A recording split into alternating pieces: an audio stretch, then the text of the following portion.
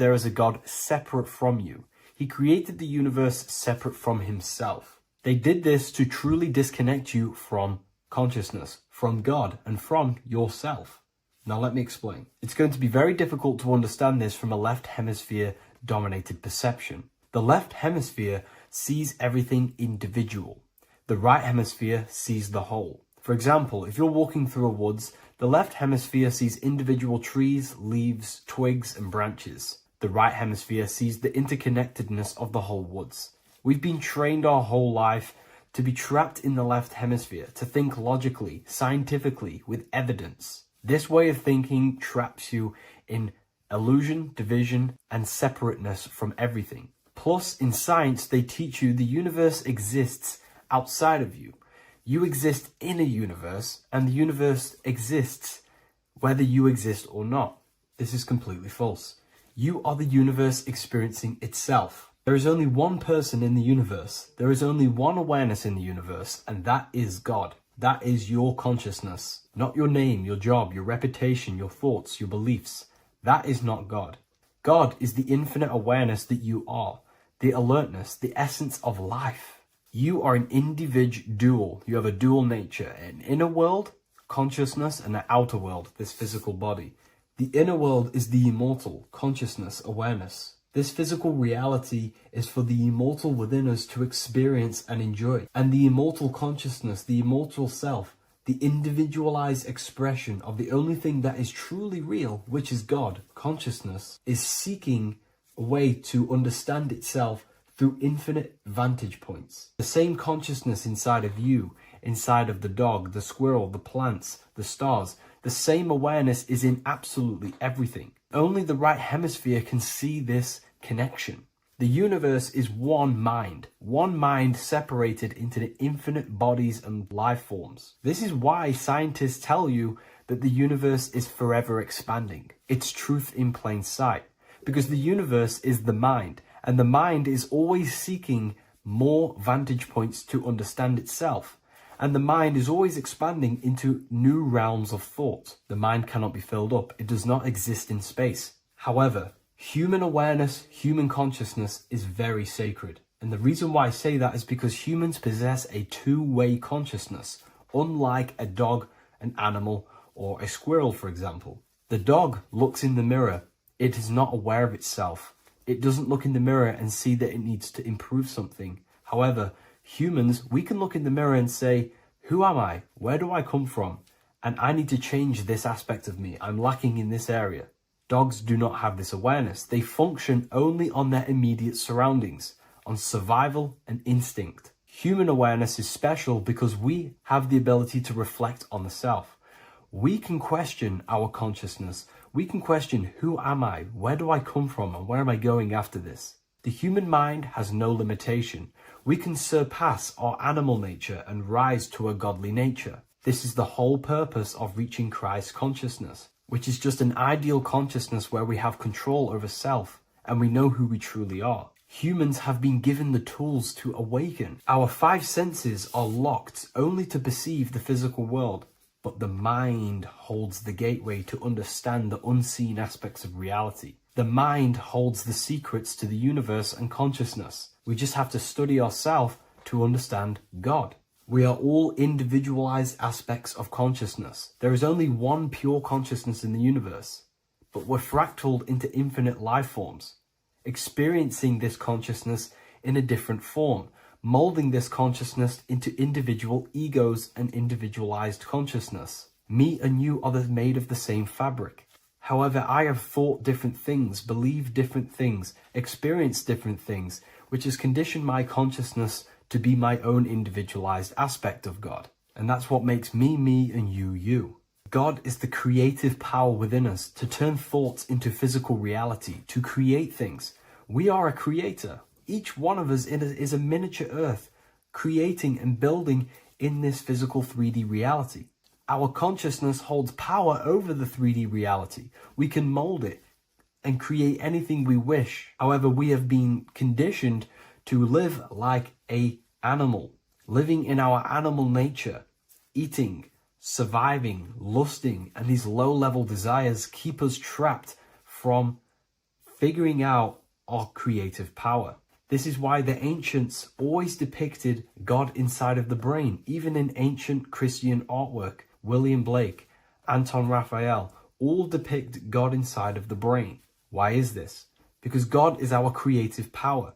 The spinal column acts as a type of ladder of consciousness. If you just think about sex and act on sex, eating, consuming, and living in a survival animalistic state, then your consciousness is functioning on the lower end of the spinal column, where your reproductive organs are and your gut organs are to consume food. In order to activate the God within us and to us to truly know God, we have to be aligned with the God consciousness. We have to unlock the God within us so we can truly actually experience God and understand it. However, God exists beyond our personal consciousness, beyond our human identity. In secret societies, satanic rituals and satanic societies, they are seeking a way to escape the human identity through ritual work, meditation, and trance-like states. A trance-like state is like the state that you enter just before you fall asleep, where there is no thought present in your mind, because you are not the mind, you are the observer, you experience the thoughts.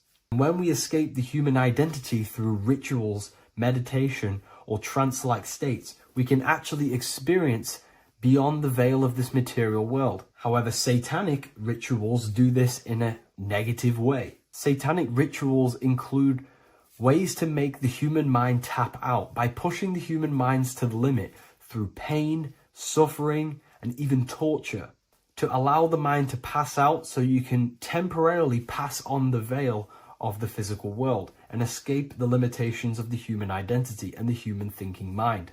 Now, you do not have to do it this way.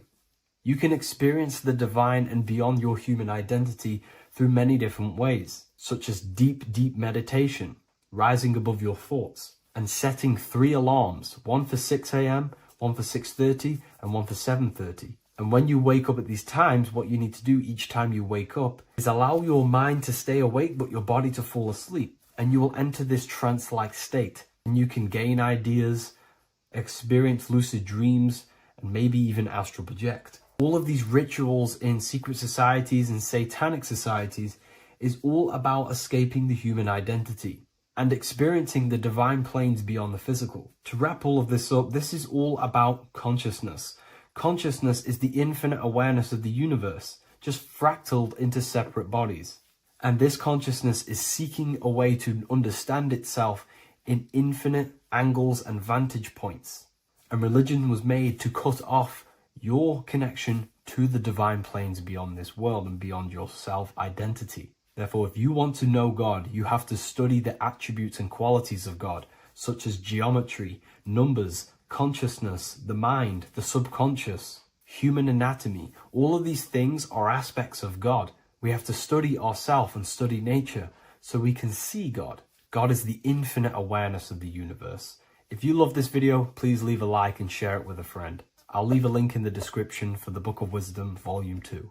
Do the elites actually worship Saturn? In this video, we're going to be discussing the occult and esoteric meaning of the 7 planets and the abuse of the Saturnic energy within today's world. This will help you gain a deeper understanding of reality, yourself, how you create reality, and what these 7 planetary energies actually truly are. In order to understand anything within the universe, we have to understand the law of correspondence, the law of as above, so below. There is one consciousness expressed in infinite forms. Me, you, the squirrel, everyone who possesses consciousness within this universe is an expression of the one divine consciousness, what we like to call Source, God, or the grand architect of the universe. We have to understand there is a large scale, but the large scale is mirrored in the small scale. If we look at lightning, this is a large scale. This is the macrocosm. Then we go a bit smaller to the trees. We see the same pattern. Then we look a little bit smaller into to the human body. We see the same pattern of the nervous system. Then if we zoomed into the microcosm, brain cells, we still see the same pattern. This reveals the universe is a fractal universe. The large is reflected in the small. And this is the symbol of the Fibonacci sequence, which represents this as above, so below principle. The big spiral represents the macrocosm, but then this spirals into the tiny spiral. This symbol goes for eternity, never touching, never finishing. The large is mirrored in the small. With understanding this, we can realize that we are a microcosm of God. We are our own universe. We are our own world. Your body is the earth. Your mind is the mind of God, just in a smaller version. You are a drop in the ocean of the vast collective consciousness. With that being said, everything you see outside of you is inside of you. As above, so below. The 7 planetary energies on a macrocosmic scale are the 7 energies that form the physical world. The physical dimension is crystallized thought. Everything you see around you was thought made manifest. Thought imagined, then created in the physical reality. Therefore, these 7 planetary energies are 7 astral forces that create and weave the material existence. For example, if we look at a tree has 7 categories of consciousness, 7 creational forces that create the tree. This is the reason why we have 7 days of creation in the Bible. This is the reason why we have 7 days of the week for the 7 planetary energies. Monday is for the moon, Mars is for Tuesday, Mercury for Wednesday, Jupiter for Thursday, which is Thor. Thor is Jupiter. Venus for Friday, Saturn day for Saturn, Sunday for the sun. This is also the reason why we have 7 major energy centers within the body. The 7 life forces that flow through the body to give physical existence to the physical form. Man is a microcosm of the universe. With that being said, if we look at a tree is nature, and nature is the macrocosm, the creation of God's mind. And if we look at the tree, we can see 7 creational categories that go into create the tree. For example, the stem of the tree, the trunk, represents the sun. The root system, the base of the tree,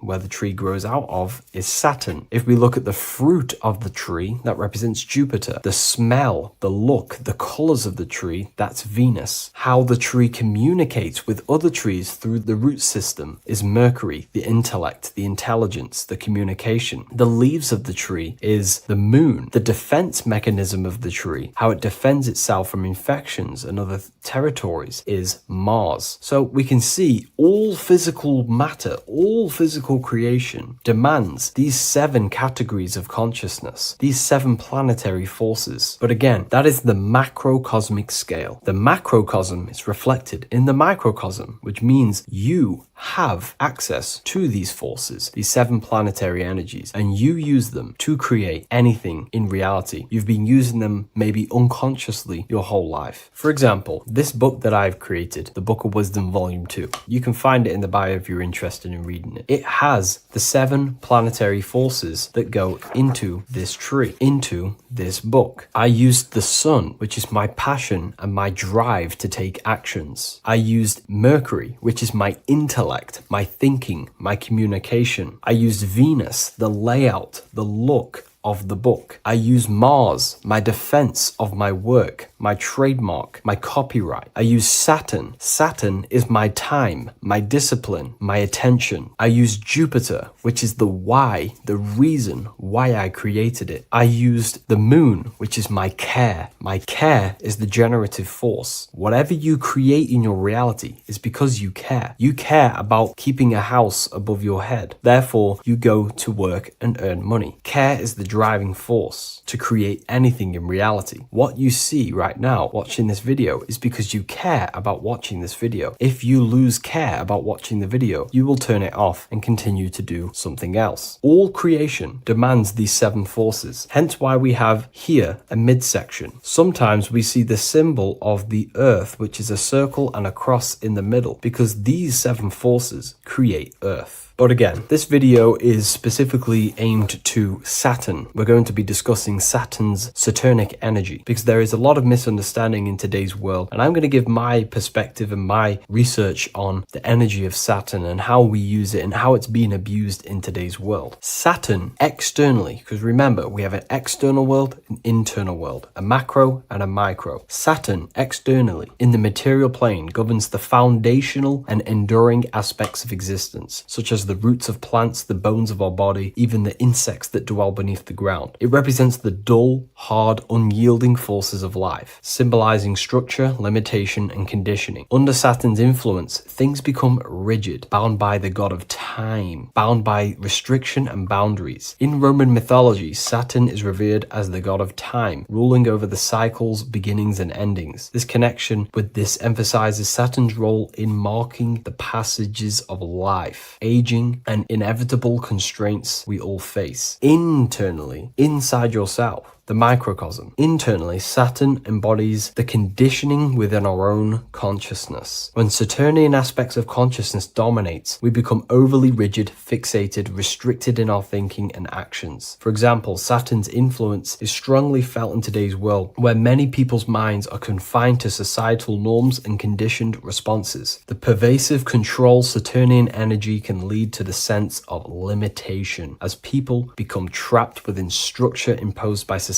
and power structures. However, we have to remember that limitation, there is dark and light. Limitation is not bad. This is why Saturn is connected to the god Satan. They are the same being. It's something that restricts, holds back, and keeps you limited, conditions and limits consciousness to its lower power. Saturn is a great teacher, guiding us through difficult life lessons that ultimately lead to growth and expansion and power. Although Saturn's energy is harsh and often challenging, it helps us to develop resilience, discipline, and wisdom. Yet in modern age, this energy has overpowered the minds of the masses, fostering excessive rigidity and limitation. Instead of being ruled by Saturn's constraints, we should seek to embrace more freedom, love, joy, balancing Saturn's lessons with openness and fluidity in our life. So like I said, Saturn rules law. Anything that is limiting or holding back, something that is a restriction or a wall. This is why we see judges wear black robes. The color black is associated with Saturn because Saturn rules over the nighttime and the winter time. Capricorn, they wear black robes. A graduate also wears a black robe with a black square cap on its head because black is associated with Saturn, restriction, limitation. University graduates wear this. Personally, not to offend anyone, these educational systems that we have in today's world are not here to give you power, to find you the power of consciousness or yourself. They are simply to restrict you, to keep the mind limited in a certain belief system. That's not to say the things in university are completely useless, but what I'm saying is it is a conditioning by the educational system. And if we actually look at the top of the hat, it's a square over a circle. And in Freemasonry, we see the compass on top of the square. In Freemasonry, we see the square underneath the compass on top of the square. The square creates squares and the compass creates circles. So this is symbolizing the square, which is matter, the circle, which is spirit, matter over spirit when it needs to be spirit over matter. This is a symbol of conditioning, limiting the mind into being locked in the five senses and base consciousness. Saturn's energy is keeping people restricted. This is why there is so much Saturn symbolism in today's world, because Saturn is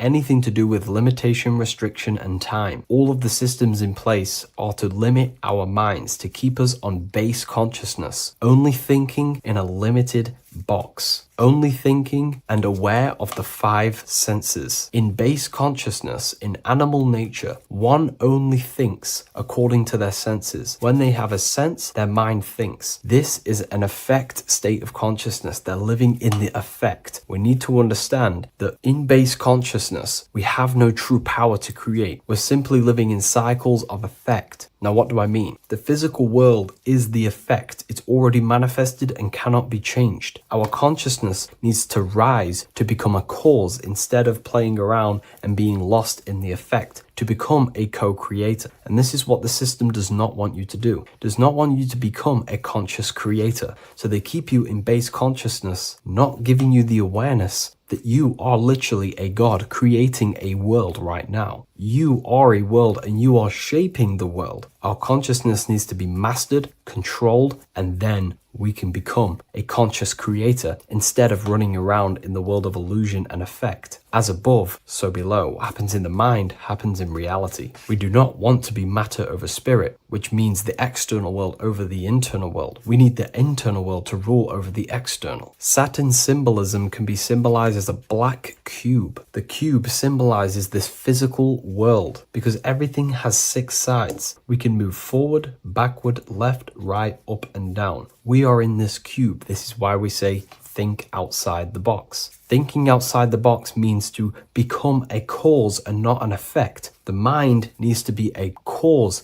an instruction center, and not just thoughts that are reinforcing the effect and lost in the effects of the material world. Instead of reacting, we need to become a commander. This is a symbol of conditioning and the physical plane. Black is dull, lifeless. The physical world is lifeless. It has no power to create. It has no power to do anything. It is simply a projection and an effect. You, the mind, consciousness, are the cause. You can create the effect. In today's system, Saturn's energy is heavily relied on, which is just simply man-made laws, restrictions, time wasting, and keeping people in base consciousness, only aware of the physical 5 senses. Let's get something straight about the elites. They do not worship Saturn. There is nothing to worship. They simply use the energy of Saturn to keep people limited. They're not using the planet Saturn, but they're limiting people in their belief systems and physically where they can go, restricting boundaries, countries, restricting people's minds through mass media, which is all symbolism of limitation and restriction of Saturn. They're not worshipping it, they're using it and abusing it. Saturn could be anything in your mind that keeps you limited. If you have a limited thought that does not allow you to take action on something, that is a Saturnic energy within your own mind. Anything that is indoctrination, anything that is boundaries on you, that is a Saturnic energy. Some people say that the Saturn and the moon are working together to trap our soul. This is highly symbolic. Saturn and the moon are not forming a matrix to trap your soul and keep you reincarnated. Again, this is symbolic, and in the esoteric version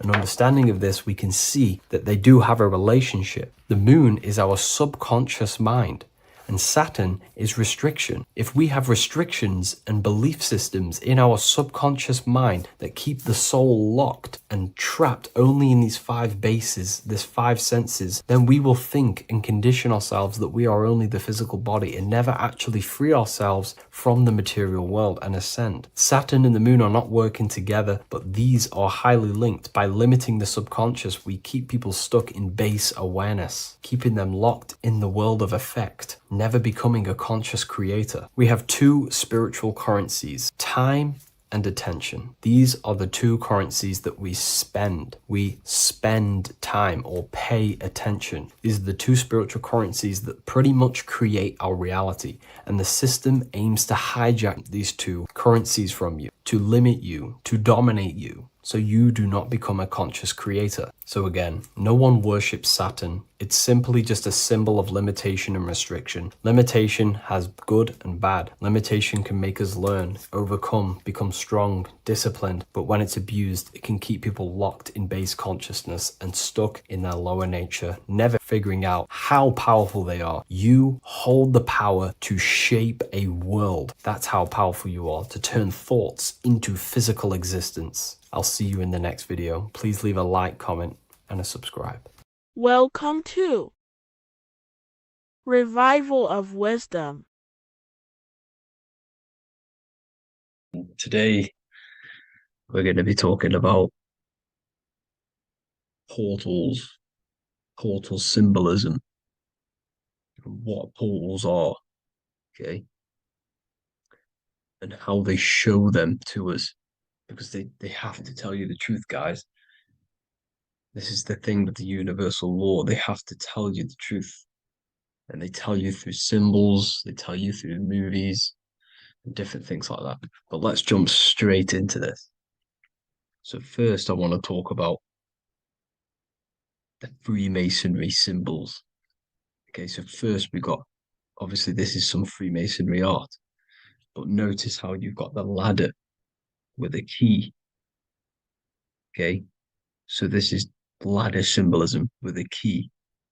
So maybe this is talking about ascending. Okay. Because look, because this is ascending into the heavens. Because it's a ladder with humans going up it with a key. In order to ascend, you must have the key. Okay. So what else do we have with a key? Well, the Netflix show Lock and Key, which is all about portals and keys. Because what the keys do, they open doors, gateways. Okay. So what's interesting about this is that they've got this key here, which represents the Kundalini energy rising up the spine. Okay. But we'll come back to this. But it's that same portal key symbolism. We've also got the Vatican. The Vatican is in the shape of a key. Okay. So you can see the start of it here and the end. So this is key symbolisms. Keys open doors. And notice how it's got the 8-pointed star. Okay. What is the 8-pointed star? Okay. We'll come back to this. This all ties in, guys. I'll break it all down for you. But then you've also got the god Janus. Janus, okay, is known as the god of the doorways. He's an ancient god of Rome, and they worshipped him. However, he's not a god, he's more like a high level ranked demon. Because he is the god of the doorways. And notice how he's got two faces. Because doorways always have two sides. You're going into somewhere, there's always two sides of a door. And he's always depicted with two sides of a face and a key, because he holds the key to the doorways, to the portals, to other worlds and realms. Okay, as you can see, he's always got two faces and a key. Okay, so now we have the Sumerians, the Anunnaki, and they are always depicted with the two faces. Why do they have the two faces? Because they're symbolizing doorways, and the Anunnaki come to Earth through doorways and portals. So these are what these gods are symbolizing in their artwork. But they always have the 8-pointed star. Okay, what is the 8-pointed star? You see how they always have. Look, let me try and find another one. It's the 8-pointed star. This 8-pointed star is Polaris. Okay, Polaris, just like the Vatican has the 8-pointed star with a key. Polaris is the center star. Polaris is a fixed star, it doesn't move. Okay, so the Anunnaki symbol is also the 8-pointed star. So this is symbolizing the portals and doorways that they come through in order to get to the earth. But Polaris is that center star which does not move. It's always symbolized with the 8-pointed star, just like a compass. Why is a compass the 8-pointed star? Because at the center of our realm is where the most electromagnetic energy is stored. As you can see, we have an aura field, an electromagnetic aura field. So does the earth. And in the center, so like our heart, for example, is where the most energy is stored. And like the center of the earth, this is why all compasses point to the center, because this is where the most electromagnetic energy is stored. It's at the center of our realm. Okay. So like I was saying with the lock and key series, see this here? the Kundalini energy rising up the spine, just like your Kundalini energy rising up the spine. Let me try. Oh, I can't zoom in. But you know what I'm trying to say here. Let's go back to Polaris. Because at the center is where pole. Can you see the pole of electromagnetic energy? Polaris, the North Pole. It's symbolized. The truth is in the words. It's like a pole of electromagnetic energy. And this is where the aurora borealis comes from. Notice how it's got the word aura in it, because it's the Earth's aura, electromagnetic field. Just like you have an aura, also known as the northern lights, because it's coming out of this center hole in the center of our realm, where the black sun is.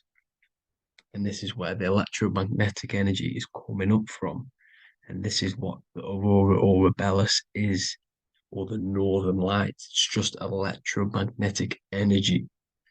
And it's symbolized through our symbols, the original O, okay? Because it's like a hole through the middle, Polaris.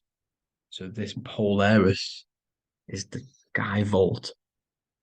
It's the portal into this realm, because this is what the Anunnaki are always talking about, always symbolize it with the 8-pointed star. And just like a compass, it's the 8-pointed star pointed to the center, to Polaris. Okay. See here on the Sumerian tablets with the 8-pointed star again. And how we know it's talking about portals with this 8-pointed star is because CERN 666 are opening up portals to the underworld, letting in demonic entities into this realm. How do we know it's a portal? Because their Hydro Collider has 8 points, just like the 8-pointed star. So they are creating synthetic portals to the underworld to let these demonic entities into our realm. What is the key? Because if we're talking about ascending through Polaris, notice how here on the masonry art, this luminary here, so this is the sun, that's the moon, this is Polaris, because it's a luminary with what? 1, 2, 3, 4, 5, 6, 7, 8 beams coming off the luminary, just like the 8-pointed star. So you see the ladder with the key going up to Polaris. It's symbolizing ascending out of Earth. So what is this key that they're keeping from us? Because it's a human holding a key going up the ladder to Polaris. Well, chakras. We have 7 chakras. Okay, so this is what they are telling us in the lock and key symbolism. The Kundalini energy rising up the spine. Okay, just like they have 33 vertebrae on the back of your spine. Okay, this represents the Kundalini energy going up your 33 vertebrae, just like in masonry has 33rd degrees. Okay, so what is the key? Your chakras. Your chakras have to be unlocked. Okay, you have to unlock your chakras, and you can't unlock this one without going through this one. You have to go through them all. It's like a ladder, just like Jacob's ladder. You can't go from the bottom to the top. You have to unlock each one. Okay, just like you have 7 chakras, you have 7 layers of your aura.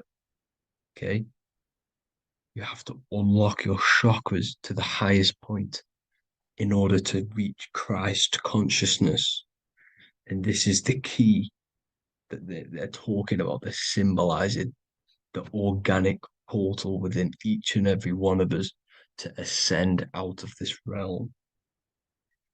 Okay, so this is the key that they're talking about, and they're holding back this knowledge to keep us trapped in this 3D realm.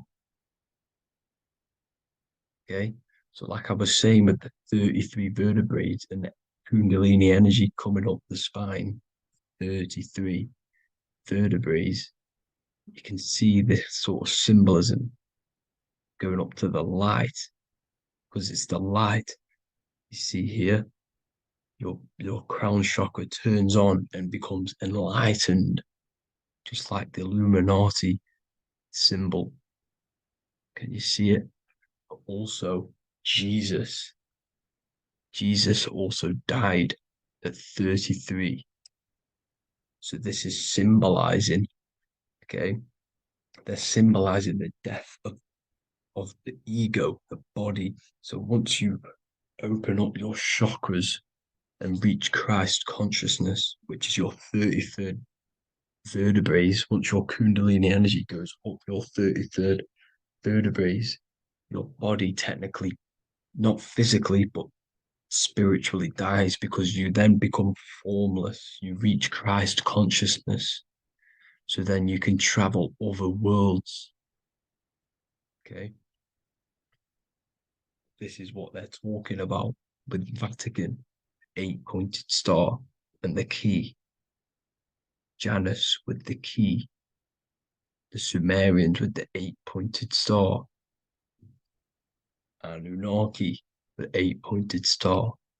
Polaris, 8-pointed star. So Polaris is the way out of this realm, which is at the center. Pole, North Pole. Okay. So the key is that they're hiding from us is the knowledge to unlock our chakras. Okay. And without this knowledge that they keep from us, is trapping our souls in this reality to keep reincarnating. Okay. Well, thank you all for tuning in. I'm going to leave you all there. Make sure to leave a like and a comment in the comment section. Let me know some topics to talk about so I can break it down for you. God bless you all.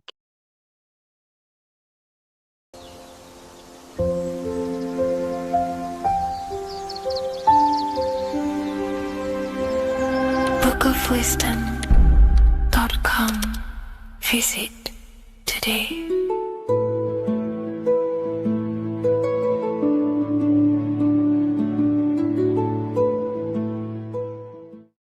What is good, YouTube? Today we're going to be talking about the astral plane and how the cosmology fits into the astral plane. Okay, so first let's go over the astral plane and go over the different layers of reality so that you can understand reality more.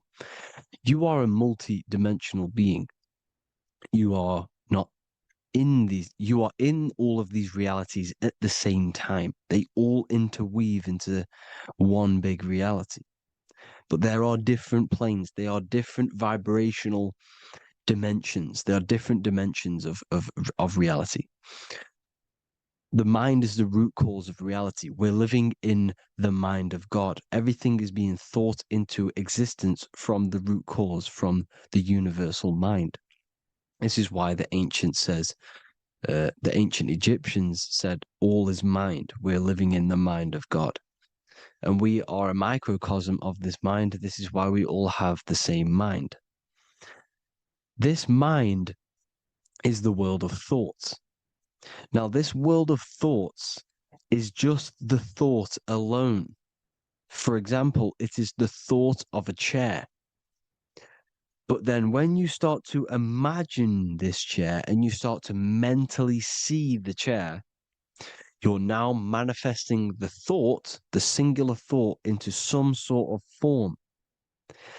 So now you're imagining the chair. You're imagining the form of this chair, which is then manifesting into the astral plane. The astral plane is the world of thought forms manifesting. So when you are imagining something, you are seeing into the astral plane.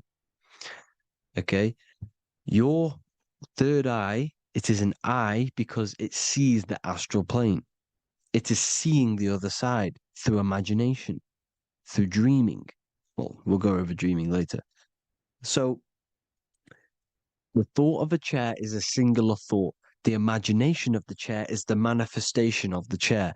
And in the astral plane, it's basically the world of all the chairs that could ever exist. So you're thinking of the chair as a singular thought, which is the mental plane. The astral plane is the imagination of that chair, is the thought, the manifestation of it. Depending on the vibrational state of the thought will depend what level of the astral plane it will go to. For example, if you're thinking about a chair to torture someone on it, it's going to go on the lower astral plane. Or if you're thinking and imagining happy things, it's going to go to the higher astral plane.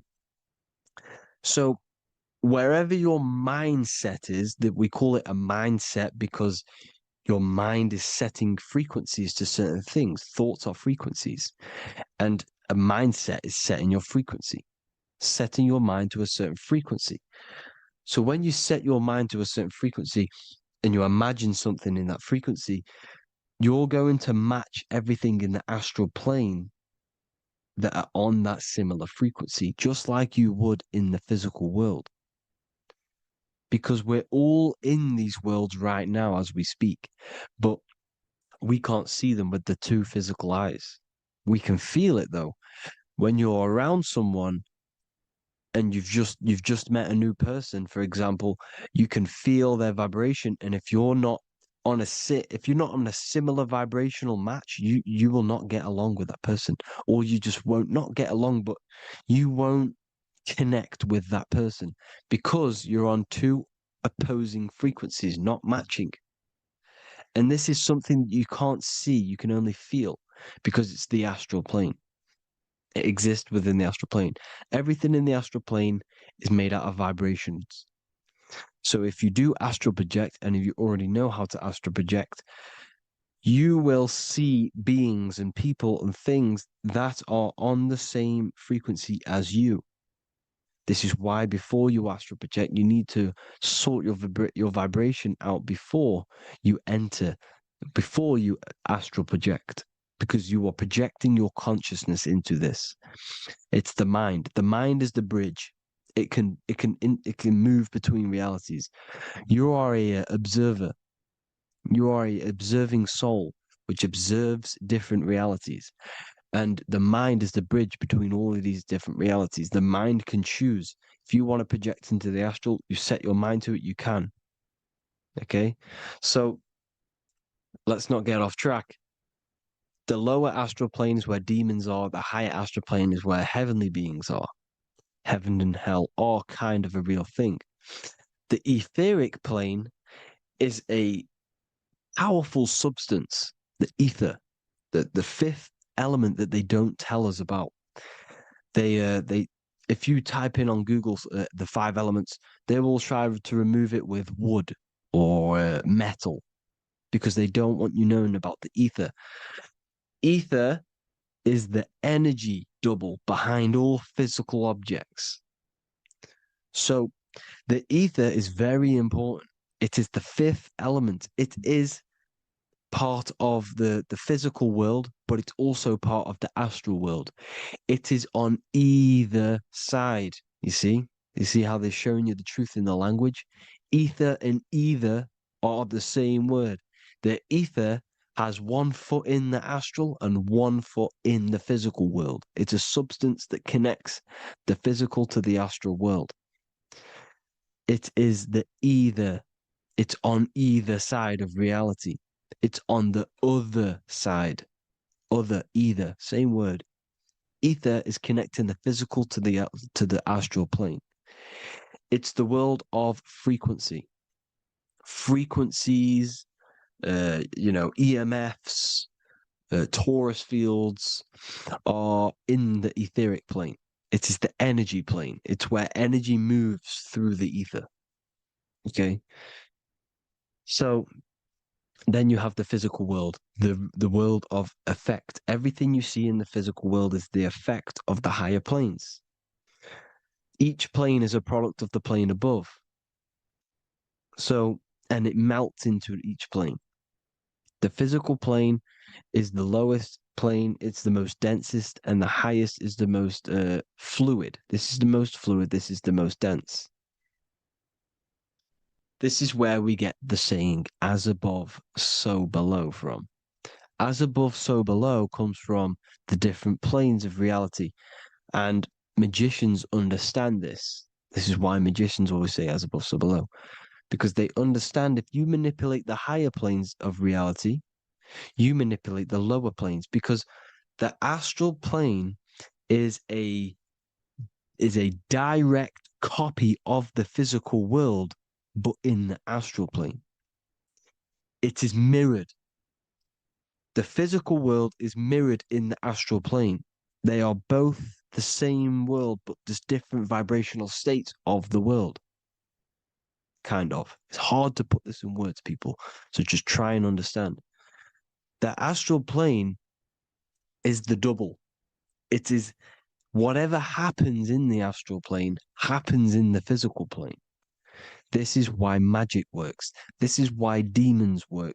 This is why spirit communication works. Because if you manipulate the higher planes, you manipulate the lower planes. As above in the astral, so below. Leonardo da Vinci showing you to look up, pointing up. You got to look up. He's telling you to change the mind, you change the physical world. You change your emotions, you're on the astral plane, you change the physical world. You change your reality by changing the higher planes. This is the Masonic 11, the two pillars. This is the 11 also symbolizing the two hemispheres of the brain here, but the 11 symbolizes the two mirrors. 11, 11, 9, 11. 9, 11 adds to 11. 9 plus 1 plus 1 equals 11. The Twin Towers were in 11. Flight 11 was hijacked because it's a mass ritual within the astral plane. Now, we're going to go deep into that later, and I'll show you these rituals they do in order to manipulate the astral plane. So, this is what the 11 is. It's the mirroring of reality. If you contact spirits and conjure spirits, you can either summon or attract demons and spirits. Summoning is creating a spirit. You create demons. Okay? Like I said here, the mind is the root cause of reality. If you think of if you think of a traumatic event that happened in your life over and over and over and over again for years and years and years, where attention goes, energy flows. The mind is the director of energy. If you are directing energy into the specific emotion, the specific thing that is torturing you in your mind, that will manifest as some sort of being in the astral plane, which is called an elemental. And this elemental being that you have created through your thought forms and emotions will latch onto you and feed off this energy. So it's important that you get your mind right, okay? It's important that you sort that you file the mind and you discipline the mind. Make sure it's only entertaining positive things, because you are quite literally creating your own demons. The word demon has the word mon in it. And if you've watched my videos to know, mon means moon. The moon is your mind, the sun is your soul, the earth is your physical body. Demon is mon means mind, moon is mind. You create demons with your mind. Summoning. Now, this is where the rituals come in. 9/11 was a ritual because everyone was thinking about this big fearing the death of 9/11, everyone was thinking about it. And all of their minds thinking about this horrific thing will manifest and summon a negative energy spirit elemental within the astral plane. That's how all of this works. This is why it was a mass ritual. Okay. Chris Brown, new album name 11/11. Release date on the 11/11. This will be my 11th album and contain 11 songs. All of these people know the occult. This is Hermes Trismegistus with the star of Saturn, the six-pointed star, as above, so below. The mirroring of reality, physical and astral. The two Masonic pillars. So as above, so below. What's above us? The stars. The stars are connected to the astral plane. This is why we call them stargates. When we dream, we are experiencing these different realities. And what are stars? They tell in the Bible, it says Genesis 1:14. And God said, "Let there be lights in the firmament of the heaven to divide the day from the night, and let them be for signs." Signs translates to things to come. Why things to come? The stars tell the future. Why? And why do we say as above, so below? As above us is the astral plane and the etheric plane. As above, so below. Whatever happens in the stars happens on Earth. The stars are connected to the astral plane. Above us is the astral plane. We are a star in a physical body. This is why we say Mr., sister, stir equals star. The E and the A are interchangeable. We are stars, and the stars are the start of our incarnation. We start in the stars, same root word, and we descend through the seven energies, which are our seven chakras. Then we enter the heart of the soul system. The heart rearranged spells earth. And this is the true cosmology. Here's the Masonic cosmology. This is Masonic now. Here's the firmament. Let there be a firmament in the midst of the waters to divide the waters from above, from the waters that below. Genesis 1:6. The firmament, firmament comes from the word firma, Latin, I'm pretty sure, which means firm. When something is firm, meaning it's stable, it does not move, it is firm. The firmament is firm. So, is the firmament Genesis 1:6. What does he say? Genesis 1:3, sorry. Let there be light.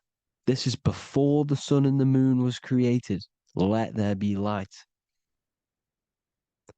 Before the sun and the moon was created, light was appeared. So what's that tell you? This is a holographic projection from some sort of light being, some sort of projector. And that projector is the all-seeing eye you see in the Masonic cosmology. This is the all-seeing eye projecting the light beams. Let there be light. Everything is made out of light. The universe is created out of light waves. The torus field is one unit of light. The light projecting this reality is Polaris. Okay, the famous all-seeing eye. Now, what else?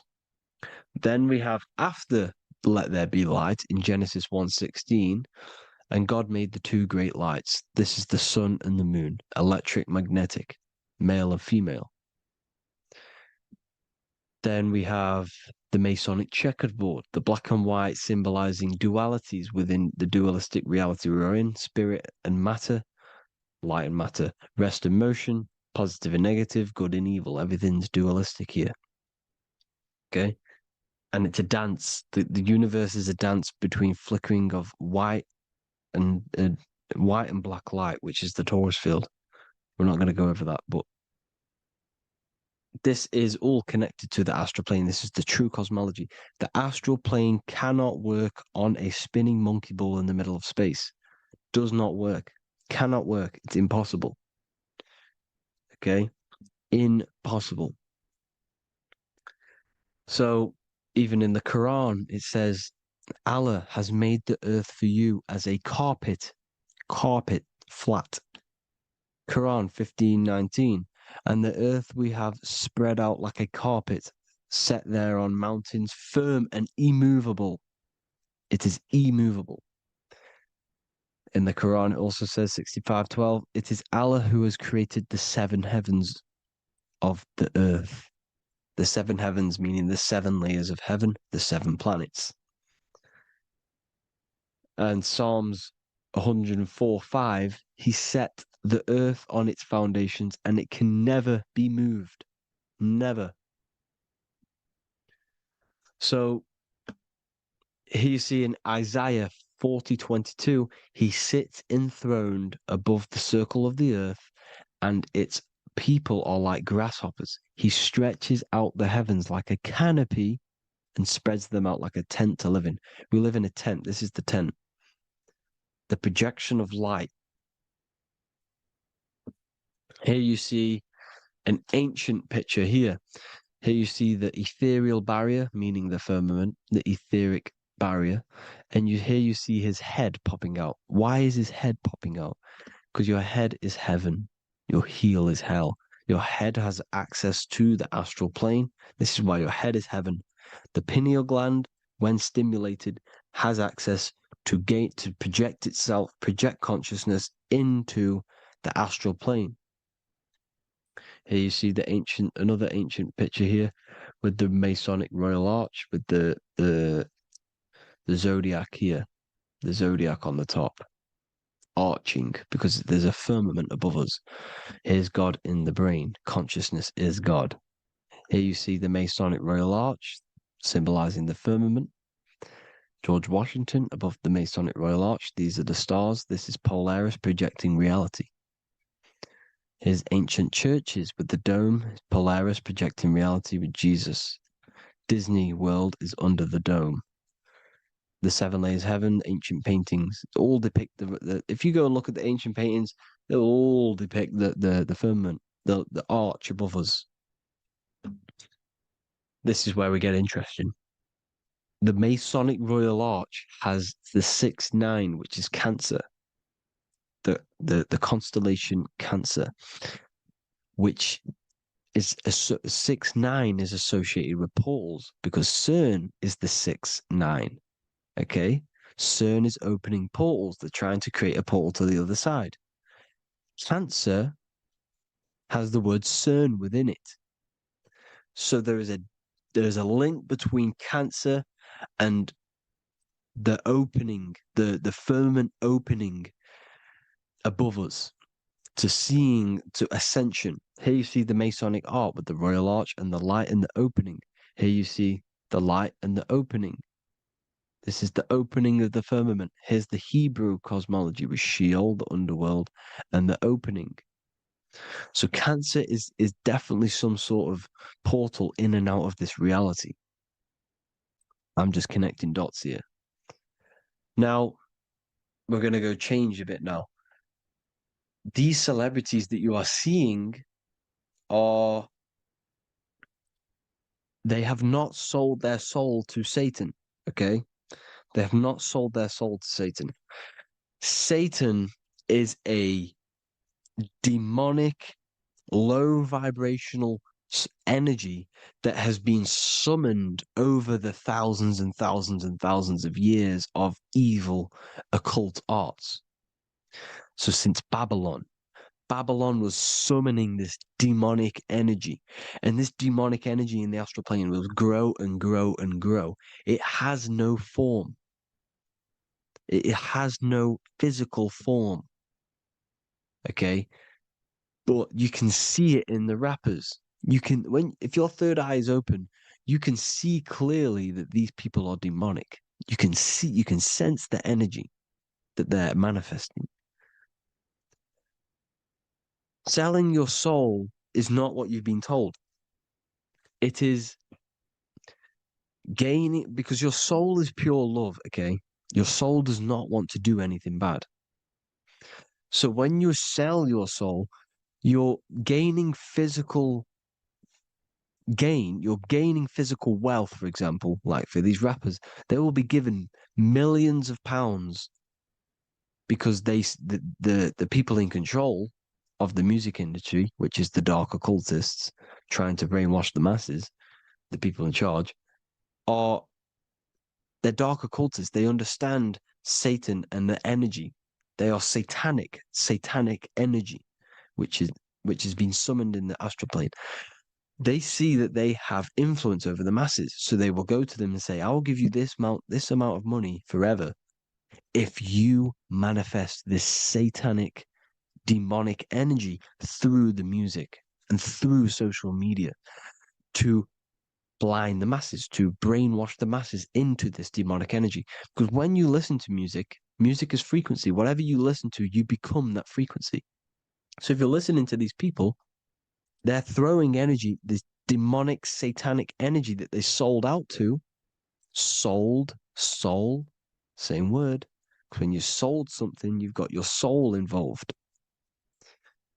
They have exchanged money, physical gain, so that they manifest this satanic energy within the astral plane and through the music, through the videos, through social media to keep us in this vibrational frequency, in this low state of consciousness. This is what it actually is. It's not, you're not selling your soul to some sort of devil. This satanic energy has no physical form it is formless in the astral plane. It's a summoned energy. Now, the root chakra is red. This is why the devil is red, because it symbolizes the animal nature of man. When you are operating off your root chakra, you will kill, you will fight, you will do anything to survive because it's all about survival mode in the root chakra. They want you keeping in that fighting mode, that surviving mode, so that you are manifesting this low vibrational frequency, this satanic energy, this demonic red energy. This is why the devil is red. And the devil has a tail with the red arrow pointing down because it symbolizes your light body. This is your Merkaba. Your Merkaba is your light body. Mer equals light, Ka equals spirit, Ba equals body. Merkaba, this is the devil's tail pointing down, the descension, your heel, up to your heel, hell. Ascension to heaven, head. You see? This is the all-seeing eye with the illumination coming off it, your head, when you're illuminated. The Merkaba is your celestial sphere to portray different planes of reality. It is the vehicle of ascension. It's your light body. It's in the word Kabbalah, Kabbalah, Ka, spirit, Ba, body, La, light. Same thing, Kabbalah, Merkaba. Same thing. It's all about the light body. This light body sees different realities. So when you see the goat in the music industry, it's this satanic summoned energy that's been summoning for thousands of years within the astral plane. When it becomes to the physical plane, it will manifest through different things. A goat, an owl, Satan, Moloch, Baal, same deity, same demonic energy that's been summoning in the astral plane.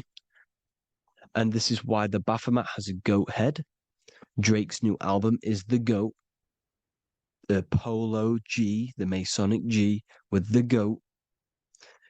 And here's Rylo Rodriguez in the mirror with the goat in the mirror and him in his physical body.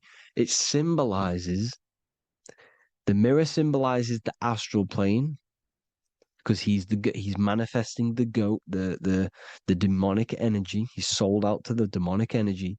And in the physical plane, he's his physical body. The mirroring, the Masonic 11, the mirroring of reality, the astral and the physical. And what do you call them when they're an amazing rapper, the best rapper? You call them the GOAT. Because you're the GOAT because you're manifesting the GOAT energy, this satanic, demonic energy within the astral plane. So Baal, Moloch, all the same thing. Because in the astral plane, if you want to gain spirits to come to you and communicate you in the physical world, if you want to communicate with spirits, you have to gain their attention. You can either gain their attention or come together and agree to create some sort of being, which is Satan. Okay. You can, like I said earlier, you can create these beings, you can summon them or attract them. One way to attract them is sacrificing. In order for you to become God, man, to turn to God, you have to sacrifice your life. You have to sacrifice, not drinking, not doing things, not doing anything demonic, not doing anything bad, not eating meat. You have to sacrifice yourself to become the light. However, if you want quick, instant gains in the physical world, you can sacrifice something else to communicate with these spirits, because these demonic energies feed off demonic energy, your demonic energy. So these dark occultists will give away babies, they'll sacrifice, torture babies so that they gain, so that they can communicate with these spirits for physical exchange. Yes, you can do this. These powerful spirits, these powerful demons can give you powers. They can give you certain things. And this is what they are doing. They're summoning and attracting these demonic energy. This is why, trafficking is one of the most, Balenciaga. Baal is the demonic energy in the astral plane, which requires child sacrifice for his presence. Balenciaga, and they were trafficking children. They were trafficking, killing them, and offering them to the spirits. This is what they are doing. Balenciaga. It's in the name. Here you can see here a stick man with two horns. The goat, obviously, it's all the same deity. Baal, the goat, Moloch. Here's Moloch, the owl, the Egyptian owl, because it comes from the owl of Moloch, which is Baal, which is Satan, all the same demonic energy. And it's on the dollar bill, a tiny dollar bill, on the $1 bill. All the same thing. Bohemian Grove, they worship the big owl, Moloch. It's all the same thing. It's all one big demonic energy which has been summoning in the astral plane. And it's trying to take over Earth, the physical plane. That's what it's doing. So I hope you all gained a deeper understanding of the astral plane and what's actually going on in the world. Please leave a comment if you can to help the algorithm. Drop a like if you like this content. And hope you all learned something today. And God bless you all. Thank you all.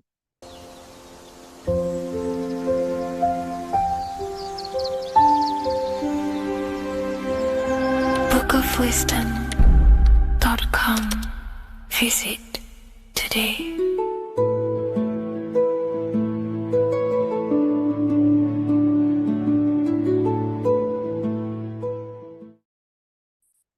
The Pope is supposedly opening 5 portals on Christmas Day. Now, I know this video is a bit late, but I'm going to be commenting on what I think this symbolism and this ritual truly means and what they are trying to do to society with this symbolic ritual.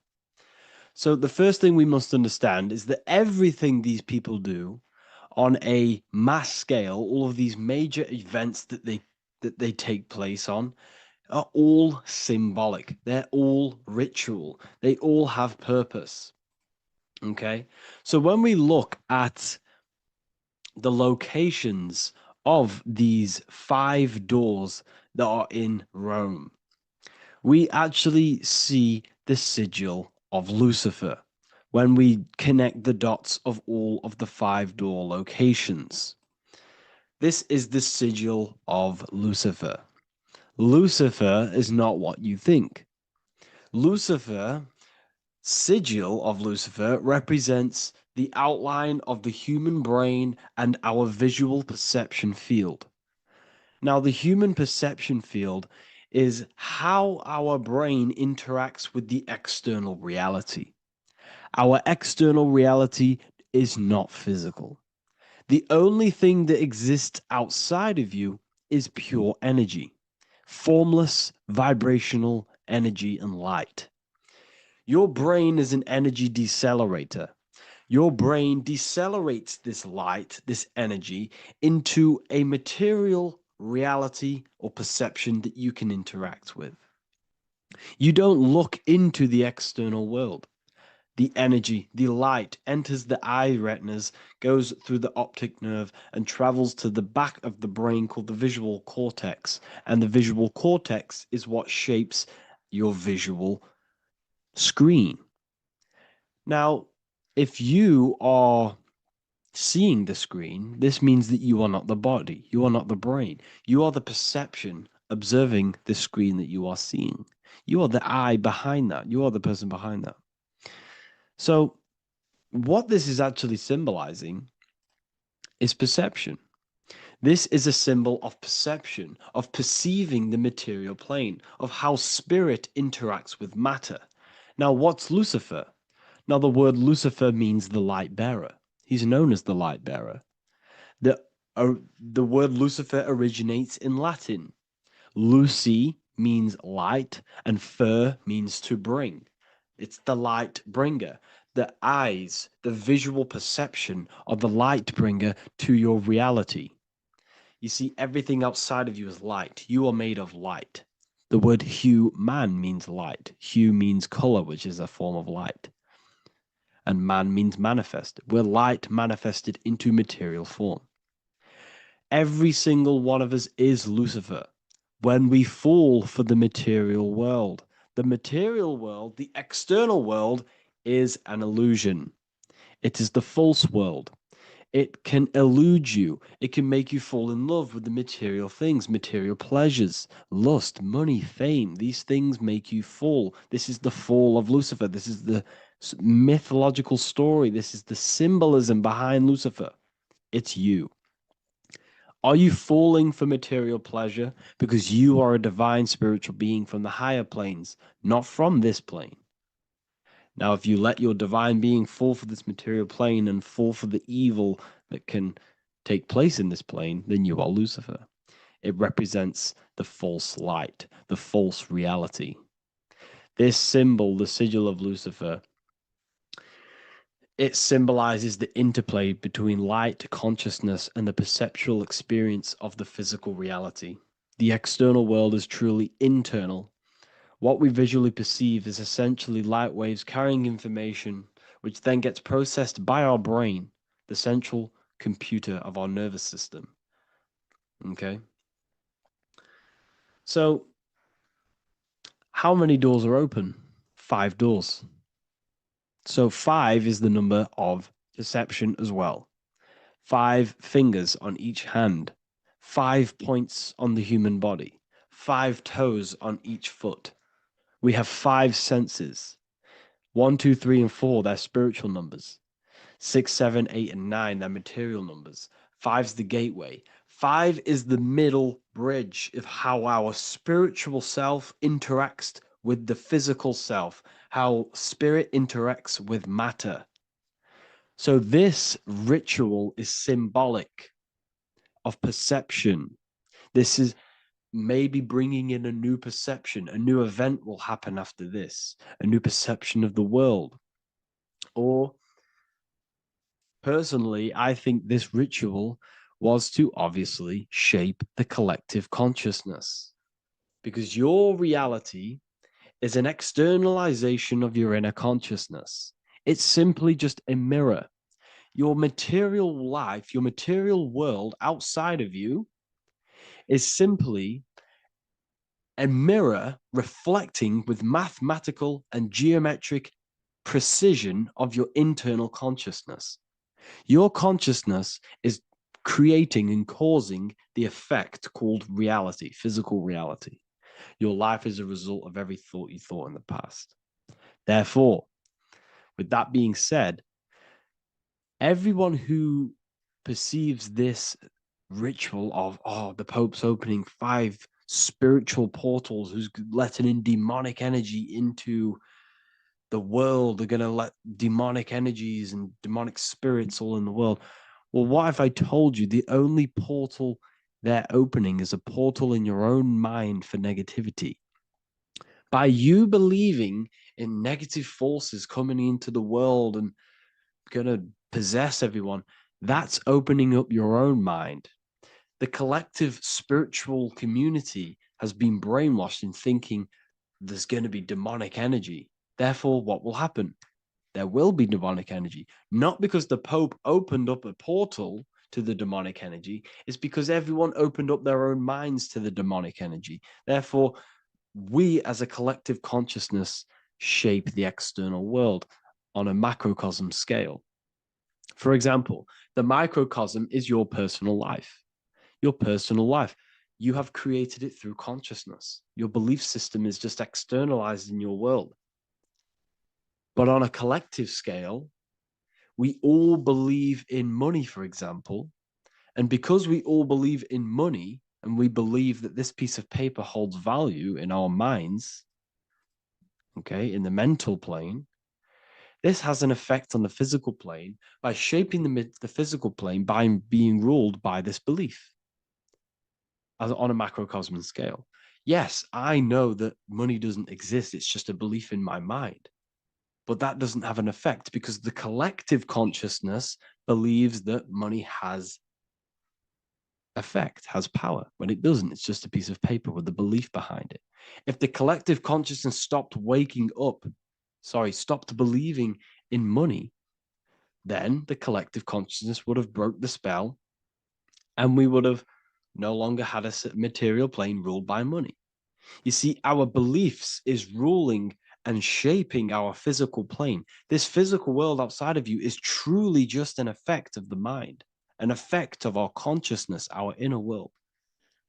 So I believe this ritual was done to change our perception, to make us think the Pope is bringing this spiritual energy and negative forces into the world.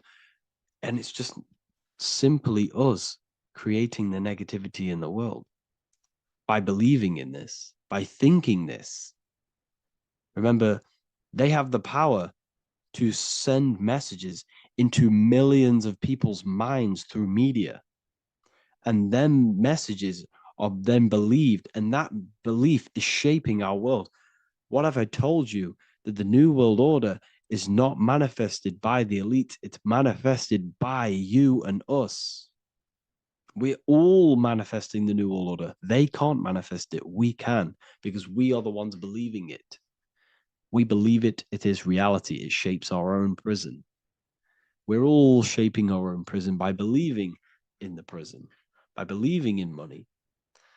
So this ritual was all to do with perception, creating a new perception, creating fear in our minds to, of course, distract us from what's really going on.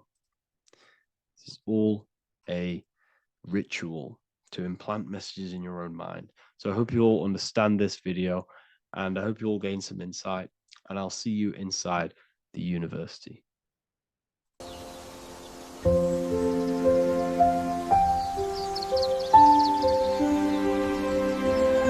bookofwisdom.com. Visit today.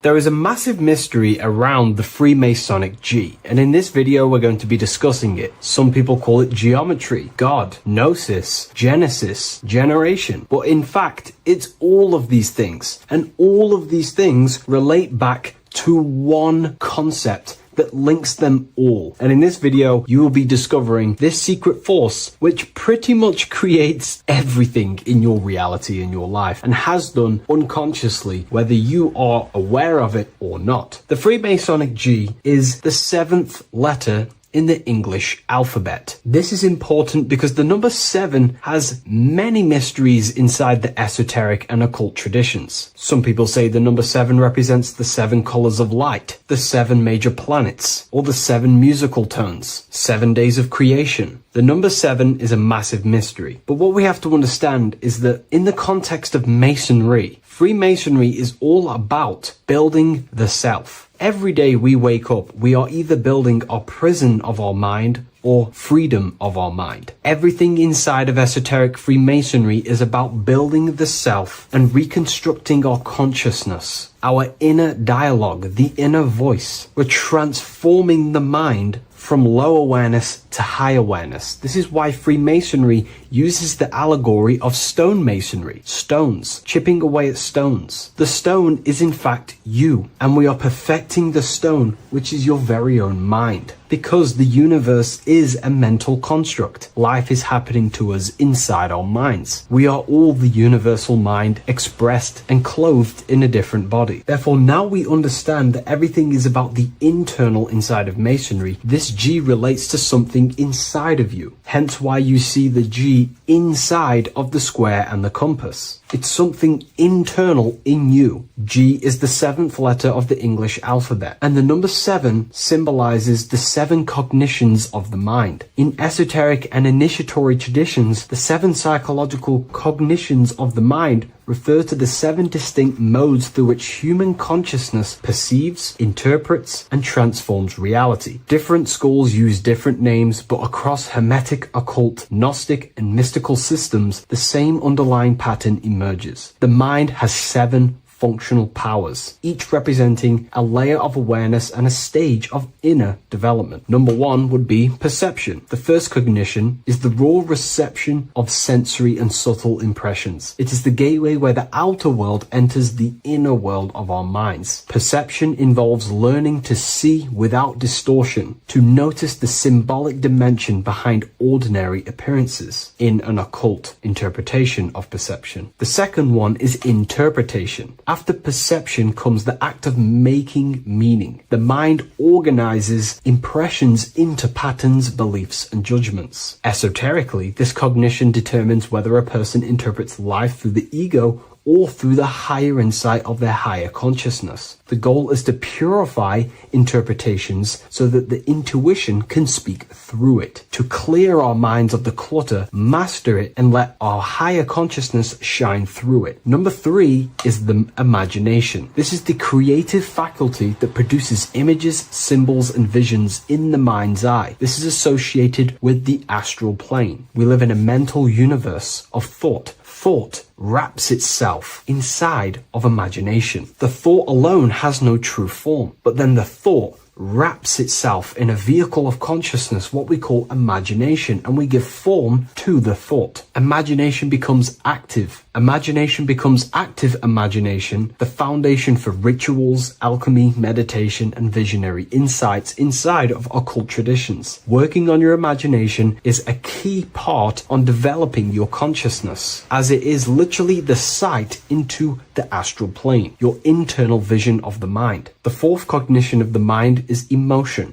Emotion is energetic response that gives intensity, direction, and magnetism to thoughts. Emotion fuels the magical will. Unrefined emotion binds us to lower impulses. Refined emotions become devotion, compassion, and the inner fire to transform thought into a tangible reality, to become a conscious creator. The fifth cognition is will, the faculty of intention, decision, and directed energy. Will is the power that aligns personality with the higher self. It is the driver of discipline, transformation, and the capacity to act consciously rather than react unconsciously. Most people walk through life as an unconscious zombie, living day to day, running off subconscious programmings, never actually using their conscious mind. We develop our will and try to align our will with the highest will possible so we can align our will with our higher mind. So the higher mind can manifest through us in the material plane. The sixth cognition of the mind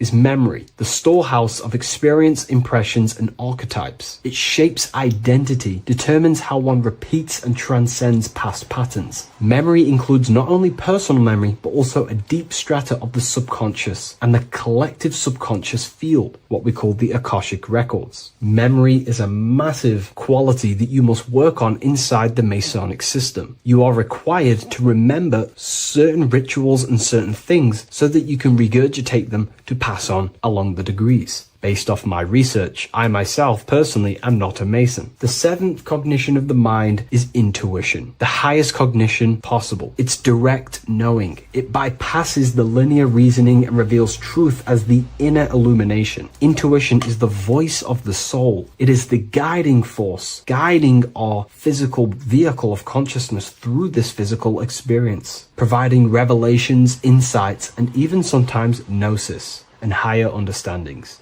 They are the seven principles and cognitions of the mind that we should work on. Sometimes they're symbolized as seven luminary planets, because lumen is light. The planets are light. Light is consciousness. Consciousness is light. Now moving on to the true understanding of the G, the higher understanding of the G, as I mentioned previously. This is what we call the generative principle, the care principle, the human heart principle, the female aspect of consciousness within yourself. All creation is built upon a care. All action is built upon a care. You only act on what you care about. You care about paying the bills and staying inside your house and looking after your family, for example. Therefore, you take the action to generate the reality and generate money to pay the bills. Them actions are driven by the force of care. If you care about a plant, you take the action to water the plant and it grows. If you care about your partner or relationship,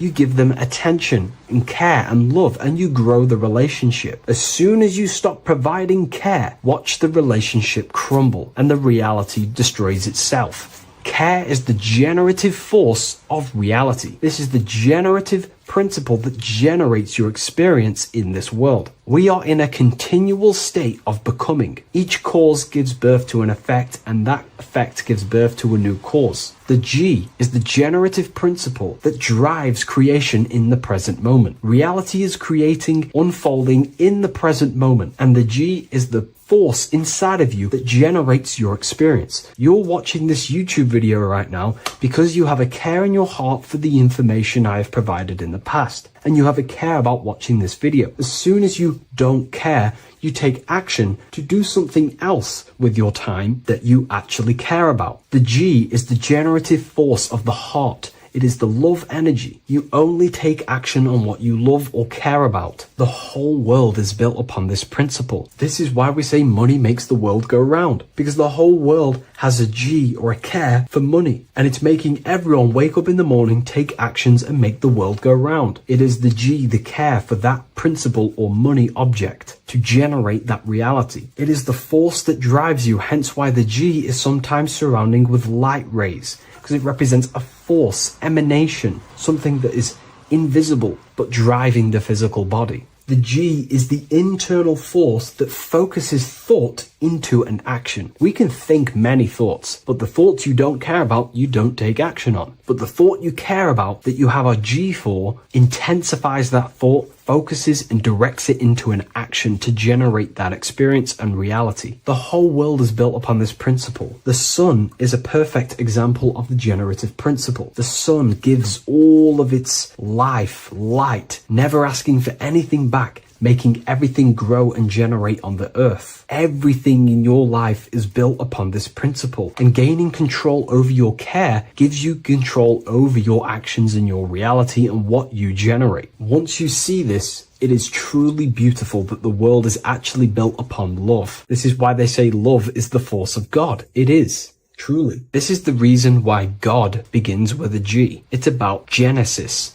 Genesis means creation. G, generation. Anything that generates and creates is all to do with a care or a love energy. But don't get me wrong, people can love sick and twisted things, and they act upon them sick and twisted things. This is why purification of ourself is important by understanding this principle, as it is a very powerful principle to understand. This is the reason why the word gift begins with a G. You're giving something. I care, I'm going to give you something, a gift. Or guidance. This is what guides you into becoming something, what you love. This is why also gnosis begins with a G. Gnosis is not actually knowledge. Gnosis is knowledge obtained, attained by direct experience or through direct experience. For example, you're not believing you're watching this video right now. You know you're watching this. Know, gnosis, same phonetic sound. It's about knowing. Gnosis is about gaining knowledge of the self. Self-knowledge through direct experience.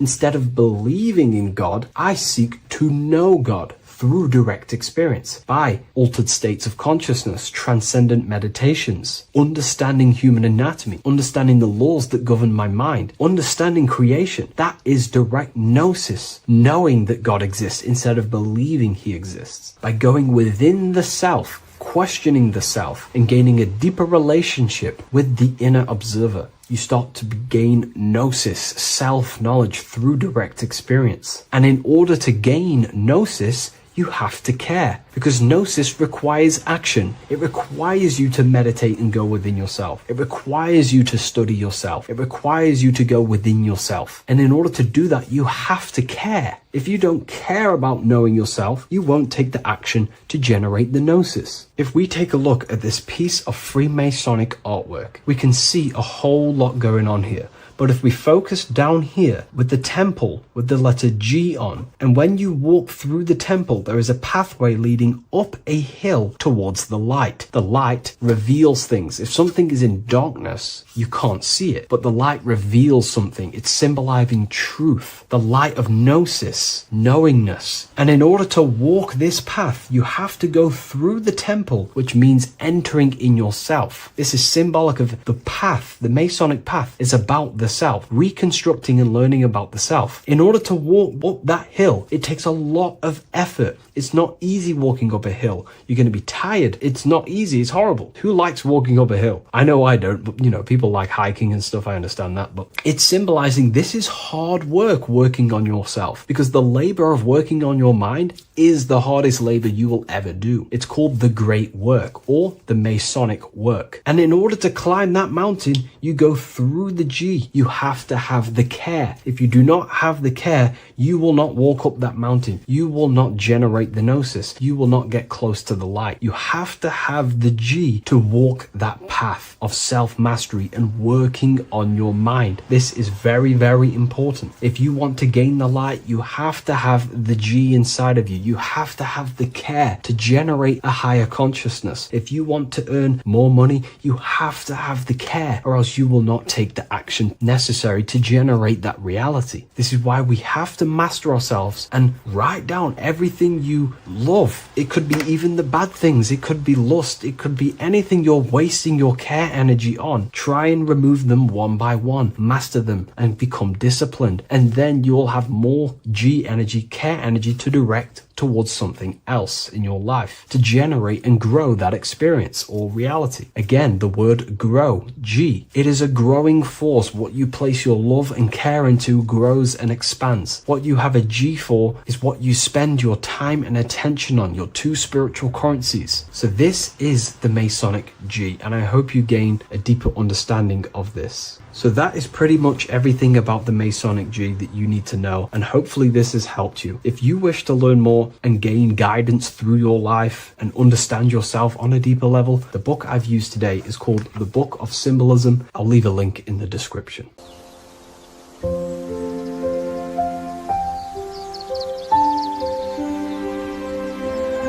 bookofwisdom.com. Visit today.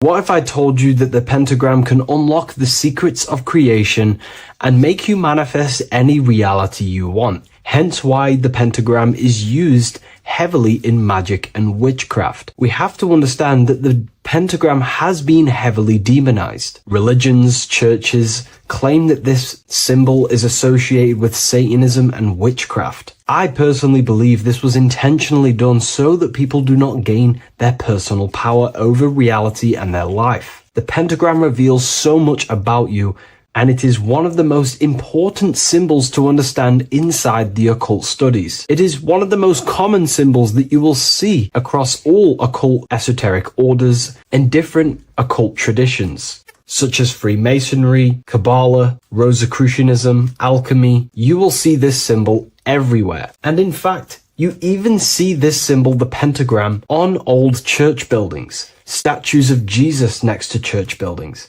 You will see this symbol used by Christianity itself, which is very contradicting about the church. But I'm not here to tell you to think anything. You can simply take this information with a pinch of salt and see if it benefits you. The pentagram used by the early Christians was said to symbolize the 5 wounds of Jesus on the cross. But this goes much deeper in an esoteric explanation. The pentagram ultimately represents the 5 elements of creation. All creation falls within these 5 elements. We have spirit on the very top, then you have air, water, earth, fire. This is the correct placement and order of the elements. Air is always on the left, water is always on the top right, earth very bottom left, fire bottom right, and spirit placed on the tip point of the pentagram. It's a 5-pointed star drawn with one continuous line. But this actually reveals much deeper things, and we're going to be going into how to use this symbol for magic and creating your reality towards the end of this video. But now we're going to give you a basic understanding of the pentagram. It's showing you the 4 physical elements symbolized as triangles and spirit symbolized as a circle. The 4 physical elements are made out of the base element, spirit, or what the ancients call ether. Ether is the underlying base of all physical matter. This is the substance that animates physical matter with life force. All physical matter has its origin in the etheric substance, or spirit, what we want to call it. It is simply the life force that animates the physical thing.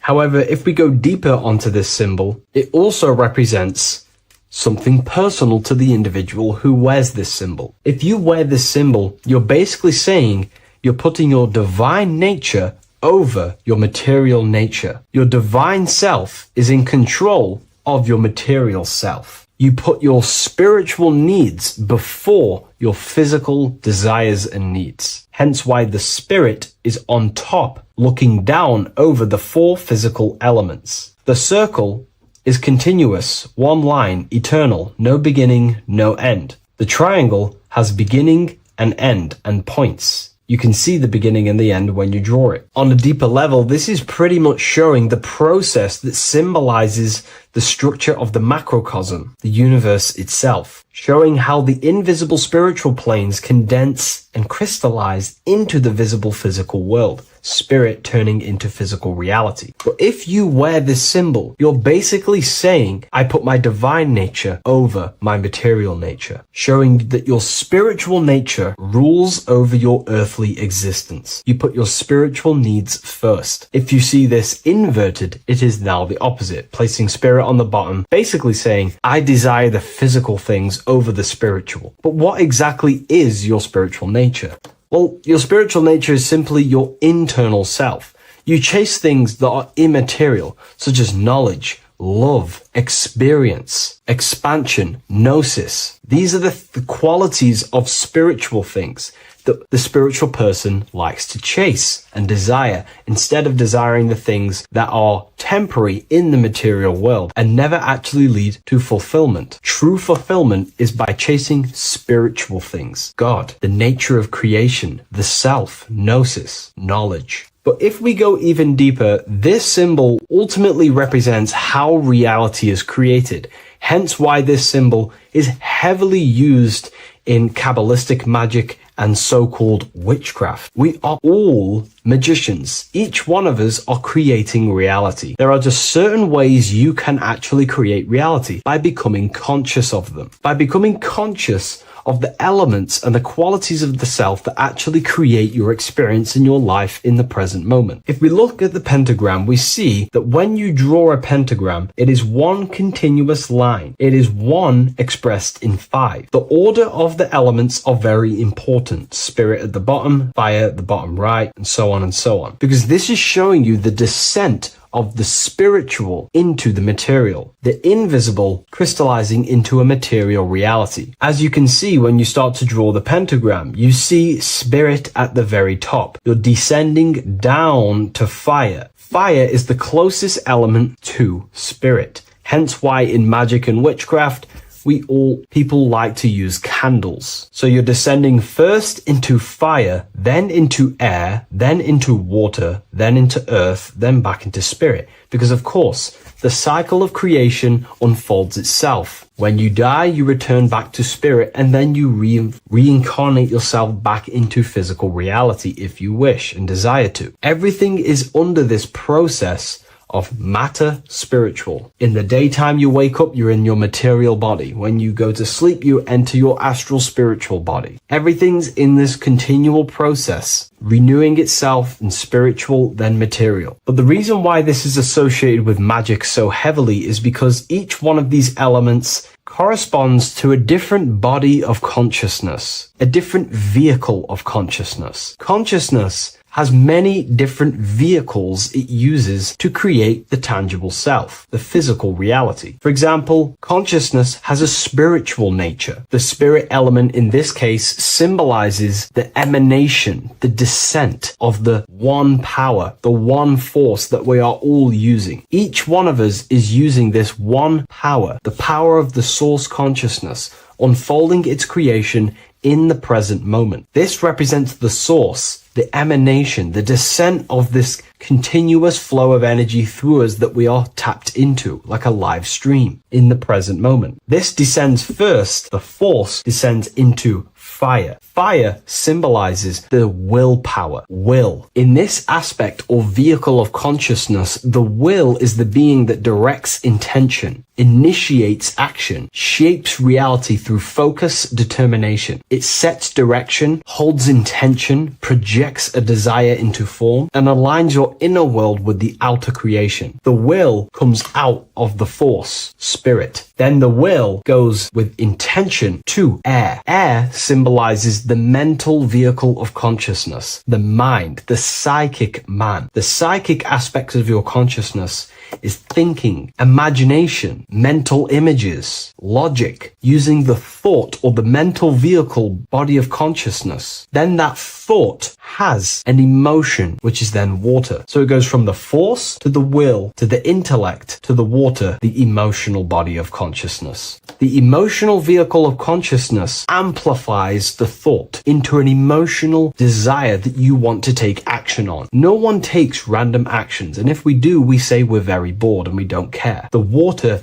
is the energy, the emotion you have to fulfill something. And that emotion then descends into earth, which is the physical body to take the physical action in the present moment, to fulfill that desire, to fulfill that will, that thought, that desire. And that is how reality is created all the time. Now, there is much more that you can go into with the pentagram, because true magic is about changing consciousness at will, not casting random spells. It's the ability to change the direction of consciousness using the power of the will to direct these forces to create change in the internal world so it can project outwardly in the external world. Because consciousness creates the external reality. What happens within us, we see change outside of us. So true magic is about manipulating the forces and the vehicles of consciousness that exist within our own mind to produce a change in the material world. There are other ways you can use magic, by purifying each body of consciousness or banishing each body of consciousness. Other forms of magic, you can dissect each body of consciousness and work with that specific body. If you think you're using your mind too much,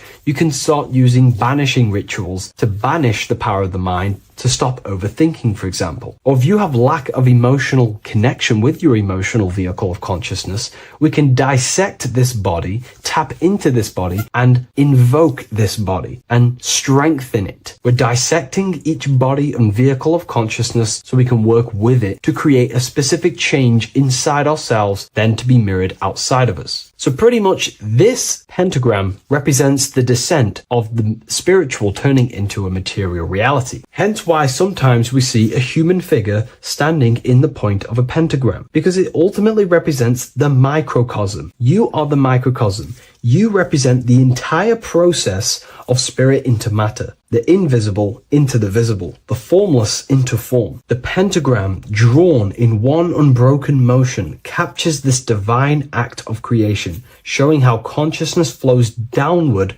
through the elements or the vehicles of consciousness to bring forth the material reality. The Book of Symbolism will teach you all about this. It was released November 17th. A lot of people have taken advantage of this. You also gain a free ebook with this copy. Every order comes with a free ebook. And if you wish to get your copy of the brand new Book of Symbolism, you can find it in the description or revivalofwisdom.com. Thank you, everyone. I'll see you in the next video. What is up, people? How are we all doing? Today, we're talking about the flat earth cosmology. So let's jump straight into this.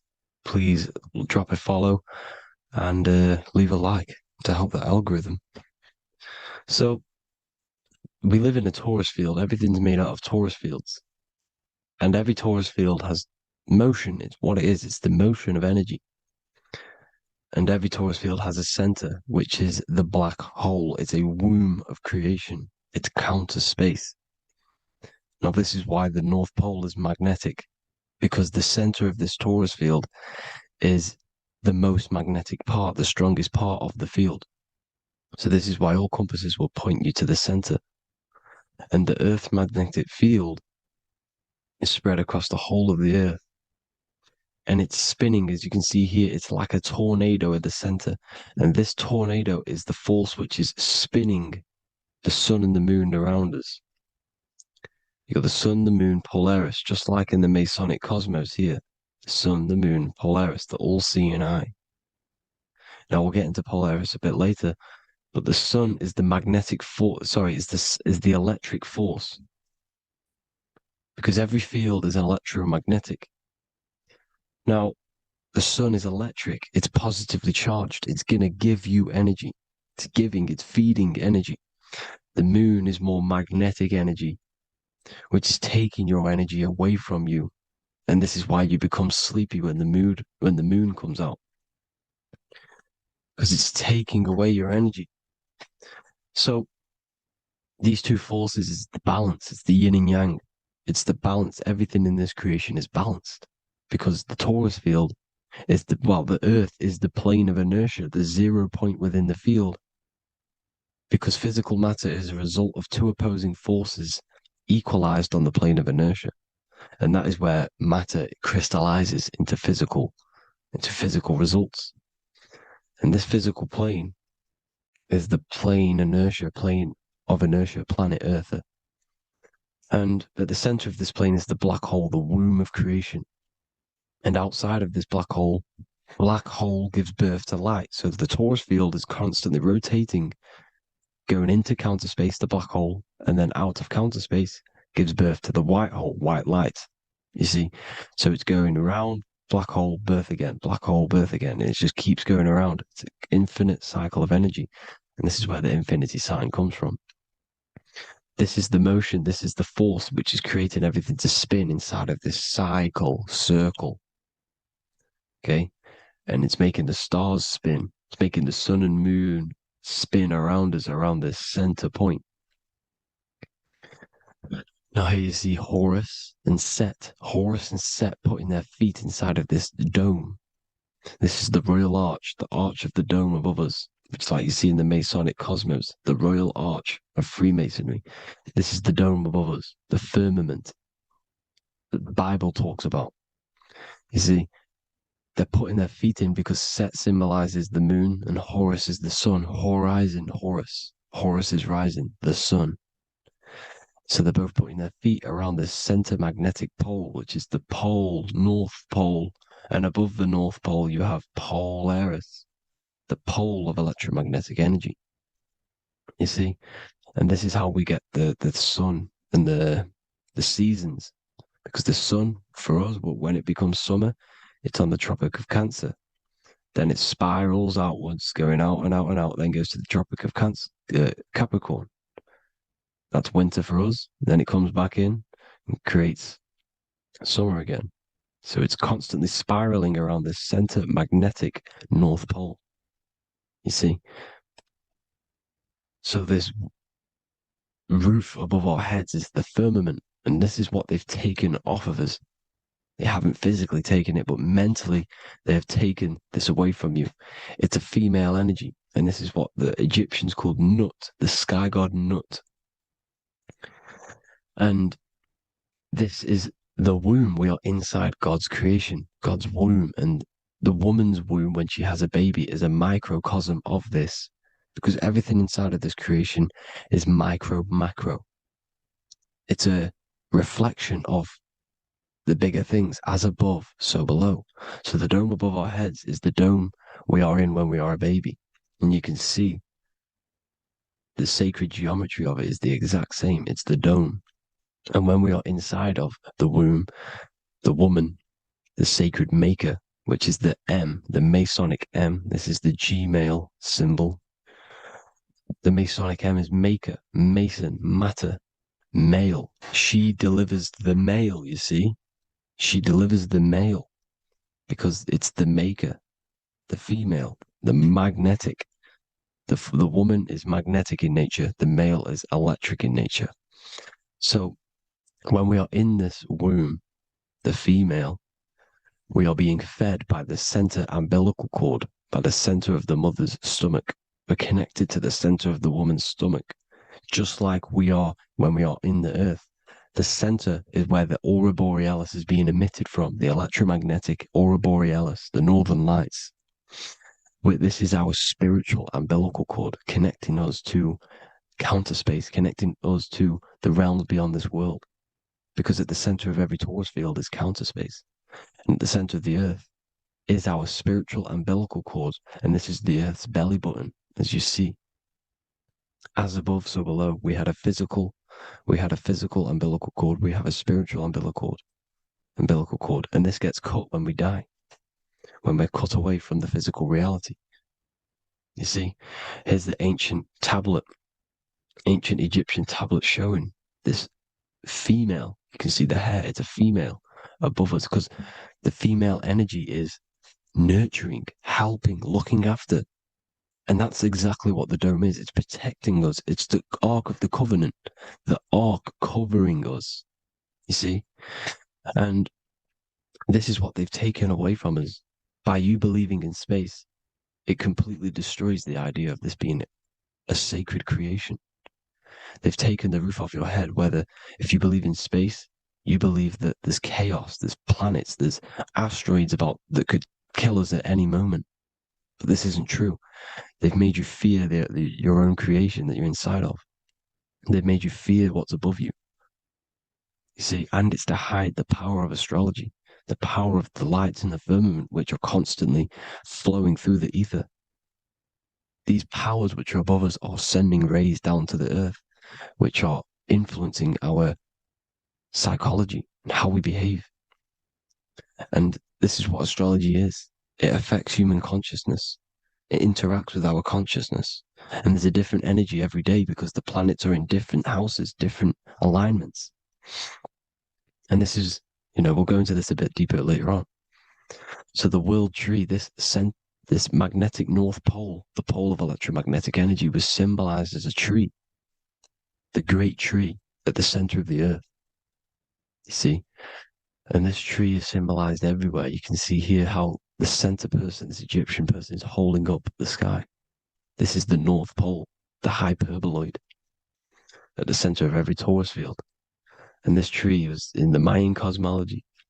This is an ancient depiction. This is the torus field. There's the plane of inertia. Here's the center tree. Here's the tree in the center, the magnetic North Pole, the woman holding the stars. Here's the Hindu with the two birds symbolizing the sun and the moon revolving around this center tree. The Mayan tree, his Horus and Set around the North Pole. They all knew this flat earth cosmology. They knew these secrets. It's so sacred you understand the creation that you're inside of. Because if you don't, you'll be led astray. You don't know where you are. You're lost. You see? And here's the Masonic art with the rays of the stars coming down with the tree in the center. So it was personified as a tree. And we are in Asgard, Midgard, the middle garden, where there's good and evil. So the 7 layers of heaven, which is talked about in the Quran. Each planet has a different layer of the firmament, and this is the 7 layers of heaven, and these are our 7 layers of the energy centers in our body. So we start in the stars, so we are stars in a physical body. And this is why we say Mr., sister, fraudster, sinister. Stir is star, and we are in the stars, and our star descends into the soul system, not solar system.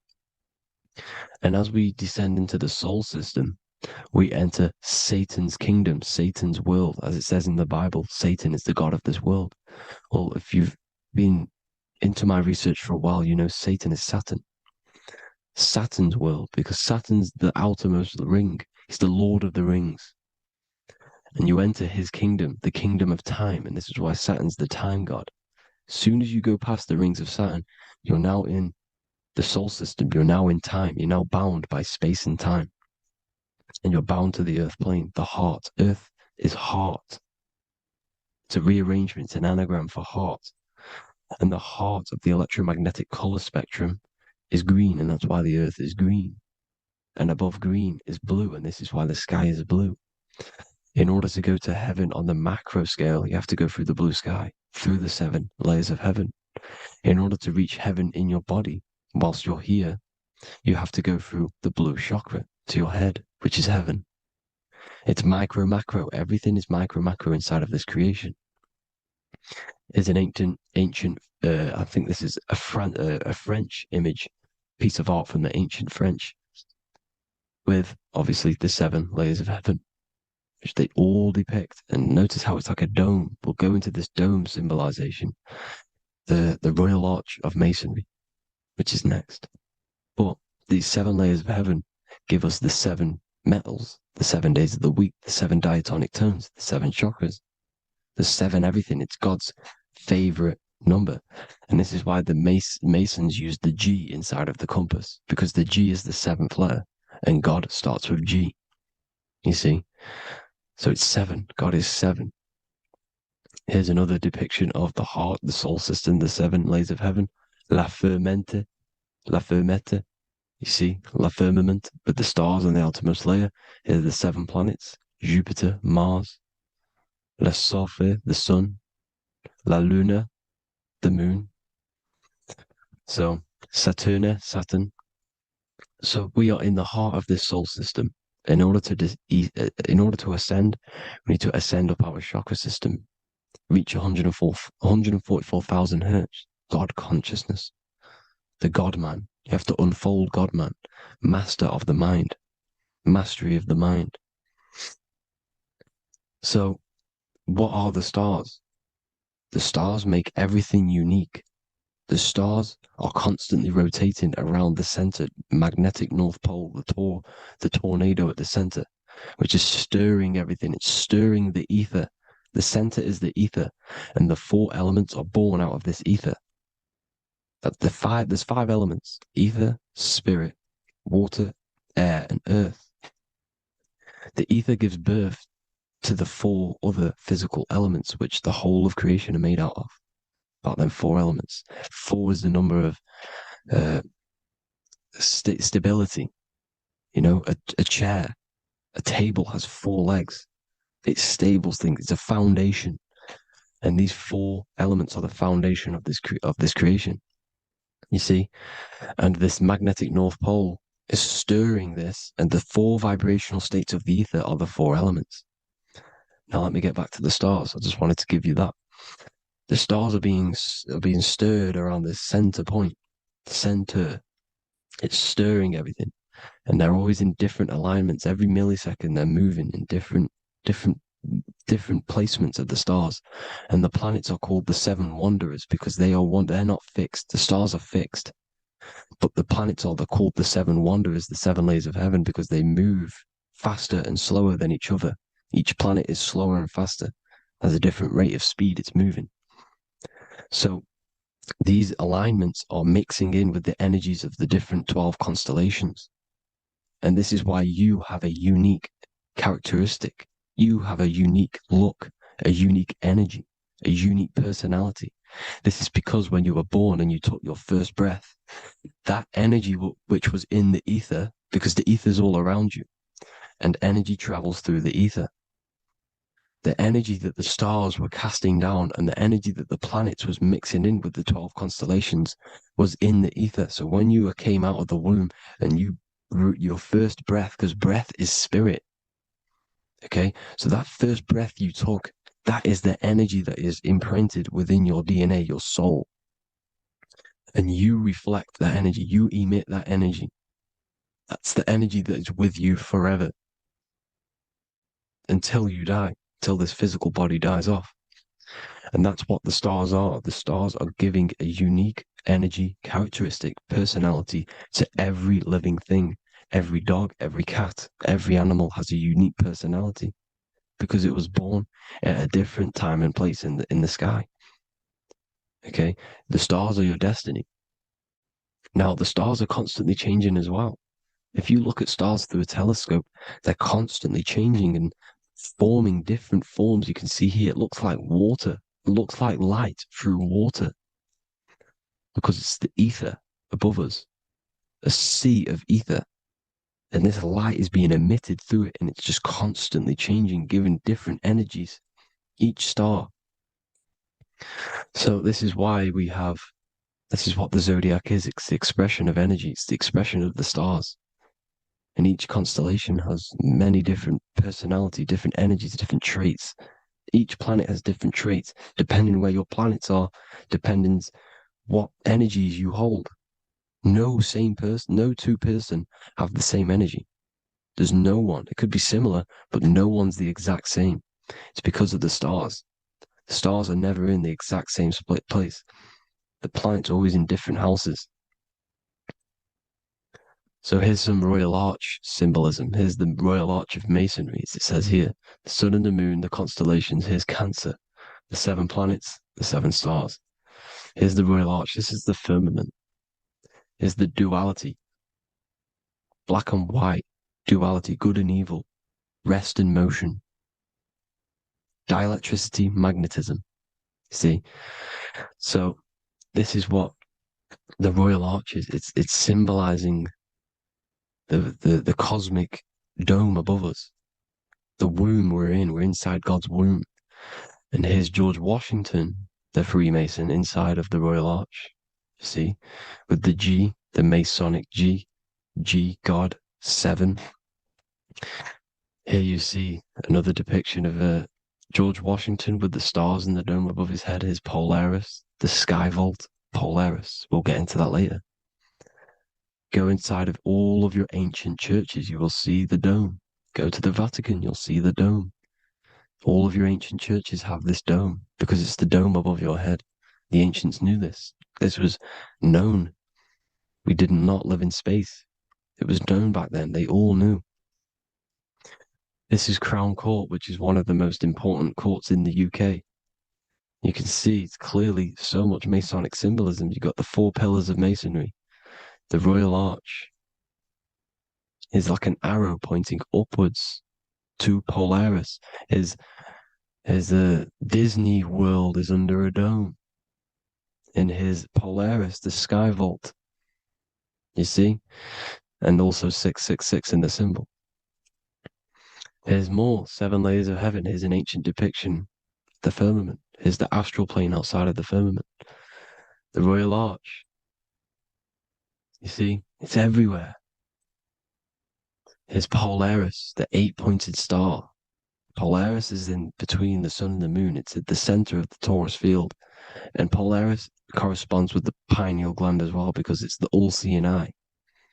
See? So, is Polaris, the 8-pointed star, which is at the very top. It's the very center. It's on top of the North Pole. And it's an 8-pointed star that's always symbolized as an 8-pointed star. Here you see the Vatican.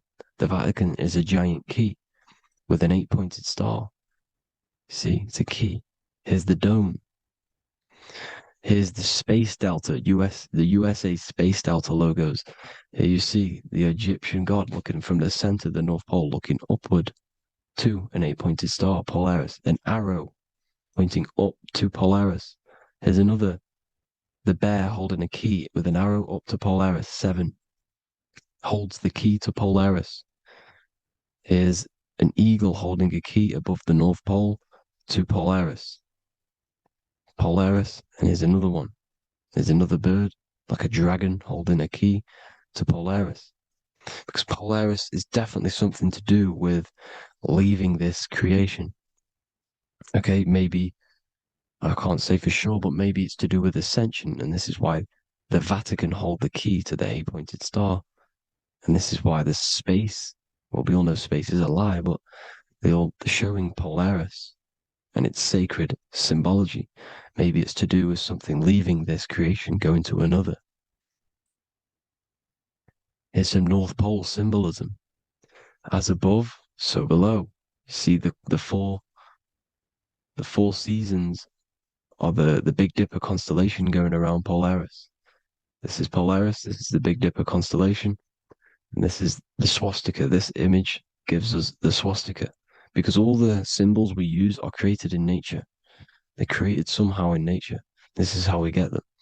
As above, so below. This is the map of the North Pole with the 4 rivers looking like the Big Dipper constellation.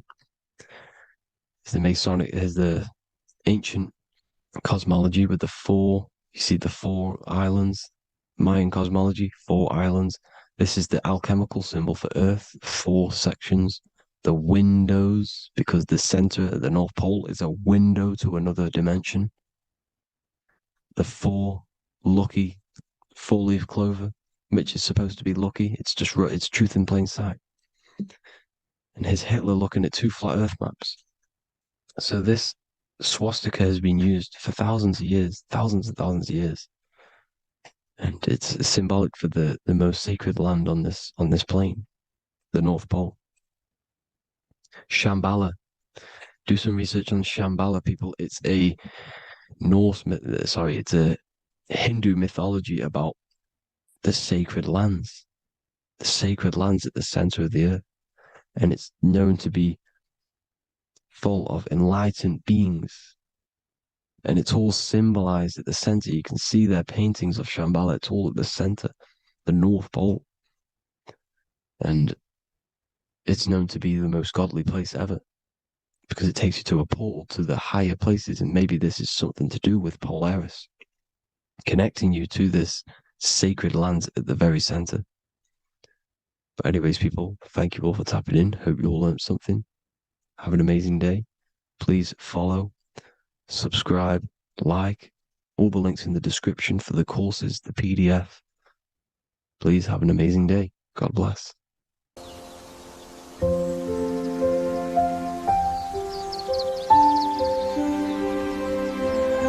bookofwisdom.com. Visit today.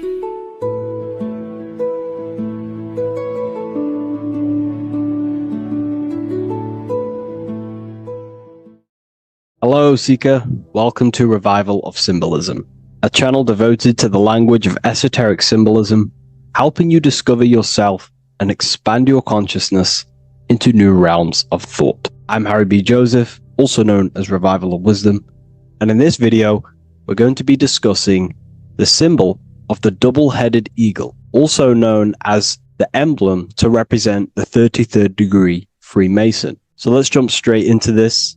We have a piece of Masonic artwork here, which is what we call a complex symbol. A complex symbol is not just one symbol, but many different symbols in one piece of artwork coming together, forming a greater meaning. So we have many different symbols to break down here. And we're going to start off with a little bit of context so we can understand this symbol. This symbol represents the 33rd degree Freemason. Once you reach the 33rd degree of the York Scottish Rite Mason system. So once you reach this level, this symbolism corresponds to that individual. So therefore, this piece of artwork is representing the consciousness, the mindset, the ways of thinking, the ways of viewing the world of the 33rd degree Mason. It represents the consciousness of the 33rd degree Mason. And this is what esoteric symbolism is about. Esoteric symbolism is symbols and emblems representing states of consciousness and teachings within the forces of consciousness. So let's jump straight into this. The first thing that I see when I look at this piece of symbolism is the double-headed eagle, okay? The double-headed eagle. What is this eagle doing? So the thing with symbolism is that symbolism trains the mind to think in a subconscious way. Now, what do I mean? You know, to the person who thinks in linear thought, straight line thought, A to B thought, they see an eagle. They see a piece of artwork. They just see a piece of artwork with no meaning. But to the person who is trained in the occult, these symbols are representing thought vibrations. One example would be in occult symbolism, what we're meant to do. These symbols represent thought forms in the mental plane, within the mind of the individual. Instead of me just giving you the answers, in the occult, they give you symbols. And what you're meant to do is look at these symbols, stare at these symbols, and see what kind of thought arises in your mind, and follow the chain of thought. This is how you unlock deeper levels of symbolism. This is what we call the chain of thought. Now, what do I mean by the chain of thought? If I look at the eagle, I see an eagle on a basic level thought. But then that thought leads to another connection, because this is how thought works. Whatever the character of the thought we think is, or whatever the vibration of that thought, for example, the character of the thought right now would be an eagle, then that leads to another thought. For example, flying. Then flying is connected like a chain to another thought, higher perspective. So we follow the chain of thoughts until we unlock the deeper levels of the meaning of the symbol. And this is what the occult seeks to do.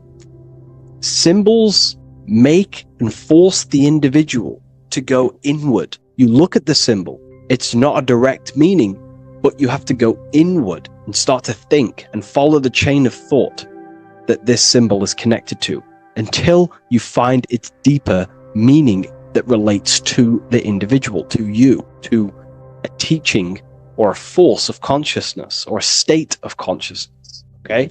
It's very difficult to explain in words because symbols transcend the barrier of words. Okay? So what we're looking at here is a eagle. And what does the eagle do? Well, the eagle has the ability to fly above the earth. It looks down upon the earth. In allegory and metaphor, this represents a higher perspective of reality, a higher perspective of the world, of the self. So this is representing the consciousness of the 33rd degree Mason. They have a higher perspective of themselves. Why? Because they studied the mysteries. They studied the Kabbalah. They understand consciousness. They understand the human psyche. They understand the origins of consciousness, the forces of consciousness. They understand how the material world is created through the forces of consciousness. So the eagle represents higher perspective because it can fly above the earth. And here you have the earth, this circle here, this sphere. So it's flying above, symbolizing a higher perspective of reality, a higher perspective of the physical world, the physical body, and the self. Because ultimately, this is what it's about. Freemasonry is about, of course, self-mastery, building a better self. That's what the craft is. But it's ultimately trying to figure out the mysteries of consciousness itself and the origins of reality. We gain this insight through Kabbalah, the study of the Kabbalah tree. So let's not get off track here. So the eagle ultimately represents a higher perspective of reality because it can fly. On a deeper level, it also represents the astral body because the astral body can fly above the material plane. It has no connection no limitation to the physical plane. It does have a connection to the physical plane because all of the dimensions, the mental, the astral, the etheric, the physical, are all interwoven to each other. However, it also represents the activation of the light body, hence why we see this light rays around it. But that's a bit too deep for now. Let's go a little bit deeper into about the basics of this symbol. If you look at this eagle here, this eagle's looking backwards, and this eagle's looking forward. So this is forward and backwards. This is symbolizing time. So we have an eagle looking into the past and an eagle looking into the future. This is called the mastery of time. This is how you master time. You have a crown in the middle of these two heads. A crown. A crown is something worn by royalty, and royalty has a lot of power. So this is symbolizing personal power and mastery. How do you gain your personal power and mastery over time, over the past and future? Well, it's very simple. In order to master time and master your future and master your past, you have to look at the forces in your past that have led you to this very moment. Here we have a triangle which represents the number 3. Remember, in this middle, which is the present. So you have to look into the past to see what thought, emotion, action, the number 3, the 3 expressions of consciousness. Consciousness expresses itself through thinking, feeling, and acting. That's how consciousness manifests itself in 3 different ways. You have to look into your past to see what thought, emotion, and action has led you to this very point in your life in the present moment. And what you can do now, which is your power, the present moment is your power, you can ultimately change your thought, emotions, and actions now to create a better future. You observe the past to see what thought, emotions, and actions created your present moment. You notice the mistakes and you change the now through thought, emotion, and action to generate a better future. This is how you master time. Now, keep in mind, this is always in the mind of a 33rd degree Mason. Someone who is highly, mastered, they keep this in mind. Just like they keep in mind what thoughts they are paying attention to. 33rd degree Mason has a lot of self-mastery power, and they hold conscious thought. Most people think unconsciously and without power. A 33rd degree Mason is trained, their mind is trained. Therefore, their mind thinks powerfully. They do not think randomly, because they understand thoughts are the seeds to physical creation. All physical creation is a crystallization of thought. So ultimately, this double-headed eagle representing left and right, and the crown in the middle represents mastery over time. That's how you master time. Again, here we have the eagle standing on top of a sword. The sword is, of course, on a basic level, the sword represents power. Because if I hold a sword to you, I hold the power over you, because you will more likely fear.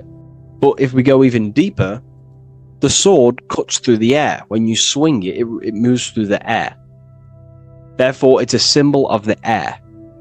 Because you can't really make a symbol of the air, because air is invisible. So the sword is a symbol of the air. And the air is one of the 4 physical elements in alchemy. We have water, symbolizing emotion. We have fire, representing the spirit. We have earth, symbolizing the physical body. Then we have air, symbolizing the mental body.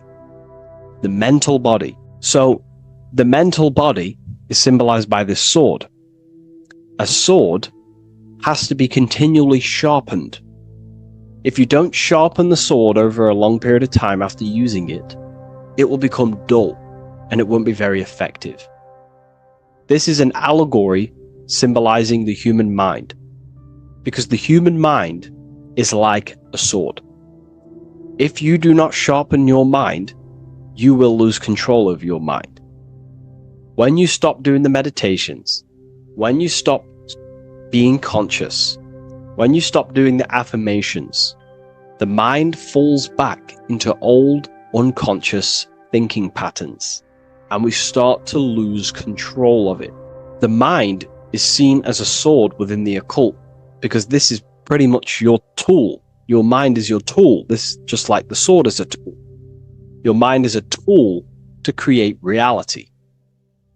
So we need to make sure this tool is always sharpened, that we stay on top of the mind, hence why the eagle is on top of the sword, symbolizing control over the sword, mastery over thought. This also goes into thought forms. In the occult, there's something called thought forms.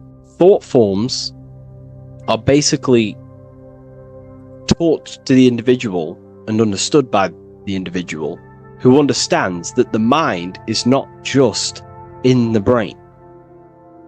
The mind is a part of a mental field. All around you, there is not just a field of energy. There's also a field of mind surrounding you. It's a mental universe. And this field of mind is what we call the mental plane. The field of mind is where all of the possible thoughts in the universe infinitely express itself. So each area has different thought forms. Each postcode, each place you go has different thought forms. This is why if you walk into a cathedral, for example, an ancient, amazing structure, your mind instantly becomes, you're amazed. You feel different when you walk into these areas, because all around you is a mental field. And there's something called thought forms. Thought forms are basically what religion call spirit guides or angels, helpers. This is what thought forms are.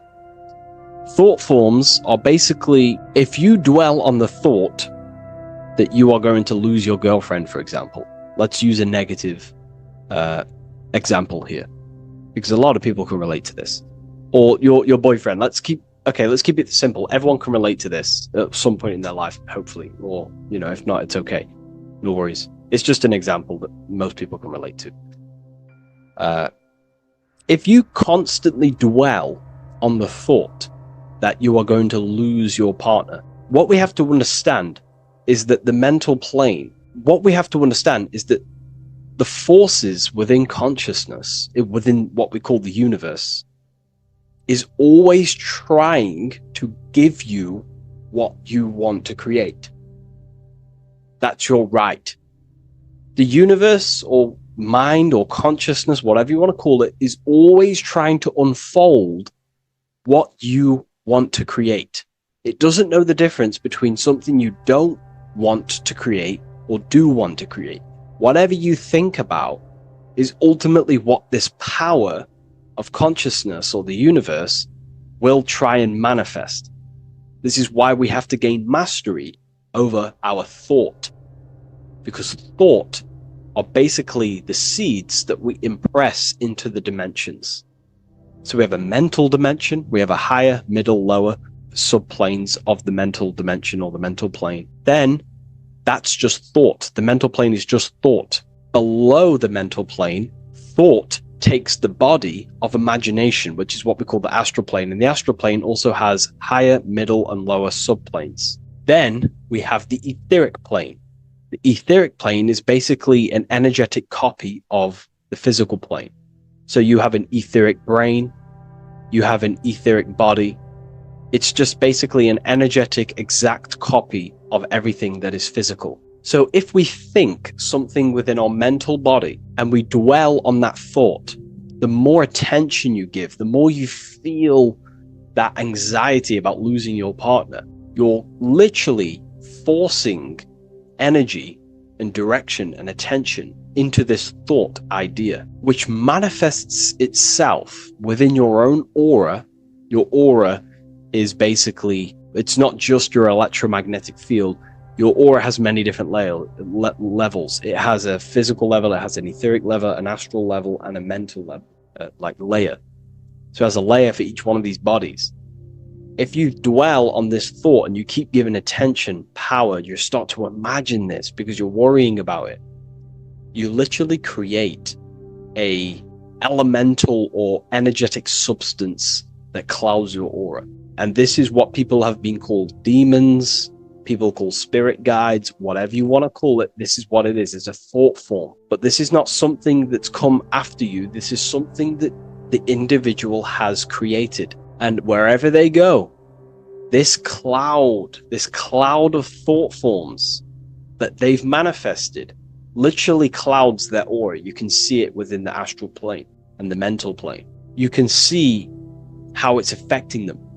Wherever you go, you start to randomly think about it. You keep thinking about it. You know, it's infecting you. It's like a demon. It's tormenting you. But it's simply just a force, an astral force, and a mental cloud that they've manifested within their aura. Thought forms. The 33rd degree Mason has very powerful thought forms. And this is, you know, if you're a Mason yourself, and you're not aware of this, this is why it's great to be around a 33rd degree Mason within your lodge, because they have very powerful thought forms, and you being in the present of them, you're also taking on his thought forms, and they can assist you. We're all affecting each other through thought transference through the mental field or the mental plane. Okay. Now I'm not going to go too deep into that because, you know, people can use that knowledge for really bad. But ultimately it represents thought forms also, symbolized by these clouds. Clouds are a symbol of thought forms, because they manifest themselves as basically like a cloud form energy within the aura of an individual. So this represents the mastery over the intellectual side of consciousness, of thought, sharpening the mind, gaining mastery. Then we have 33 in a triangle. A triangle in alchemy symbolizes, well, the upwards triangle, the upright facing triangle symbolizes the element of fire. The downright facing triangle represents the element of water. So an upright triangle represents fire. Fire is very transformative. If you place, I don't know, a pencil into fire, the fire will burn it down into its raw material. And this is ultimately what this triangle represents. It represents the consciousness of the 33rd degree Mason, who has basically transformed themselves from ego consciousness, only dwelling within the limits of their ego, their old belief systems of thinking they were the body, only reacting to five sense thinking, linear thinking, low base consciousness, not knowing right from wrong. It's basically transforming themselves. They have burnt themselves down to their raw soul form, and they understand that they are a soul, and they've experienced this, by casting off all the attachments to consciousness. This is why there is the number 33 within this triangle, because 33 is the age that Jesus dies. It's also the number of the Kabbalah tree, because the Kabbalah tree has 10 Sephiroths, 22 pathways, and one hidden sphere called Dart, which all adds up to 33. And the Kabbalistic tree of life, just to give you a bit of context, basically is a blueprint of how God manifested the world, and you are an expression of God. So it's also representing how your soul fell into matter, how consciousness creates matter. And it's also a diagram of how reality is not fixed, but it's ever unfolding creation through these forces of consciousness. So the Kabbalah teaches a way back to source consciousness if you go from the bottom of the tree to the top. And in order to go to source consciousness, you have to die symbolically. It's the death of the self, the death of the ego, the death of the old self, the old belief systems that you had. That has to die. The old person has to die to give room to be spiritually reborn, so you can actually figure out who you actually are.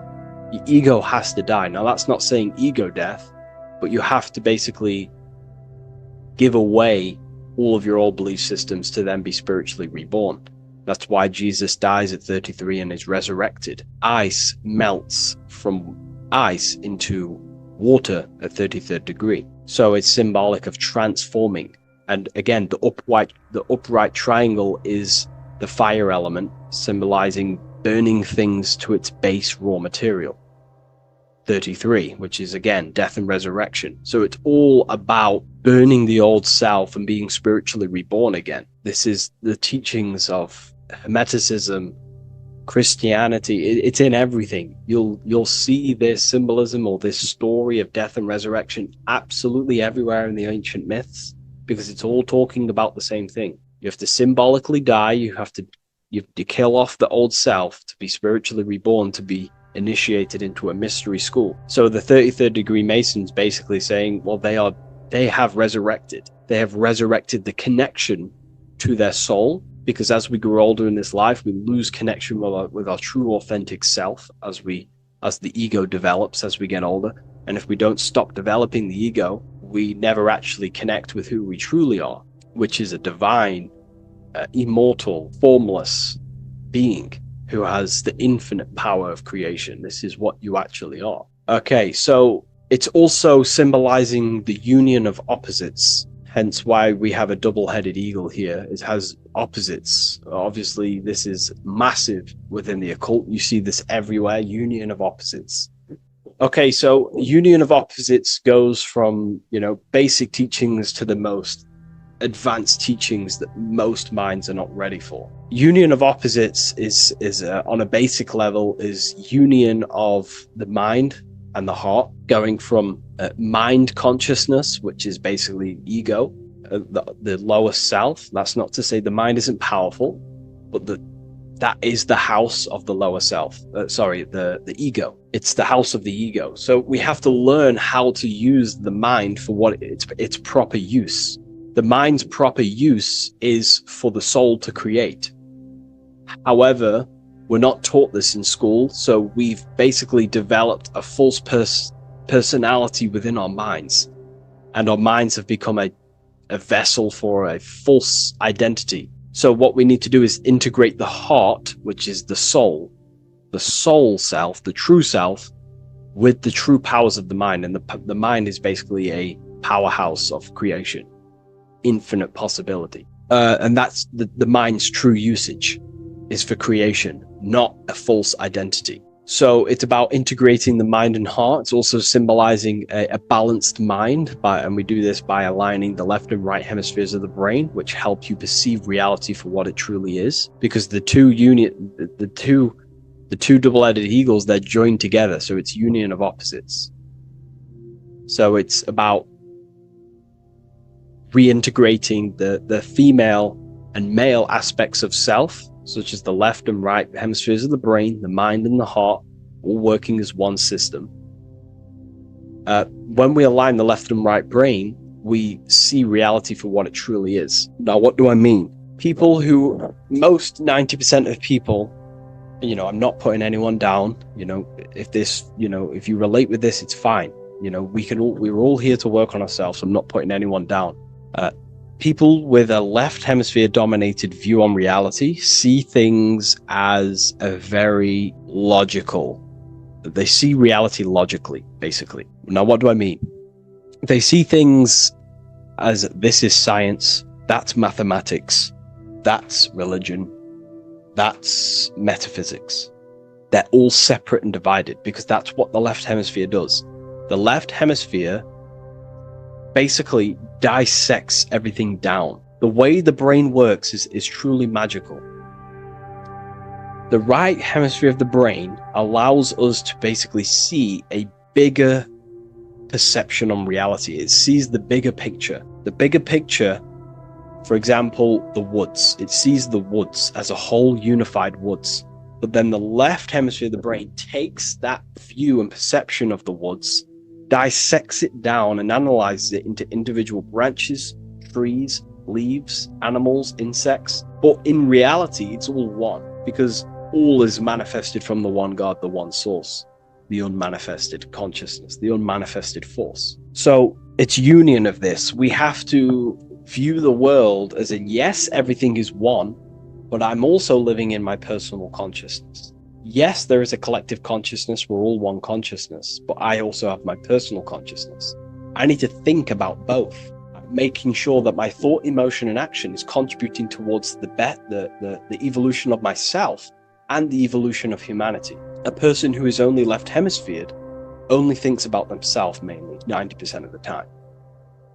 They only, they're trapped in ego, and the individual can't see pattern recognition, really. Pattern recognition is more the right hemisphere because it sees the whole. So it's about aligning the brain hemisphere so we can actually see reality for what it is, so we can, without distortion or illusion, and be neutral. Okay, we have light rays. Light rays are very symbolic within the occult, especially Freemasonry. Light rays are symbolic of force. Force and form. These are the two dualities within the occult. Force and form. The internal world is force, external world is form. Everything outside of you is a formation of force. No force ever takes place on the physical plane. All force takes place within mental, astral, or etheric. The physical world is form, formation. Therefore, what is the force that drives you? What is the desire that's a force? Emotion, force, thought, force. What are the forces driving you to take action in the physical world? And we need to gain mastery over these forces. Light is also a symbolic of knowledge, because knowledge is considered light. This is why Freemasons say going from darkness to light. Darkness is ignorance. People who are only aware of their five senses, they don't want to know anything else. Their minds are completely shut off. I have my belief system. That's it. I'm happy. I don't care. That's their ego limiting themselves and building their own prison. Light, on the other hand, is about going from a state of unconsciousness, of not being aware, into a state of light. Light makes things reveal itself. If I shine light on you when it's dark, I reveal truth. You're there, you're manifested. If you're in a dark room and I shine a torch on you, you're revealed. The veil is lifted. The darkness is gone. So this is symbolic of light revealing higher truths to yourself as you walk the path of self-realization and gnosis. So light is symbolic of this also. They have high amounts of intelligence, a 33rd degree Mason. They have a lot of light. They have a lot of knowledge. They've researched a lot of things. They're intelligent in many different areas of life, within speech, within grammar, the way they portray thought, their mastery, their level of mastery, their understanding of themselves is very advanced. They also know a lot about physiology, about the brain, about the body, life, consciousness, astrology. They know a lot. They have a lot of light. 33rd degree Mason. Me, myself, I'm not a part of Freemasonry, and if I ever do become a part of Freemasonry or any order, I will openly share it to all of you. This information has come from following the chains of thought through self-study and self-realization, and studying Freemasonry from an external view. You can gain a lot of insight just by studying symbolism itself. Masonry is about being a builder. That's what the word Mason is. Mason is about building. The word Mason means builder, and it's about building the self. We're all building either our prison of our soul, or we're building our freedom of our soul. Every single one of you. Every time you reject something that if you did something wrong and you reject you being wrong, someone tells you were wrong, but you reject that, or they try to give you a piece of information and you reject it, you're building your mind's prison, stone by stone. But the person who has an open mind to all things is freeing their mind, freeing their soul. So we're all builders of our soul, and we're all builders of reality also. And we're all building Earth. This is the building project is Earth. We're all contributing towards it through our thoughts, emotions, and actions. These are our God-gifted powers: thought, emotion, action. These are our rights to operate in the world. These are your buttons to control the character in the game. So I hope this information has given you a lot of insight about this symbol. Please leave.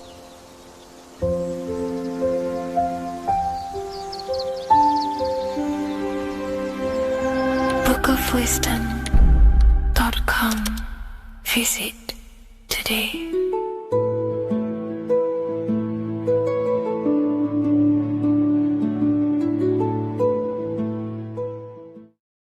Hello, Seeker. Welcome to Revival of Symbolism, a channel devoted to the language of esoteric symbolism, guiding you to discover yourself and expand your consciousness into deeper realms of thought.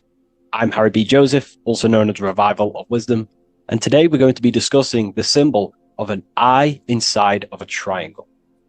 So the first thing we need to understand about symbolism is that symbolism is a subconscious language. We don't just look at these symbols and get a basic understanding. Like a word, for example, if I wrote the word hello here, you look at this and you have an instant understanding of this word in your mind. It has no deeper meaning, or veil, what we like to call it. There's no deeper meaning of this beyond a veil. It's simply just a very logical thing to do and understand. But symbolism, on the other hand, goes deep within the subconscious mind. It forces the individual to go inward on themselves. This is why symbolism is so powerful. It makes you turn inward. When you look at this eye in a triangle, you're not just looking at a word, you're looking at a picture. And this forces you to go inward so you can start to try and figure out what this symbol means. You start to think critically. You also start to follow the chains of thought. This is very important inside the occult.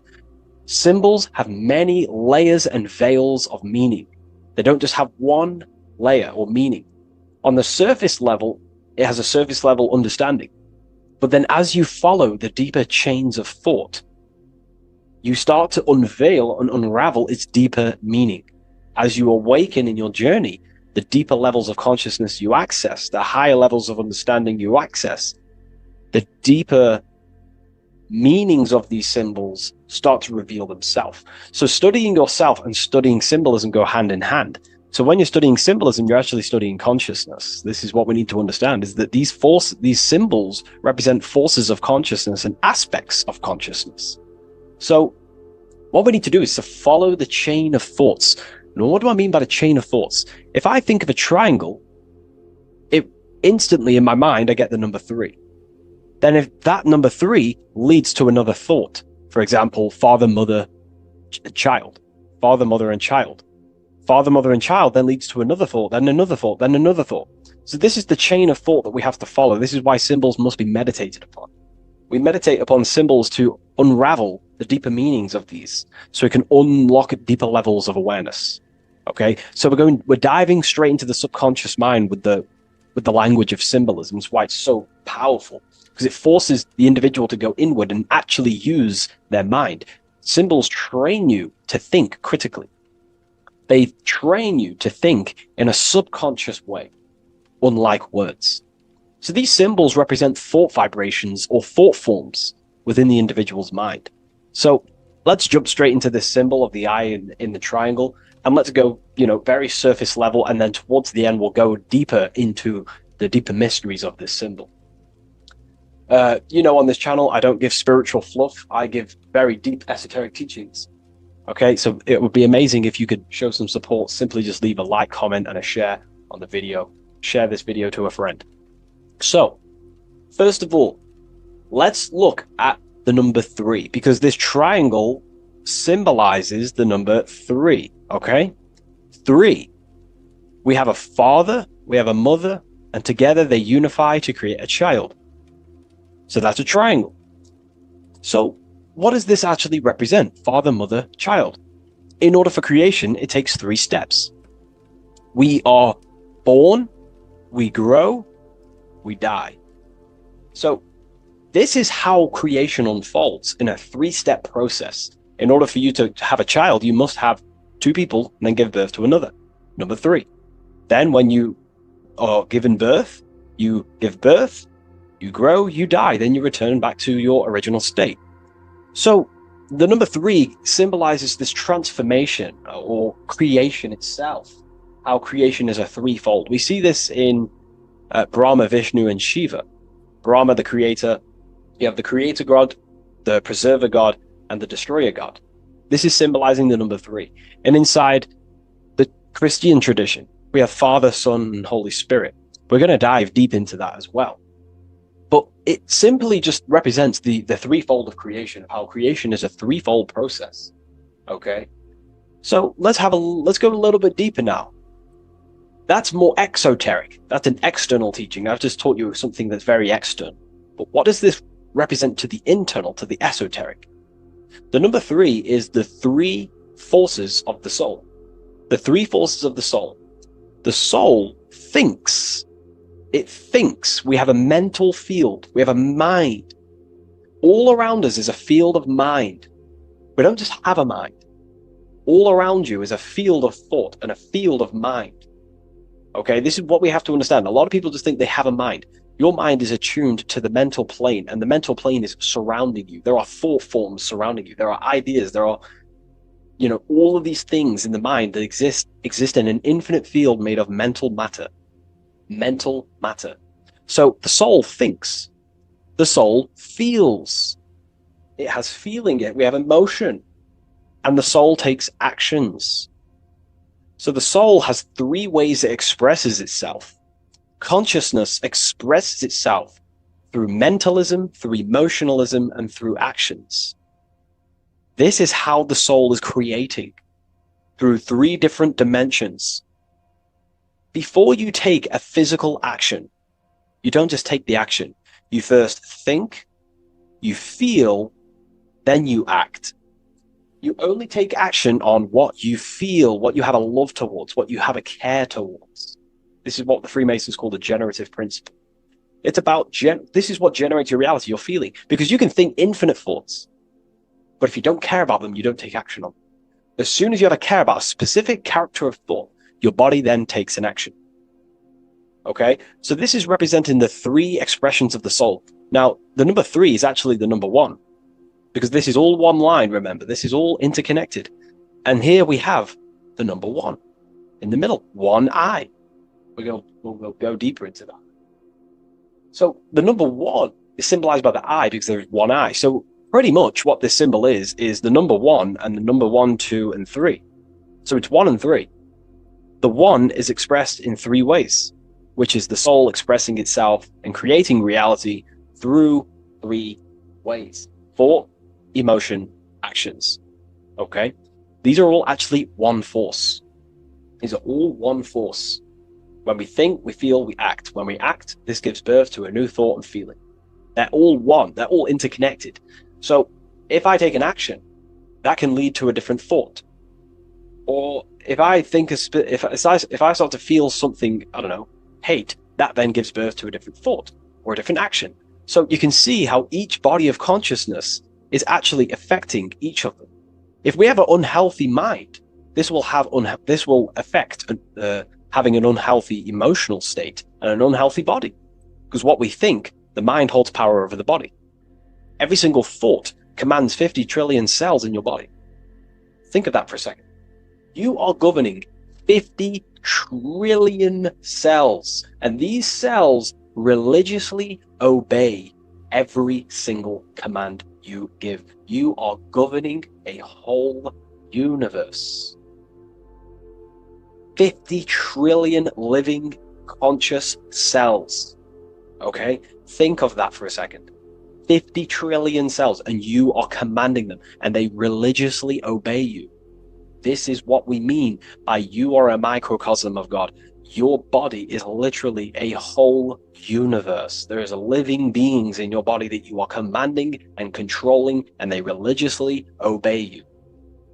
Very, very powerful. This is how powerful you are. So each thought you command to the body is either destroying the life of the body or uplifting the life of the body, good and evil.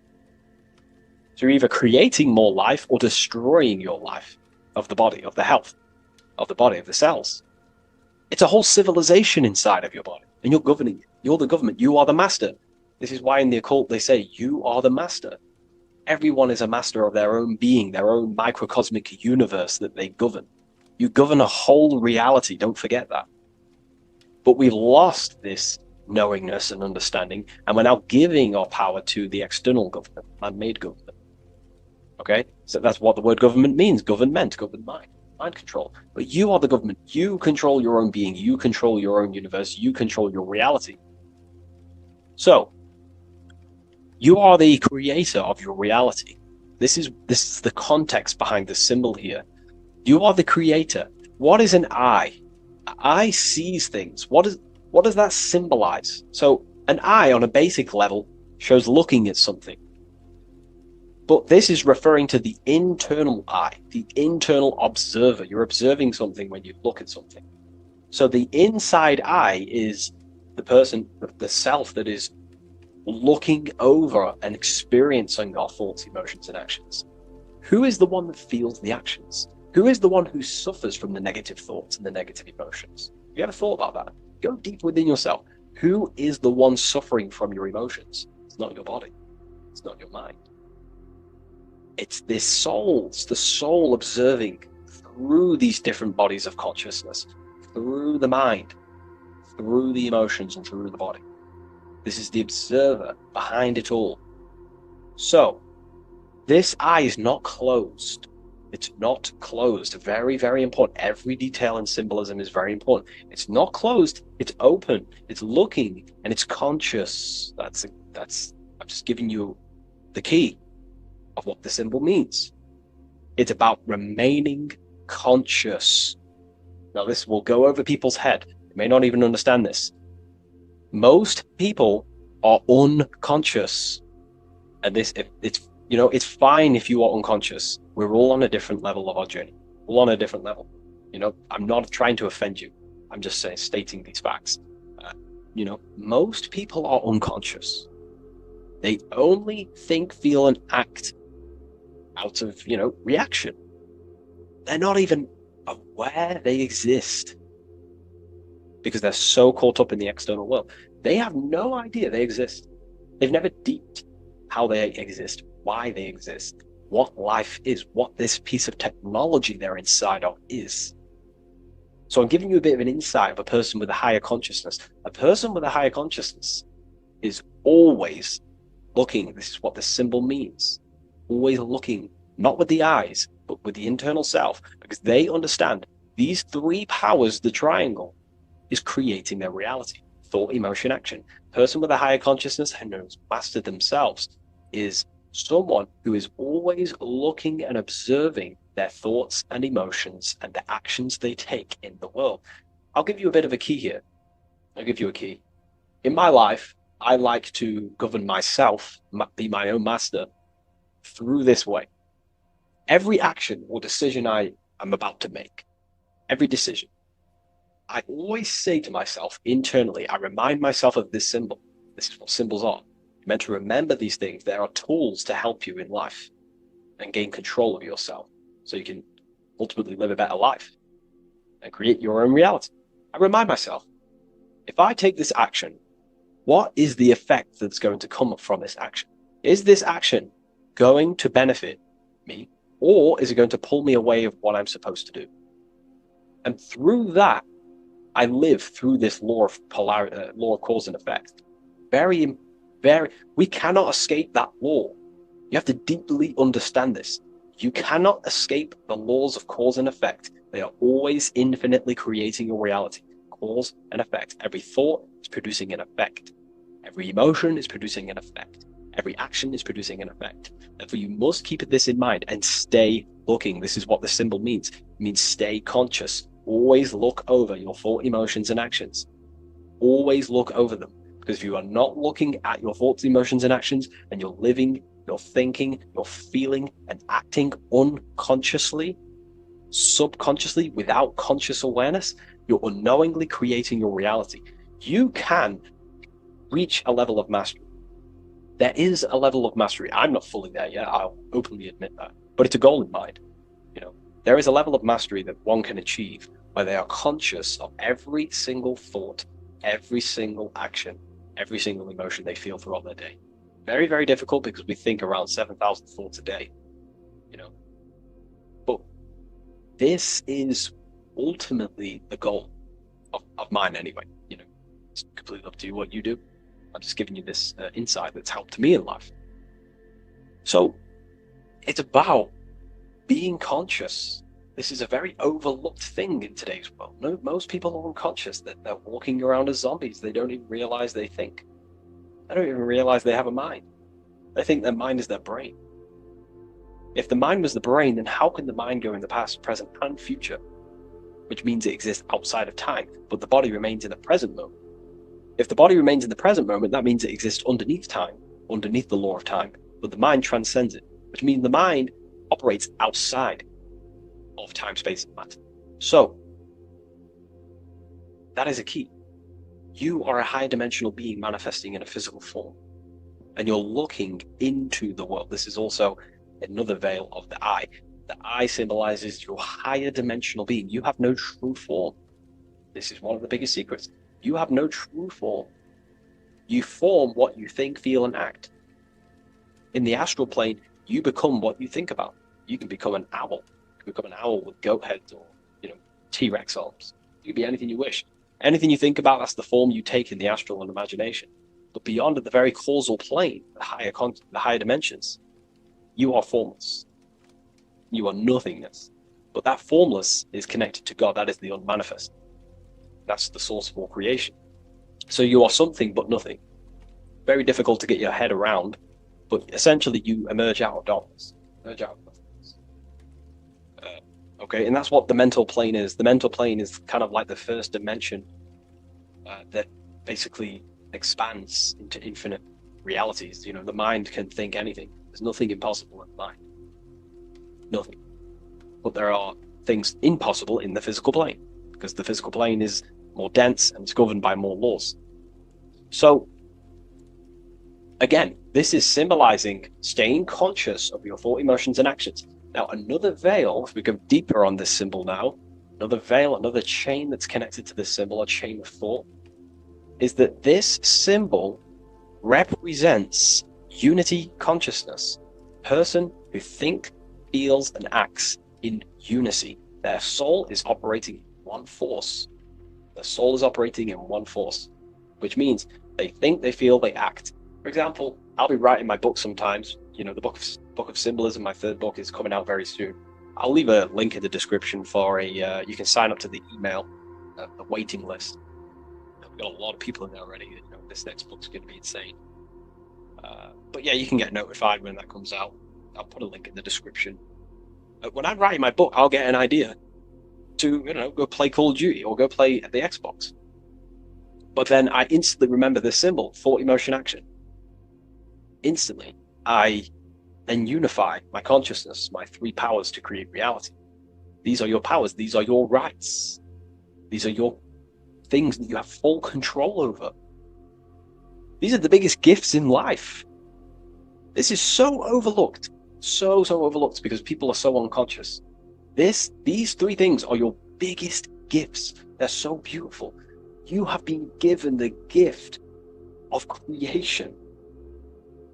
You can mold a whole world, your own world. You govern it.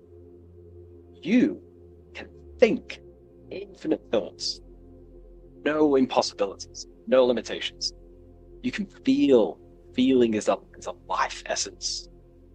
Without feeling, you'd be an AI robot.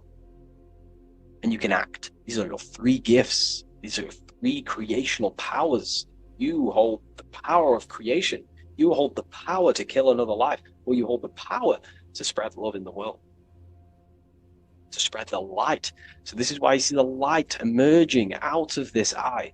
This is the light of the soul. That's what consciousness is. It's light. And this is creation unfolding from this through these three powers. Light emerging and crystallizing your reality through thought, emotion, and action. So, again, this is unity consciousness, acting in one force, thinking, feeling, and acting, all directed towards one goal, and that's how you manifest things quickly. Speed. If your thought is, if you think about, I don't know, playing the Xbox and then you feel like eating and then you take action scrolling on TikTok, that's divided consciousness. You're wasting time, energy, and you're scattering your creative powers throughout these three forms. But once you unify them, which is the I, the number one, you unify thought, emotion, and action, you direct your thought, emotion, and action all towards one goal. You quickly create these goals. So this ties in with time and attention. These are your two spiritual currencies. You spend time and you pay attention. These are your two spiritual currencies that pretty much create your reality, your experience. Thought, emotion, action. And this is what the Holy Trinity is on the deepest level. This may trigger some people, but if you believe in religion, then maybe this account, this YouTube isn't for you. But religion is an esoteric. It's esoteric. It's not meant to be taken literally. The Bible is an encrypted allegorical text talking about human consciousness. Jesus is a person and a master of consciousness that we should achieve within ourselves. We should aim to become like Jesus, not worship Jesus, because we are all God. We're all governing the microcosm. So, also, this symbol represents the movement of the spirit, the movement of the soul. The soul goes through this triangular process, and the soul always remains, returns back to its original state. The soul is given birth into physical reality. We live, and then, we grow, then we die. Then it moves in this three triad form. The soul, wakes up in the morning. It grows throughout its day. Then it dies at nighttime to return back to its original state, to its spiritual state. And everything goes through this process. Birth, growth, decay. Birth, growth, and death. And everything returns back to its original state. So, ultimately, this is what this symbol represents. Okay? If you want to go deeper on this, we have an amazing community. We have hundreds of hours of lectures, practical lectures, where you can gain mastery of yourself. The occult goes deeper than you could possibly imagine. So I hope you gained some insight from this video. Please leave a like, comment, and subscribe to the channel if you're new. And let me know any symbols you want me to break down in the comments section, and I'll hopefully get them broken down for you so you can understand them, deeper, on a deeper level, and you can understand yourself on a deeper level. So yeah, all the links in the description for everything that I mentioned, the community, and the Book of Symbolism waiting list. And I'll see you in the next video. Take care of yourself, everyone.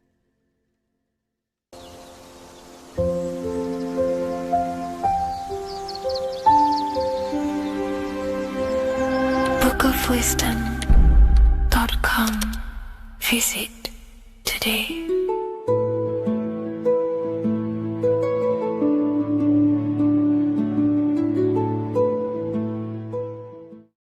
What is good, people? We're back with another video, and this is going to be talking about the connection between the micro and the macro. You are the universe. Everything is inside of you.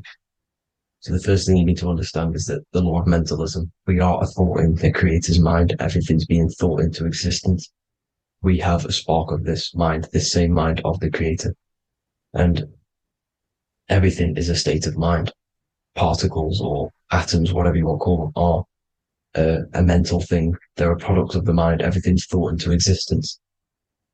Thoughts influence everything. Thoughts are energetic effects which send out waves into the quantum field around you. And your consciousness is actually the universe experiencing itself, expressing itself, and viewing itself. So we are the creator, but viewing itself in separate bodies. And this is why they call the material world the world of illusions, because everything's separate here, but we all forget that we are all one. We've all been brainwashed to think we're all separate, but we're all one. We're all the same mind, the same consciousness, everything. So everything's created out of toroidal fields. God created the toroidal field. That's the only thing that exists because part of the atoms are toroidal fields. And it's the basis behind all creation. As you can see it in the owl's eyes, it creates the infinity symbol. And this was the apple. That apple is a toroidal field. And the toroidal field is made out of dielectricity, which is ether. Ether is black light, and this is counter space. This is another realm.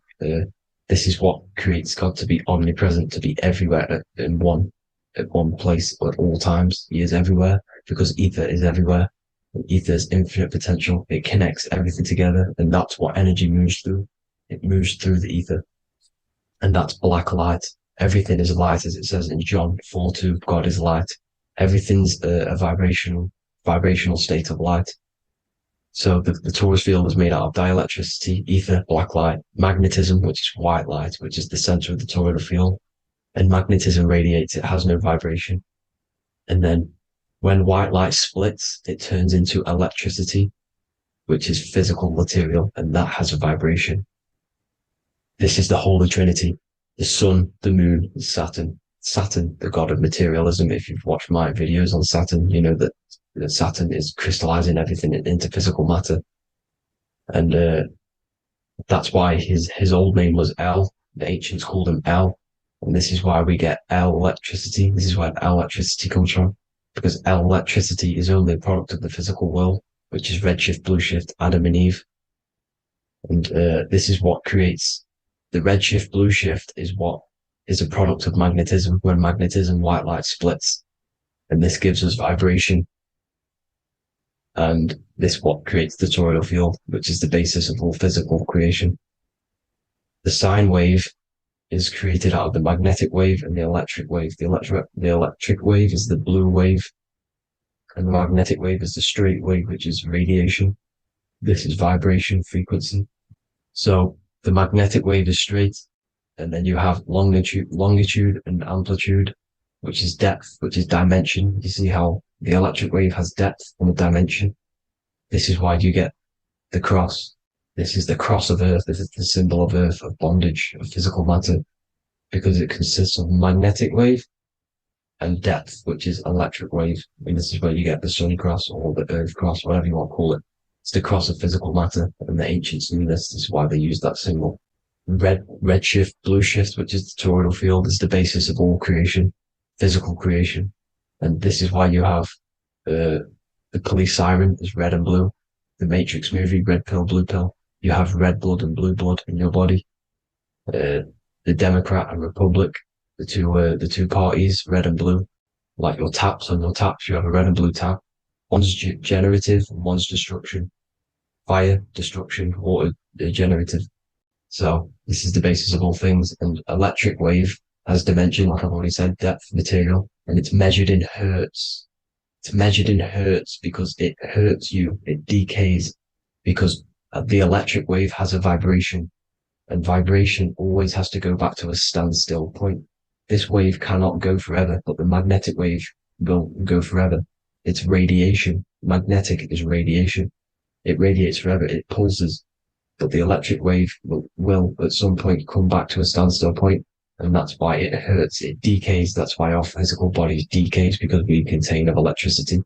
This body is an electric body, and it will return back to stillness like a guitar string. If you vibrate a guitar string, you pull it, it will vibrate, make a sound, and then go back to a standstill point. It's the exact same with every single toroidal field within the body. It will decay, and this is why our bodies decay, and everything in creation decays. So we're born into sin, the sin of Eve. The sin of Eve is us biting into the tree of knowledge of good and evil, which is the systems in the body. And the sin of Eve is biting into the sine wave. We bit into the sine wave. The sun moves in a sine wave. Our DNA is a sine wave. Time is a sine wave. Everything in this creation is a sine wave. This is why the dollar bill is a sine wave. Magnetism and electric waves in one. And this is the sun doing its sine wave, which creates, when you go bowling, it kind of creates that pin that you hit over. That's the pin of the sun. The zodiac sign is a sine wave because the zodiac sign is an expression of the toroidal field, because magnetism unfolds into 12ness.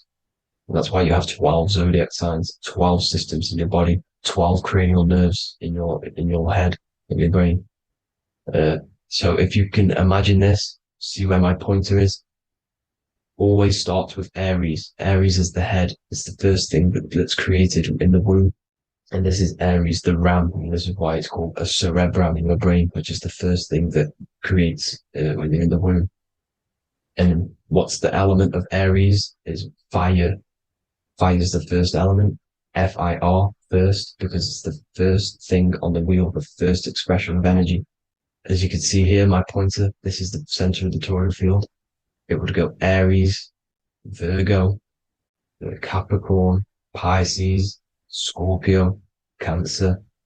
Then we go back to Libra. Libra would be center.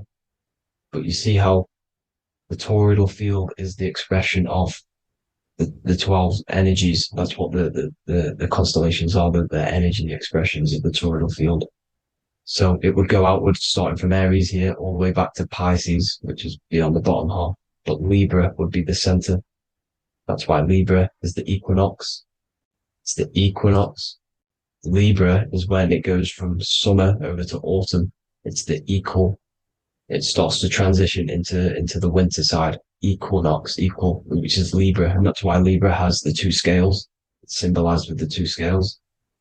That's because of, the sun moving over. It's being judged. It's equal now, but then it's going to tip over into the winter.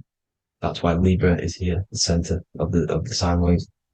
And like I said before, magnetic energy unfolds into 12ness. Magnesium is number 12 on the periodic table. It's the sacred number. And this is why the scientists are NASA is trying to bring in another constellation to destroy the holy science of astrology. So Aries rules the head, which is Mars. Taurus rules the neck, the lower head. Gemini, the two twins, which is your lungs, your two twins, your arms, two twins. Cancer, the breasts, or the chest area. Leo, the heart, which is the sun, which is fire, the center of the toroidal field. Virgo, the belly, which is the intestines. Libra, the kidneys, the two scales, the kidneys, balancing out everything. Scorpio, the sex organs. Sagittarius, hips and thighs. Capricorn, I've missed that out, which is the kneecaps. Capricorn, kneecap. Aries, which is the ram, which is the cerebrum in your brain. And then Aquarius, the calves and the ankles. And the Pisces, the two fish, the 2 feet. So everything corresponds, as you can see here. This is an ancient way of depicting it, of the folded human. And this is everything. Each constellation rules that part of the body, gives energy to that part of the body, makes you do certain things. So magnetic energy unfolds into 12ness, electricity unfolds into 7s. That's why when you get electric, the light spectrum that we see, it consists of 7 colors. Why we have 7 planets. The 7 planets give us our 7 metals and the 7 solfeggio scale frequencies. So the rotor, this is the rotor, and rotor is an anagram for Torah. The Torah, which is I think it's the Hebrew Bible. Don't quote me on that, but it's one of the holy books. Which is the Torah, the Taurus. Everything goes back to the Taurus field because it's the basis of all creation. So the chief cornerstone, it says in the Bible that the builders rejected the chief cornerstone. The chief cornerstone, you are the builder. You decided to incarnate into the physical world, into the electric world, El, the world of El, Saturn. When you are created in the womb, it takes you 9 months for you to be created. So for example, if you went into the womb here, it'd take you 9 months. So let's say you're born in Scorpio. So you'd go back 9 months, 1, 2, 3, 4, 5, 6, 7, 8, 9. You consist of all of these 9 energies because it takes 9 months or however long you took to be born. Some people are born earlier. You'd have to find out how many months you were in the womb for.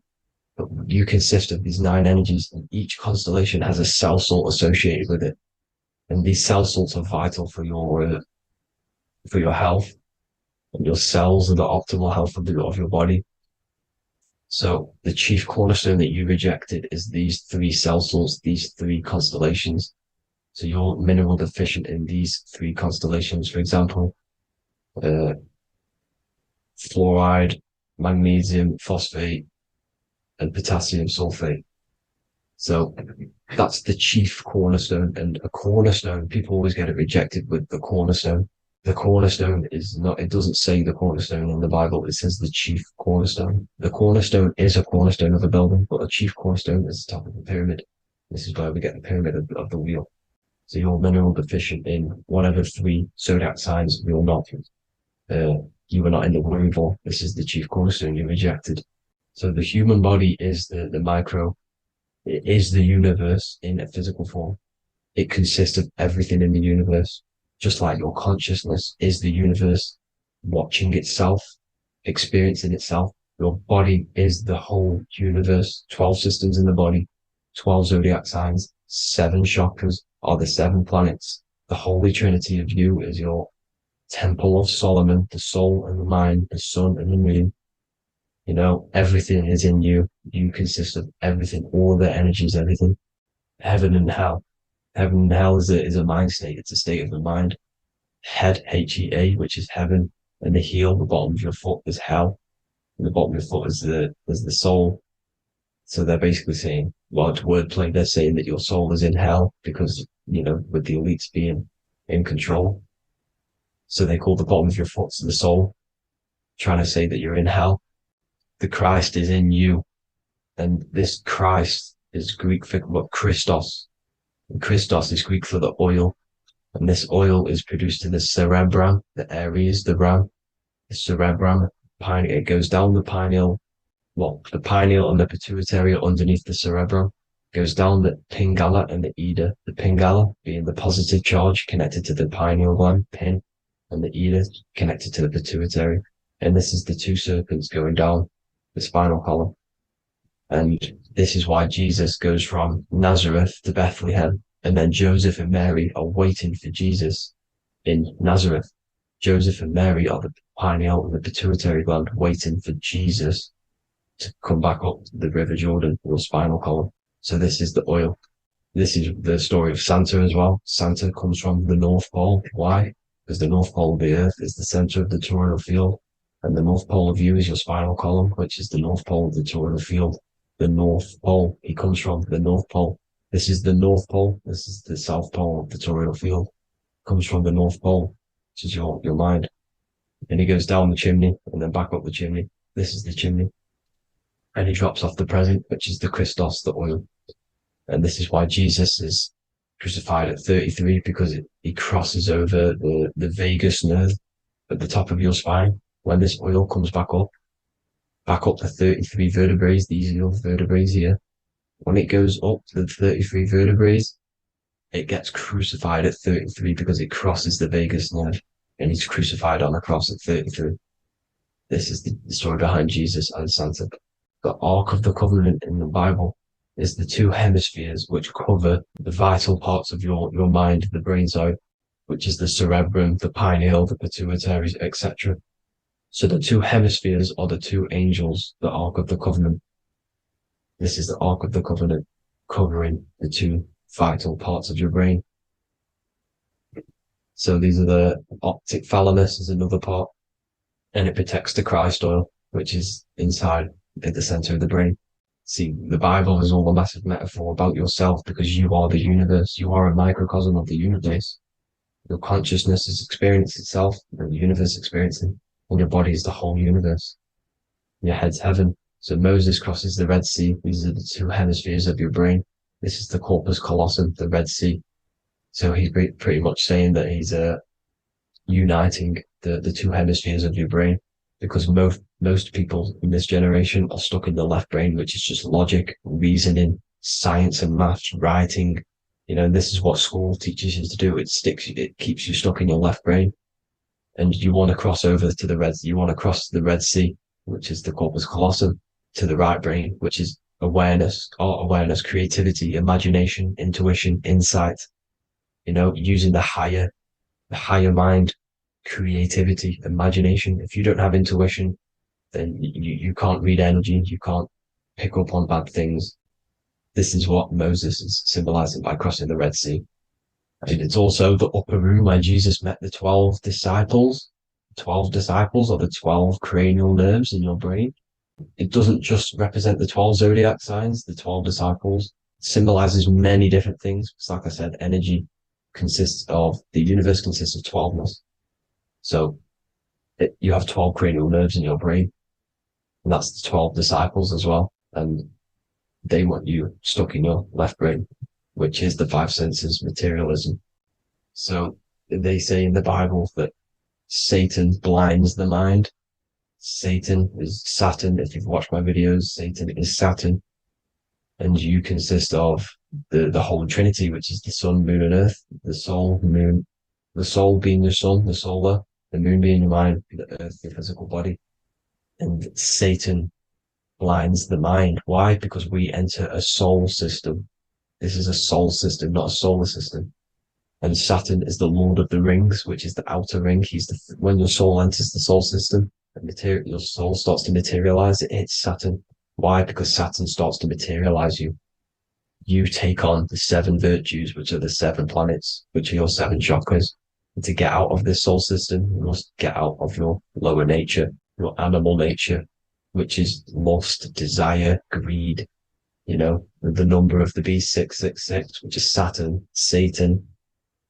So you enter the soul system, you take on the 7 energies, which you turn into physical matter. And this is your descension from heaven to say hell. And then you must raise back up from matter to spirit. They say Satan blinds the mind. Why? Because your mind gets materialized. Your soul and mind get materialized. And when you get materialized, it's an intense experience. You lose the divinity within you. You forget the divinity.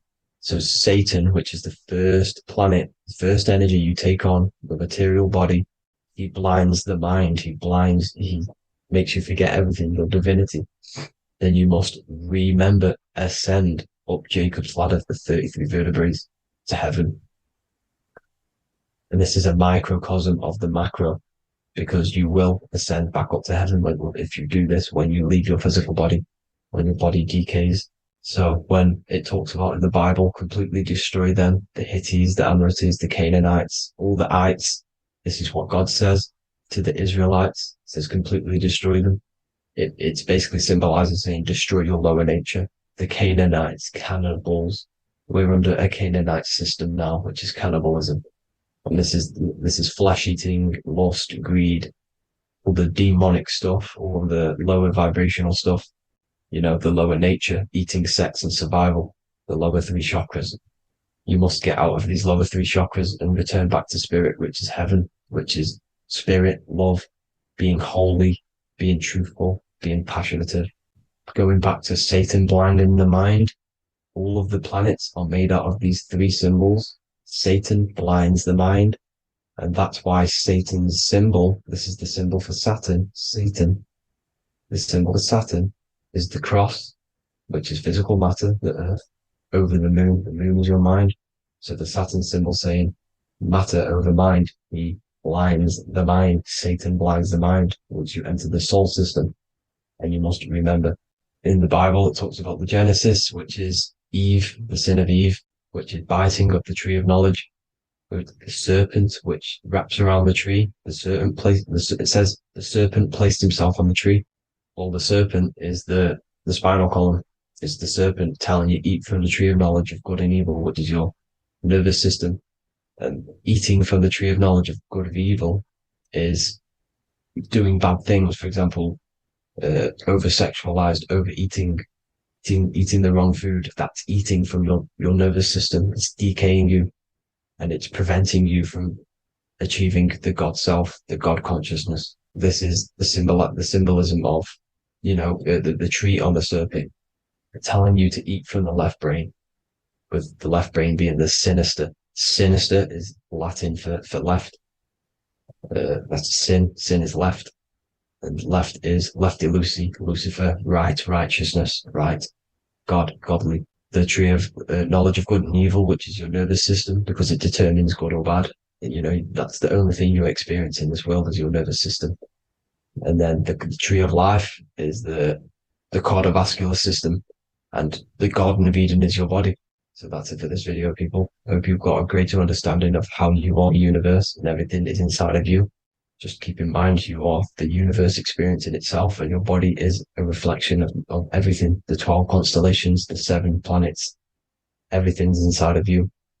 This world is an expression from the inside outwards. You can't affect the outside world to manipulate reality. Everything's inside of you. I hope you got a greater understanding of this. God bless.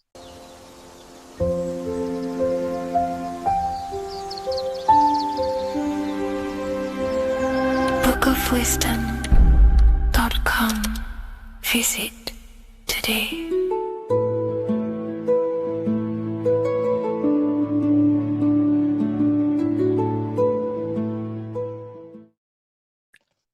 if I told you that reincarnation is real and that there is a metaphysical, spiritual science behind this? Most people leave this world just as lost when they entered it. That they carry their fears, attachments, and addictions with them, only to be born again, trapped in the same cycle, repeating the patterns of lifetime after lifetime. This lecture is not just about preparing for death. It's about mastering yourself before death, so you don't take them burdens with you. Because the truth is, whatever addictions, fears, and unresolved emotions you cling to in this life, you carry with you into the next. Unless you break free now. You must master yourself before death. Death is not the end, it is the great passage. But how we transition depends on our mastery of the self. This was symbolized by the Ouroboros, the snake biting its tail. Every ending is a new beginning. It's an infinite cycle of consciousness. Now, your human body is basically an antenna tapped in to a stream of consciousness. Just like a radio is tapped into a specific frequency to play that radio. Your body is basically an antenna, a crystal picking up the consciousness of God. You are on an ever-ending journey, a journey of learning and expansion of the mind into new fields of thought. This was symbolized as the Ouroboros. When you die, it is a new beginning. It's a transitioning, not an ending. Everything is eternal in this universe as consciousness is formless and constantly transforms into new forms of life. Let's break down the word death. Death contains the word ether. Now, the ether can be found in the word heart or earth. Ether. Everything in this plane comes from the etheric plane. The etheric plane is the barrier between the physical plane and the spiritual plane, the astral plane. The astral plane is the screen that you have in your mind that allows you to imagine a red apple, for example. This is the imaginative plane where thought forms start to take form. Everything begins as a thought, then the thought form becomes an imagination, then energy, then physical. Everything in the physical plane is a shadow of thought. All objects manifested as thought. You came from the astral. You came from the stars. This is why we say reach for the stars. Or this is why you say you are a star. Cis star, miss star, fraud star, stir is star. And when you become famous, you become a superstar and you gain a star on the Hollywood floor. You are a star.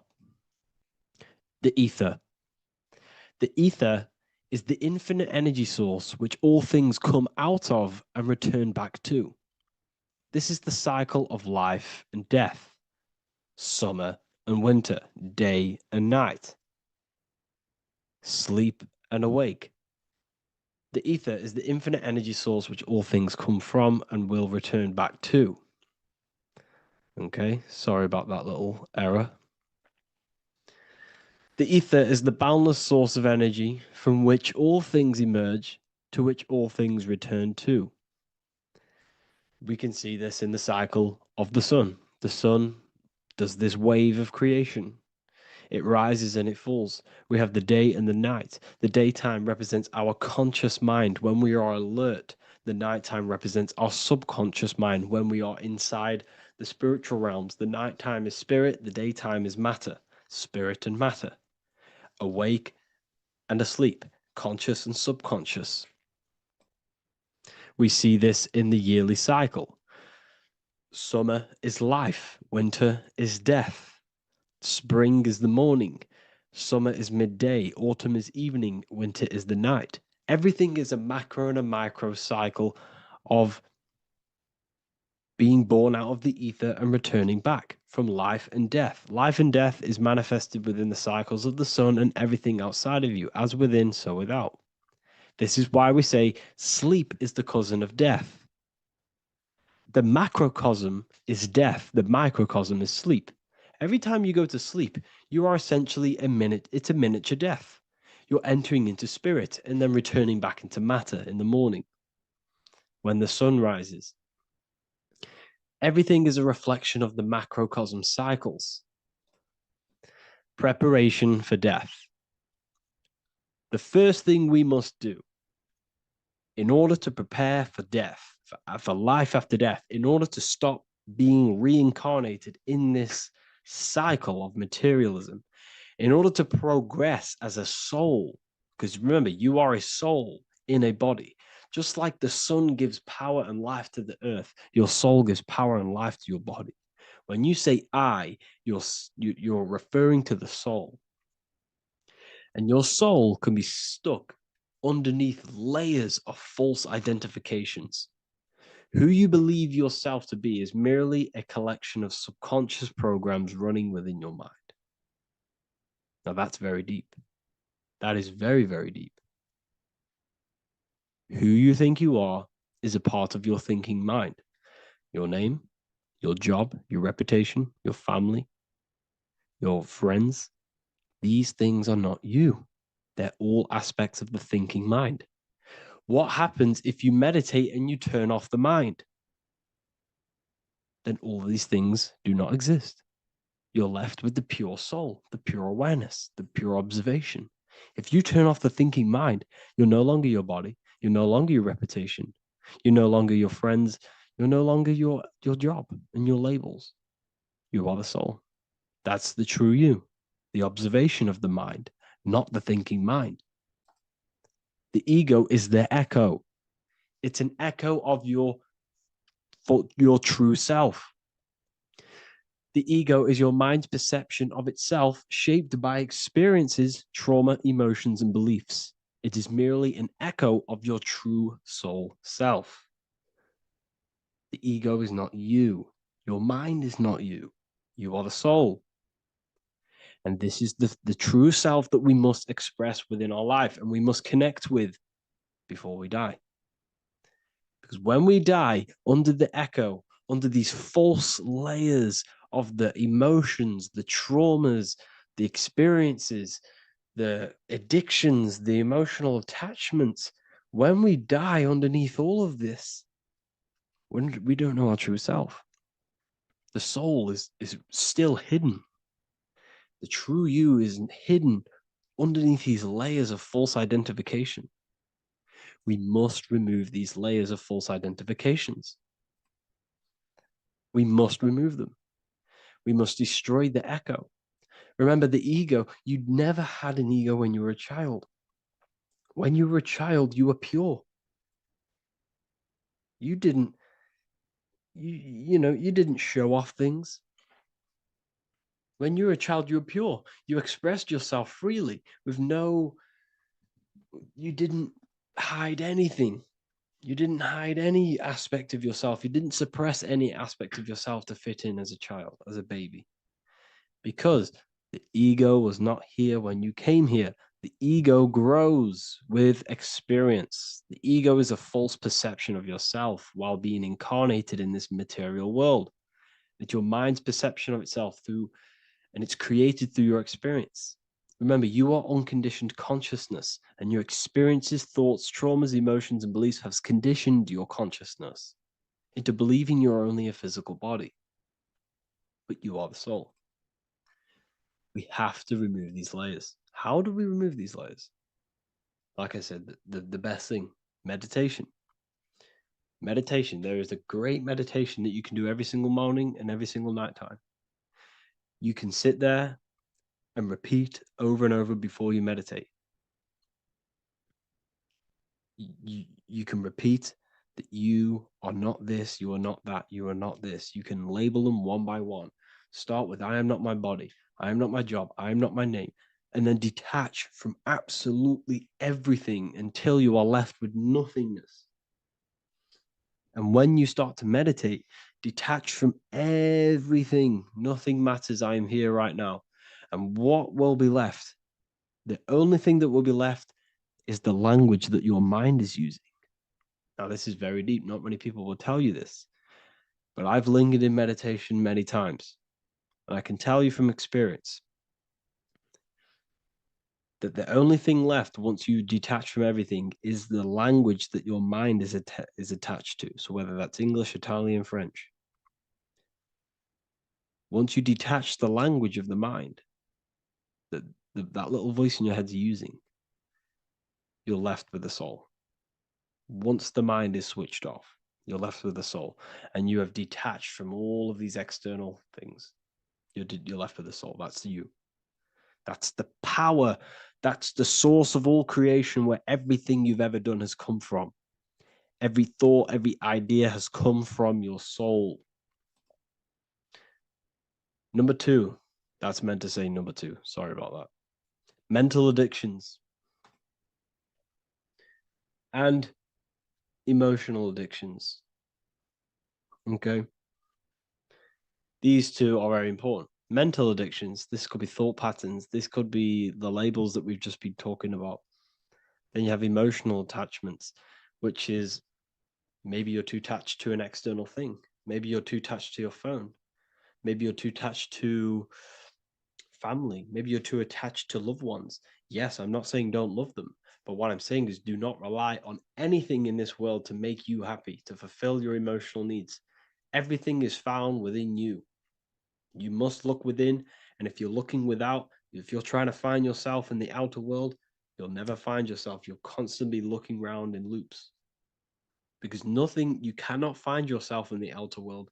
Nothing will give you long-term validation. Seeking validation in the outer world will leave you soulless, leave you feeling empty inside and sad and depressed. You have to find yourself within. You have to detach from everything you are relying on to give you emotional stableness. You have to detach from all. Yes, love your children. Yes, love these people, but do not rely on them. Because everything in this world is temporary. Do not conform to this world. The Bible tells you this. Everything in modern society nurtures the body, but neglects the soul. They keep you addicted to as many things as possible. Smoking, you have to detach. Drugs, you have to detach. Alcohol, detach. You cannot rely on anything. This is why this path is very, very difficult to walk. But I'm showing you the way. These are the things you must do before death. You have to detach from absolutely everything. If you die and your mind and soul is still addicted to these worldly things, then you guess what? You're going to reincarnate. You're going to reincarnate because your mind is still thinking about these material earthly things. And if you are operating in that vibration, you're going to project that vibration and come back here. You have to detach. You have to master the soul and master the mind. Like I said, the matrix is designed to keep you addicted to as many things as possible. Your phone, food, smoking, drugs, alcohol, clubbing, all of these things. Everything in society is made to trap your soul and reincarnate in this world. That's why it's very, very, very difficult to walk this path. Very difficult. Matrix, matter tricks. John 2:15 to 17. Do not love this world, nor the things it offers you. For when you love the world, you will lose God. Do not love this world, nor the things it offers you. Do not conform to the pattern of this world, but be transformed by the renewing of your mind. Great quote. Do not conform to the pattern of this world, but be transformed. Let this world transform you. Learn from this, expand from this, but do not be mentally and emotionally attached. Okay? What good will it be for someone to gain the whole world yet forfeit their soul? Like I said, everything in the Bible is telling you the truth. You just got to read it correctly. This is spirituality. This is spirituality. The Bible is spiritual. It's a spiritual text. We must disconnect from everything outside of us and connect with the true soul. Here we have the Egyptians showing you the soul leaving the body. Here we have the soul here. Here we have the Masons showing you the soul coming out. The soul is real. You are the soul. And when you leave this physical plane, you will go into the astral plane. That's where you came from. You came from the astral. You came from the stars. You incarnated into this physical body. Your consciousness fell into this material form to experience limitation, to experience a 3D world. So in order to ascend properly before we die, we have to let go of all the attachments. Every addiction you have, write them down. And one by one, tackle them. Before you die, you have to, or else you will reincarnate. This is the teachings of Egyptians. This is the teachings of Masonry. All of these addictions contribute towards life after death. Everything must be controlled, and we must be attached to the soul. I'm not saying I'm perfect. I'm not saying I'm perfect, people. We're all not perfect. We're all under psychological operation by the government. We're all in a very difficult situation with this awakening. I'm simply pointing out what I know from my journey and what I've been learning through occultism and research and reading lots of books and many different things. I'm on this journey just as you are. Maybe I'm further. Maybe you're ahead of me. We don't know. But this is what I'm sharing with the world. This is what I'm sharing with my research. And this is what makes sense. It's common sense. Look at everything around you. Everything's made to feed the body, not the soul. So my beautiful watchers and fans and supporters, I appreciate every single one of you, and I hope this video has supported your journey.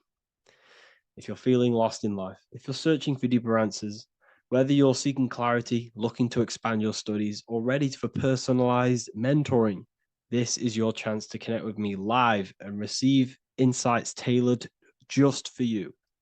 Start your path to self-mastery and enlightenment inside the world's best esoteric school.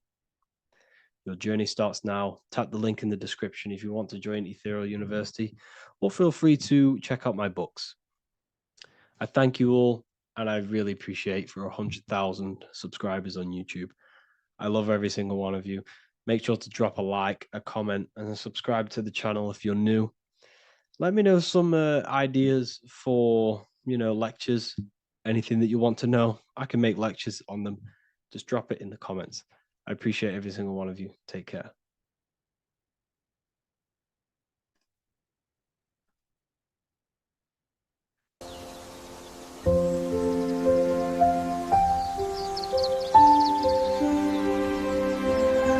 bookofwisdom.com. Visit today.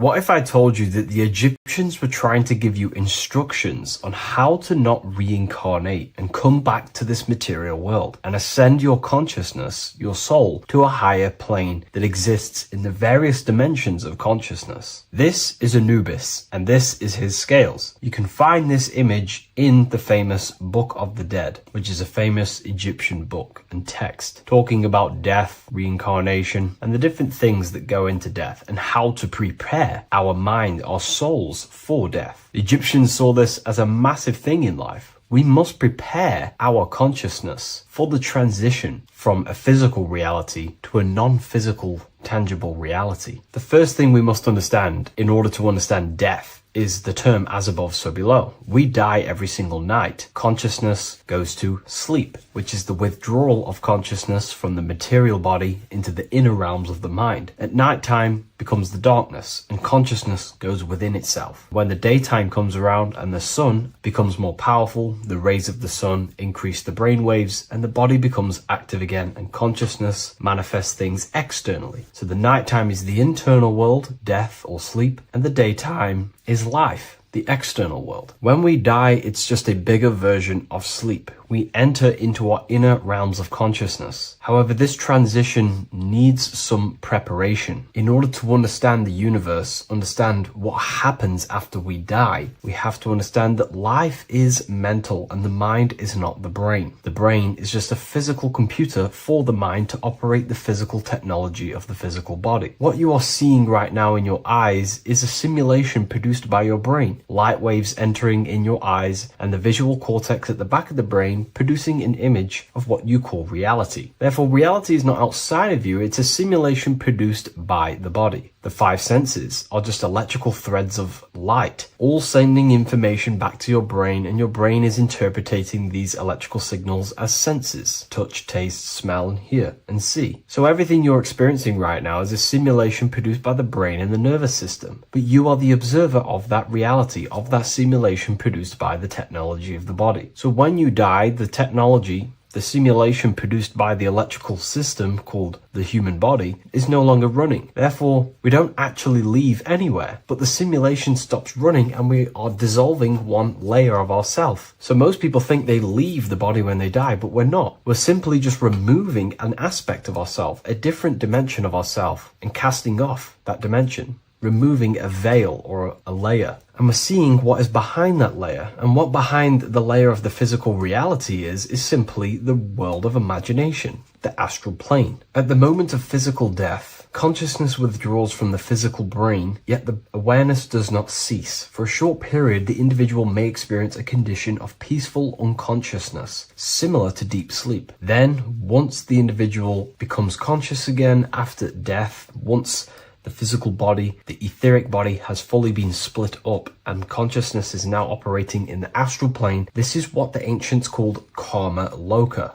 Arthur E. Powell mentions this. C.W. Ledbetter mentions this place as well. Karma Loka is a place in the astral plane. The astral plane is the realm of imagination. It is where the forces of the mind manifest desires as imagination. All of your desires, your desired realities, the screen that you have in your mind, that screen you manifest a visualization on, exists in the dimension of the astral plane. It is a realm made of thoughts. It is an object made of thoughts. If you think of a chair, for example, and imagine that chair in your mind's eye, that screen you are seeing in your mind's eye is a thought animated. That thought is an animated desire, and that exists in the realm of the astral plane, a realm of subtle thought forms. Therefore, the physical world has an exact copy of this world, however, in the astral plane. Just like how if you remember the house that you grew up in as a child, if you could sit down right now, wherever you are, and you can imagine, walk around that house in your mind. You can imagine the layout of the street of the house. So in our minds, we have our own layout and map of our house, but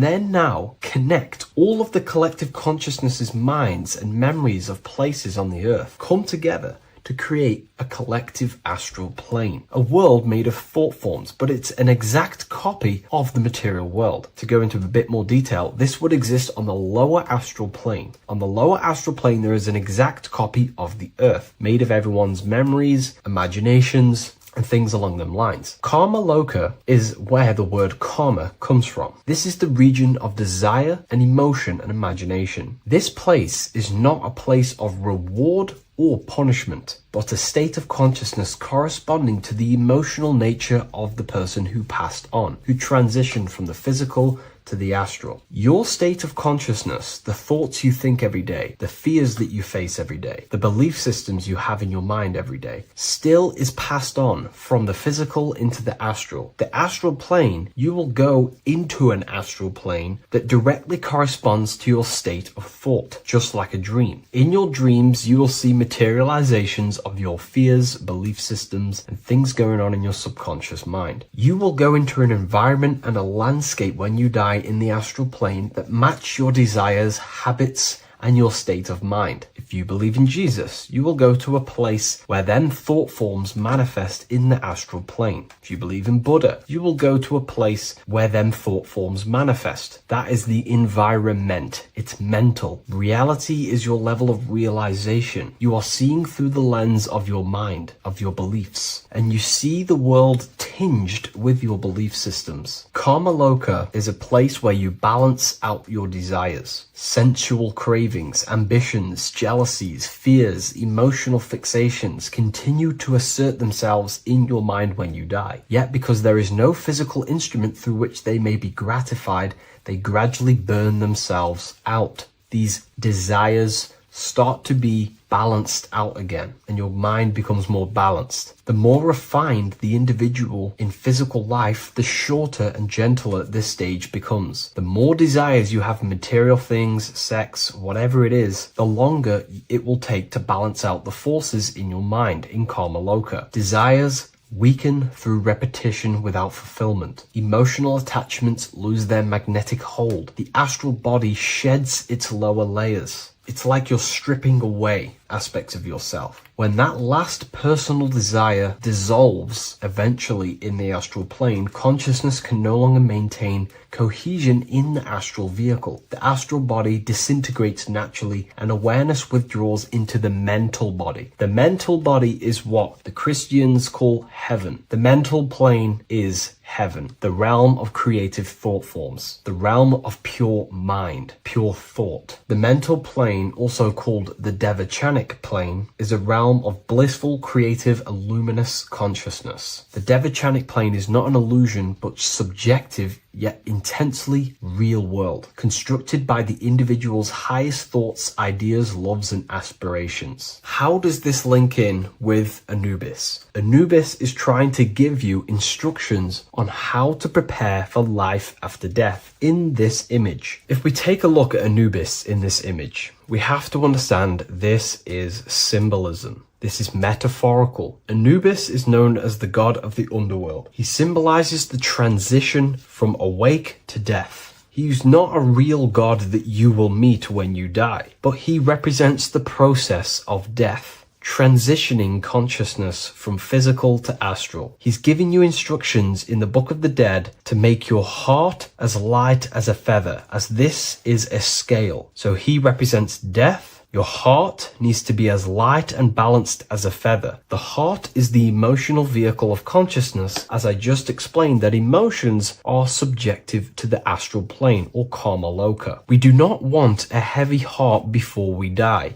We do not want addictions to smoking, addictions to pornography, addictions to status, the ego, material gain. If we die with these things, this means we have a heavy heart, and this will manifest in the astral plane when you die and take longer to balance out them emotions and desires. So this is telling you to remove any addictions, any emotional attachments, mental attachments you have to the material plane. This does not mean go full monk mode and don't have anything physical, don't chase after anything material. We should definitely have material things as we are spiritual and material. However, do not place your heart on it. We should all aspire to have the best possible life, have the most possible resources as possible in our lives, have an abundance in everything. That's completely fine. But placing our soul on it, your desires on the material world, will only pull you down in life after death, take you longer to balance out them forces and desires. This is why transformation during physical life is essential. We need to release attachments to master our thoughts and emotions and align with truth. We don't want to die with false identifications, that thinking and believing that we are the physical body.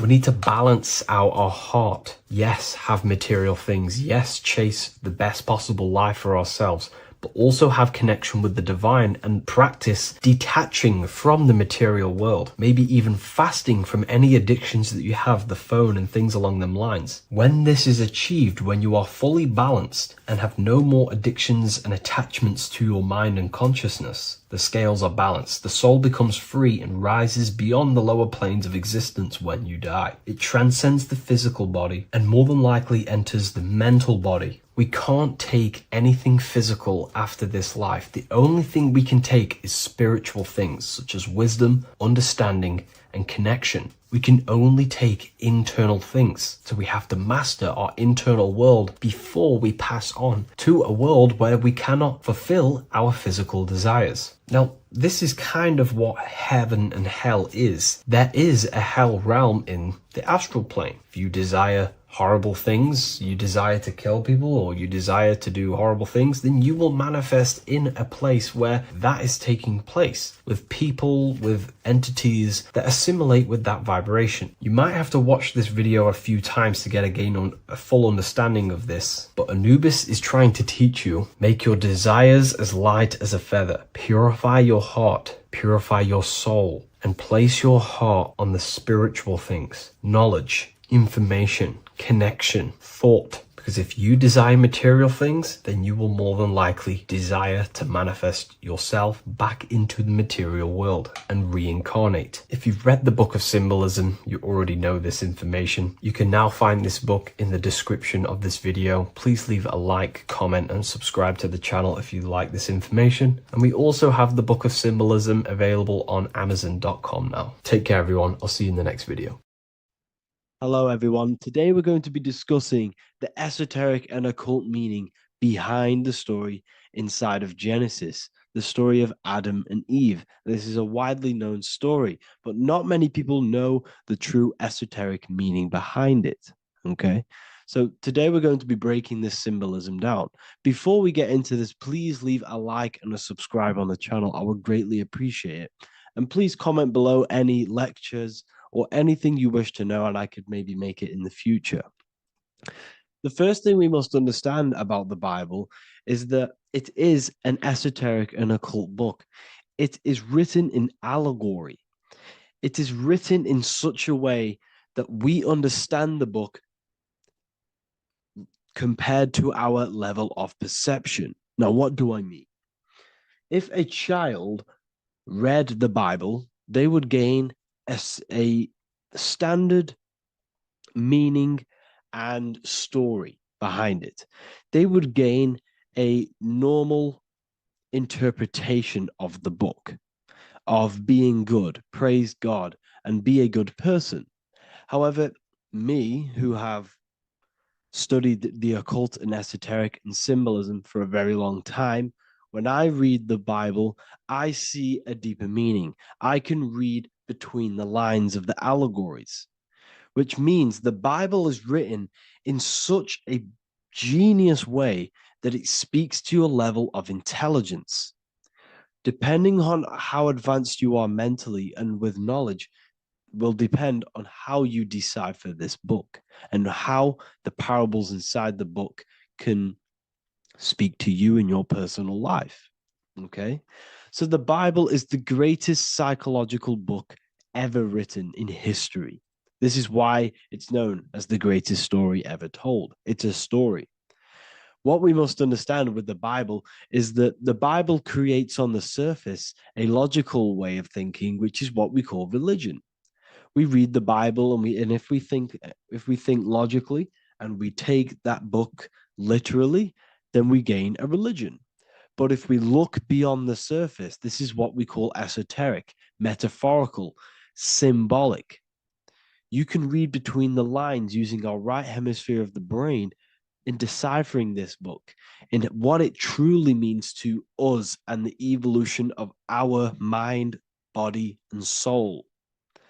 What this book actually reveals between the lines is instructions and stories which teach you how to level up your consciousness, how you can sync the mind, body, and spirit and the soul all together so you can live like a god. This is what the esoteric is. It's the purification of consciousness. Now, when it comes to Adam and Eve, okay, what we must understand is that this is the beginning of creation. This represents the beginning of your life in an esoteric way. This is symbolic for the beginning of your incarnation into this physical world. Okay. And we have Adam, masculine, Eve representing feminine. These are the two masculine and feminine energies which create the whole material universe. Okay. And as we are born with a pure consciousness. We are born with pure consciousness. Well, now, what do I mean? As a baby, we have no knowledge. We are pure essence of the soul. You know, we don't gain the knowledge of good and evil. We are pure. Yes, we're not happy all the time as a baby, and we're not sad all the time, but we have no ego. This is what I mean. Our consciousness is not split. As a baby, you are whole. You have a whole consciousness. You are yourself. You have no false identifications, no limiting belief systems, nothing. You are pure awareness and the pure soul and the pure mind. Now, this is what Genesis is representing. As we grow older, the more experiences we gain, the more thoughts we start to think, the more knowledge we gain of this world, the more impure our mind, our heart, our soul, our spirit becomes, the more impure our body becomes. As we grow older, we're infected with negative beliefs, negative thoughts, and society norms. This is a big one. As we grow older, we are molded by society. We shut off areas of ourself and we push them away so that we fit in with society. We all know this. We all did this in school. We pushed away parts of ourselves to act cool or to fit in, whatever it may be. Whatever type of person you were in school, we all went through this because society and culture is programmed. So as we grow older, our consciousness splits. We gain a persona, an ego, and we gain a shadow self, the subconscious, and we gain an ego. Now, the ego is what you show to people. It's that character that you show, that you put on to your culture, to your family, to your friends. This is a false identification. And we also gain a shadow self. The shadow self is gained through experience. This is the subconscious. Our ego is created through experience. And so is the subconscious and the shadow self. Okay. So as we gain age in this material body, we fall from the Garden of Eden. We gain the knowledge of good and evil. This is what the symbolism represents of us leaving the garden, us eating from the fruit. Now, the fruit represents the knowledge, it represents the insight, the experience, which splits our pure consciousness. Our soul splits. Okay? We lose connection with the divine. We lose connection with our pure self through material experiences. We may lose ourselves in material experiences. We may lose ourselves in lust and material gain, wealth, and all of these lovely things that the material world offers. We lose ourselves in this. Okay? And not only that, there's another symbolic thing that we're missing with being a child. There's another symbolic meaning behind this tree in this story of Adam and Eve. And this is sexual energy. Okay? As we are a baby, we have no ability to create another human life. We have no sexual urges. We have no desire for the material things as a baby. Nothing. As we grow older, our sexual energy cultivates around the age of, it's like 10, maybe earlier for some people or later for some people. This is what we call puberty, when our sexual energy activates. This is when the masculine and feminine energies are present within the body. And we are now given the ability to create human life. We're now given the ability to bring in a soul into the material world. Now, this is what we believe and know in the esoteric world. That is what sex is. You're bringing a soul from the astral into the physical. Okay. So as you grow older, you gain this ability to use the power of creation. You gain this force within you that allows you to open a portal in the astral and bring in a soul to the material. Now, this power can be misused. This power is very powerful and it should not be misused.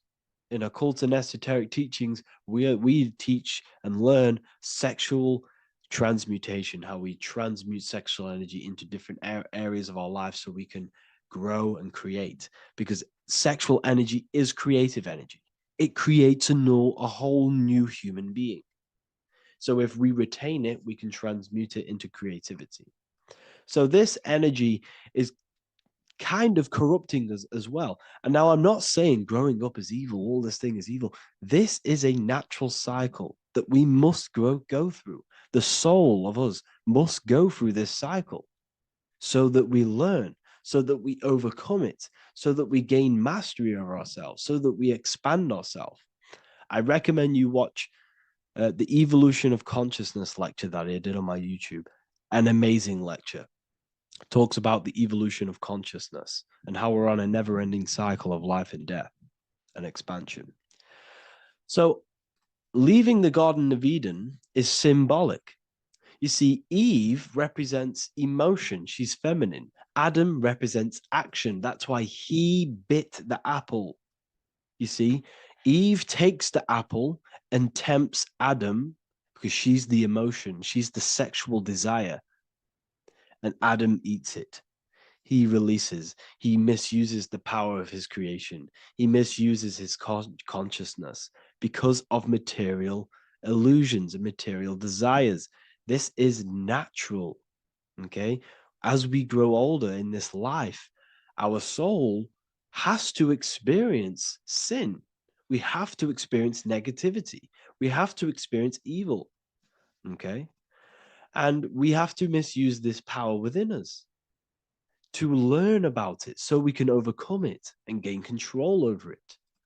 Now, this is why the Bible says in Genesis 3:6, for God doth know that in the day ye eat thereof, then your eyes shall be opened. Ye shall be as gods, knowing good and evil. This is very, very, very symbolic. We come into this world to experience a dualistic way of reality. We come into this world to challenge ourselves so the soul can grow, because the soul comes from pure love from God. But we come into this world so the soul may know what it's like to be evil. You see, we are like a seed. Our soul's like a seed. And when that seed grows, okay, and it's planted, them roots must grow to hell in order for the top of the tree and the roots to grow to heaven. In order for the soul to reach the highest states, it must descend down into the lowest states. Good and evil. This is the story of good and evil, okay? And this is the story, a psychological story of how the human mind has functioned in this life. This is what this story is representing of how our soul and mind is functioning, how our consciousness is splitting and growing up and evoluting. Okay. Like I said, snakes represent sexual energy. They represent, snake, when you've been snaked. This is why we say you've been snaked, because it represents a temptation of sexual energy. This is why the Kundalini is symbolized as a snake. This is the serpent within us that we can rise to activate dormant brain cells in our brain. Now that's called the Kundalini awakening. I'm not going to get into that into this video, but this is what it symbolizes, the tree and the knowledge of good and evil, because our body is the tree. Our central nervous system is the tree. The snake is our sexual urges and this false temptation that tempts us to interact with sin, the material world, okay, and go against our higher divine self. This is what it represents. Now, It's very, very symbolic. Not everyone is going to agree with this, but this is my interpretation of Genesis based on my research of occultism, symbolism, metaphors, and me studying the Bible. This is my interpretation, and I hope it resonates with you. It might not resonate with you, but this is what makes sense to me, and this is what has made sense to many other occult researchers who are in this space as well. Okay. So please leave a like, leave a comment, leave a subscribe. I'd greatly appreciate if you could, just give me some support on this channel. We're nearly at 100,000 subscribers, which is insane. I just want to say thank you all. And yeah, I will see you inside the university if you join. I'll look forward to mentoring you, connecting with you on the live calls. There's a new symbolism course which is going to be available very, very soon. And yeah, if you join the university, you also get a 30% discount on all of my products, astrology readings, one-on-one calls, all of my books. Yeah, so I hope you gained some insight on this video, and I'll see you in the next video, and I'll see you inside the university. Have an amazing day.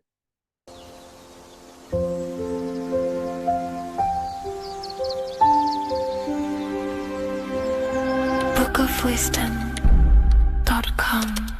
Visit today.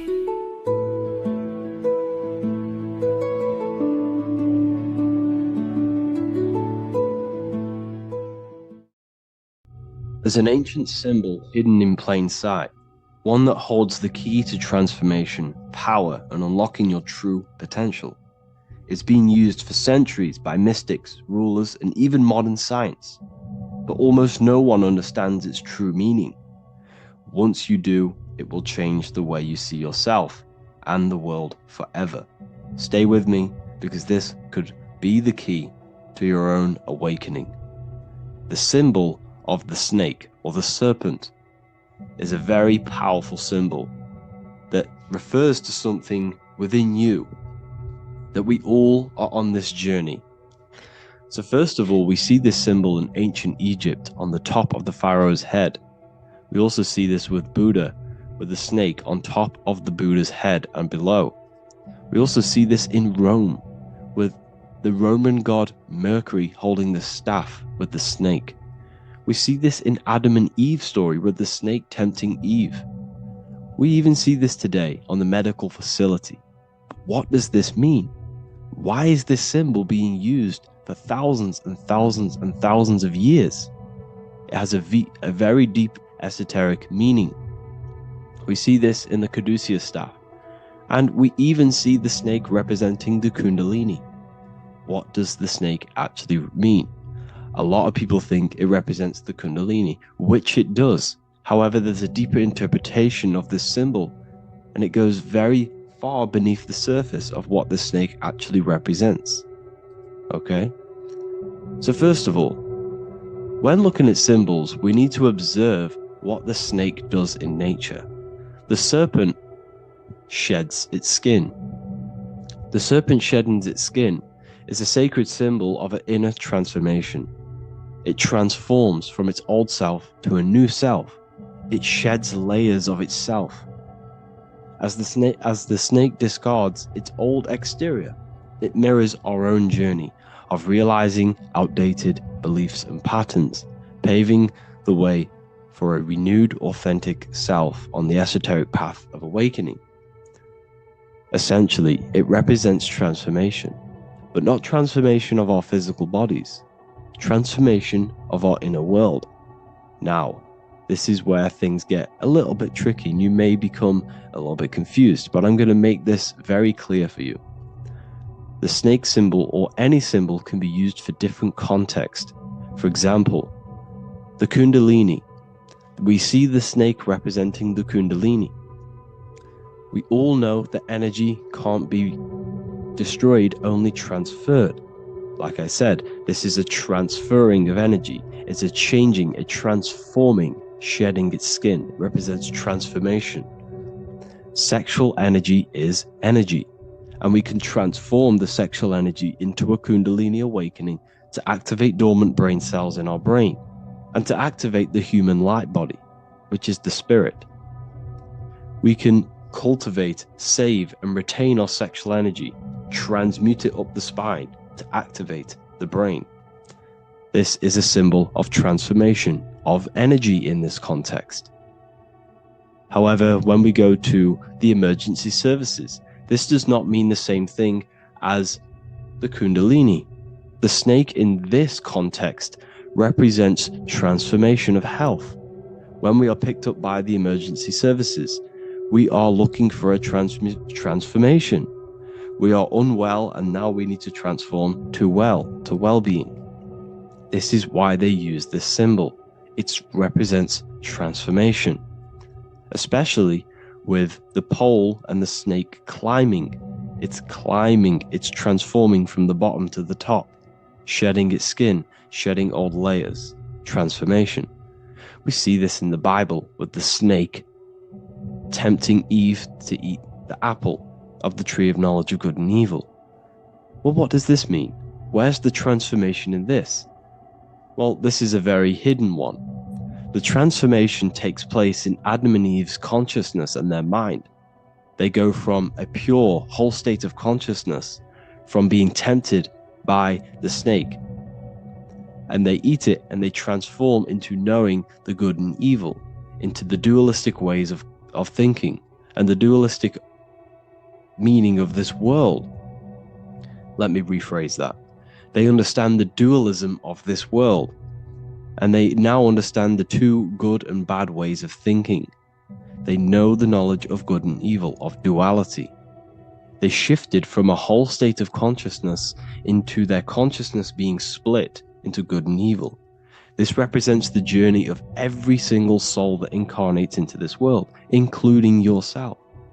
When you were a child, you were whole. You had no understanding of good and evil. But as you grew older, you eaten the fruit. You grew to understand the knowledge of good and evil. Your consciousness split from a whole into a separate and divided way of thinking and divided understanding of the world. We suppressed aspects of ourselves to fit in with society norms. And we just limited ourselves with limiting belief systems. We knew the knowledge of good and evil. Our consciousness split from a whole state. This is what Adam and Eve is symbolic of. We see this with the Roman god Mercury, with the snake. Mercury represents intellect, communication. He's always flying in the air, which represents the air, the mind, the intellect. He's holding the snake to represent transformation of the mind. This is what we call mental alchemy, turning base metals into gold, turning the unenlightened aspects of our mind into enlightened ones, turning our negativity into power and control. We see this with Buddha, and Buddha is all to do with transformation of the inner world, transformation of the mind and the soul and the emotions. And it also represents the Kundalini. We see this in ancient Egypt. We always see the snake on the head, representing the place where the third eye is, representing the intellect or the mind, the mind's eye, the third eye, whatever you want to call it. This is the place of the invisible intelligence within us. This is our mind, or intellect. And this is the transmutation of the mind. This is why the snake is on the head, representing the transformation of the mind, going from the unenlightened into the enlightened, going from the uncontrolled to the controlled mind, so that we can control the very fabric of reality. I've kind of just given that away. Why is this important? Humans are creators. We're the architects of creation, endowed with the divine power to channel the fourth dimension, which is the imagination, into reality. Each thought and intention is a seed. When nurtured with focus and clarity, transforms the unseen into the tangible experience.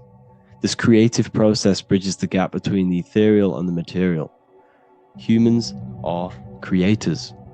It's impossible for you not to create. Whether you're doing this consciously or subconsciously, you've been creating your whole life, turning non-physical thought into physical reality. We are creators. However, the mind cannot create in a state of chaos. The mind cannot create with limiting beliefs. The mind cannot create with with thoughts that come and destruct our minds. The mind cannot create consciously and effectively if there are impulses within our mind and we have no control over the mind. So this is where self-transformation comes from within. This is where the snake comes in. The snake represents the transmutation of our mind from the uncontrolled to the controlled. In this context of the Egyptians with the snake on their head. It's all to do with mental alchemy. In the occult tradition, the mind is seen as a delicate instrument that demands constant vigilance. Left unchecked, it reverts to archaic and destructive thinking patterns. Like a finely honed blade, it must be continually sharpened through discipline and self-refinement. In this unending process of unveiling and mastery, we learn to shape reality, harnessing the power of our thoughts to manifest the highest potential. It's all to do with mental alchemy, and this is how the snake is connected to you. And what the snake represents to you, it represents the transmutation, the changing of ourselves, of our consciousness, so we can gain control in this 3D world. If we lack control, then we'll constantly be manifesting chaos. Now, there are 3 ways that we can transform our world, and we can slowly transform our mind. Now, this is not an overnight process. It takes periods of time of purification. And number 1 is affirmation. Let's say we have this dirty cup of water, and we have a tap of water. And in this tap, it's pouring in more water, clear water. Over time, if I keep pouring clear water into this cup, it's going to slowly purify this cup. And then in the end, it will look like the cup on the right. It's the same with your mind. The cup represents the limiting beliefs, the negative thoughts, the negative mind, the uncontrolled mind. But if we keep repeating affirmations over and over and over again, such as I am disciplined, I am powerful, I am limitless. Over time, this can purify our subconscious and we can gain control over the mind, and we will become conscious of the thoughts that we are giving attention to. The second way is meditation. Meditation allows one to develop an off switch for the mind, providing a sense of control over it.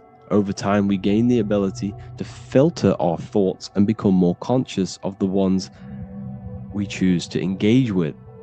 Meditation, over a period of time, will give you this button that allows you to filter out negative thoughts. If you have a negative thought in your mind, you'll be able to become conscious of this and redirect your mind's attention. This is all about self-control, because remember, we become what we think about. The snake represents the transmutation of the self. And another way is visualization. Visualization allows your subconscious mind to experience the reality you desire, accepting it as truth. As the subconscious becomes more immersed in this imagined reality, it works to manifest it into your conscious experience. Your visual eye, visual eye. You're using the mind's eye to see and mold your future. That's what imagination is for, to create in your future. You can become your future now in your imagination. And this can slowly purify your consciousness, slowly purify your mind, which will then, if you do all 3 of these over periods of time, you will see great transformation from the inside out. And your outer world will start to mirror your inner transformation, because it's as within, so without. You change your inner world of consciousness, of thought and emotion, you'll change your external reality and your circumstances. So I hope this lesson has gave you a great understanding of what the snake actually represents. And now that you see it, you will see this everywhere. Every time you see a snake, you know it represents the transformation. So please, if you can, leave a like, comment, and subscribe, and turn on the alerts to make sure you never miss a video. And if you have any video suggestions, feel free to make a comment and I can make a lecture on it. I appreciate you all watching this video today. And I'll see you all inside my university if you're inside. And I'll see you all in my Telegram if you join. And I'll see you in the next video, of course. Thank you and take care.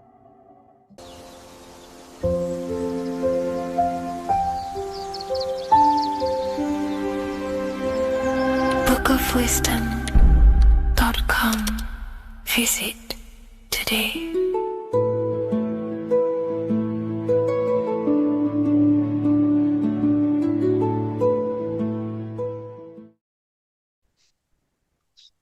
Matthew 21:1, Jesus went into the temple of God.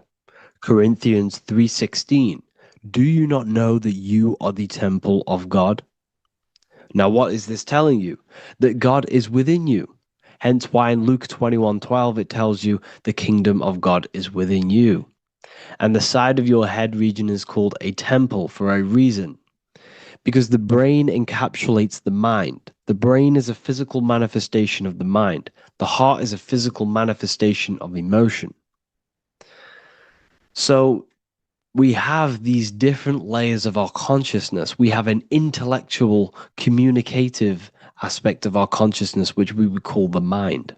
We have an emotional aspect of our consciousness, which is the heart.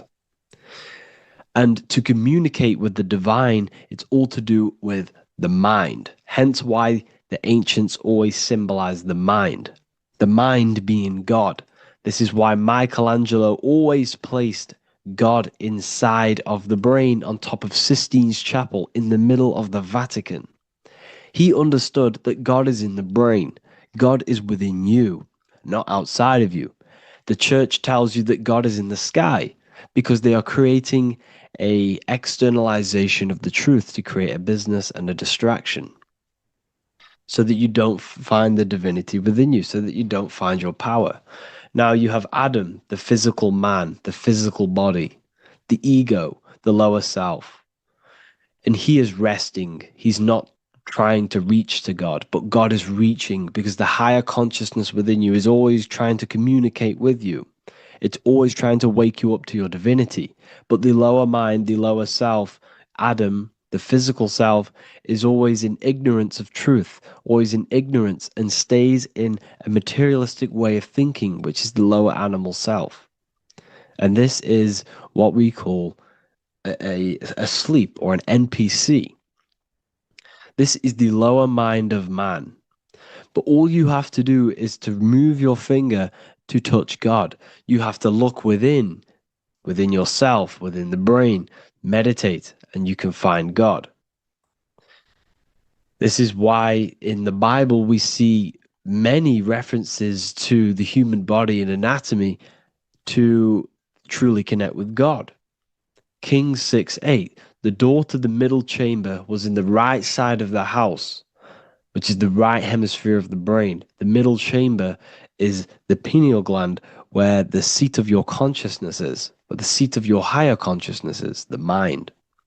And they went up the winding stairs, which is your spinal column, into the middle chamber, and out of the middle chamber into the third. So they went up the winding stairs. This represents raising your consciousness up the winding stairs. Your spinal column acts as a stairway of consciousness. Depending on what sort of consciousness you are operating in, depends on what part of the spinal column you are using. Because the spinal column ascends and descends consciousness. What do I mean?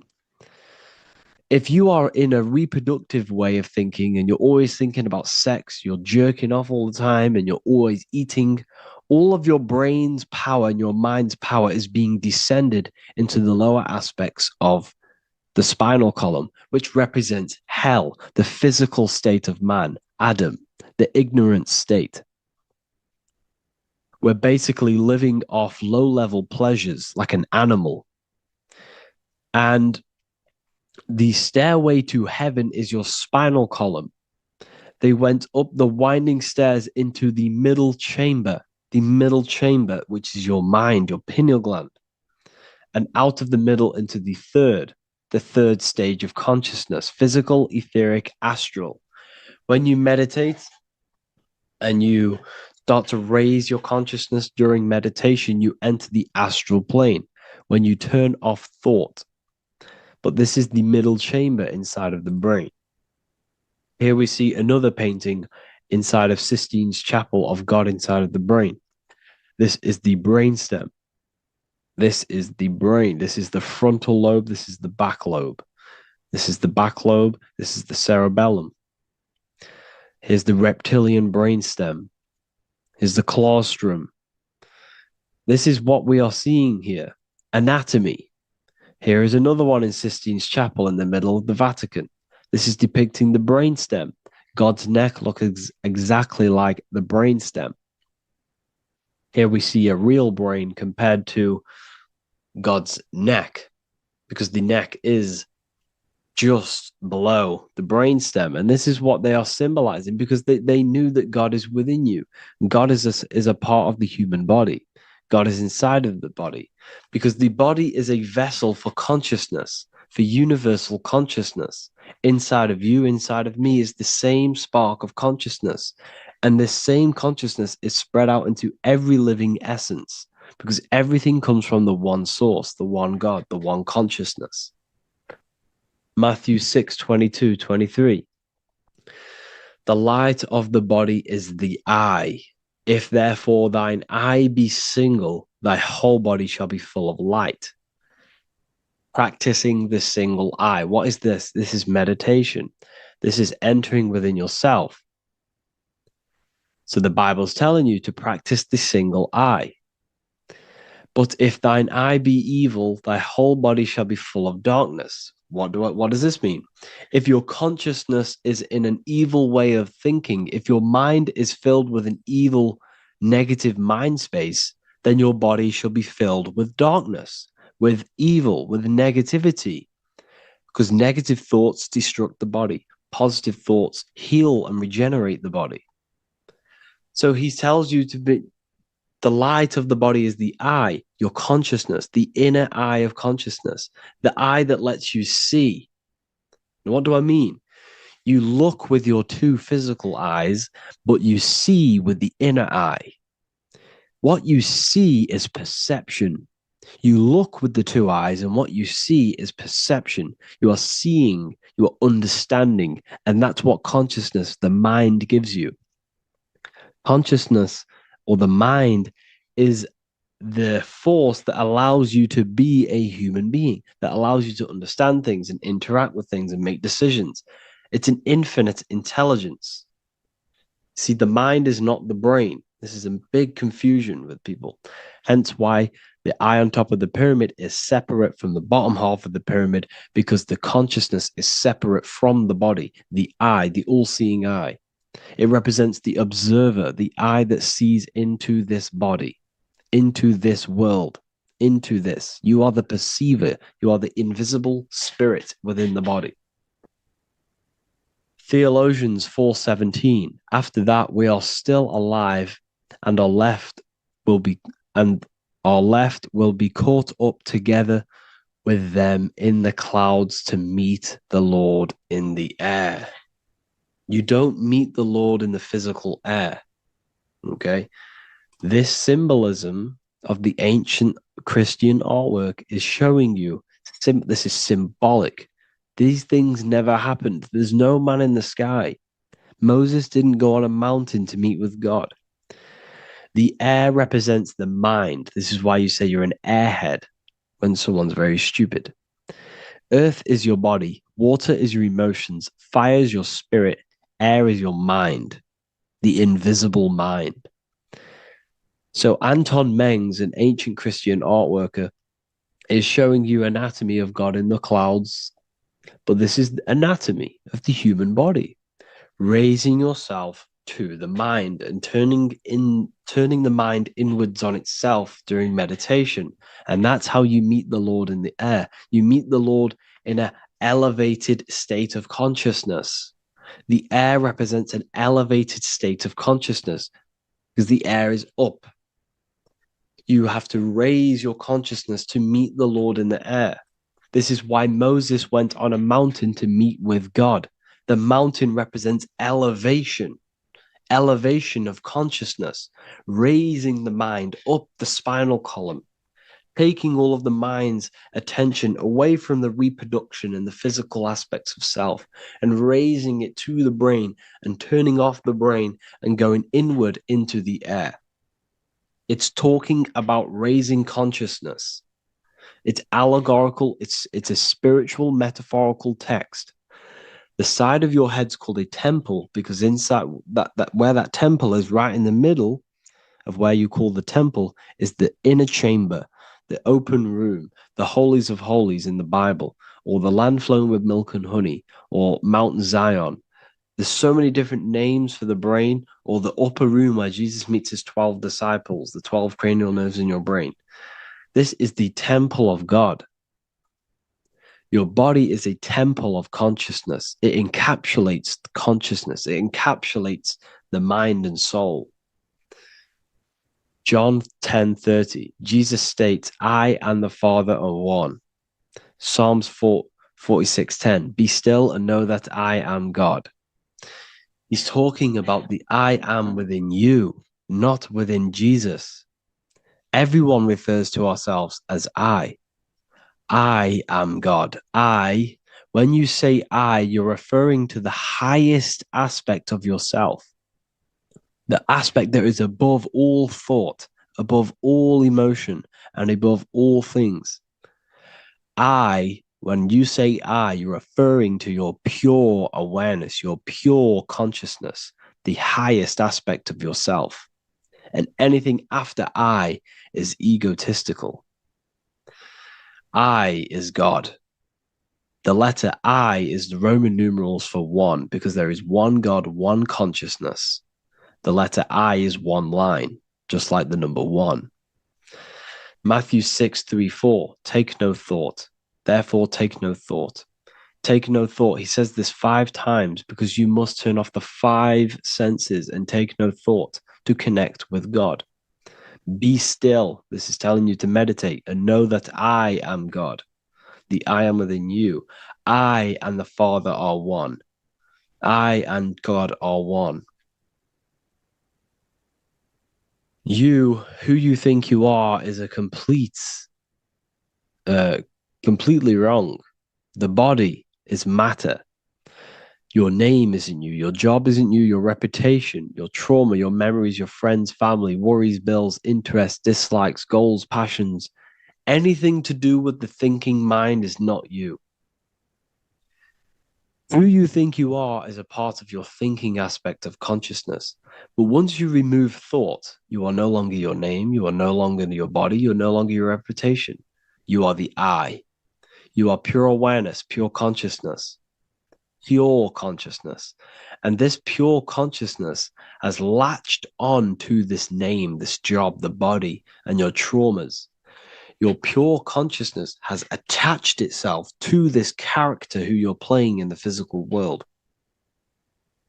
And this is essentially who you think you are, but you are not. You are the I, you are the self, you are pure awareness. So in order for you to detach from these things, you must learn how to detach from your name, your job, your reputation. And you do this through meditation by turning off the thinking mind. Turning off the thinking mind allows other aspects of your consciousness to open up. What do I mean? Your whole life you've been thinking, and all of these thoughts has attached you to this physical body. You haven't allowed your consciousness to open up. And you can only do this by taking no thought. That's why Jesus tells you, take no thought.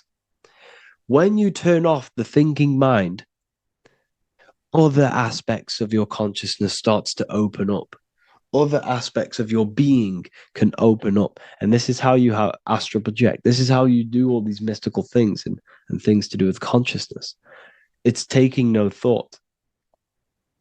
Imagination, emotions, thought, and memory are all to do with consciousness. These things are not physical. You can't touch thought. You can't touch emotions. You can't touch these things because they are not a physical thing. So you must turn off these things for other aspects of your consciousness to open up. Okay? So essentially, the Bible is a metaphorical, astrological, numerological, metaphysical, spiritual, encoded text that talks about human anatomy, spirituality, and the true nature of the human experience. Everything they teach you in school is to make you think that you are this body. Everything they teach you in church is the externalization of the true teachings of Jesus. Jesus was telling you to meditate. Jesus was telling you to practice the single eye. Jesus was telling you to look within yourself and find God. He wasn't telling you to pray to him. Mark 16:19, he was taken up to heaven and sat at the right hand of God, the right hemisphere of your brain. John 21:6, cast the net onto the right-hand side of the boat and you shall find fish. Fish is understanding. The boat is your body, your brain. Cast your awareness into the right side of your brain and you will find understanding, because the right side of your brain is all to do with the creative aspect and the intuition and the spiritual sides of your consciousness. This is why God is here. This is why Michelangelo depicted God in the right hemisphere of your brain, because this is all human anatomy. And I speak about all of this in the brand new Book of Wisdom, Volume 2, which is now available. The start of the revolution has begun. This book is truly going to change the way people see the world. It's got so many more topics than the last one. It's truly a revolution. It's written in so much detail. It's very practical. I cannot wait to share this one with you. I just want to say thank you for the opportunity for me to create this book, because without you, I couldn't have created this. And I just love sharing my work with you. And I thank every single one of you for the support, the watch, like the views and the likes, everything, especially the people who have joined the university and stuff like that. And for people who have joined the university, you do get a free Book of Wisdom paperback if you just go to the general chat and follow the description, follow what the instructions that I gave you in the chat, and you'll be able to order a free Book of Wisdom if you are inside of the university. Plus, you get all of my other books, 2 books, and over 45 occult books on occult and esoteric things. You get lectures, live calls, a community, a manifestation mastery course, and a whole library and reoccurring updates every month, every week. So yeah, I hope you all enjoyed this video. Thank you all. Please leave a comment to help the algorithm, and leave a comment on what videos I should make. And yeah, I'll get to uploading on the YouTube a lot more now. The second book is now released. I have a lot more time on my hands. No longer using my energy to create the book. I'm now going to redirect this mental energy into the YouTube.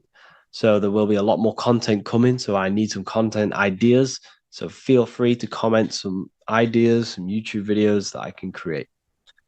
Thank you all, people. Have an amazing day.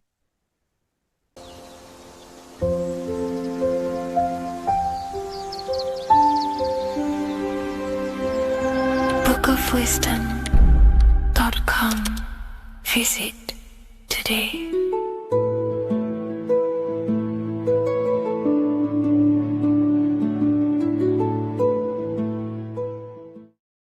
666 is a code, and this code needs to be broken down to fully understand what 666 truly is. In an esoteric view of 666, it represents a state of consciousness, a way consciousness functions within the individual. Now, if we look at the Bible in Revelations, it says that the mark of the beast, 666, is going to be placed on the right hand or on the forehead of an individual. The forehead symbolizes the mind, while the hand represents action or behavior. The The forehead represents a belief or a mindset, a way consciousness functions. Therefore, the mark of the beast is not something external. It is actually a way consciousness functions within the individual. But the code reveals the darkest secret about 666. 666 is 3 sixes. The number 6 in esotericism and occultism represents the cube, because the cube has 6 sides. And the physical dimension, everything has 6 sides. Up, down, back, forward, left, right. Everything is 6-sided in this 3-dimensional world. The body is the cube itself. It is the number 6. And the number 6 is the number before 7. 7 is a divine number. It represents divine perfection, as there are 7 functions and cognitions of the mind, 7 energy centers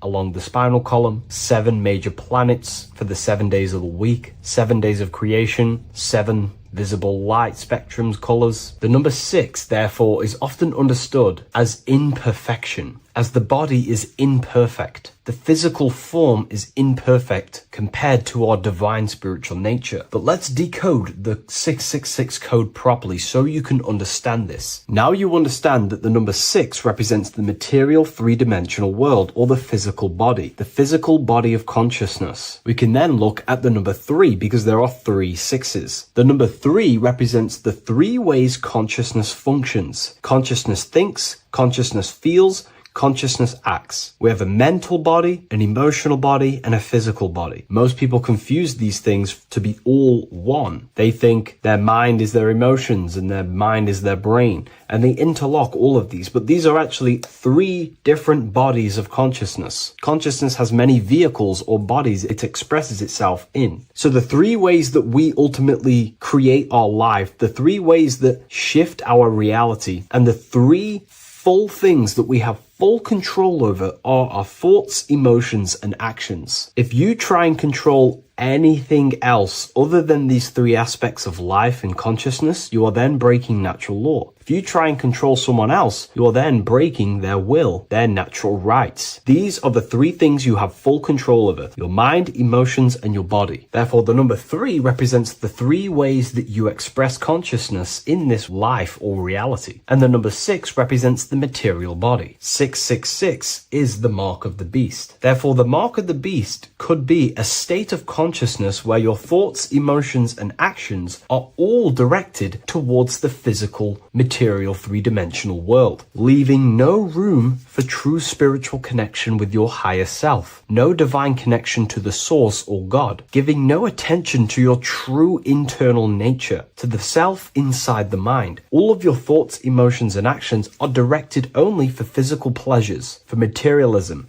for status, for egoism, leaving no room for connection with the divine. And this is the mark of the beast. When people's minds become so obsessed with materialism, chasing desires for the material things, they disconnect themselves from their true internal nature. And we can see this today. People are becoming so obsessed with materialism, money, becoming rich, whatever it is, they're gradually losing connection with their internal self. They think that they are the body. They think that they are these 5 senses. But ask yourself, if I remove my thoughts, if I turn off my mind, who am I then? Because who most people think they are is a bunch of beliefs in their subconscious mind. Their name, their job, their reputation, their friends. If you remove the mind and no longer think, who are you then? The observer, the pure awareness, beyond the mind, the body, the emotions. That is your true nature. You are the internal thinker. And when that internal thinker becomes so attached to the external physical body and does everything in its power to think, feel, and act only towards the material things, you become disconnected to your true powers,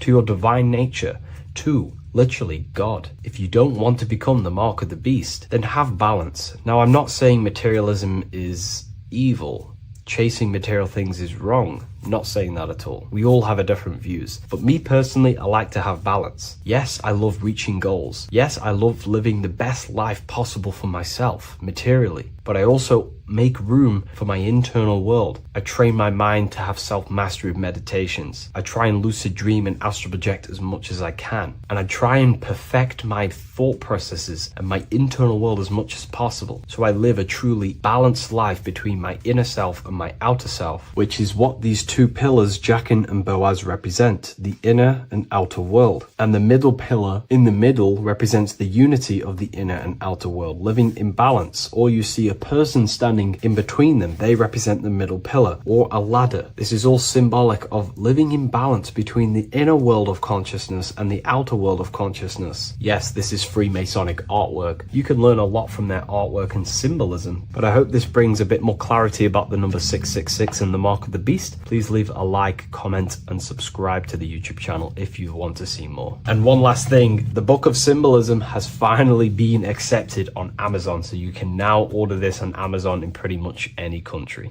Hello, Seeker. Welcome to Revival of Symbolism, a channel devoted to the language of esoteric symbolism, helping you discover yourself and expand your consciousness into new realms of thought. I'm Harry B. Joseph, also known as Revival of Wisdom. In this video, we're going to be breaking down the occult and esoteric meaning of the tarot card, the Magician. This contains many layers of symbolism. Let's get straight into this. So if we look at the card of the Magician, the first thing we notice is this gesture, his hands. We have one hand up, one hand down. This corresponds to the teaching and the principle of the universe called the law of correspondence, also known as above, so below. As above, so below pretty much corresponds with everything in the whole world and life. Everything functions underneath this law. It teaches that everything below in the material plane does not exist on its own. Physical life does not create itself. It is not independent. It cannot sustain itself. Everything below in the material plane has its spiritual counterpart within the heavenly realms of higher consciousness dimensions. Everything above manifests that which is below. It's simply representing how reality is dual and you are dual. You have a self outside the mind, which is the physical body, and a self inside the mind, the spiritual self. While most people are fixated on the external self, the physical body, they never give attention to their internal self, the self inside the mind. The self inside the mind is limitless, has infinite potential, and is not bound to any true form or identity. The internal self is the immortal self, the higher self. It is the self that can turn anything, any thought, into a form within the realm of imagination. This is what we call the astral plane. The astral plane being a plane or a dimension that sits just above the physical plane, and it's the realm of imagination, emotion, and desire. Because in order for us to imagine something, we have some sort of emotion or desire to create it. Therefore, it is the astral energy, the desire and the imagination of something above in the higher realms and dimensions of consciousness that make it possible and physically created within the material realm. It is the astral forces of desire manifesting the actions of the physical body, because the physical body only moves to what we care about or we have a passion or desire. These forces, what we call passion and desire, are not just chemical reactions in your body. They are astral forces directly coming from your astral body. We think with thought. This is the beginning of all creation. We think, we imagine, we desire, then we act. It is the higher realms first, then the external realm, the material. Higher dimensions over the lower dimensions.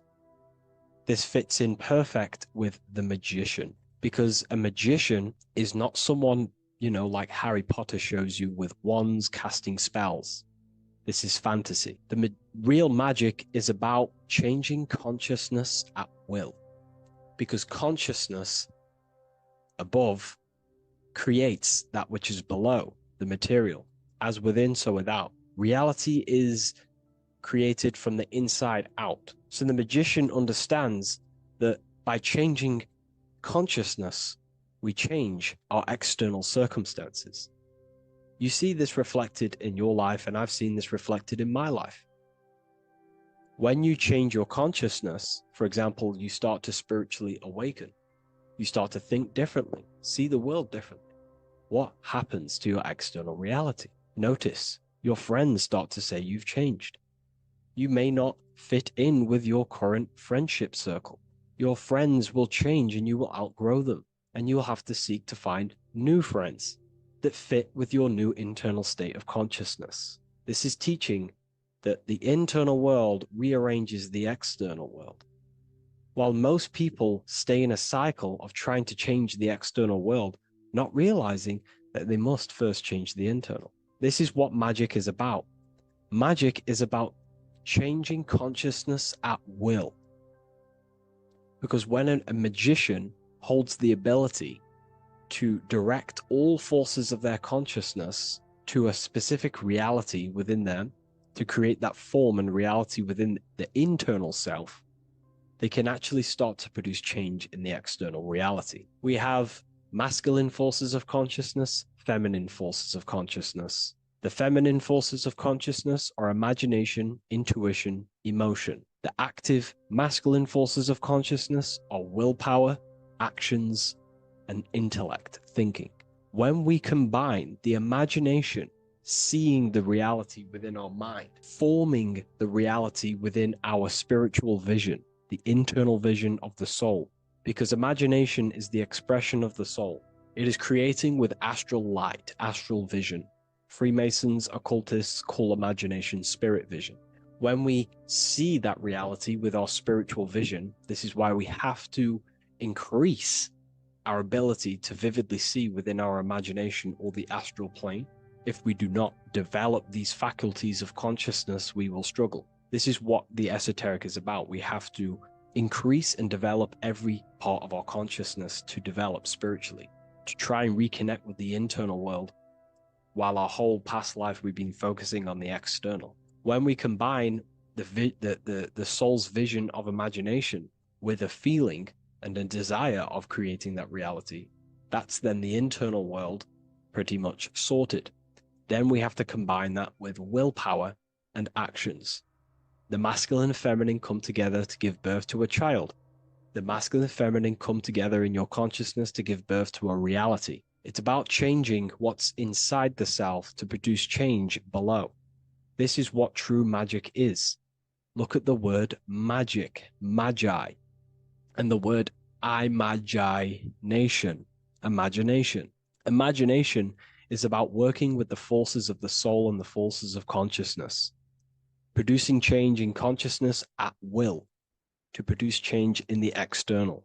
This is what this represents.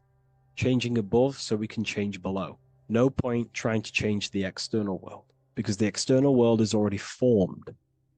It is a form, it is an effect. So to produce true change in the external world that lasts long term, we must first gain control over ourselves and produce change internally. This is why the magician is called to gain mastery in every element of their being. They have to gain control over every aspect of consciousness and develop every faculty of the soul. This includes developing strong imagination, developing a very strong willpower. We can do this through exercises such as imagination exercises, holding one specific vision for a long period of time, meditation, thinking on one specific thing for a very long period of time. This will increase the willpower. It's also about gaining control over the subconscious impulses, the subconscious thinking patterns that seek to control us. It's about gaining control over every aspect of our consciousness. This is what a true magician is. And this is what the true spiritual path is. Developing every faculty of consciousness. It's a never-ending journey of self-mastery. If we look at the magician, we see this infinity symbol rising just above his head, symbolizing the mind being filled with higher knowledge, the mind aware of higher dimensions. You see, the mind is the cause, physical reality is the effect. We need to raise our consciousness from effect consciousness to causal consciousness to truly become a magician and a master of our reality. What do I mean by effect consciousness? Most people live in the realm of effect and reaction. Their consciousness, their mind, emotions, and imaginations are constantly thinking, feeling, and imagining the things that have happened to them. Instead of doing this, we need to change this state. Instead of reacting, we need to become the cause. Instead of thinking and imagining and feeling the realities that's already gone past and things that have happened to us, we need to change this so we use the powers of the soul, the powers of consciousness as imagination, emotion, the intellect, as causes and not reactions. This is how we truly become a magician and apply this principle of as above, so below. We need to think, feel, act, imagine, and use all the faculties of consciousness and the creative powers of the soul to cause things, to create a better future, to imagine a better outcome, instead of dwelling in reactivity, because reactivity will create a constant cycle of negative manifestations. If we sit around and moan, complain, think, imagine, feel the things that have happened to us in the past, the mind is the cause. And if the mind is in that state of reactivity, it's just going to constantly create more negativity in your external reality. This is what it's all about, as above, so below. You can see the sword here. The sword cuts through the air. The air is one of the 4 physical elements. Fire represents the spiritual body of consciousness. Water represents the emotional body of consciousness. Earth represents the physical body of consciousness. Air corresponds to the mental body of consciousness. So this sword is a symbol of a sharp mind. The mind needs to become very sharp and very disciplined and very controlled, both consciously and subconsciously. What does this mean? We have to gain control over the mind. We have to become more conscious of the thoughts that are happening inside our mental field, because the mental field of consciousness is pretty much the birth of all creation. We think, imagine, feel, then act.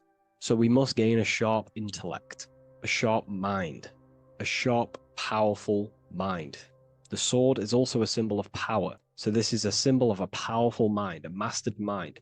This is your sword. This is your tool to create, because you are a co-creator. As above, so below literally tells you that you are God itself. The same powers God used to think everything into existence, such as nature, the stars, the human body, the macrocosm, the world. God thought the world into existence. We live in a mental universe. All creation is first thought, then manifested physically. The same powers of thought God used to create the world is the same power that you use to create your world. You are cut of the same fabric of God. You are a microcosm, as above, so below. God is the macro, you are the micro. What is the wand? The wand is not real. This is not a real wand you cast spells with, but a symbol. The symbol of the wand represents direction of consciousness, willpower, and attention. We have 2 spiritual currencies which pretty much create our experience and reality: time and attention. That's why we say we spend time and I pay attention.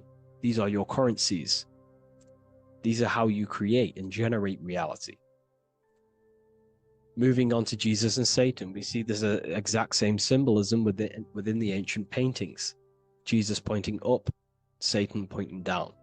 Satan is the egoic force within one's consciousness. He is a symbol. Satan is not a real identity or being or entity. He is a symbol of a personality and a force within one's consciousness. Satan represents the negative forces of the ego that tells you to do things that is wrong. In your heart, you know what is morally right and wrong. Let's say you're thinking, you get a random thought of stealing an old lady's purse. You, in your heart, know that is wrong. But Satan is the force inside of you that says, do it anyway. Don't listen to the heart. Get the personal gain. I want the money. That's Satan. Jesus is the higher mind, the aspect of our consciousness that dwells above the ego. It's the part of our heart that desires the spiritual. Our heart is the generator of our reality. And whatever we desire is what we generate. You only take action and generate your life on what you care about or what you feel. If someone's talking about something you don't care about, you say, oh, I don't care about that. But if you care, you will listen. If you care about something, you take action towards it. If your heart desires the material, you have been taken over by the egoic force of Satan. Not a real entity, a part of your consciousness, a part of your nature. the dark side of yourself. Jesus represents a heart that desires the spiritual wisdom, the things that cannot be seen. The heart must desire the things that can't be seen, because this is what gives true satisfaction to ourselves. We feel void when we chase material things, because nothing material can satisfy our hearts. So this is as above, so below. Jesus is the higher mind. Satan is the lower mind. We must place our hearts on the higher things and give our hearts and desires to knowledge, the things that we cannot see, because this is what gives us true fulfillment. We also see this symbolism in the Baphomet, as above, so below. The material realm below and the fire up here. The fire symbolizes spirit, the spiritual made manifest in the physical. This is all the same symbolism. It corresponds to everything. You can use as above, so below to determine truth. If someone tells you something, tries to make you believe it, and it does not correspond with the law of correspondence, then you know it's a lie. You can use as above, so below to manifest things. You can use as above, so below to see the world as a reflection of God. We are in God's kingdom. This is God's world, and you are creating in the world through the same powers of God, thought. You are a small version of God, co-creating a world and reality in earth. You yourself are an earth. Your body's the earth. Your consciousness is God and heaven. So I hope this video helps. The occult goes deeper than you could possibly imagine. If you wish to go even deeper, join our community, Ethereal University. Please leave a like, share, comment on this video for more.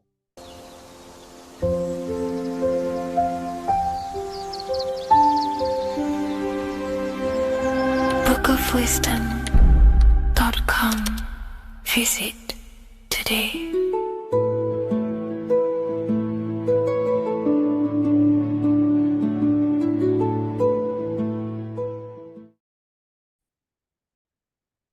Hello, Seeker. Welcome to Revival of Symbolism, a channel devoted to the language of esoteric symbolism, guiding you to discover yourself and expand your consciousness into deeper realms of thought. I'm Harry B. Joseph, also known as Revival of Wisdom, and today we're going to be discussing this particular piece of artwork of the eye and the checkerboard together, and the esoteric teachings behind the veils of these symbols. So the first thing we must look at is, of course, the eye. The eye being a symbol of consciousness. The eye is the inner witness inside of ourself. This eye is referring to the internal eye of perception inside of our mind. The mind that gives us the ability to perceive and to understand things internally. This is also the eye we use to vision things through our internal vision, what we like to call imagination. The screen in our mind that allows thoughts to be projected into a particular form. So this eye is talking about the internal eye of perception inside every single individual and form of life. Dogs, cats, squirrels, humans. Every single form of life has this internal dialogue, the inner being that no one else can listen to but themselves. This is a symbol of consciousness. And together, these two symbols reveal a grand teaching and understanding of the world and the universe, of how the universe is one consciousness, one observer.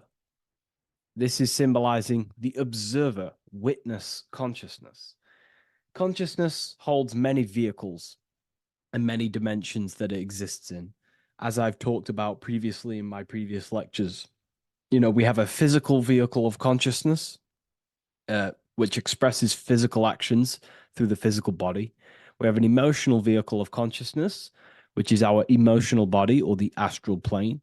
We have a mental vehicle of consciousness to express thoughts inside of, the thought body of consciousness. We also have a witness side of our consciousness. This internal witness, like who is the one seeing the screen of your reality right now? Who is the one seeing it? Not looking, who's perceiving the screen of reality through your eyes? Well, that would be the inner witness. And that inner witness is also perceiving your thoughts.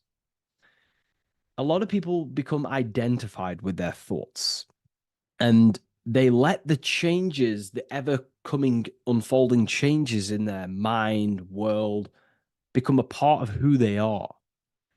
And they get caught up in the world and the changes that happens to them. And a great teaching that I've come across this last year is to never identify with the ever-changing circumstances that happen in life. When things are tough, when things are bad, always remind yourself that you are the witness of your thoughts and you are the witness of this reality. You are the one witnessing your thoughts, emotions, and actions.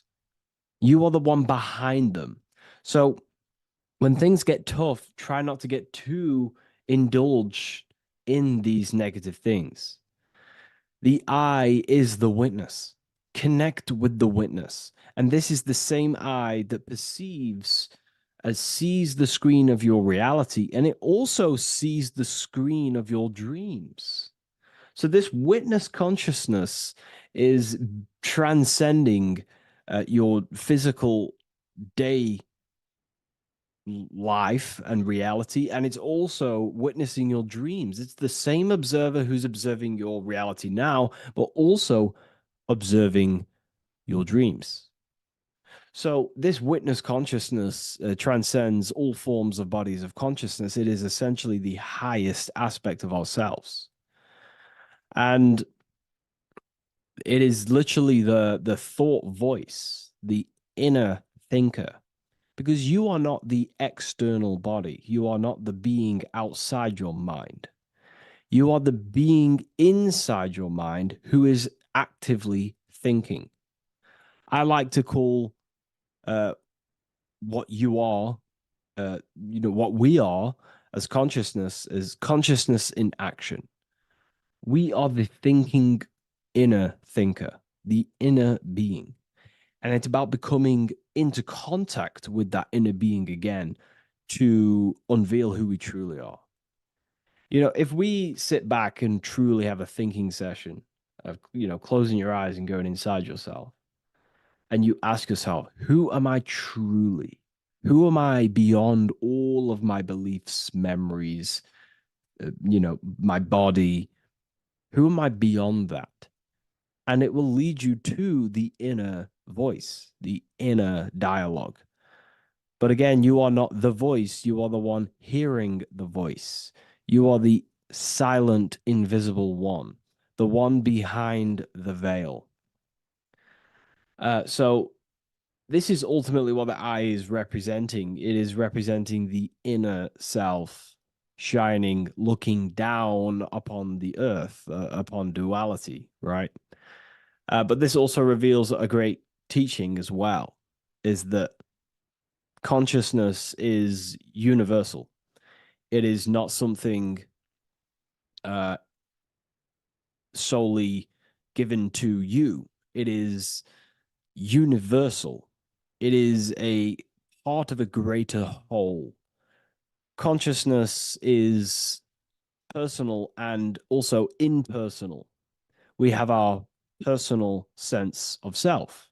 We have this inner voice. We have this sense of who we are in this world. And that is our personal sense of self. But you can also transcend the personal sense of self by turning off the mind and fading into the collective impersonal consciousness, which is ultimately what you call transcended states of consciousness, altered states of consciousness, or astral projection. When you astral project, you are simply accessing this impersonal aspect of consciousness.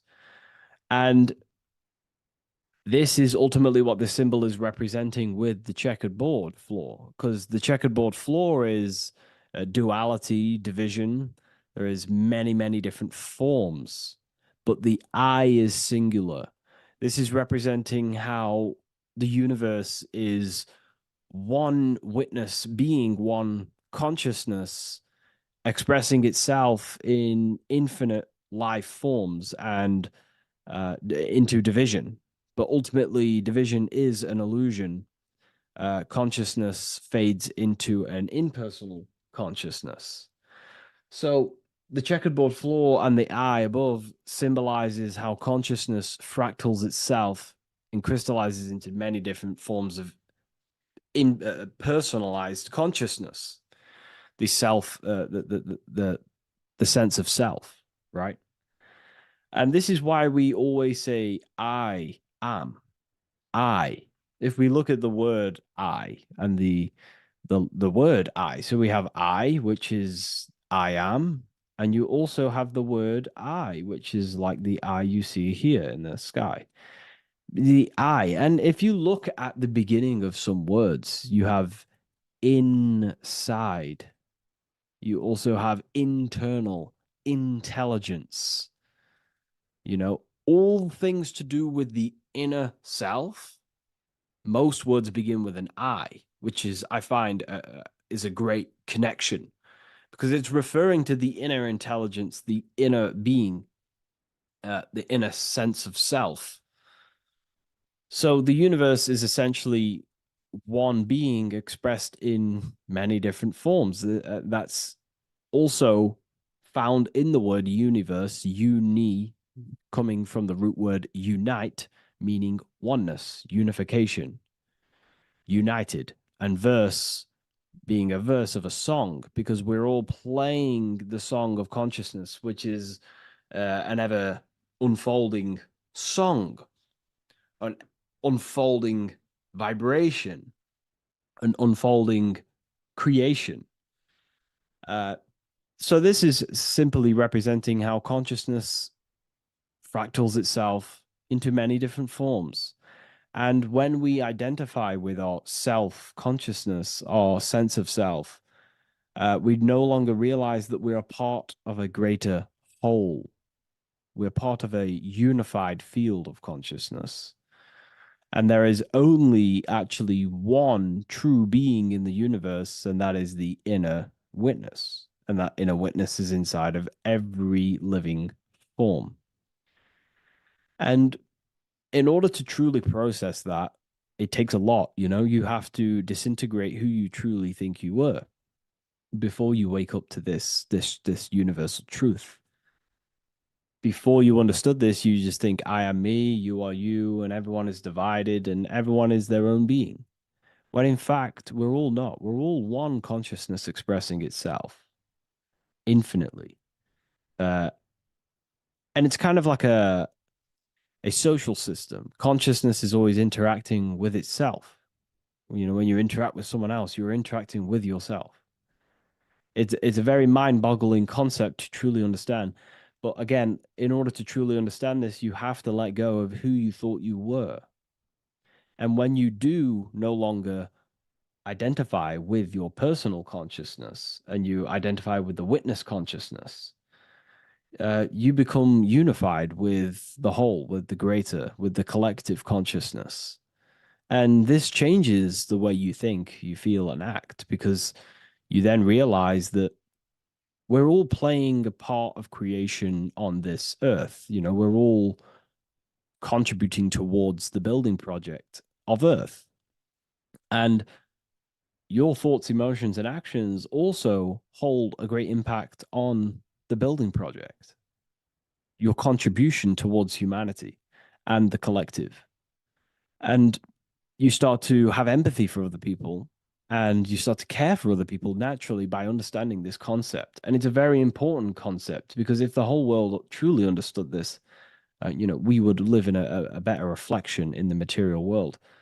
The world would be reflecting a better place because the world is simply just a reflection of consciousness. And the world today is so bad because people's thoughts and consciousness is not in the greatest state of mastery, of self-realization, and people don't understand who they truly are. And a religion plays a massive part in this. Our whole lives, we're stuffed with someone's going to come and save us. Jesus will return and save the whole world. It's, to me, to be honest, it's complete utter nonsense. We have free will. We are the ones holding we hold responsibility for the creation that unfolds on the earth. Us as a collective consciousness are God manifesting, unfolding this creation and steering it in the present moment. And that's another thing. Reality was never created thousands of years ago.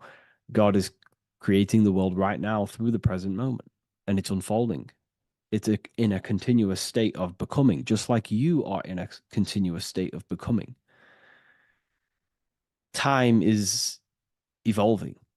Time evolves our minds. It evolves our sense of self. And we evolve over time as an individual and as a collective consciousness. And so does the earth go through this change as we change. So it's important that we are becoming more self-aware in the world so we can actually start to reflect a better world. But the checkerboard floor, again, is just reminding us of the duality and the illusion, because it looks like an illusion, a checkerboard floor. It's an illusion. The physical world, if you only look at the world through the eyes, you will live in the veils of illusion and never see the light, the higher understanding of the world. You will see everything as divided. You will see everything as I am me, you are you, and live in division. But in truth, we are all one. We all come from the same source, and we're all the same infinite witness expressed in different forms. And this brings me back to the concept of love. Love is the force that unifies consciousness. It unifies yourself. It unifies your relationships with people.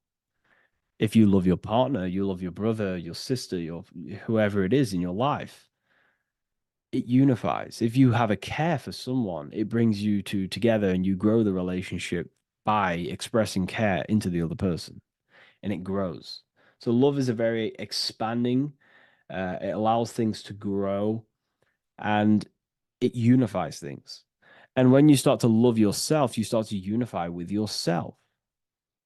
And when you start to love nature, you start to unify with nature. So if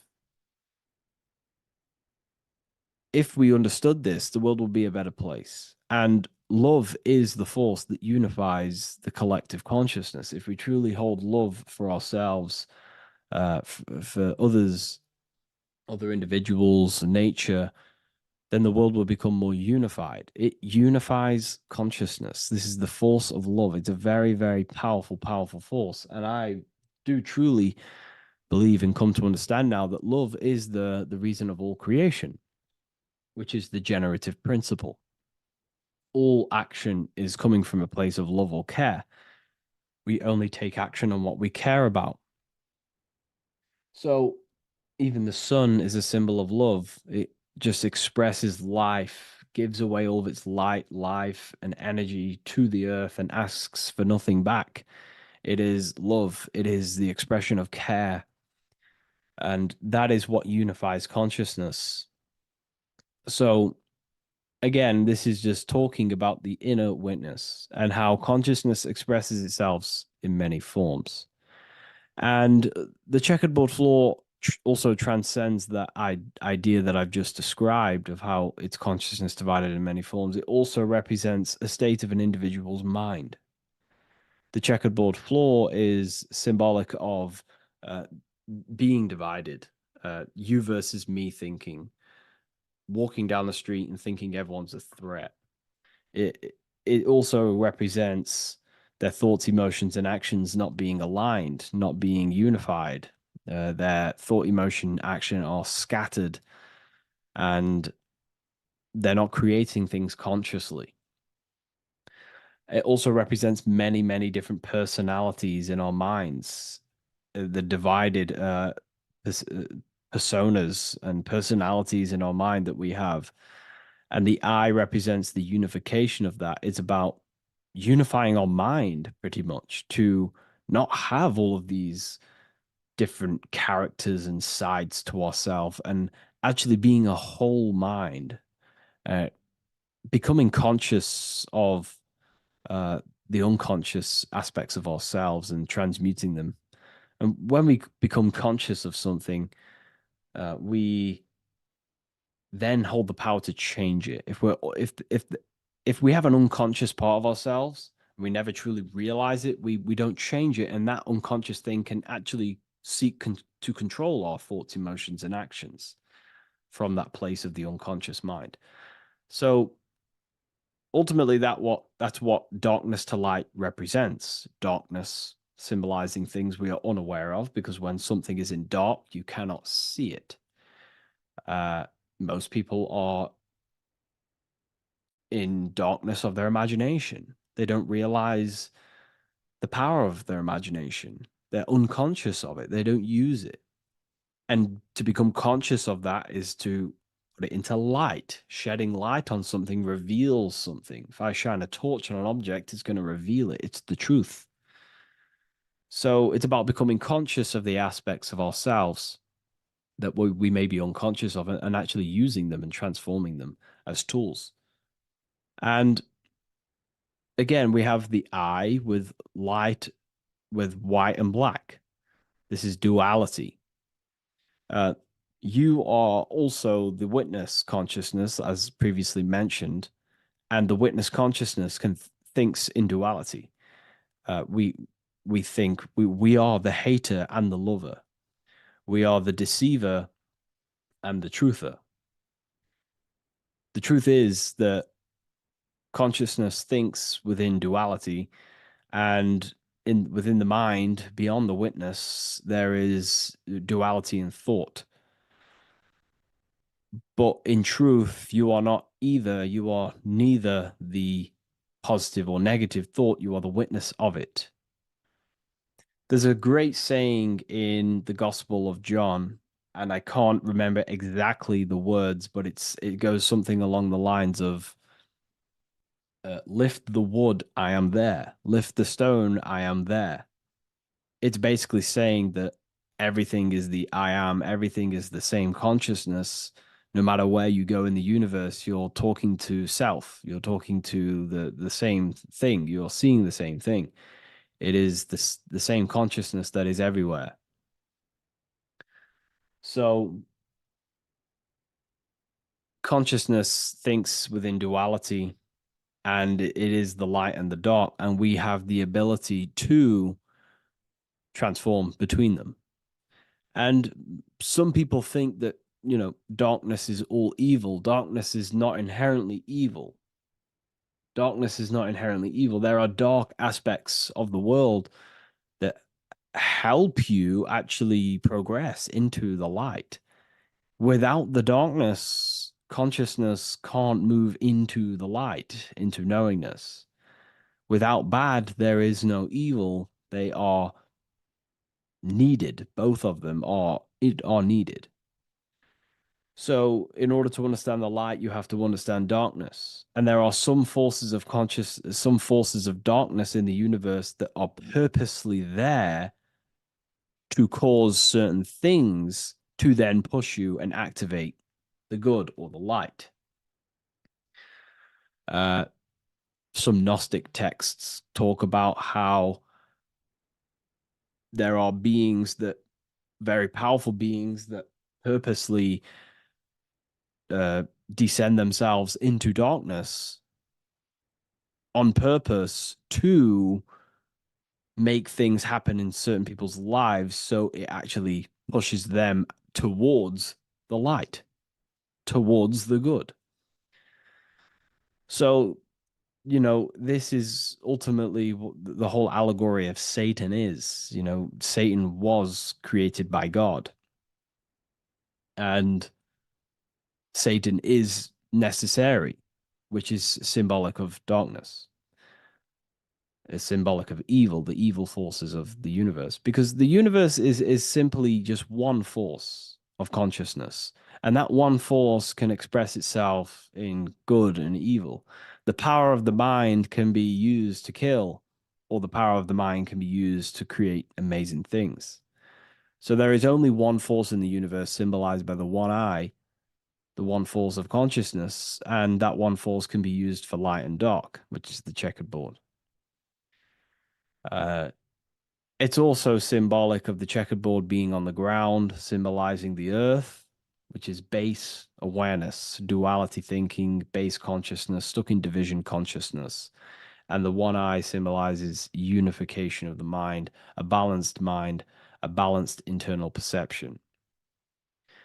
We're rising from the ground to the sky, symbolizing from heavy to the light, from darkness to light. The eye is also symbolizing perception, what we perceive, and this is ultimately the end goal of all occult and esoteric research, is to gain more light, to gain a higher perception of the self, to gain a higher eye, a higher perception. That's why the eye is always raised above, symbolizing you're chasing the eye, you're chasing a higher perception of yourself and reality and the universe. It also reveals the teachings of the eye that is always watching you. There is an eye always watching you. And then that eye is the laws that governs consciousness. Consciousness, or your mind, is governed by certain laws that your mind cannot escape, such as cause and effect, vibration, mentalism, correspondence, rhythm. The 8 universal principles that pretty much crystallize consciousness into a reality. Your mind cannot escape the law of cause and effect. That force is too powerful to escape. Therefore, this is the eye watching you. This is the eye that has governance over you. It is the laws. But then again, on a negative context of the eye can then become a symbol of surveillance. Hence why certain organizations and companies in the world use the symbol of the eye, symbolizing surveillance, gaining, manipulation and surveillance over humanity and certain things and data. So there's light and dark of every symbol. It's just depending on how you use it. But ultimately, that is the teachings of the checkered board and the eye in the sky. If you wish to learn more about yourself, because that is the only thing that matters in the world, learning about yourself.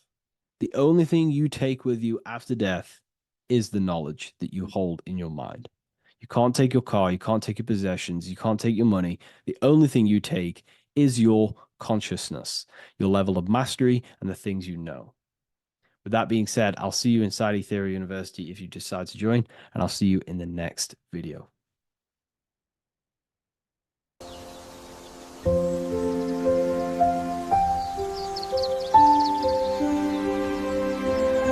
bookofwisdom.com. Visit today.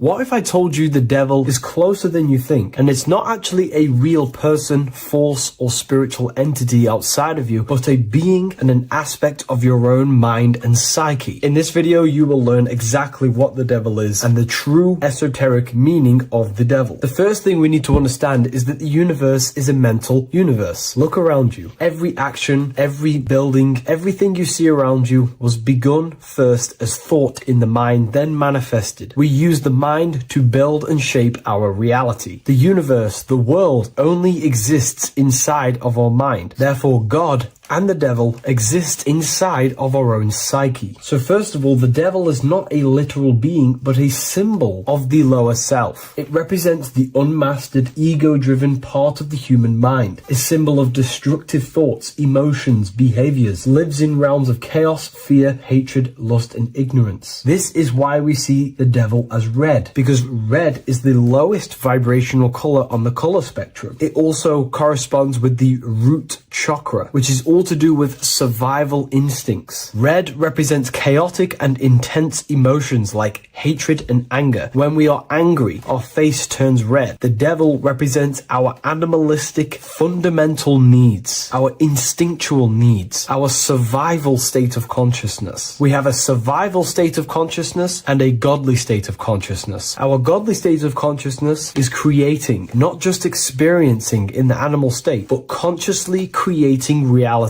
This is why we see the devil with a goat head, an animalistic head, and the head is where the brain is. The animal head represents living off instinct, the part of our mind that lives on urges, impulses, and instincts. Eating, sex, power, ego-driven actions, and ego-driven thoughts. Animals are only aware of themselves. Animals live on instinct. They have no ability to consciously create like humans. This is our lower desires for the material world. That's not to say the material world is evil. However, when our consciousness is only seeking material things, this leads us down a path of self-destruction, because nothing material can ever satisfy our soul. Everything material is temporary. Therefore, the devil represents the part of us that seeks only material desires, only material fulfillment, the ways of thinking where we only think about ourselves and ego-driven thoughts. It also represents the unchecked, unconscious self, where we have no mastery over our thoughts, over our emotional impulses, and no mastery over our actions. We're living in instinct and impulsive states, which causes chaos, selflessness, destruction, and keeps us bound to our lower material 3D state of consciousness. It's important to recognize that the word devil was never present in the earliest Gospels. Instead, what was mentioned was a spirit of evil. This distinction is crucial because it underscores that the idea of the devil, as popularly conceived, does not actually exist as an independent entity. Rather, it is a personification of the lower aspects of the human mind, a facet of our own consciousness. The term spirit of evil was not meant to denote a specific deity or being, but rather any force of negativity, whether it manifests as a destructive thought, emotion, or action. A spirit is a force, an energy, and we have three forces that create our reality: thoughts, emotions, and actions. We have full control over these three aspects which transform and mold reality. A destructive thought, a destructive emotion, a destructive action is a spirit of evil, and it originates from the darker aspects of the human psyche. So now, because we're on the topic of the devil, we have to look at the pentagram, which is obviously connected to the devil heavily. The upright pentagram represents spirit, air, water, earth, fire. Upright, which represents spirit, the most important element on top of the earthly elements, showing spiritual principles over material principles. As spiritual beings as we are, we have to put our spirit first, our higher self first, and material things second. Why? Because material things never satisfy us long term. Seeking material fulfillment will leave us feeling unfulfilled in the long run and very unhappy, and we can lose ourselves in illusions. We have to put our spiritual principles first. Seeking wisdom, knowledge, connection to the divine, and connection to our higher self is what gives us true fulfillment in our hearts and souls. But when we see this pentagram inverted, we now have spirit on the very bottom, which now represents earthly principles on top of the spiritual principles. We're putting our earthly elements on top of our spiritual element, which this inverted pentagram represents no longer caring about spirit, no longer caring about our invisible internal world, and only caring about this external body, food, sex, material things, cars, money, and all the things outside of us, the world outside of our mind. This is what true Satanism is. Satanism is not worshipping an external deity, but it is worshipping the self, only fulfilling the ego's desires. This is what true Satanism is, and we have all been conditioned to live in this state. Satanists want us to believe that there is an external deity called Satan or the devil, and the reason they do this is because they trick us, making us believe that we are not Satanists, while they are actually conditioning us to be self-seeking, ego-driven people, where we only care about sex, food, material things, and money, which is actually conditioning us to be Satanists. 80% of the population today are unknowingly involving themselves in Satanism, which is ego-driven thoughts, actions, and emotions, dwelling and living in this state where we only care about ourselves. When we are spiritual, we realize we are all one. We are all one consciousness family, and we need to do things that help and contribute towards our collective experience, helping others instead of seeking to serve only the self. The angel is depicted with wings, which represents elevation, higher self. The devil is represented with an animal horns, which is on the ground. A goat is on the ground, which represents the lower self. This is the elevated mind and the lower material mind. Horus, the bird, higher self. Set, the ground animal, lower self. Jesus and Satan. These are two forces, two characters that exist within the human psyche, not real entities. They are forces of our minds, and there is a battle between our higher self and lower self all the time within our own minds. There's always a part of us that's telling to do one thing and another thing, to do something bad and to do something good. There is this battle inside of our own consciousness. Here we have the human spinal column. The human spinal column is showing you the higher and the lower self. The higher self represents the head. The head is where the mind is. This is the creative essence of the universe. This is where all material things begin as a thought in the mind. We create with the skull, with the brain. This is our higher self, the heavens, connected to the heavens, the sky. And the lower end of the spinal column is where our reproductive organs are, where our gut is. Our reproductive organs and our gut is all to do with survival. The lower end of the spinal column, lower instinctual 3D based consciousness. The lower end of the spinal column is where our lower self dwells. Eating, consumption, power, and sex, lust. These are all emotional forces and instinctual based organs that are not inherently evil, but when we dwell and live off this lower end of the spinal cord, it keeps us in low states of consciousness. Our goal to raise to our higher mind is to balance this, not to overeat, not to abuse power, not to abuse sex and lust, but to master these organs and gain the ability to say no to these organs so that we can raise to our creative side of consciousness. Instead of dwelling in our instinctual nature, we can turn to our creative nature and consciously become a builder and constructor of reality. This is the true way of raising consciousness. This is the stairway to heaven, out of the animal consciousness to the higher consciousness. To wrap all of this up, it's all about gaining control over our instinctual lower nature and allowing our spirit to rule over our body and not our body ruling over our spirit or mind. The moment you let a thought become instantly an action is the moment you are an impulsive person. We are all trained to be this way. It is okay if you are in this state. The moment you let a thought turn straight into an action without questioning, that is the mind controlling you and you not controlling the mind. We need to gain control over the mind, and we do this through many different ways, through meditations,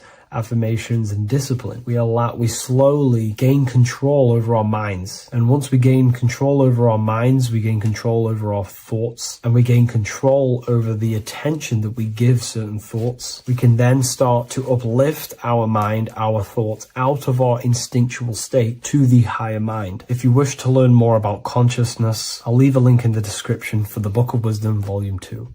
Creation demands destruction. Every time you release your sexual fluids, you're destroying a part of yourself to create an extension of yourself. For example, if you want to create a business, you have to destroy your time, attention, and energy in order to create the effect of the business. All creation demands some sort of sacrifice or destruction. This falls under the law of polarity in the universe. It's the same with your sexual fluids. Your sexual fluids, especially as a man, contains minerals, all the minerals in your body. It contains your vitality. It contains your DNA. It contains the blueprint of you, and it can create a whole new human being. You are literally playing with the power of creation if you are releasing your sexual fluids too much. Sexual fluids also extend beyond the physical plane. They contain astral forces because all physical creation is a mental creation. We live in a mental universe. Everything begins as a thought in the mind, then the thought takes the form and the body of imagination, which is an astral force. Imagination turns into etheric emotional energy. Then the etheric emotional energy turns into the physical action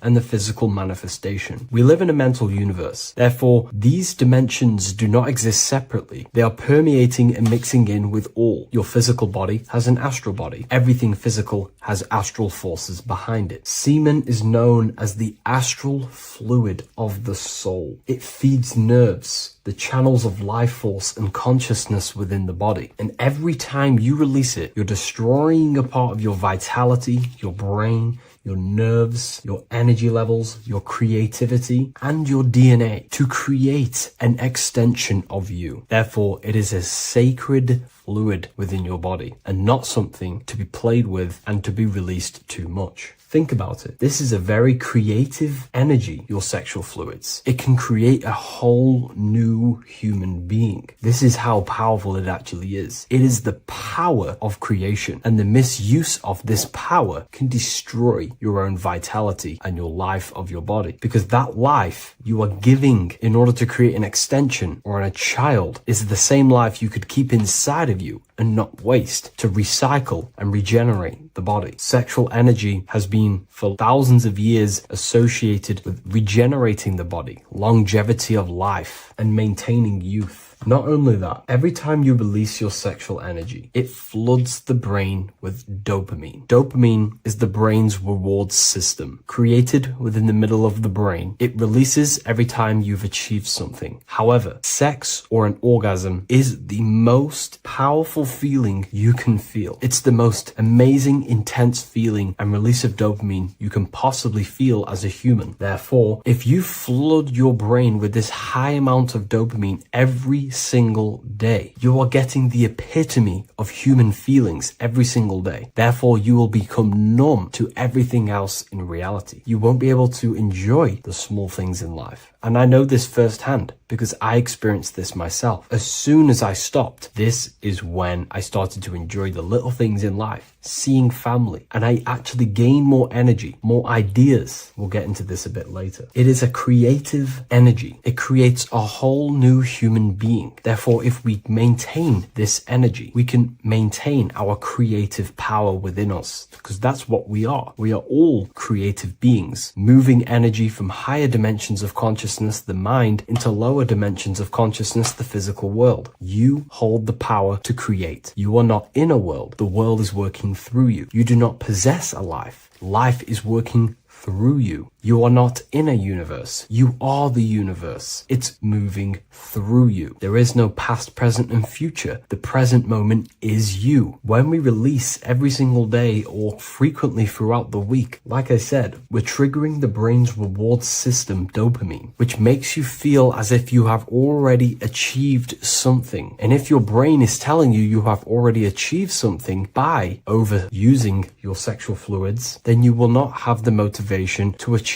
other things in your life. I know this firsthand. I became very lazy. I didn't want to work. I didn't want to do anything because subconsciously my brain felt as if I've already achieved. If we look at the symbol of the Baphomet, we notice the Baphomet has horns and a goat head. Now we look at the word horny. When you become sexually aroused, it's known as horny, which is the horns, representing the lower mind. The lower mind is the mind we use for our animal instincts. We have two parts of our mind. A higher mind, which is contained of higher thought, which chases spiritual things such as love, wisdom, knowledge, and God. Then we have a lower mind, which chases the things of the material world closely associated with the ego, chases validation, material gain, status, and physical sensation, physical pleasures. It is these physical pleasures that can keep you in an endless loop, making you feeling empty inside, because nothing material can ever satisfy our internal world. Nothing. You can achieve millions of dollars. You can achieve your dream house, your dream car, your dream watch. And if that is the only thing you are chasing, you will feel empty inside when you achieve it, because nothing of this material plane can satisfy you. Nothing of the lower mind can ever satisfy you. This is why we must sacrifice the lower mind and overcome the lower mind and the lower instincts. One thing I found amazing when I mastered my sexual urges and my lust is that my mind became a lot more clear. The thoughts and the time and the attention that I used in my mind to go towards lust, sex, and chasing these things was taking up a lot of mental space, time, and energy. But as soon as I removed it and mastered it, my mind became an open vessel for higher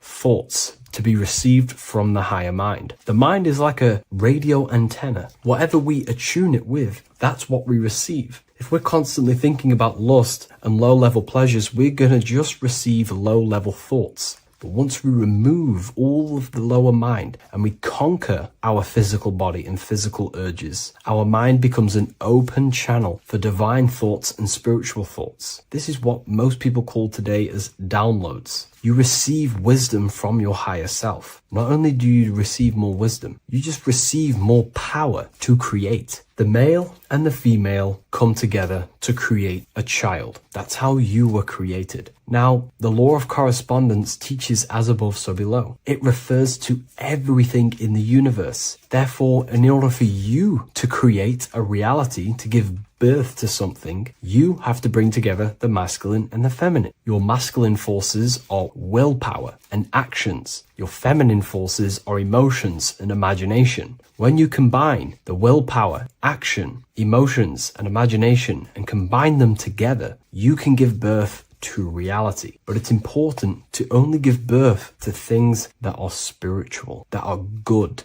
that are for the benefit of yourself and humanity, and not for the ego and the lower mind. Killing our lower mind is essential for spiritual ascension when we die. The thoughts that we give the most attention and energy to when we die are pretty much the same thoughts that we're going to think when we die. When you die, your physical body and external world is stripped and you're left with your internal world of consciousness, more than likely be resonating within the lower astral plane before you move on to any higher dimensions of the astral. It's important that we kill any addictions such as sex, food, attachments, emotional attachments to people, any desire for material things before we physically die. The Hindus taught this, Buddhism taught this, the ancient Egyptians taught this. We have to remove the desires in our heart for material and things before we physically die, because when we die, we cannot fulfill physical pleasure. Therefore, we will create our own suffering within the astral dimension. So sex is the biggest part of this.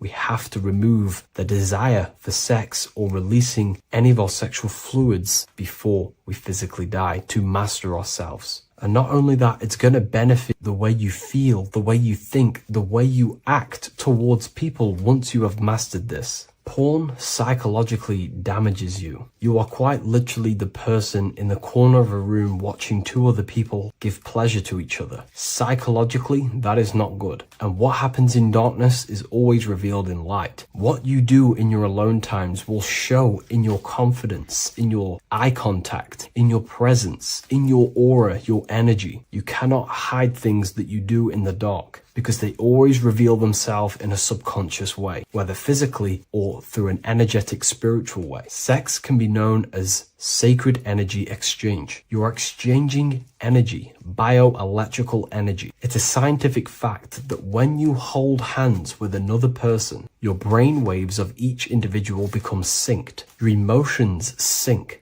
And you exchange electromagnetic energy because you are an electromagnetic being. But when you have sex with someone, you are literally exchanging emotional energy. Your aura is not just an electromagnetic field. It is literally a manifestation of your internal consciousness. Your consciousness contains your thoughts, your beliefs, your traumas, your emotional state. And this manifests externally through the vortex of your heart into an energy presence around your body. This is why you can feel sad when someone else is sad next to you, because their energy is merging with yours. When you have sex with someone, you are quite literally exchanging consciousness, beliefs, traumas, emotions, feelings, vibrations, and your consciousness merges with their consciousness. So be careful with just having casual sex. Now, I'm not here trying to say never release, never have sex with your partner. I'm not saying that. I'm saying take caution with these things. Take my teachings with a pinch of salt. If it benefits you, that's great. I'm not here to tell you how to live. I'm simply giving you my research and the things that have helped me in my life on my esoteric research, awakening, or spiritual path. I don't like calling it a spiritual path, because it's not spiritual. It's simply just life, the knowledge of consciousness and the self. So I hope this video helps. If you'd love to read this book, I'll leave a link in the description. This book I wrote myself called The Book of Wisdom, Volume 2.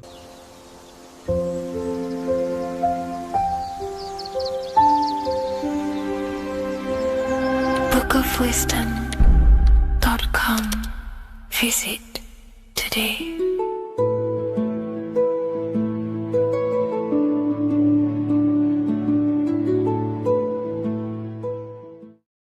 Welcome to Revival of Wisdom. Today we're going to be breaking down Saturn worship and how the occult are linked in with Saturn. Okay, so first of all, let's start with the celebrities. All these celebrities are doing 666. Okay, covering the one eye, which also symbolizes the all-seeing eye, which is another occult symbol. But we're focusing on the 666, the 6 with the 3 fingers. Also, we have CERN with the 666 within their logo. Also Disney, okay, as you can see here, 666 within their logo. Pepsi, Coca-Cola, and even Cadbury's. Monster Energy with the 666 in Hebrew numerals. Unleash the beast. So what is 666 to do with Saturn? Because on Saturn, there is on their north pole of Saturn, there is a 6-sided hexagon. Okay, so Saturday is named after Saturn Day, the 6th planet. It is also the 6th day of the week and has a 6-sided polygon on its north pole. 666. Not only that, when you create a star out of the hexagon, you will create a 6-pointed star. Okay, with 6 triangles within the star and a 6-sided hexagon, which all adds up to 666. Okay, so this is why all these symbols contain 666. So why do they worship 666? Saturn. Because Saturn is the god of time and death. Okay, and order and lessons. Okay, Saturn is a very cold and dry being. That is the 6th planet from the sun. Okay, Saturn represents the winter, which symbolizes death. Okay, because all nature dies within winter because the sun's not there. So it represents darkness and death. It rules the zodiac sign of Capricorn. Okay, so in the celestial cycle, Saturn is always opposite the sun. So it's the opposite of the sun. So they're worshipping this energy which is death-like. Okay, this god which is death and does not bring life. Okay, also is the god of time. Okay, also in the Roman and in Greek it's called Chronos. Okay, which is just a translation for time. It's also known as the Father Time, aka the Grim Reaper. Okay, the Grim Reaper, keep that in mind, we'll come back to this. Here are some more logos with Saturn. Okay, Nike, Internet, Wi-Fi. Okay, all these occult logos all worship Saturn. They are a satanic occult. They worship this death god, this evil god. Okay, this is where the cube now comes in. Okay, because what color is associated with Saturn? It's black, because it's the absence of light. It's opposite the sun. So black is the color associated with Saturn. Each planet has its own color associated with it. Okay, so when you make the cube, okay, as you can see here, the cube out of the polygon, it creates what? A black cube. Okay, and the Kabbalah, okay, Kabbalah means cube, Allah means the god, the cube god. These religions are secretly worshipping this cube god, the god of death, Saturn, Satan. It's the same entity behind it all. Okay, so also we have these black cubes in Australia, Denmark, all around the world, these black cubes, because this occult is worldwide. It's Saturn, Satan taking over this realm. Okay, also with this black cube, they walk around it like the rings of Saturn. It's around the black cube of Saturn with the rings, they walk around in circles. What are circles? Cycles. What is a cycle? Time. The time god. This is why it has a ring around it, because it represents time, cycles. Okay, and this is another depiction. Saturn, always depicted with this Reaper staff. Okay, keep in mind this staff, just like we associated with, aka the Grim Reaper. The Grim Reaper also wears a black robe, representing Saturn with the same staff. Can you see it? This is where it comes in. Okay? The same thing, look, the same staff with the black robe. Black representing Saturn, the god of death. Okay, the Grim Reaper, Satan. Okay. Also, when you graduate from university, what do? You wear a cube on your head, a black cube with a black robe. This is Saturn worship. See, this is how Satan has tricked the world into worshipping him, not God, the sun, which represents God. So what is a corona? Because a corona is a crown, a circle, okay? A set of concentric circles of light seen around a luminous body. So Saturn. So this is why they used to worship Saturn by wearing crowns in ancient days, and we still do to this day. The king or queen has a crown, a corona. Also, corona, the drink. Corona adds up to 666, just like Saturn is 666. But like you see in the corona, you see the staff. You see this staff, just like the staff of Saturn, the Saturn god, like the Grim Reaper, with the black robe and the staff, just like the Saturn god. What is the Grim Reaper? It's a killer. It represents death, just like Saturn, the god of death and time. So all these occults and secret societies all worship the 666 god, which is Saturn, Satan. All of our energy is being put into Saturn. Okay, and Saturn, Satan, is harnessing all of this energy. So gradually, this is what the mark of the beast is. Like it says in the Bible, the mark of the beast, or the name of the beast. Here is wisdom. Let it know that you have to understand and count the number of the beast, for it is 6. It is the number 6 of a man, and is 600, 3 score is 6, 666. So this is what the mark of the beast is. They are going to eventually put green chips, just like Neuralink, which is what Elon Musk is pushing. Okay, so this chip is the mark of the beast, and it's going to be implanted to our hands or brains. Okay, and they will manipulate our consciousness, and it will manipulate our DNA, and it will directly connect us to AI, and AI is linked in with Satan, as the demons and the people who rule this world are in love with AI. They want to connect humans to AI. And this will control our consciousness completely and give all of our energy back to Satan, this deity that they all worship. Just like when you get married, you wear a wedding ring, the rings of Saturn, over the finger, which represents the sun. So you're basically seeing Saturn over the sun. The sun is the son of God. It represents the sun, represents God. So you're putting Saturn over the sun. So thank you guys all for tuning in. I'm going to leave you guys here.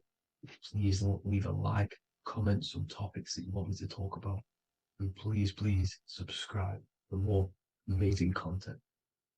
God bless.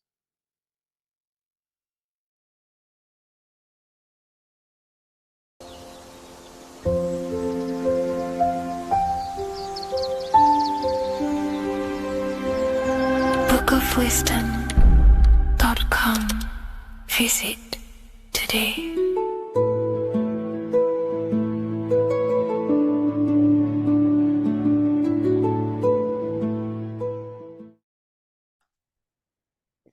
In this video, you're going to learn exactly what Christ consciousness truly is and how to cultivate this into your life. so you can live a better life, create the things that benefit yourself and humanity, and ultimately to bring heaven on earth. This is the true way. If you're familiar with my work, you know that, I'm pretty much obsessed with symbolism. Symbolism is such a massive topic, and it unlocks profound ancient wisdom that is hidden behind these layers of symbolism of the ancient paintings, symbols, and texts. So I was going through some Christian artwork and I came across this painting. It's a well-known painting called The Sacred Heart of Jesus. And it just blew my mind. What this is revealing about human consciousness and Christ consciousness, which is what Jesus represents. If you're not familiar with Christ consciousness, you should definitely do a bit of research on that. But I'm going to explain it today in detail. So when we look at this painting, we are looking at symbolism.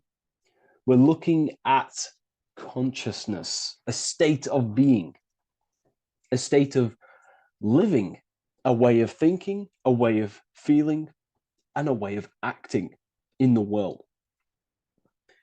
As I've said this many times, we're all creators. We all create and generate reality. And you don't just have your personal reality, you have a collective reality. Your reality is affected by the collective consciousness. Depending on the collective consciousness's understanding of reality will also affect your life. We have a collective life and a collective experience. So Jesus in this depiction here is in a way showing us instructions to reach Christ consciousness, whether you see it yet or not. But I'm going to decode this for you. And your mind might be blown after watching this. Okay, so so what is the meaning of Christ consciousness? What's the whole purpose of this? Very simple.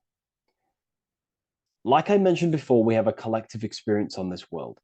And Christ consciousness is the natural consciousness that we all need to be functioning on to generate peace, love, and unity on the earth in this experience we call life.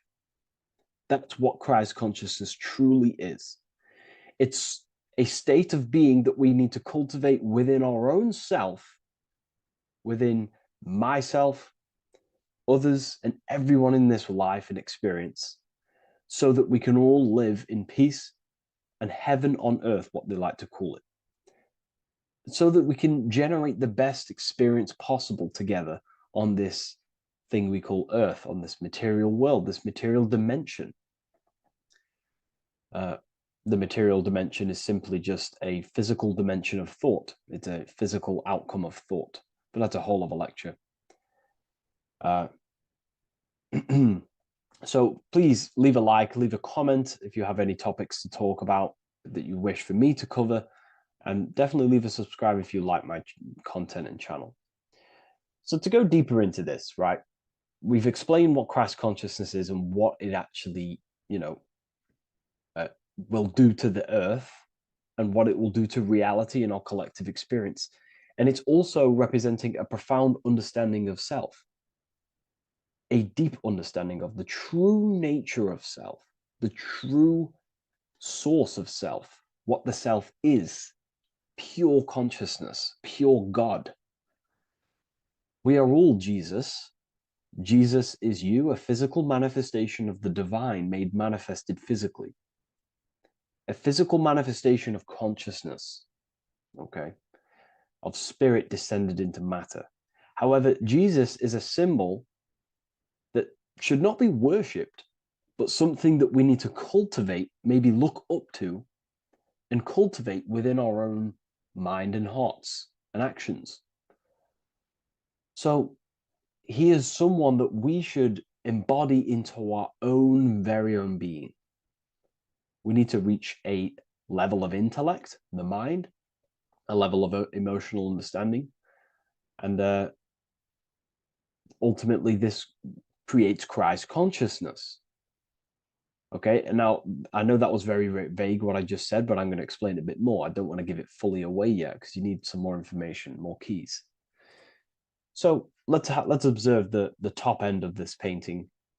Jesus with this circular light emanating around his head is symbolic of the mind, of our thinking aspects of consciousness, the way we generate thoughts, ideas. The mind is also good at also ruling communication. It also rules what we give attention to. Okay, so this is symbolizing the mind of every human being. The mind is a very powerful center of consciousness located in the head, of course. This is why Jesus is the head at the top with the circle around it, representing the mind. Now, to reach Christ consciousness, we need to purify our minds. Purification of the subconscious mind. The subconscious mind is the hidden aspect of our mind with all of our memories, belief systems, and everything we've ever experienced is stored within there. We have traumas there, we have bad belief systems that hold us back. So it's about reprogramming the subconscious and aligning the subconscious with higher consciousness, with higher understanding of self, removing any mental blockages from the mind. Because in today's world, most people's minds, including myself before I, purified myself, and I'm still continually purifying myself. That's not to say I'm perfect, because I'm definitely not. But what I was saying was purifying the mind so we can have a powerful mind. Because like I was saying, most people's minds are not their own friend. They let their mind control them. They let their thoughts create negative influence on them, negative emotions. They let their mind destroy their confidence, destroy themselves. We do not want a mind like this. We need a mind that is our best friend, that receives powerful thoughts, that gives someone power. We do not want our mind taking away our power. Okay, so in this specific image here of Jesus, this represents a light mind, a powerful mind, enlightenment. The word enlightenment means light and ment coming from mental or mind, light in the ment. This means a powerful mind. Light is also symbolic of knowledge, information. When someone's very intelligent, you call them a bright person. It's a bright mind. It's knowledge of self. So the mind is conscious of self. That's another thing. We need to be conscious. A lot of people are not conscious, including myself before I did this, before I woke up. Most people are not conscious of their actions. They're not conscious when they're actually awake in the day. They do things unknowingly. Are we conscious of our thoughts, emotions, and actions, what we're giving attention to in our mind? Because ultimately this shapes our experience. There's a great quote, I think it's Julius Caesar or one of the Roman emperors, who says the quality of your life is dependent on the quality of your thoughts.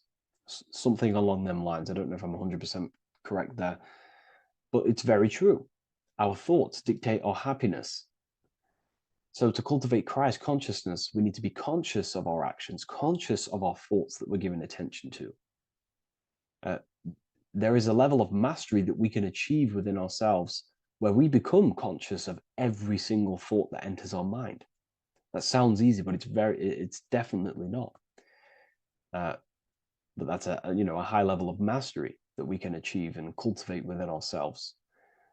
So we're looking at a powerful mind here from Jesus, a powerful mind, a purified mind. And we purify the mind through, affirmations, meditations, ritual work. Rituals are things we do every single day with an intent in our mind and an emotion in our heart to impress that state of consciousness into our subconscious so it can slowly rewrite our consciousness and align our consciousness and sync it with with higher thoughts and higher emotions with love. We can sync our consciousness with love, which is ultimately what Christ consciousness truly is. Well, now we're going to go on to that now. So we've gone over the mind. Now we go over the heart. Now notice, before we go into the heart, Jesus is revealing. He's revealing, he's pulling back the robe, symbolizing opening the heart, revealing the heart, revealing the soul, the light of the heart. Our authentic self lies in the heart. Our pure intentions, our love, our soul needs to be shining through our heart. And our soul is unconditional love. Now, that's not to say that we can get corrupted hearts. We surely can have corrupted hearts, for sure. We can love sick and twisted things, and that's evident in today's world. People love killing people. People love hurting people, manipulating people. People love power. Now, that's obviously an inversion of natural, the natural state of consciousness for humans. When we're born with a natural state of love, of unconditional love for the self, for everyone else, for animals, insects, the earth. We love everything as a child. And not only do we love everything, we actually act upon this. As a child, we do not act on anything we know is not good. And I'm talking early stages of being a child, before we're indoctrinated, before the mind and heart become corrupted. We are pure. This is symbolizing this. Light represents also purification and truth, because when you shine light on something, it's the truth. You see it. You shine it through the darkness. It reveals. So light, this is symbolizing revealing the light of the soul, of love consciousness, holding love in the heart, true love, not love for sick and twisted things, but true love for the self, the body, and for everyone else and all things. Holding love in the heart. There's a famous saying of keeping the sun in your heart. Keep the sun in your heart. It's a very famous saying. What the sun is a symbol of love. What does the sun do? It gives abundantly. All it does is give light, give energy, power, light to the earth, and everything is feeding off this source. The sun expects nothing back. It just abundantly gives. It's a symbol of love. This is the love principle of creation. Now, the heart is also governing our actions. What we think about, in our mental field of consciousness, is directly corresponded and observed in our hearts. What we think about directly corresponds with what's going on and what we feel in our hearts.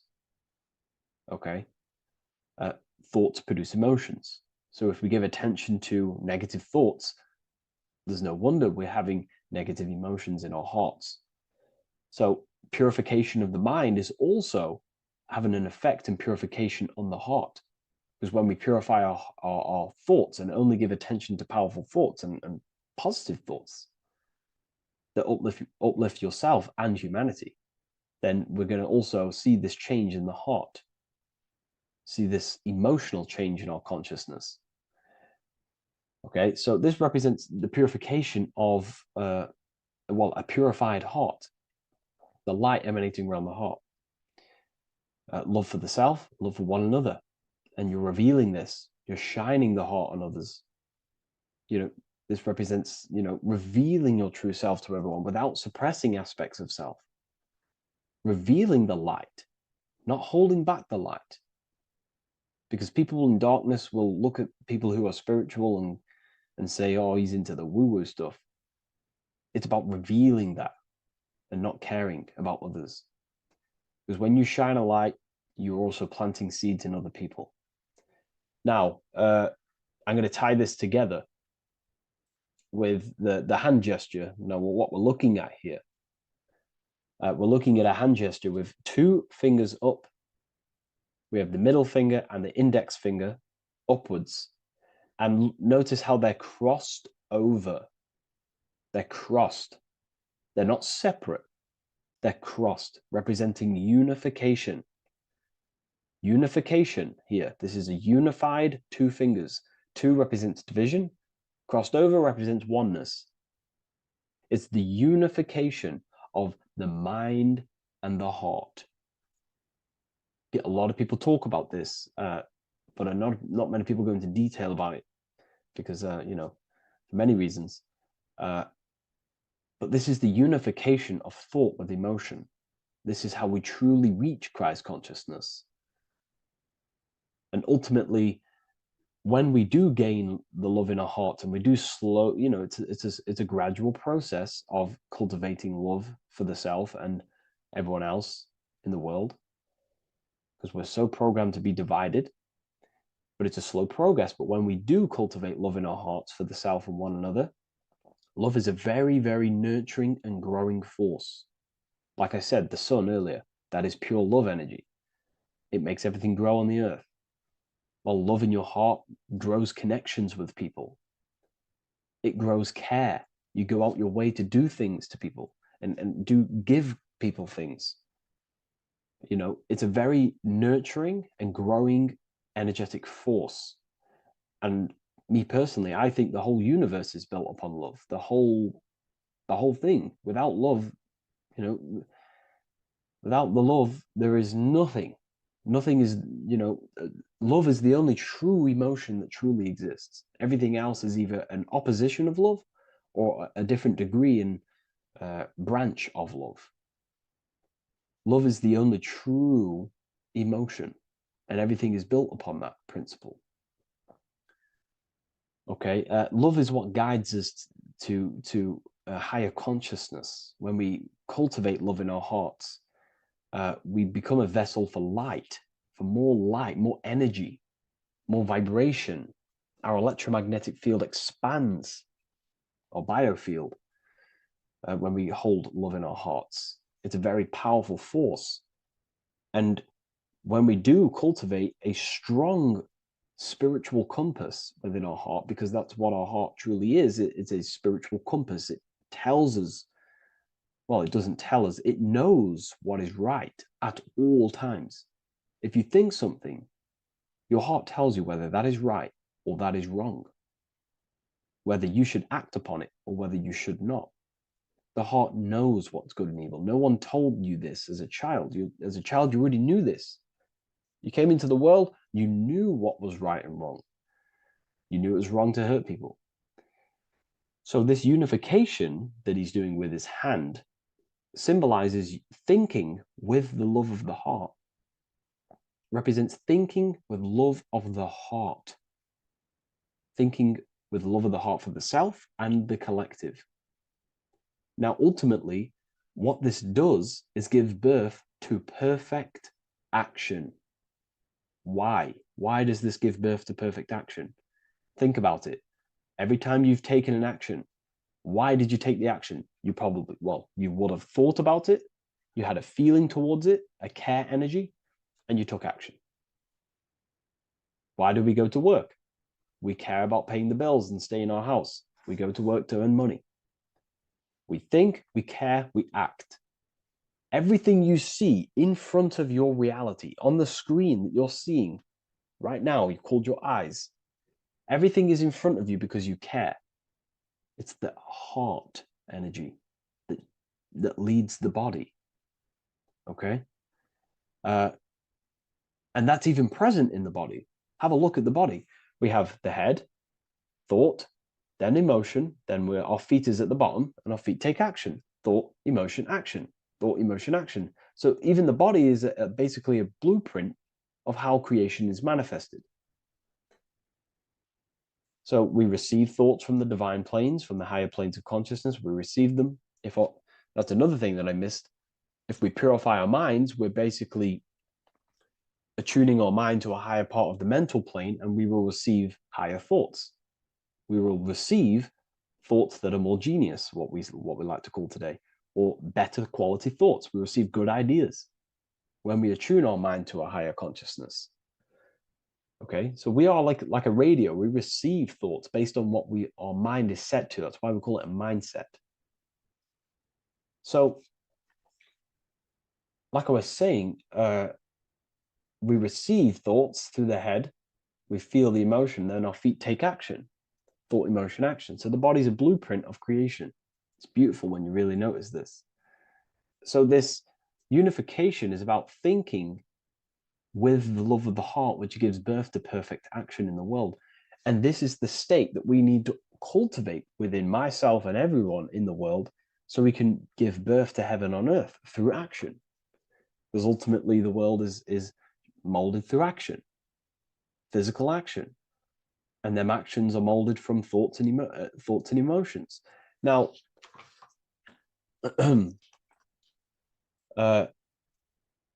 just to have a little announcement, I am now opening 10 more spaces inside my symbolism masterclass. We have 10 more spaces. You're going to learn about a lot more about symbolism. It's very affordable. I'll leave the link in the description if you wish, if you care about gaining more information and learning the ability to read symbols. So what is the inversion of this? What is the inversion of this consciousness? Well, that's what we call satanic consciousness. Satanism. Satanism on its true level is the opposite, the opposing the natural state of consciousness that we are born into. It's about thinking with no emotion, thinking and acting. This is what the Skull and Bones represents here. So the Skull and Bones Secret Society, this is their main logo.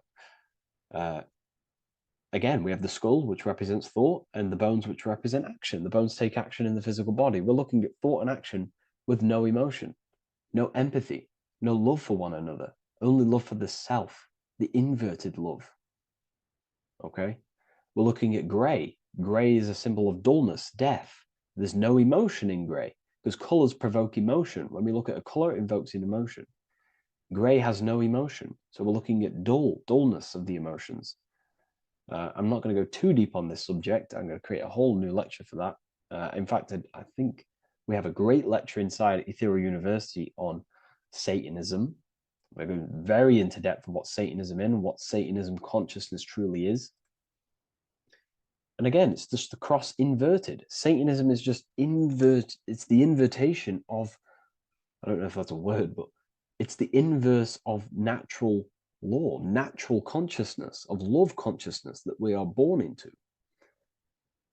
Okay, so ultimately the message in this video was to create love in our minds, love in our hearts, think with the love of the heart, think with the care for one another, and that gives birth to perfect action. And when we align, when we do truly act out what our heart is telling us, and I know this from first-hand experience. I know this from first-hand experience. This is what happened to me. I woke up. I started to follow my inner guidance. I always took action on it. I was saying yes to it every single time. And it led me, this is, I'm getting goosebumps actually saying this. It led me to where I am. Like that action, me saying yes to my heart, to that knowingness of goodness within me, was like a domino effect. And that domino effect, every time I did it, it was just opening more and more doors, not physically, but mentally. I was receiving more information. I was receiving more opportunity physically. My work started to explode on social media. Like, when you follow your heart and truly take action on what you know is good, it's like a domino effect that leads you step by step to where you're meant to be. And it's so profound and it's so, beautiful.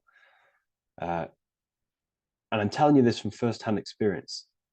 This is ultimately how you kind of unlock your purpose in this physical world as well. So not only is it going to create a better world, it's also unlocking your true soul form and soul purpose while you're here. It's very beautiful.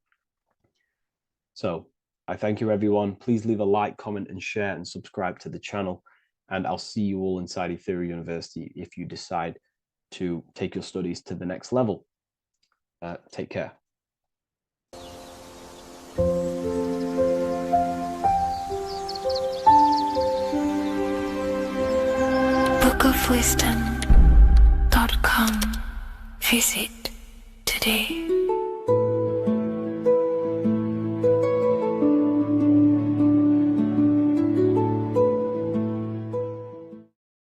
You're living in 4 planes of existence right now, but most people are only aware of one. And that's why they feel lost, disconnected, and stuck in cycles they can't explain.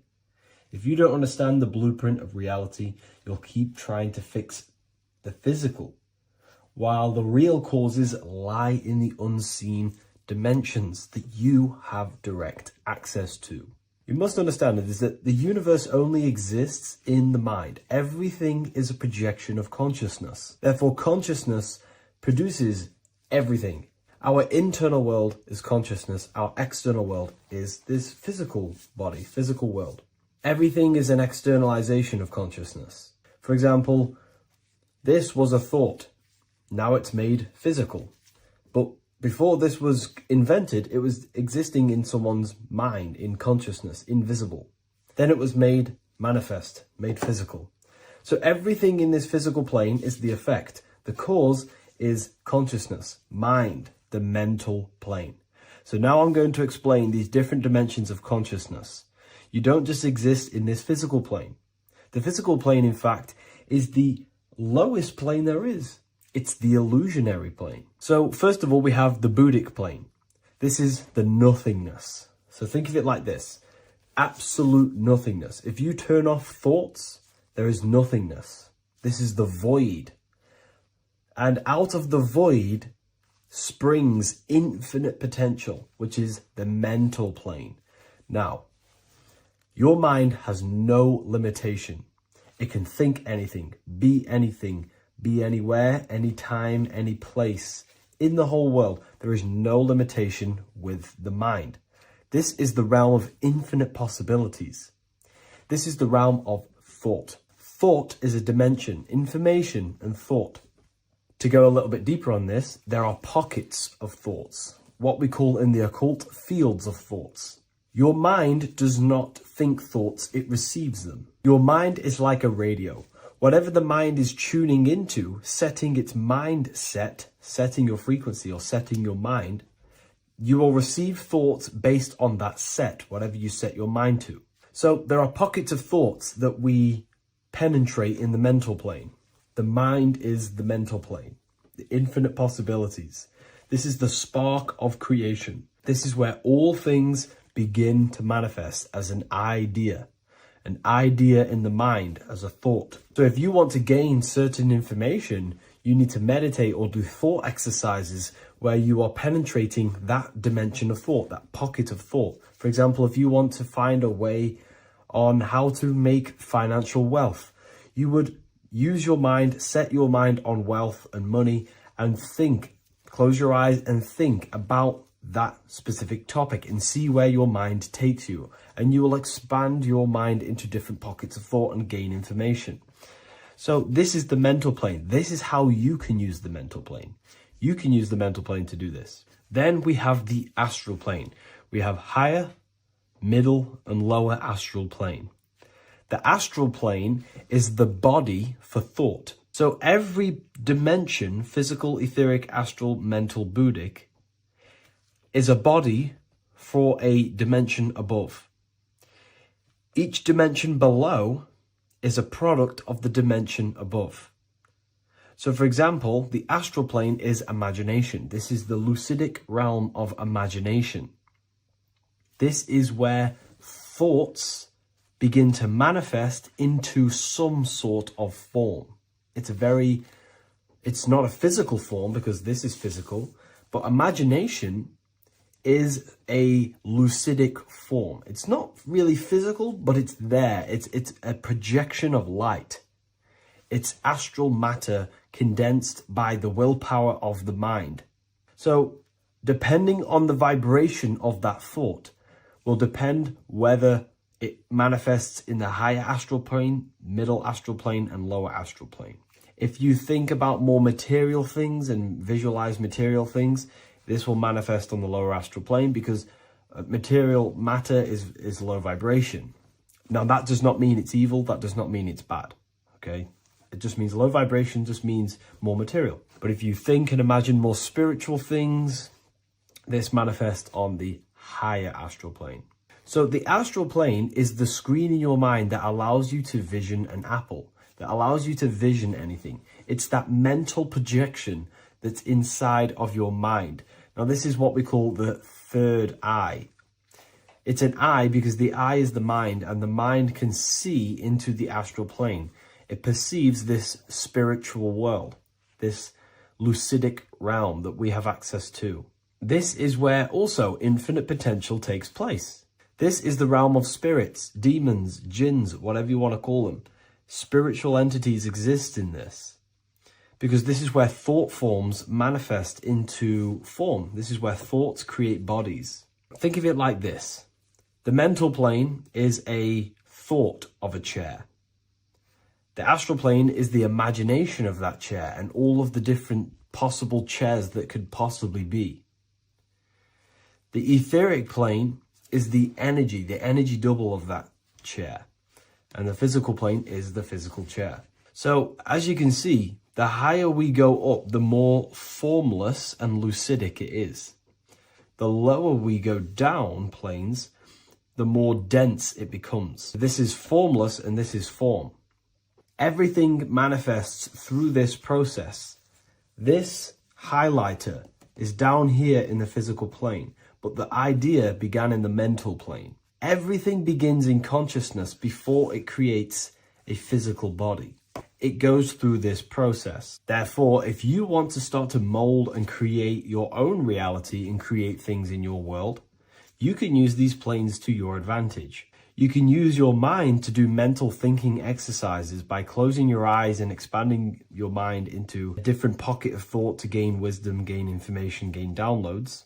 The way you do that is simply get into a meditative state, close your eyes, pick a topic that you want to think about, and see where your mind takes you, but always remain centered on that topic. And you can do this for maybe an hour or two or half an hour, and your mind will take you places where you will unlock information. You can even use this to make decisions in your life. Think of the topic and see where your mind takes you. You'll gain information. This is how you use the mental plane for ideas. The astral plane is imagination. You have to reconnect with your imagination very vividly. Your imagination, your consciousness is infinite. It's not a three-dimensional plane. It's an infinite plane. You can think and make form anything in your consciousness, in your imagination. You can think anything and you can imagine anything in the most vast details. You just have to reconnect with your imagination. I have a free book on my website. I'll leave the link in the description. It's an ebook. It's called Activating the Inner Eye. This is going to help you reconnect with your imagination. It's a practical guide on how to imagine. So once you know how to use the mental plane and astral plane, thought and imagination, you pretty much need to use the physical plane to take physical action with this physical body that you have and start to manifest these desires you have in the higher planes. Now, it's very important that we master the mind because the mind is the very fabric of reality. We become what we think about. Your life is a product of every thought you thought in the past. It is the mind that directs the flow of consciousness. And wherever this consciousness is flowing is what you will create in your life. Consciousness is the most potent force in the universe, and the mind is pretty much the universe in a microcosm form. It is infinite potential, and your mind will continue to expand into new realms of thought forever and ever and ever. You are eternal. You are not this physical body down here. You are consciousness, literally dreaming that you are in this physical body. So everything begins with the mind. We need to be conscious of the thoughts that enter our mental field of consciousness. There is a level of self-awareness that you can reach where you can become conscious of pretty much every single thought that enters your mental field. Now, we have over 7,000 thoughts a day. You can gain such mastery over your mind where you can become conscious of every thought you think. And that is when you gain superior power. because when the mind is fully under control of self, you can direct the mind's potent force into a specific goal. Most people's minds are dualistic. They want something, but their mind is thinking something else. They have limiting belief systems. They have the little voice that comes in and says, you can't do this, you're a failure. That is a fractaled mind. The mind needs to be singular. It needs to be on your team and not an enemy. Do not let your own mind take away your power. Your mind should be on your team, giving you power, giving you the best possible thoughts and the best possible beliefs. When the mind is in this condition and on your team and not taking away your power through the destructive thoughts, it becomes a potent, powerful force used for manifestation to create anything. And the way we get the mind on your team is through constant meditation to learn how to control the mind and turn it on and off. Subconscious reprogramming through visualization, affirmations, cultivating emotions associated with your goal. All these three ways we can reprogram the mind slowly over time so that it becomes powerful and becomes on your team and doesn't give you negative contradicting thoughts. When the mind is fully aligned on one thing, it can create massive empires and things in your physical reality. So I hope this video helps, and I'll see you in the next one.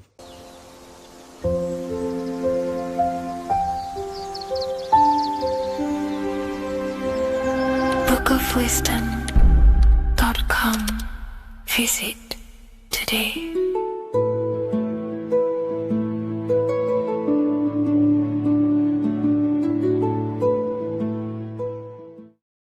What if I told you that the pentagram can unlock the secrets of creation and make you manifest any reality you want? Hence why the pentagram is used heavily in magic and witchcraft. We have to understand that the pentagram has been heavily demonized. Religions, churches claim that this symbol is associated with Satanism and witchcraft. I personally believe this was intentionally done so that people do not gain their personal power over reality and their life. The pentagram reveals so much about you, and it is one of the most important symbols to understand inside the occult studies. It is one of the most common symbols that you will see across all occult esoteric orders and different occult traditions, such as Freemasonry, Kabbalah, Rosicrucianism, alchemy. You will see this symbol everywhere. And in fact, you even see this symbol, the pentagram, on old church buildings, statues of Jesus next to church buildings.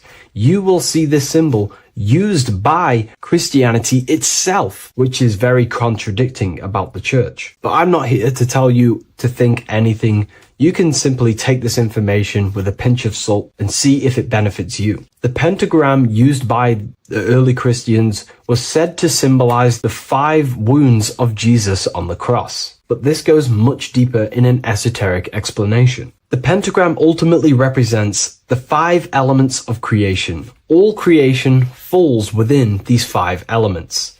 We have spirit on the very top, then you have air, water, earth, fire. This is the correct placement and order of the elements. Air is always on the left, water is always on the top right, earth very bottom left, fire bottom right, and spirit placed on the tip point of the pentagram. It's a 5-pointed star drawn with one continuous line. But this actually reveals much deeper things, and we're going to be going into how to use this symbol for magic and creating your reality towards the end of this video. But now we're going to give you a basic understanding of the pentagram. It's showing you the 4 physical elements symbolized as triangles and spirit symbolized as a circle. The 4 physical elements are made out of the base element, spirit, or what the ancients call ether. Ether is the underlying base of all physical matter. This is the substance that animates physical matter with life force. All physical matter has its origin in the etheric substance, or spirit, what we want to call it. It is simply the life force that animates the physical thing. However, if we go deeper onto this symbol, it also represents something personal to the individual who wears this symbol. If you wear this symbol, you're basically saying you're putting your divine nature over your material nature. Your divine self is in control of your material self. You put your spiritual needs before your physical desires and needs. Hence why the spirit is on top, looking down over the four physical elements. The circle is continuous, one line, eternal, no beginning, no end. The triangle has beginning and end and points. You can see the beginning and the end when you draw it. On a deeper level, this is pretty much showing the process that symbolizes the structure of the macrocosm, the universe itself, showing how the invisible spiritual planes condense and crystallize into the visible physical world, spirit turning into physical reality. But if you wear this symbol, you're basically saying, I put my divine nature over my material nature, showing that your spiritual nature rules over your earthly existence. You put your spiritual needs first. If you see this inverted, it is now the opposite, placing spirit on the bottom, basically saying, I desire the physical things over the spiritual. But what exactly is your spiritual nature? Well, your spiritual nature is simply your internal self. You chase things that are immaterial, such as knowledge, love, experience, expansion, gnosis. These are the qualities of spiritual things that the spiritual person likes to chase and desire, instead of desiring the things that are temporary in the material world and never actually lead to fulfillment. True fulfillment is by chasing spiritual things. God, the nature of creation, the self, gnosis, knowledge. But if we go even deeper, this symbol ultimately represents how reality is created. Hence why this symbol is heavily used in Kabbalistic magic and so-called witchcraft. We are all magicians. Each one of us are creating reality. There are just certain ways you can actually create reality by becoming conscious of them. By becoming conscious of the elements and the qualities of the self that actually create your experience in your life in the present moment. If we look at the pentagram, we see that when you draw a pentagram, it is one continuous line. It is one expressed in five. The order of the elements are very important. Spirit at the bottom, fire at the bottom right, and so on and so on. Because this is showing you the descent of the spiritual into the material, the invisible crystallizing into a material reality. As you can see when you start to draw the pentagram, you see spirit at the very top. You're descending down to fire. Fire is the closest element to spirit. Hence why in magic and witchcraft, people like to use candles. So you're descending first into fire, then into air, then into water, then into earth, then back into spirit. Because of course, the cycle of creation unfolds itself. When you die, you return back to spirit, and then you reincarnate yourself back into physical reality if you wish and desire to. Everything is under this process of matter spiritual. In the daytime you wake up, you're in your material body. When you go to sleep, you enter your astral spiritual body. Everything's in this continual process, renewing itself in spiritual, then material. But the reason why this is associated with magic so heavily is because each one of these elements corresponds to a different body of consciousness, a different vehicle of consciousness. Consciousness has many different vehicles it uses to create the tangible self, the physical reality. For example, consciousness has a spiritual nature. The spirit element in this case symbolizes the emanation, the descent of the one power, the one force that we are all using. Each one of us is using this one power, the power of the source consciousness, unfolding its creation in the present moment. This represents the source, the emanation, the descent of this continuous flow of energy through us that we are tapped into, like a live stream in the present moment. This descends first, the force descends into fire. Fire symbolizes the willpower, will. In this aspect or vehicle of consciousness, the will is the being that directs intention, initiates action, shapes reality through focus, determination. It sets direction, holds intention, projects a desire into form, and aligns your inner world with the outer creation. The will comes out of the force, spirit. Then the will goes with intention to air. Air symbolizes the mental vehicle of consciousness, the mind, the psychic man. The psychic aspects of your consciousness is thinking, imagination, mental images, logic, using the thought or the mental vehicle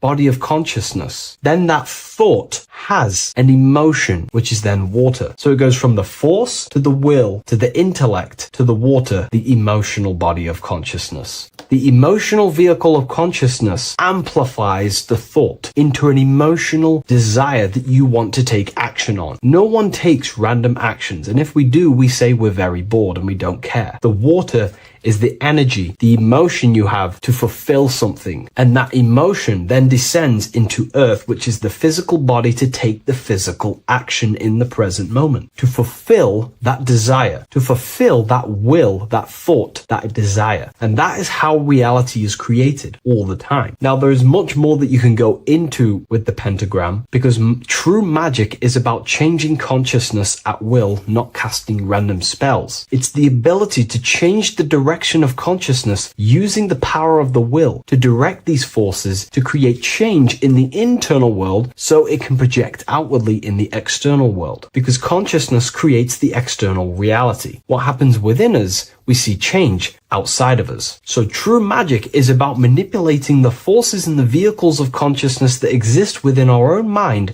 to produce a change in the material world. There are other ways you can use magic, by purifying each body of consciousness or banishing each body of consciousness. Other forms of magic, you can dissect each body of consciousness and work with that specific body. If you think you're using your mind too much, you can start using banishing rituals to banish the power of the mind, to stop overthinking, for example. Or if you have lack of emotional connection with your emotional vehicle of consciousness, we can dissect this body, tap into this body, and invoke this body and strengthen it. We're dissecting each body and vehicle of consciousness so we can work with it to create a specific change inside ourselves, then to be mirrored outside of us. So pretty much this pentagram represents the descent of the spiritual turning into a material reality. Hence why sometimes we see a human figure standing in the point of a pentagram, because it ultimately represents the microcosm. You are the microcosm. You represent the entire process of spirit into matter, the invisible into the visible, the formless into form. The pentagram, drawn in one unbroken motion, captures this divine act of creation, showing how consciousness flows downward through the elements or the vehicles of consciousness to bring forth the material reality. The Book of Symbolism will teach you all about this. It was released November 17th. A lot of people have taken advantage of this. You also gain a free ebook with this copy. Every order comes with a free ebook. And if you wish to get your copy of the brand new Book of Symbolism, you can find it in the description or revivalofwisdom.com. Thank you, everyone. I'll see you in the next video.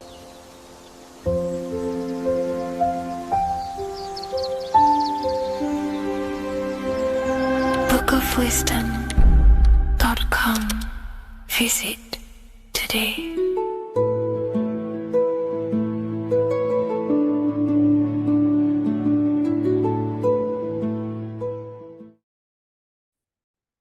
What if I told you that you are under a spell, and this spell is controlling you in every aspect of your life, and you don't even realize it? Spells are not what you've been taught. They're not fantasy magic wands that are casted over you. No, no, no. Spells are much, much deeper. A spell is a belief system that is installed into your subconscious mind, which holds power over you. Okay? If I install a belief into your mind and that belief holds power over you and controls you, that is you under my spell. A spell is a belief that someone has installed into you. Okay?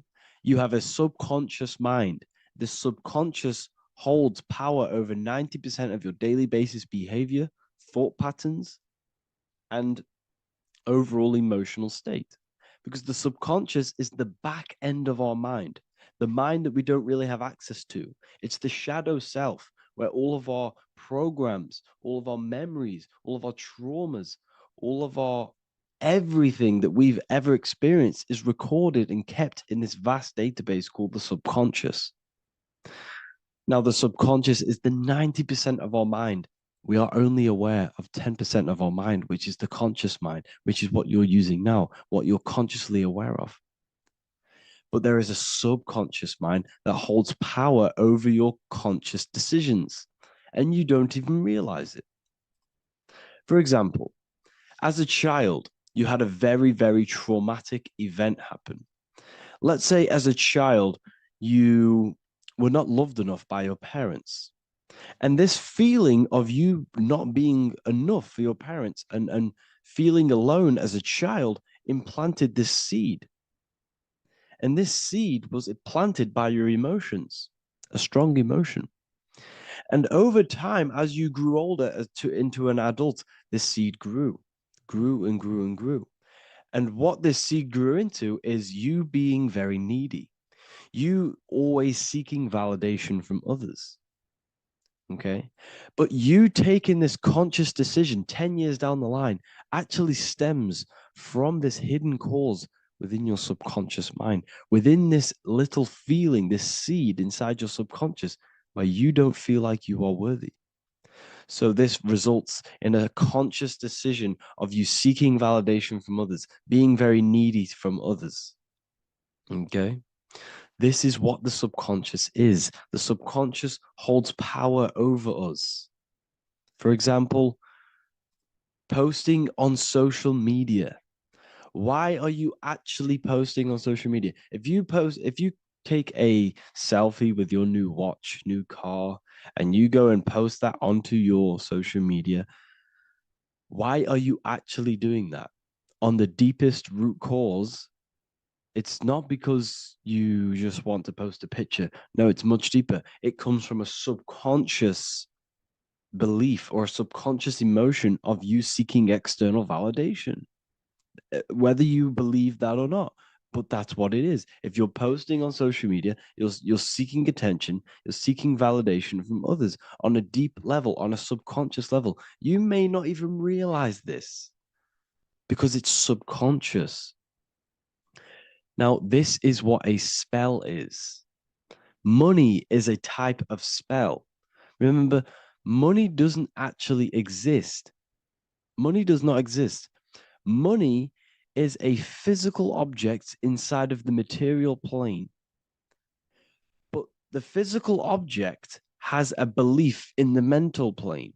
See, the mind is the highest plane. This is the root cause of reality, the mental plane. Okay? So our belief in our mind has given this piece of paper value and a meaning. But in reality, it's just a piece of paper with a belief behind it.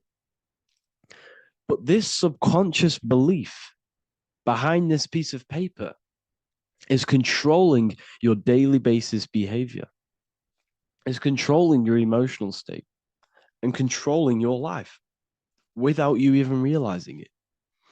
Without you even realizing that it's all an illusion.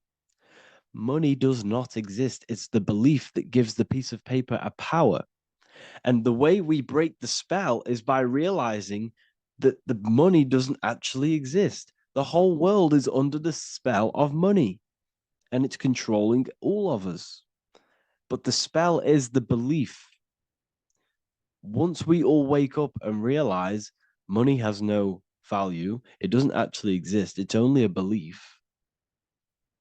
There is no actual money. That's how we break the spell. The spell is broken when we figure out that we are under the spell, under the belief, under the illusion of this piece of paper having value, and it's controlling our lives. That's why the word money has mon within it. Mon is moon, and the moon represents our hidden aspect of our mind, our subconscious, and the sun represents our conscious mind. So you have two versions of yourself. You have the self that you show to everyone, the conscious mind, and you have a shadow self called the subconscious, which is the hidden aspect of you. For example, do you really love your partner who you're with, or are you just with them for, is there a subconscious fear of being alone? Do you really want to be with this person, or is it stemming from, are you staying with them because it's stemming from this fear of being alone, of being lonely. Or are you just with them because you have a subconscious sexual addiction? And all of your conscious decisions are actually coming from this little seed of wanting sex or not being alone. You have two versions of yourself, the conscious mind and the subconscious, the shadow self and the self that you show to everyone else. Okay? And the subconscious is what's holding power over you. When you drive your car, you don't consciously have to think about changing gear. You've done it that many times. It's on autopilot. That's the subconscious doing it. You can be walking down the street. Your conscious mind can be thinking about what you're going to cook for tea later, but your subconscious mind is controlling your body and walking your body. You don't have to think about moving the body. You just do it because you've done it that many times. It's a program.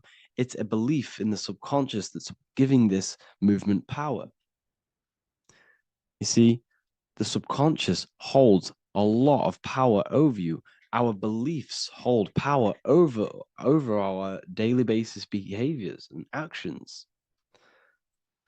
Okay, like I said, posting on social media, this is seeking external validation. There's a subconscious stem, there's a subconscious urge bringing this desire into conscious reality. So we must break the spell of our emotions controlling us, our traumas from a child controlling us. For example, another example of this, let's say you were in a car crash years ago, and this car crash led you to having a very traumatic event, very traumatic emotion you felt in that car crash. You felt a lot of pain. That was impressed into your subconscious. And even to this day, you're probably scared of going into trains, going onto cars, going inside of vehicles. And you might not even be aware that it's actually stemming from this event that happened 10 years ago. That's the spell. That's the spell that's holding power over you. And you don't even realize it. You realize the spell when you realize you're being controlled by this old belief, this old trauma. That's what a spell is. A spell is not something I cast over you with a wand like Harry Potter. Spell's much deeper. It's the hidden aspects of our mind that hold power over us, that control us. Okay? So how do we get rid of the spell? How do we break the spell? By installing new belief systems, by installing new programs into our subconscious. The subconscious is impressed by repetition and emotion. Everything you do on repeat, for example, tying your shoelaces, you can be looking up into the sky, closing your eyes, thinking about what you're going to create for tea while doing your shoelaces. You've done it that many times, you don't have to think about it. That's the subconscious taking over. Okay? That's the repetition aspect of the subconscious. For example, you could probably run down your stairs. You know exactly how to run down the stairs. If I tried to run down your stairs, every staircase is different. I'd probably fall over. But you've done it that many times, you know exactly how to do it. It's what we call ritual. When you have an evening ritual, when you tidy the house, you do your skincare routine, you wash your teeth, that's a ritual. This is what the ancients called ritual. When we do rituals, we're trying to implant something into our subconscious to either remove an old program, an old seed that is controlling us, for a new one that's going to grow into new light, into a new reality. So you can implant messages, implant new programs into our subconscious, which will then grow into a new reality. Okay?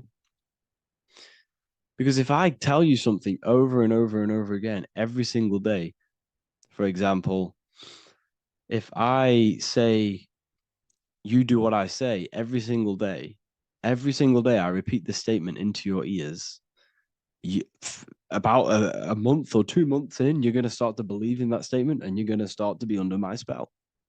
You're going to start to do everything that I say. So this is what spells are.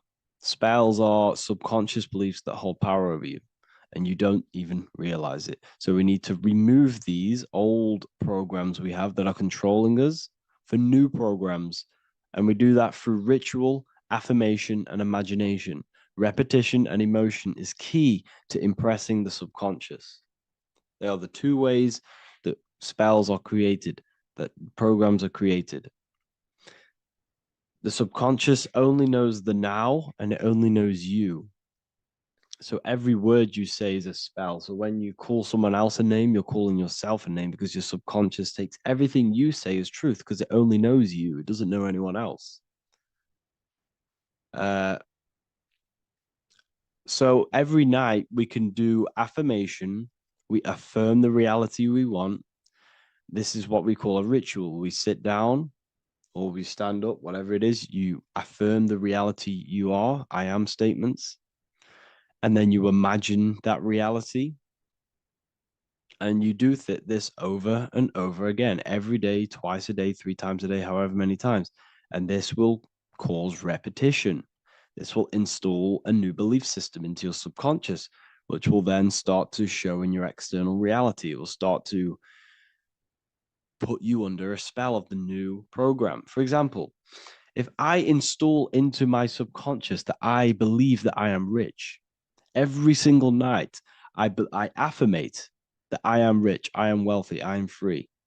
And then I do a ritual. I start to imagine this reality. Every single night, I do these two things on repetition, and I start to feel the reality and imagine the reality.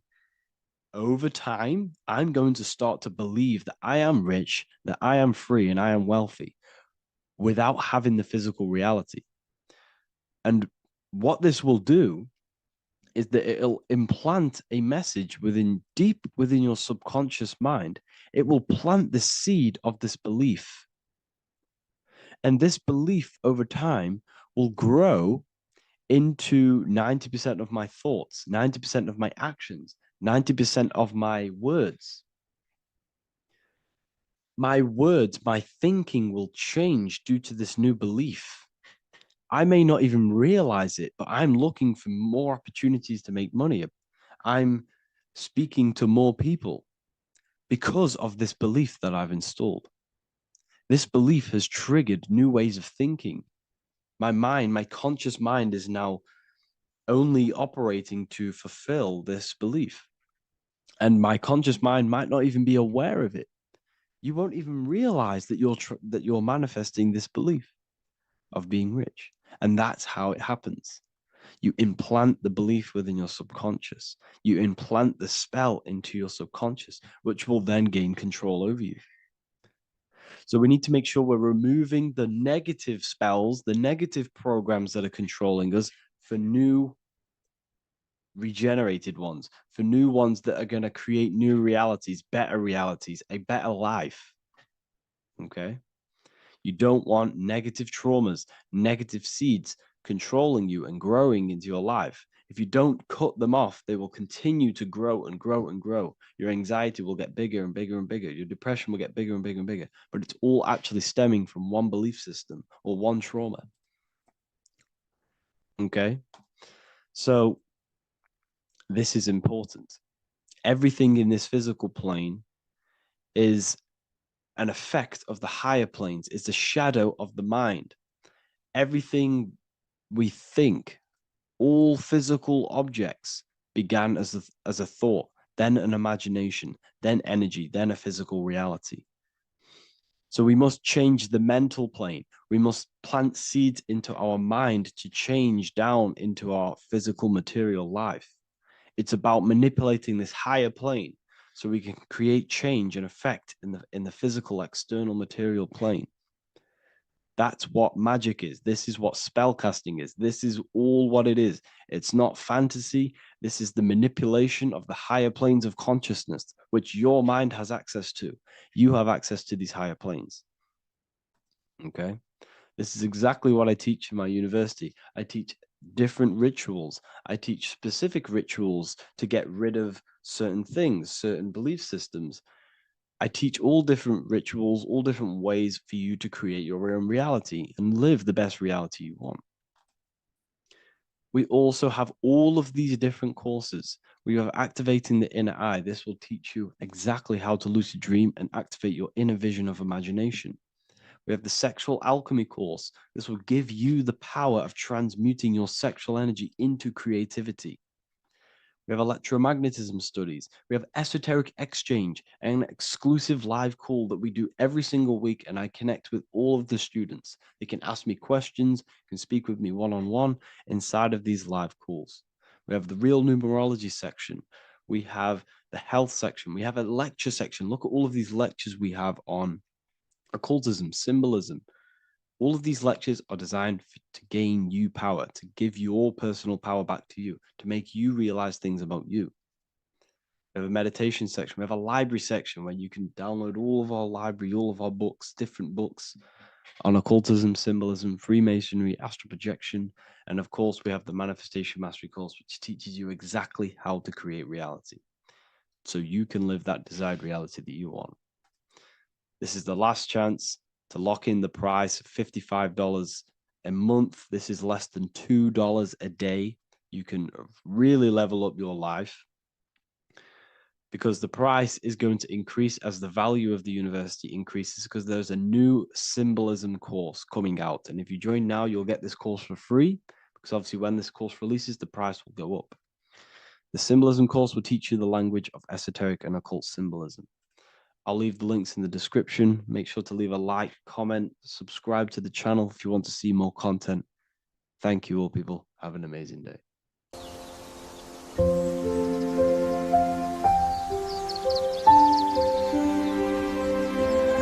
bookofwisdom.com. Visit today.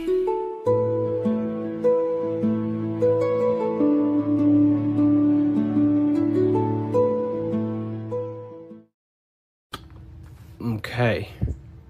Is manifestation real? Of course it's real. You've just manifested that sentence.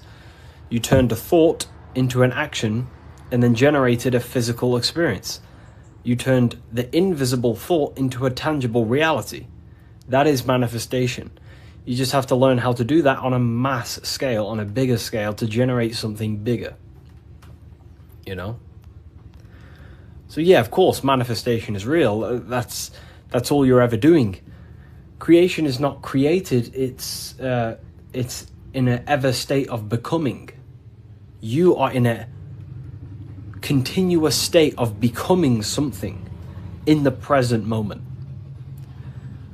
You know, so you're always molding creation through thought, emotion, and action.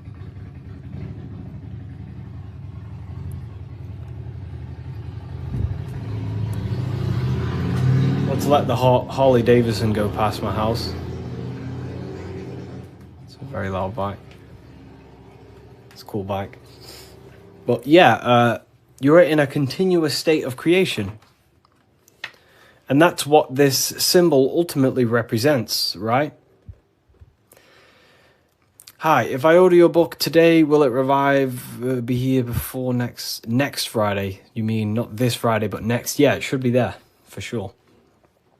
So this is what this symbol ultimately represents. Because the snake can shed its skin, which means it renews its layers. It transforms from old layers into new layers. It removes old layers of skin, symbolizing transforming. But the snake is eating its tail. The end gives birth to a new beginning. And this is what the present moment is. The present moment is the continuous state of becoming and unfolding of creation. We're all tapped into the live stream of consciousness, like you're tapped into this live right now. And you are directing them life forces in the present moment through thought, emotion, and action. You direct the life flow, the life force that you're tapped into. And wherever you direct it through thought, emotion, and action, and your time and attention, that is the reality you generate. and you create that reality. And that's what the symbols are here for, people. The symbols are here to awaken you to things that you just realize about yourself. I'm not teaching you anything new. This is just something you realize. This is solid truth that you can't, escape.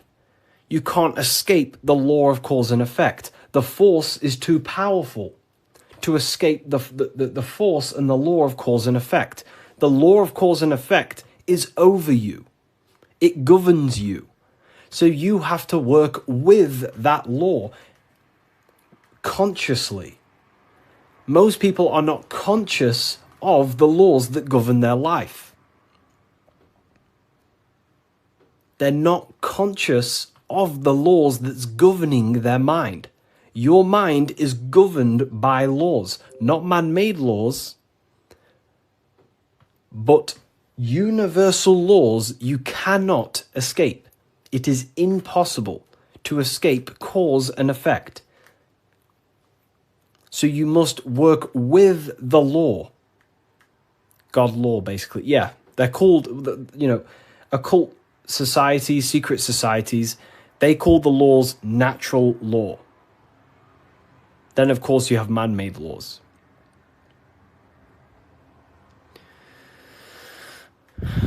So you have to work with the law. If you do not work with the law is going to be working anyway. And it will probably work against your favor. But these laws that are in place are there to give you what you want, to create your will, to create your desire.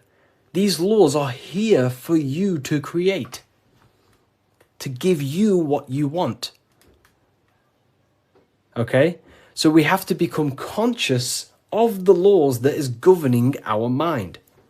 Because the mind functions with free will, however, exists in the boundaries of the laws. Without them laws, the mind would not solidify a true creation. Everything would be chaos. The laws make sure that it creates this specific reality that you're experiencing right now. Hello, Harry. I've reached a higher state of consciousness thanks to you and your book. Wow, amazing, Craig. Absolutely amazing. Absolutely amazing.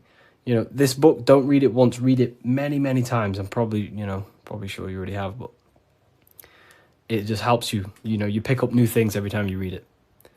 What do you think about getting a pentagram tattoo or a different symbol? I mean, the pentagram's a great symbol. It's just how you use the symbol. I gifted your book to a friend. Wow, amazing. Which book? The new one or the older ones? So we can influence our reality, of course, through thought, emotion, and action. You have free will. You have full control over them three things.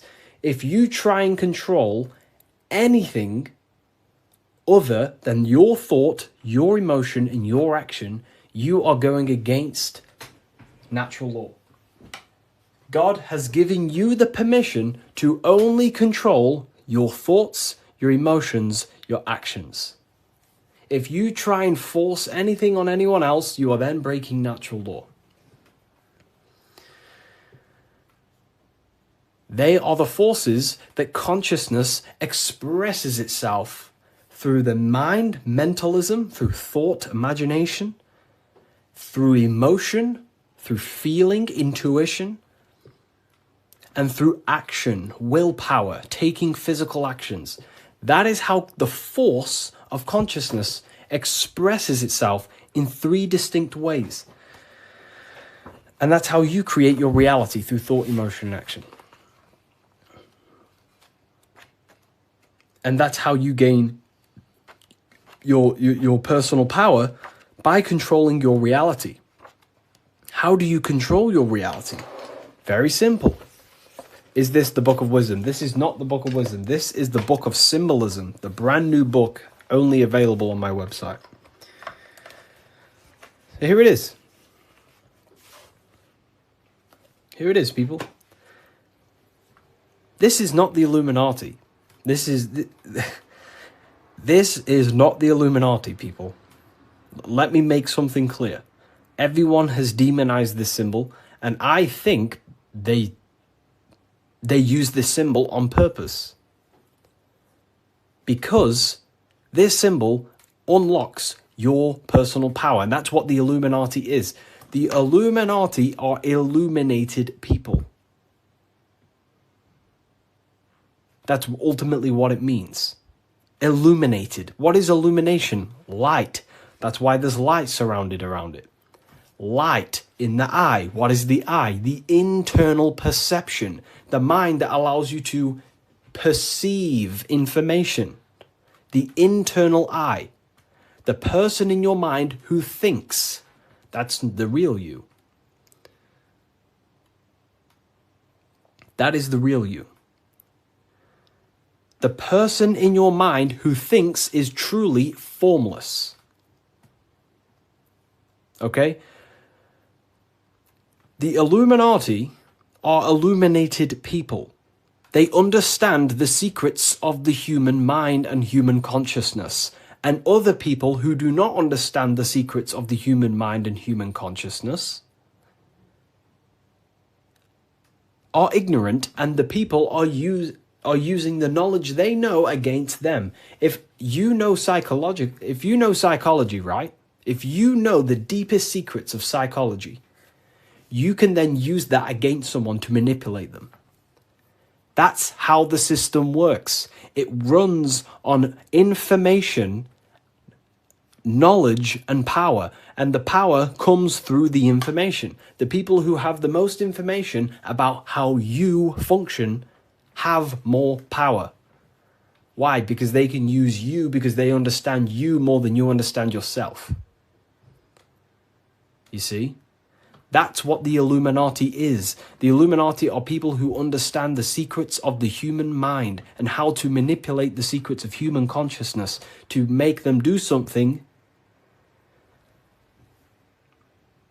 and create something in their agenda. You're all creators. This is what you need to understand. That's what consciousness is. Consciousness is a creative force. It creates through thinking, feeling, and acting. The triangle. But that thought, emotion, and action are just three expressions of the one force of consciousness. Thought, feeling, and acting are in fact one actual force. Because it's the force of the universe. We're all using the same force. And that's the same force that Yoda uses in Star Wars. In Star Wars is all talking about the force. That is the force, and that force is running through you right now in the present moment. You have the ability and the free will to direct that force through thought, emotion, and action into a reality. So, the Illuminati is just simply people with a high understanding of consciousness and the human psyche, and how to actually create reality. You think something, you feel, and if you have a feeling towards that thought, you take the action. As soon as you lose feelings to watch this video, you will scroll and take action to find another video you have a feeling for. That is how reality creates. That's how reality unfolds. Okay? So the eye in the triangle is showing you the ultimate state of consciousness to create reality. 1 and 3. There is one eye and 3 points on the triangle. The 3 expressions of consciousness that creates reality, thought, emotion, and action, in one, unified. Most people do not have a unified consciousness. They think about creating a business, their emotions feel like watching TikTok, and their actions are eating food. That's divided consciousness. That's the checkered board. That's the Masonic checkered board. Their mind is divided in black and white, different personalities, different ideas, different desires. Their mind is not solidified on one creative project. The mind is divided within duality. Okay? That's what the checkered board is. The checkered board is simply a divided mind. Because this checkered board is all, this whole piece of artwork you see here of the Freemasons is showing you how someone's mind functions. That's the secret. Very simple. Symbols, occult symbols, Freemasonic symbols are basically showing you mind states, how you think. Divided pillars, left and right pillar, sun, moon. Sun is masculine, the masculine mind, and the feminine mind, the conscious and the subconscious. But here, there's an eye in the middle, unifying them in the middle. Unification.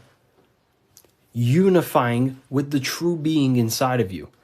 Not being left or right. Not being too masculine, not being too feminine, but unifying the masculine and feminine principles to become a unified consciousness so you can create your reality. The masculine principles symbolized by the sun and this left pillar symbolizes willpower, your will. Your willpower is very, very, very powerful. Willpower is ultimately everything you create, your will. So this sun represents the masculine forces of the mind, such as willpower, taking physical actions, intelligence, intellect, thinking. That's all the masculine. Then on the right side, you have the feminine qualities of consciousness on this right pillar, symbolizing imagination, emotion, desire, intuition. These are the feminine forces of consciousness. And what happens when a male and a female comes together? They give birth to a new creation called a baby. What happens when you merge your masculine and feminine qualities of consciousness? You merge your willpower, your thought with emotion and action. You give birth to a creation, a baby. The same principle. It's the same principle. Freemasonry is very simple.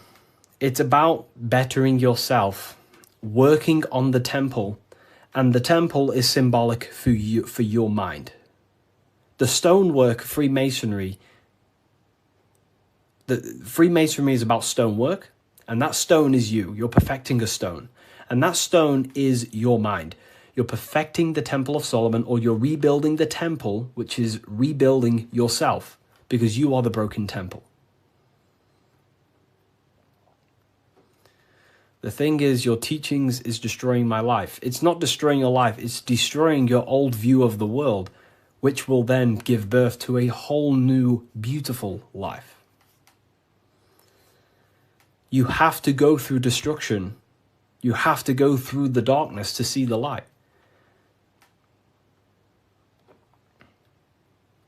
Destruction, creation demands destruction. And it's up to you how you interpret my information. Take it with a pinch of salt. Go and do your own research. I'm not saying everything I'm saying is, take what I say and apply it to your life and see if it helps. But everything I'm telling you here is helping me build myself and build my own reality. But it's very simple. It's about building yourself, because when you create change in your own psyche, you see change in your world. What happens when you start to awaken? You start to think differently. And when you start to awaken and spiritually awake, what happens to your friends? Your friends say, oh, you've changed. You see? So the external world is always mirroring your internal world. If you create change in yourself, you will see a change mirrored outside of you. That is as above, so below. Okay. So, Freemasonry is very simple. It's about yourself. It's about the Temple of Solomon. You're rebuilding the Temple of Solomon. And the Temple of Solomon is an allegory for you. Your mind is the Temple of Solomon. Your body is the Temple of Solomon.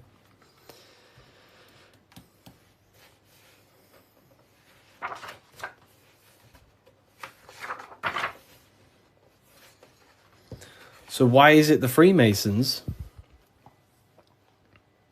wear this apron, right? So you see the Freemason here wearing this apron. Well, this apron originates from stone masonry. Stonemasons. What are stonemasons? Stonemasons chip away stone, and then they use the stone to put on a building or, wherever. But Freemasonry teaches in metaphors. So this stone, this apron, was worn by the stonemasons to protect themselves from flying chips of stone hitting their genital area. So this is symbolic of doing the Masonic work, perfecting the stone, perfecting your mind. Every day you are either building your mind or building your mind's prison. Every day. You wake up, you're either destroying your mind or either help freeing your mind. You have the option, right? And they also wear this apron on the lower half in the genital areas because you think with every chakra. The chakras are basically spinning energy vortexes. This is what you see here, right? These chakras.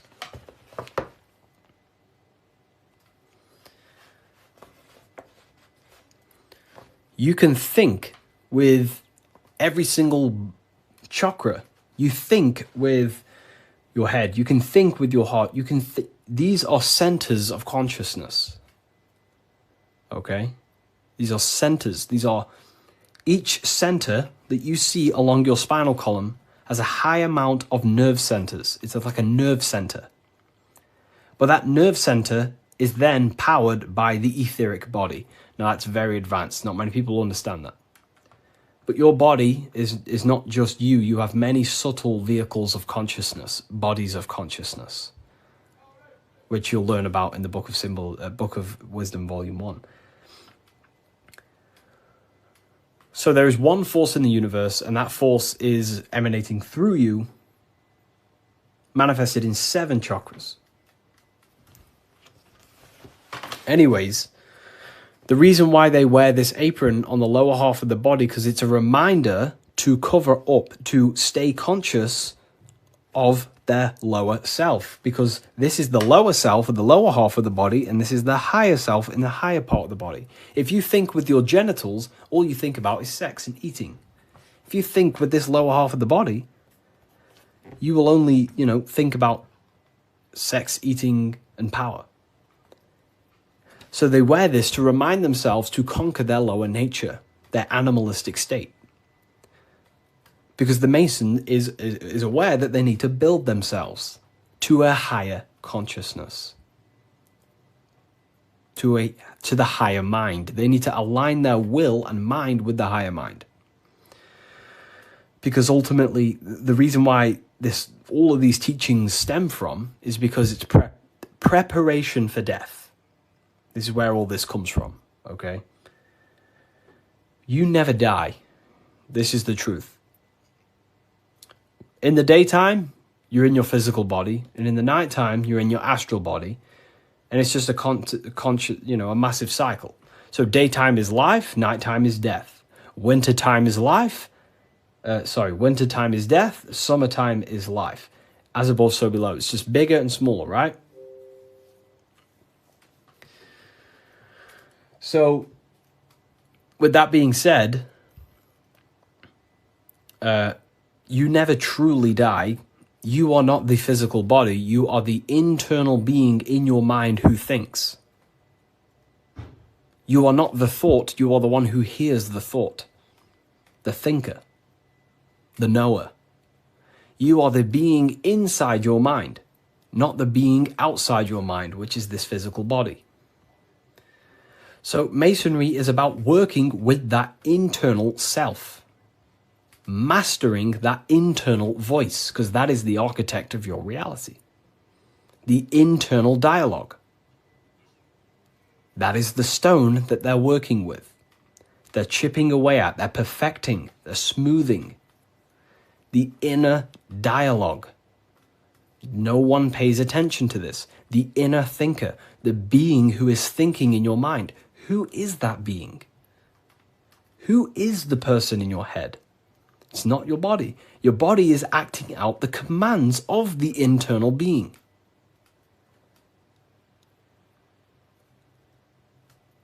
So this is what we have to connect to and master the inner dialogue, the inner thought processes, because the thought is the architect of reality. Thought creates everything. Thought creates everything in the whole universe. The whole universe originates from thought. So Freemasonry is basically about mastering the inner dialogue and working on the inner self, the person in your mind. And the deeper you get to know that inner voice, you start to realize that there are many different vehicles of consciousness. You don't just have a physical body. You have a physical, etheric, astral, and mental and spiritual body. The physical body is just the lowest dimension there is. The physical plane is the lowest dimension there is. Your mind operates above all of them. A thought is just a thought. It has no true form. That thought takes on the body. That thought wraps itself in imagination. So the thought alone is just a thought. But then that thought then wraps itself in something we call astral matter, which is your imagination. The light, the screen in your mind that allows you to vision a specific object. The thought wraps itself in astral forms. That astral form becomes like an emotion in your heart because you want to then take action to generate that mental image you created. Then it turns into a physical reality once you start to take the action to fulfill the desire of that mental image you created. So these are the many different vehicles of the mind. And the mind is not just in the brain. This is the whole wrong thing with science. The mind is not the brain. The brain is just a physical computer to decode the commands of the mind. The mind is not even touching the physical world. The inner dialogue is not in the physical world. The true you is a higher dimensional being. Okay? The inner dialogue. And we're working with that inner dialogue to master it, to ultimately master your reality. So again, Freemasonry is all about cutting stone, but it's not about actual stone. This book by Harry B. Joseph, right? Yeah, I am Harry B. Joseph. I wrote these books myself. This book is my brand new book, the Book of Symbolism. And it's only available on my website. You will not find this book anywhere else. The Book of Symbolism.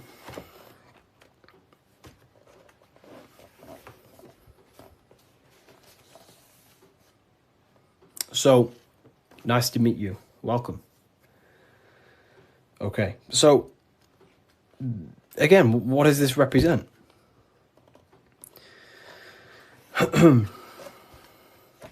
The rough stone is a symbol of the self, the unrefined self, the unenlightened aspects of our mind. So the rough stone represents the uncontrolled aspects of our mind. We have many different versions of ourselves in our minds, right?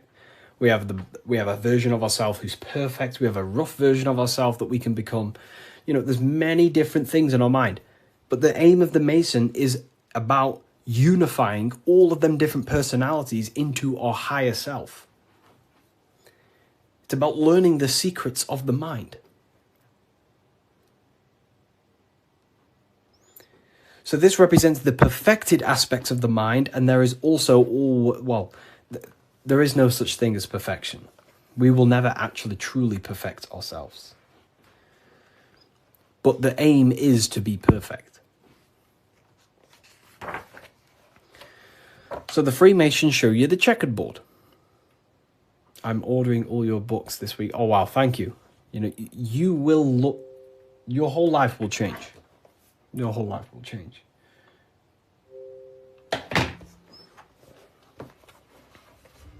Okay.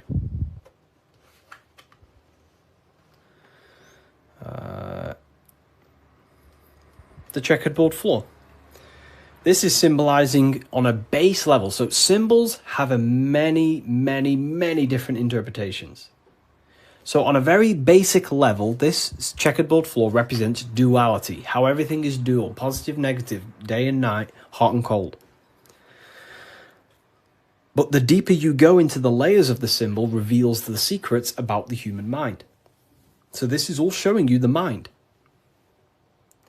Different states of mind, because that's what the universe is.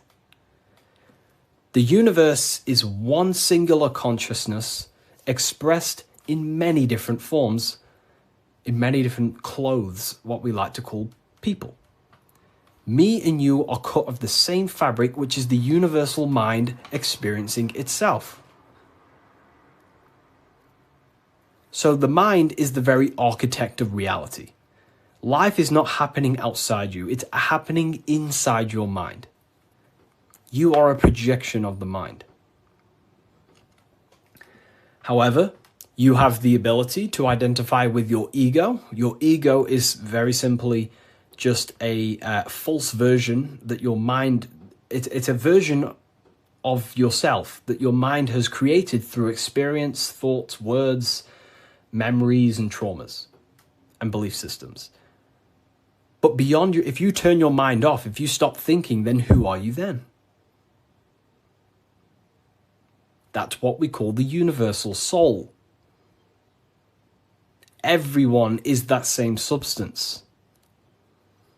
When we all turn off our mind, we are all the same substance, the universal soul.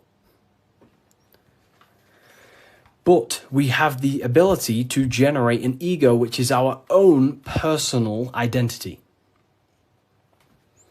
The ego is not inherently evil, but the ego can become bad if you don't tame it. It's the beast. But anyways, the duality represents, very simple, black and white, positive, negative, day and night, the opposites in the physical world.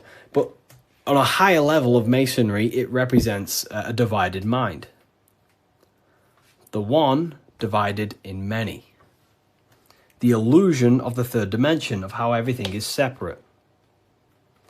But in fact, we are all the same substance. We are all the I am. We are all the I, the inner dialogue, the inner voice. Masonry is about working with the internal voice, the thinker in the mind, the true higher dimensional being that you are. Because that higher dimensional being manifests its life forces through you and creates in the physical three-dimensional world. So it's about directing the life forces through you. Now, a big misunderstanding about the world that religion has placed on people. A big misunderstanding, right? People think the world was created. People think the world was created thousands of years ago. It's the biggest lie ever. Step back, remove that belief out your mind just for a second, and realize the truth.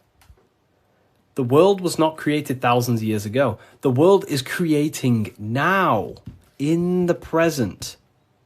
It's unfolding now. Creation is unfolding in the present moment.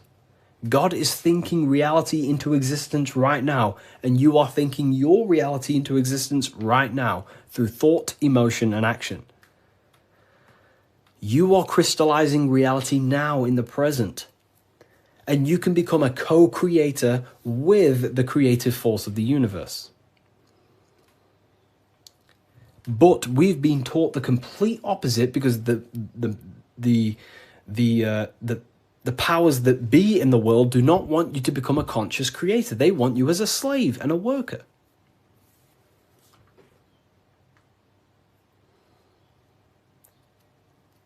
You see, so we have to understand that we are all co-creators of this world. We're all contributing towards the building project of Earth right now. But the elites, make you think that the world was created thousands of years ago and now you're just experiencing it. Now you become an experiencer. You're not an experiencer. You're an experiencer and creator. You mold it. And when you do not understand this, someone else who does understand this will use you to create their agenda. Because they understand this. And look what's happening in the world today. We are creating the agenda of a government. Why? Because we believe their lies. We don't have to, but we choose to. We all have free will. Everything else is just an illusion. Money is an illusion. It's a belief in the mind. Harry, are you a part of Freemasons? I am not. And if I ever do, I will be transparent about that.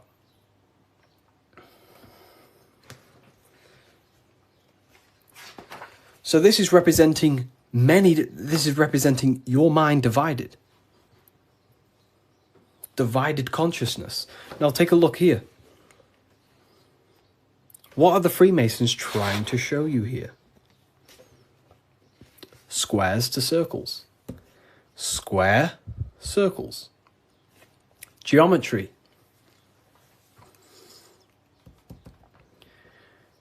Geometry.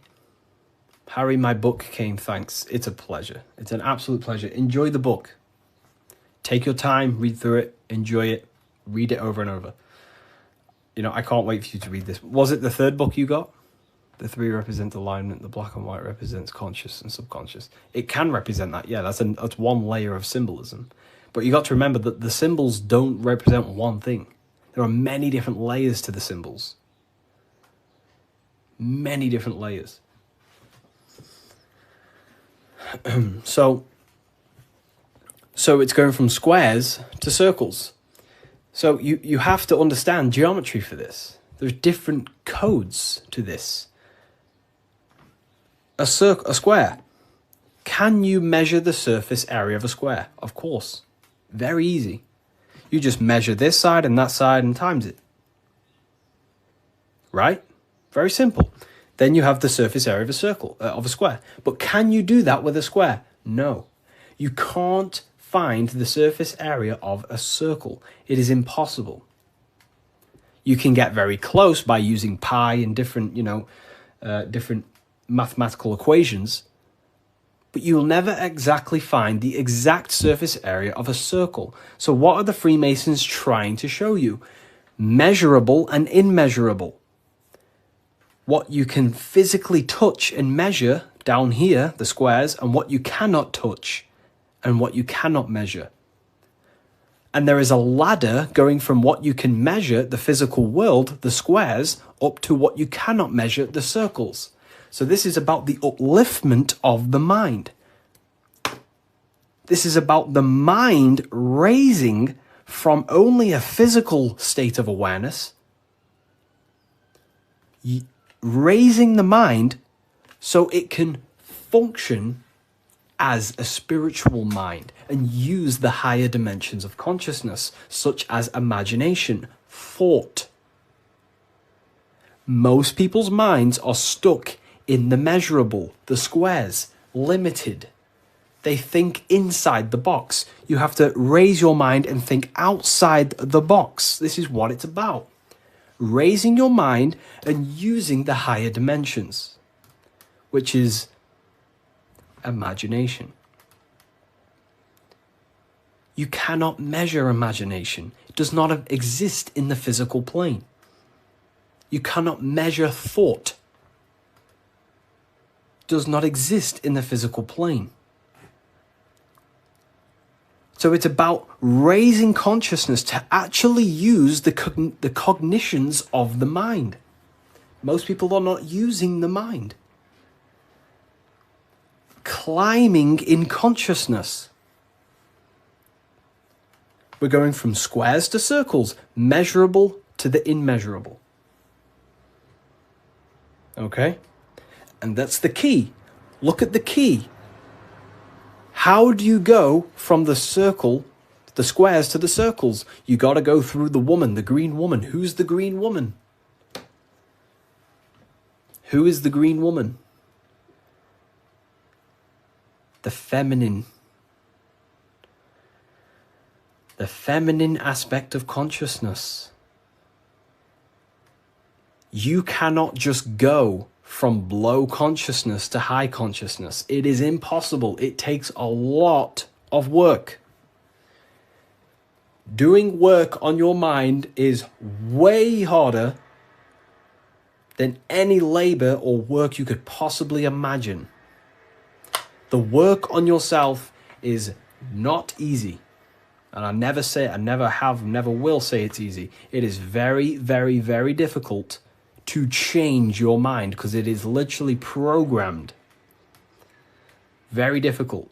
So you have to go through the woman. And what's the woman? The care, the desire. You have to have a desire to climb the ladder. You have to have the love and the care to do so. If you do not have the care, you will not climb the ladder. If you do not have the care to watch this live, you will continue scrolling. You have to come into contact with the feminine, the heart. You have to care to reach the higher consciousness, to take the actions that are necessary to generate that consciousness. That's the key to open the door to the upper room Jesus mentions. Jesus is always talking about the upper room, the kingdom of heaven. This is what it is. It is a higher state of understanding. A higher state of self-mastery. That is what it's all about. So in order to climb the ladder from the immaterial to the material to the spiritual, you have to care. If you do not care, you will not reach that higher level of consciousness. Because why? It takes a lot of self-work. A lot of work. A lot of reprogramming the self. A lot of meditations to gain control over the inner dialogue. A lot of reflection. A lot of sacrifice. Yes, very well said. Very well said, Timon. It takes a lot. It's not easy. Constructing, working on your mind. It's very difficult. And you don't see the benefits for a very long time. But when you do start to see the benefits, the benefits are massive. So this is what it's about. It's you. This is all you. And what are we chasing? We're chasing the I. What's the I? The I is the eye is open. It sees. That's the inner observation, the inner being who observes everything, observes the thoughts, observes everything. But we're chasing a higher I, a higher perception of ourselves by raising consciousness, a higher understanding of what you truly are beyond your human form, which is a higher dimensional being. We're chasing the I. The I is a higher perception of ourself. Yes, very well said. You see? So this is what this is why if you read symbols, you become very powerful. That's why I wrote a whole book on this, so you can learn this too. Everything I've said and more, you can learn. The Book of Symbolism, the only place it's available is on my bio. revivalofwisdom.com. I just released this November 17th. But it breaks down everything about Freemasonry, of how you can learn this knowledge and gain a higher consciousness. But anyways, if we get this to 50k, I will drop some coupon codes for you all, and we'll carry on. I'll drop some coupon codes so you can save some, some money. And we have worldwide. We have, this is powerful knowledge. Powerful, powerful knowledge. What do you think about the Golden Dawn? I have a friend, well, not a friend, but I know him through, he's an Instagram creator, and he went through the Golden Dawn system, and he is a very famous author now. You've probably heard of his stuff. It's called The Serpent Rising. He went through the order of the Golden Dawn, learned about Kundalini and stuff like that. Golden Dawn Society, yeah. How can I buy your book? There's no link in your bio. There should be. There's a link in my bio. Revivalofwisdom.com is the only place you get the Book of Symbolism in English, French, German, Italian, Spanish. Okay, so let's carry on, right? So we've broke this down. You now understand that we're going from squares to circles, which is going from the measurable to the immeasurable, changing the mind from a state of reaction, because this is, okay, the circle cannot be measured, but the square can be measured. So this is the material, this is the spiritual, this is the seen and the unseen. This is the cause, this is the effect. The cause, effect. What does the sun do? The sun causes effect on the earth. This is why there's a sun here. It's showing cause, effect. The sun produces changes in the plants and the nature on the earth, which means as above, so below. The cause is above, the effect is below. So this is talking how to change the inner dialogue of yourself, the inner voice, from a reaction mind to a demanding causal mind. Most people live in reaction mind, the square. They're reacting to the world outside of them, when the world outside of them is simply the effect. You cannot change it. It's already affected. It's already manifested. The only thing you can do to change the world is to change the cause. The inner world is the cause, the mind is the cause, the external world's the effect. The inner world is the cause, the external world is the effect. Most people have something bad outside them. You know, I'm not perfect. I'm not saying I've reached the highest level of consciousness. You know, I'm still working on myself, and I'll always say that. But most people are stuck in reaction consciousness, where their mind is just reacting in a state of complaining about the external world. When the mind is the cause. The cause, the mind needs to be a cause and a demand and a command. But that's fine. You know, I was in that state. And I still catch myself now and then being in that state. But we have to train our minds to understand that the outside world is the effect and the internal world is the cause. And we need to raise that ladder towards the causes. Make the mind a powerhouse of control. A powerhouse of control. Okay? Awareness, yeah. Okay. Symbolism. The winding staircase. You can't see the room. Where is it taking you? This is talking about the upper room, climbing to a higher state of mind. But when you're down here, you can't see that room. You don't know what a higher consciousness is. You don't know. Like right now, maybe there's some people in here, they don't even understand what even is a higher consciousness.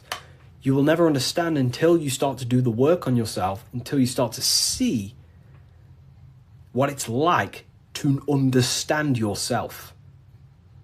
When you understand how you work, you know what to do in every situation. You have the tools to use in life. So this is about climbing the staircase of higher consciousness into the inner room that you can't see.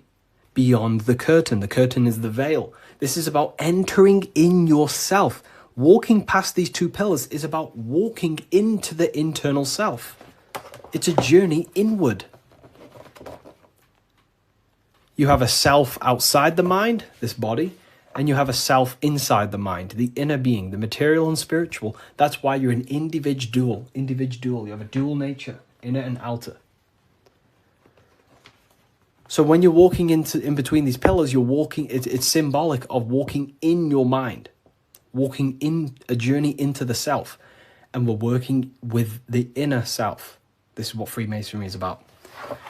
But it's a winding staircase, which means you can't see where this staircase is taking you. You don't know what a higher consciousness is, what it's like to be in a higher consciousness or a higher understanding of reality in the self. So you must have faith. Faith, not faith in a God, but faith that the staircase or this journey, this work you're doing on yourself is going to lead you somewhere. You must have willpower. It takes willpower to walk the stairs. You must have care. Faith, will, and care are the three forces that help expand the mind into higher levels of consciousness. So it takes faith, will, and care to walk this staircase, to walk this path, to do the work on the self, to master the self. And a spiral staircase also represents time. It takes time. Time moves in a spiral. Yesterday there was 12 o'clock, but today there's also 12 o'clock. But today is higher than yesterday. So it's just a continuous spiral upwards. Yesterday was 12 o'clock, today there's 12 o'clock, and we're just going to continue this spiral. This is time. It takes time to walk this staircase. It takes time to reach a higher consciousness. It takes faith, will, care, and time. It's not an overnight process. Okay? So I hope this understands, hopefully you people are taking this on. Darkness to light. This is a massive phrase in Freemasonry, from darkness to light. But what is the darkness? Darkness, you can't see. When the room is dark, your eyes can't see. Symbolizing ignorance. There are parts of yourself that are in darkness. You are not aware of these parts of yourself. Most people are not aware of their imagination and the powers of the imagination. That means it's in darkness. Darkness to light is about becoming conscious of the things inside you, the aspects of yourself that you may not be aware of. Exposing a light. If I turn on a light on something, you expose it. You see it clearly. So Freemasonry is about going within the self and finding the things that you are unaware of and becoming conscious and using them as tools to help you in life. Your imagination is a guiding force to shape your future. Your intuition is also a guiding force.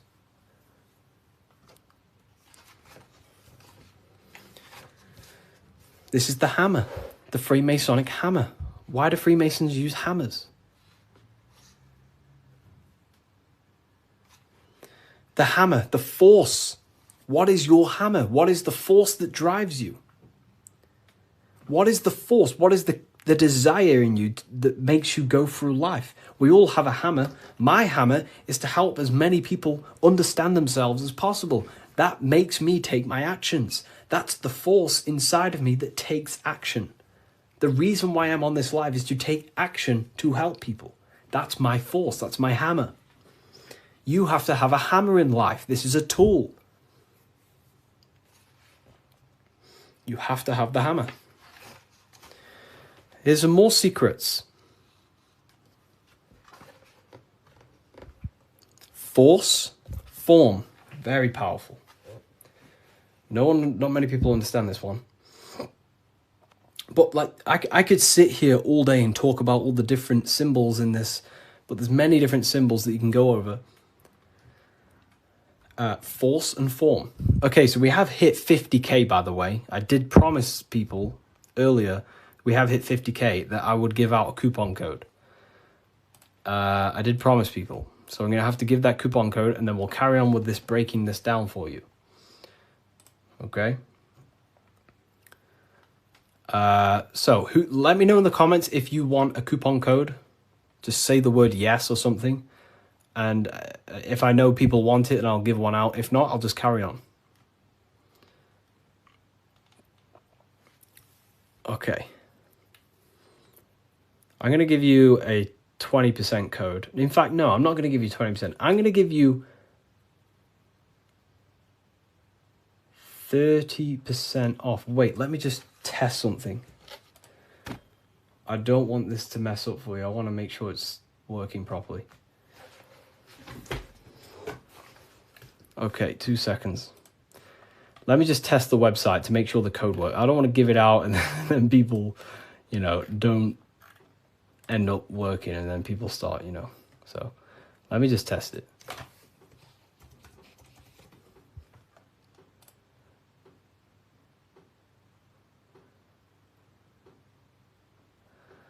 Okay.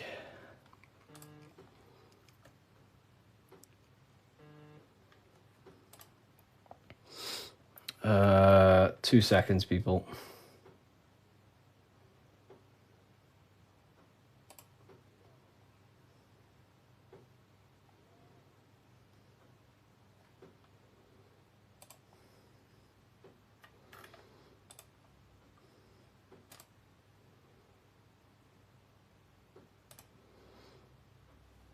Let me...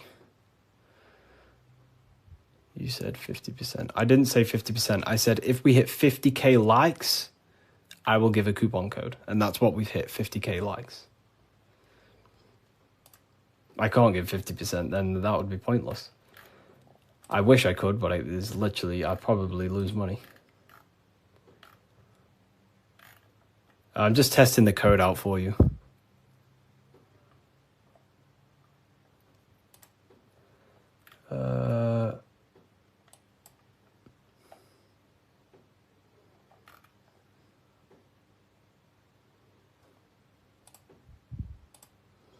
We worship you. I don't want to be worshipped. Please don't worship me. You know, I don't want to be worshipped. You know, I really don't. I'm not here to be worshipped. I'm telling you the power within yourself. But I thank you for that comment. That's nice. It's nice of you to say that.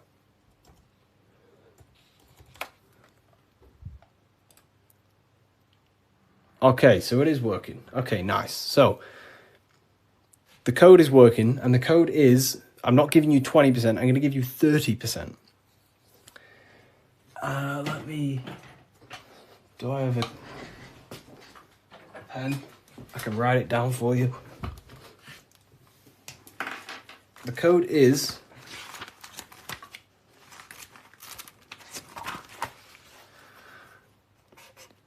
light. All caps. That's the code. All caps, capital letters. And you'll save yourself 30%. This is the brand new book of symbolism. You're going to save yourself 30% on the brand new book of symbolism. Is this where 607 Onk gets it from? I don't know. I've been around for a long time talking about this stuff.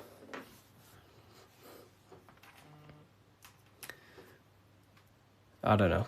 I don't know. I don't know where he gets his information from.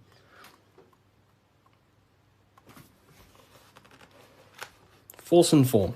Here it is. Website name, revivalofwisdom.com. Revivalofwisdom.com, or the link in the bio. No book is going to help you just meditate. You know, I used to think that exact same thing. But unfortunately, that is I used to think that, but then I realized my ego was keeping me back. The ego wants to say, I don't need anything. I don't need someone else to tell me anything. But then you have to come to a realization that there are people out there with knowledge way beyond what I knew. There are books out there that I need to read. There are people out there with knowledge way beyond mine. And you have to suffocate your ego and let go of that to actually grow. I used to think that exact way. But it depends what you want, you know. You don't have to go down this path. You can just meditate. That's completely fine. You know, it depends what you want, I guess, as well. So you are completely right.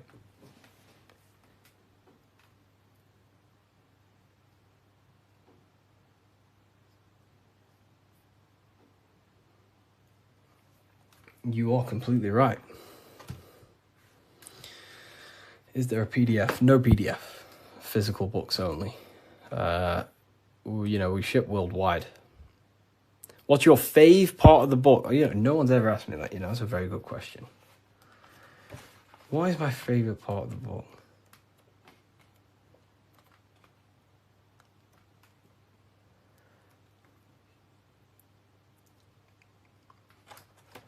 I love this part.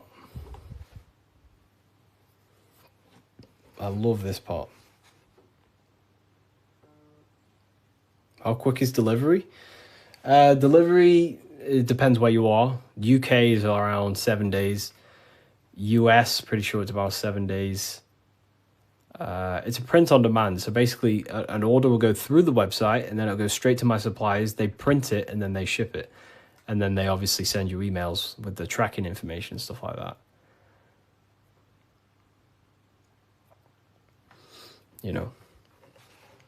But this is probably my favorite part. Is it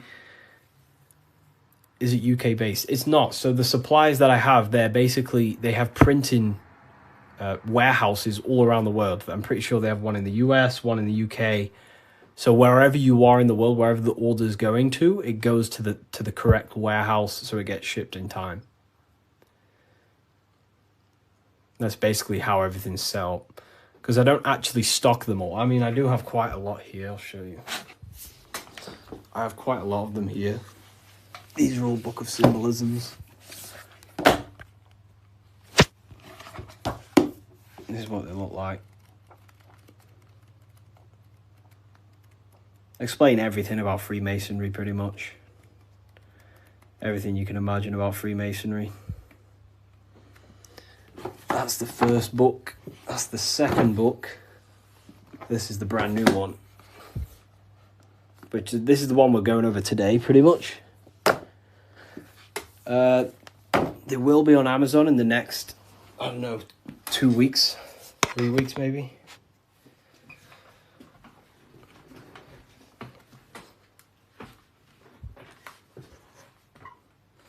How can we use the book to live a fulfilling life? That's pretty much, the book teaches you, it's a guide to higher consciousness. It helps you understand and unlock aspects of yourself that you never knew was there.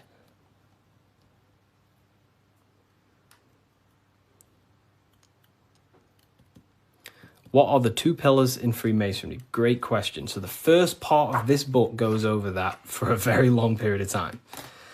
So the first whole section of the book goes over the Jachin and Boaz pillars, right? The different symbolism. So it basically represents the masculine and feminine forces of consciousness. But it ultimately represents division as well. The number 11 is a dividing number. It's left and right, right? It's left and right. So, have you experienced spiritual psychosis? No. If you met me in person, you would never even realize, because I don't talk about anything to anyone. People who know me don't even understand what I do. I don't talk about, I'm just a normal person. They probably think I'm asleep. Well, just a regular person who's not aware. But, I only talk about this stuff to people who ask me. To my family members, I'm just a regular person. But then obviously if they ask me about this, then I can tell them things. So yeah, in person you would never even know. I'm just a regular guy. I work throughout the day. I make videos. I work on my YouTube. I help my affiliates. I come on live. I help people. I speak to my university students. And then I go to the gym, see some family members, and, I'm just a regular person.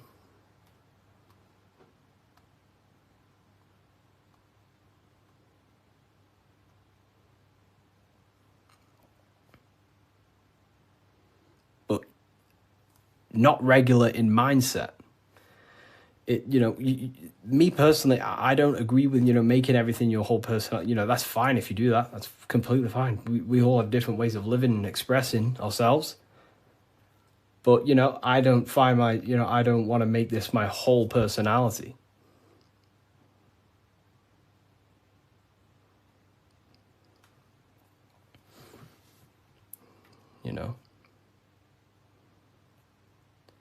I love to read books in my spare time. I watch a lot of, listen to a lot of audiobooks. I don't really listen to much music. Whenever I'm in the car, I put on an audiobook. And just by doing that alone, you'll gain a lot of information. Just type in Masonic books or esoteric books. You will find so much on YouTube. Just listen to everything, and over a period of time, you'll start to develop pattern recognition, and you'll start to decipher your own truth. The Bully Slayer was cloned. I see some of his videos today. I don't know. I don't think he's been cloned. I think I don't know. He stayed off the internet for a while. He might have changed and stuff like that. But I love his stuff.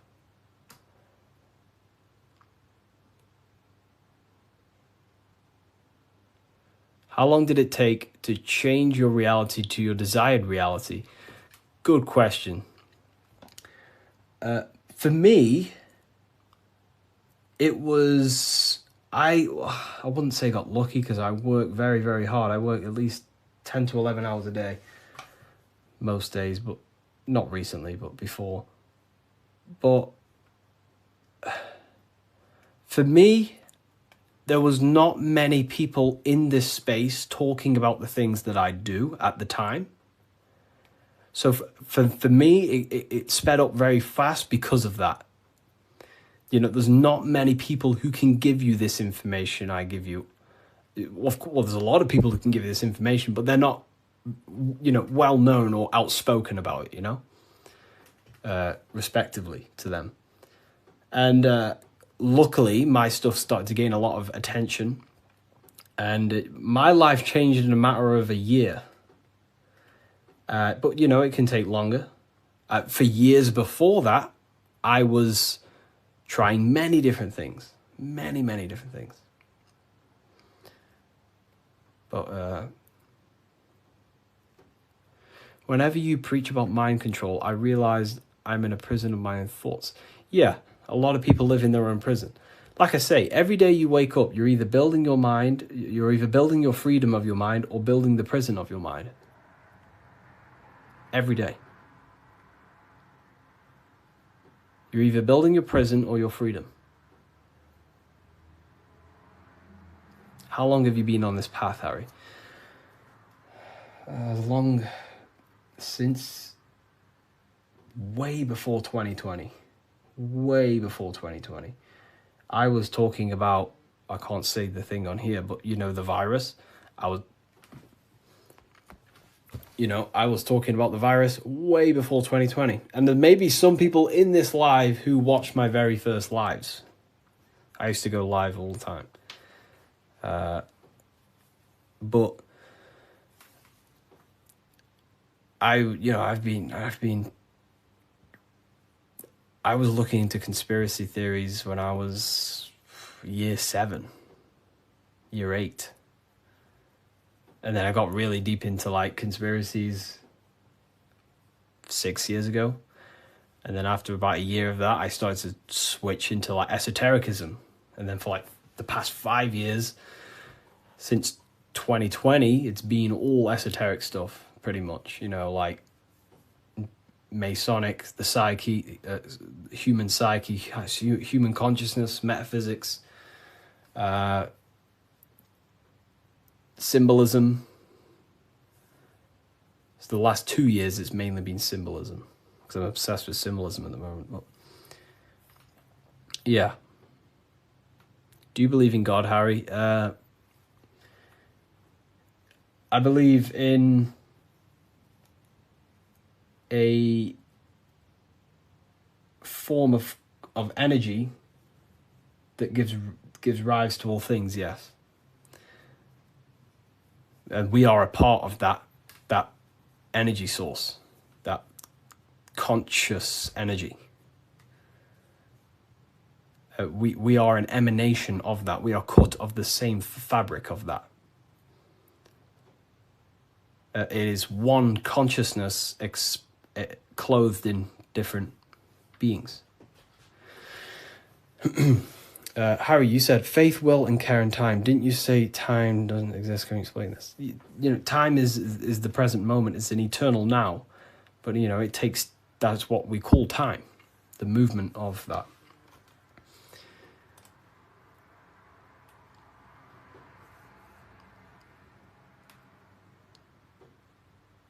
I don't believe in a God outside of us. Well, God is outside of us, but he's also inside of us. God is everything.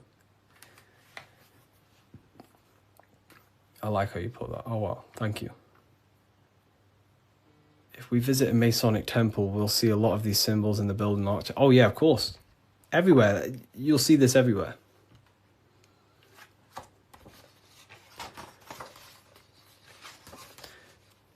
And look here. This is the gate of Europe.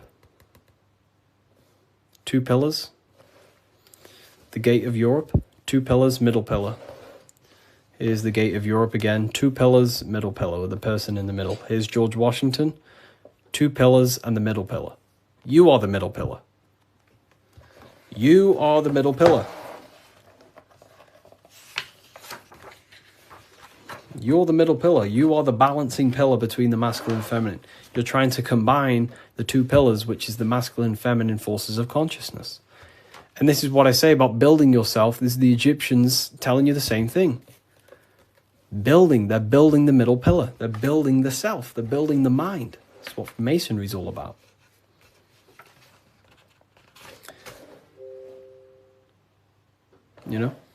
So look. Here's the Anunnaki showing you 2 pillars, Jachin and Boaz. And look at the person in the middle pillar, which is balancing the masculine and feminine forces of consciousness, trying to become whole and unified, a unified mind. And he's stepping up, symbolizing raising consciousness. Stepping up to a higher level of understanding. Here's Buddha, same thing. Buddha, Vishnu, Sumerians, Egyptians. Wait on, we still got more. Jesus with the 2 pillars. Egyptians again, they're building the self. This is what it's about. It's about building the mind.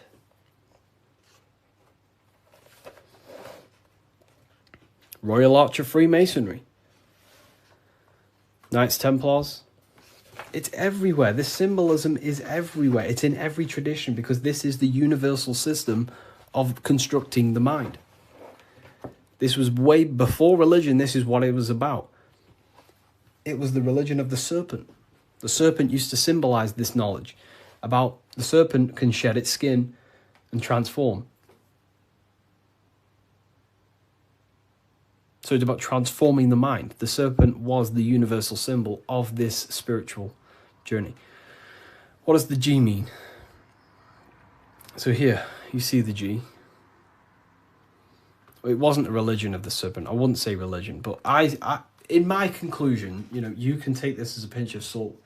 In my conclusion, I think the serpent, found in every religion. It's the Vatican. It was in the Garden of Eden. It's in every religion you can possibly imagine. There's a serpent. And there's serpent symbolism all around the world.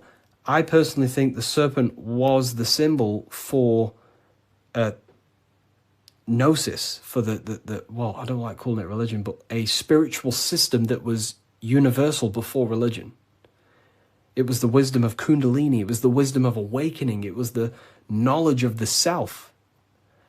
And then I think the serpent got demonized because then religion took over and started to externalize all the spiritual teachings and then following man-made gods and gods in the sky and stuff. But before all of that, I believe that me personally, I believe the serpent was a symbol for the universal spiritual system of knowledge that was before all the religion. That's my interpretation. It's about self-transformation. Yeah. Someone asked about the G.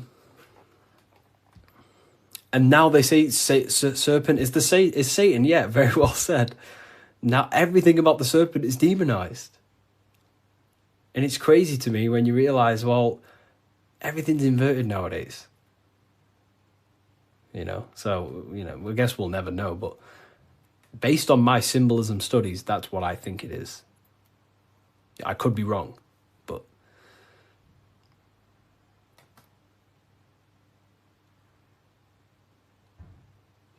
So, okay, why didn't you join Freemasonry if you believe their teachings? It's not believing anything. These symbols are self-awakening. It's not... Everything I teach you is not about believing anything. It's about shedding light on what was there, but you just may not be conscious of it. So, for example, the G, this is a Masonic symbol, and the G represents the force of care, the force of love, the heart, the generative principle, the G, the generating force of reality. That is love. The heart generates your reality. You right now are watching this live because you have a care. You care for the information I'm sharing. So that care is allowing you to take the action to generate this experience you're having right now. So in order to go through the Masonic temple and walk the path towards the light, you have to have the G inside of you, the care to walk that path. If you do not have the care, you will not take the action. If you do not have the care to watch this live, you will continue to scroll. G also doesn't have a numerology meaning. Yes, 7. 7. G is 7. And there are 7 cognitions of the mind. So the G is also gnosis. Gnosis about, knowing, gnosis. Gnosis is knowledge gained through direct experience. So you right now, you're here. You don't believe you're here, you know it. Instead of believing God, you can get to know God by gnosis, by studying the self, by entering trance-like states of meditations and understanding the self. That's gnosis. And in order to gain gnosis, you must have the G. That's why gnosis begins with a G. Because you must have a care to meditate. If you don't care about gaining a higher consciousness, you won't meditate. If you don't have a care to reach the light, which is just a higher state of understanding, you don't have the G. If you don't have the G inside of you, you will not take the actions to walk up this path, up the mountain. It's a difficult path of self-mastery. So that's the G. It's the driving force of your reality. And if you don't have the G, you won't walk up this hill. So the teachings that I teach is, it's about shedding light on something that was already there.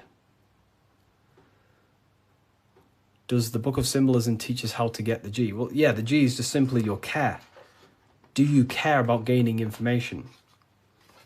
Or do you not? You either have it or you don't, and you can cultivate it. We do talk about it here, all about the G and different symbolic here. So in order to get off the checkered board and rise towards the light, so we're going from base consciousness to high consciousness, from material to spiritual, in order to do that, you have to go through the woman. And what is she doing? She's caring. She's caring for the little baby. So it's symbolizing, in order to go from low consciousness to high consciousness, you have to care. You have to go through the feminine, the heart. You must have a desire in your heart to truly raise your consciousness.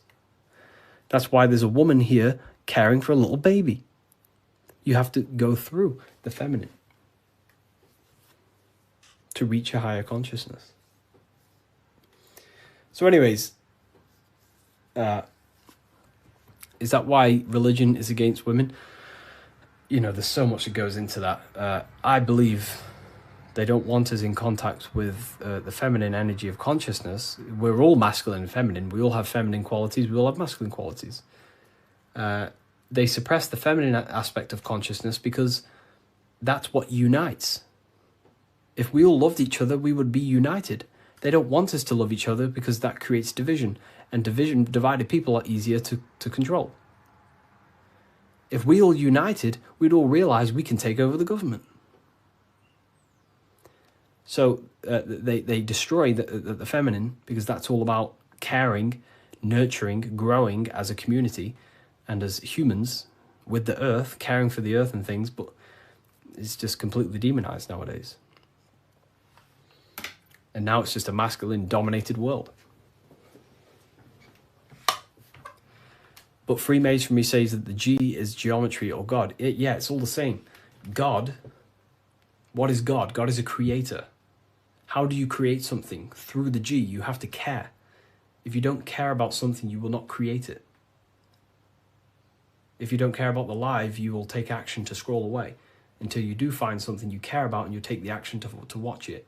So it's about generating reality. God, which is a G, which is about care, creation.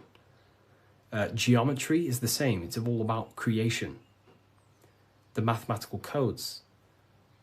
But it's all to do with the G principle, the generative principle. If that makes sense. So most words with G are all to do with care, gift. If I gift you something, it's because I care. I have a G. I have a care towards you, and I'm gifting this.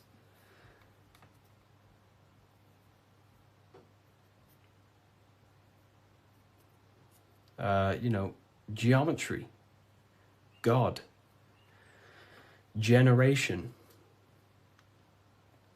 Genesis, all about creation and care. The whole world is built on love, and when you see it, you can never unsee it. The whole world is built on love. All creation is built upon the principle of love. That's why the earth is called hot.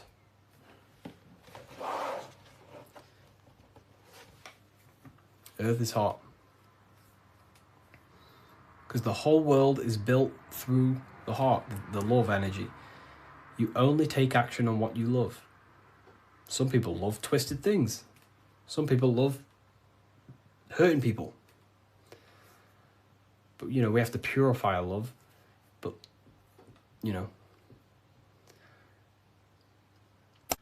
The Book of Wisdom by Harry B. Joseph has really piqued my interest. It's 119 pages of curated spiritual insight. This book has really piqued my curiosity. And regardless if I believe in everything I read out of here or not, I am just so mesmerized by a lot of these topics. It's all, some of them are controversial. Some of them are based in Christianity. Some are not. But it's just a really insightful book. And I'm super excited to check it all out. If you want to check it out too, I'll link it for you. Get your copy. Visit bookofwisdom.com. Welcome people, we're back with another video. I will now be keeping track of my YouTube and trying to upload every week. In this video, we'll be talking about the chakras. The chakras are the 7 attributes of God, and they are the 7 planets. These are literally vortex portals within us that connect us to these vices and characteristics of God. Each one of these energy centers are a spinning whirl of energy which controls the cells and organs in that particular area of the body. For example, it's literally a mini brain for that area of the body. Each chakra has a vice which you need to turn to a virtue in order to climb up through the system. They work like a stairway system. You have to go through each chakra in order to unlock the one above. This process is turning matter into spirit as you descended from spirit to matter. Saturn is Satan. That's why it's the lowest chakra. And that's why the devil is red, because red is the lowest vibrational color. When you are in these lower states of consciousness, you are in your animal nature. This is your physical side of your nature, and you are mainly being driven by your animal instincts or your ego. Moving back to your higher self or your spirit self is not an easy process. It takes a while. However, with discipline, consistency, and motivation, you can achieve this, and this is what the ancients called Christ consciousness. Once you have achieved this, it is basically a state of mastery of the mind. You no longer lust for the lower animal nature things. Now, let's start with the root chakra. This is located at the base of your spine, and you can feel this chakra by tensing your anus.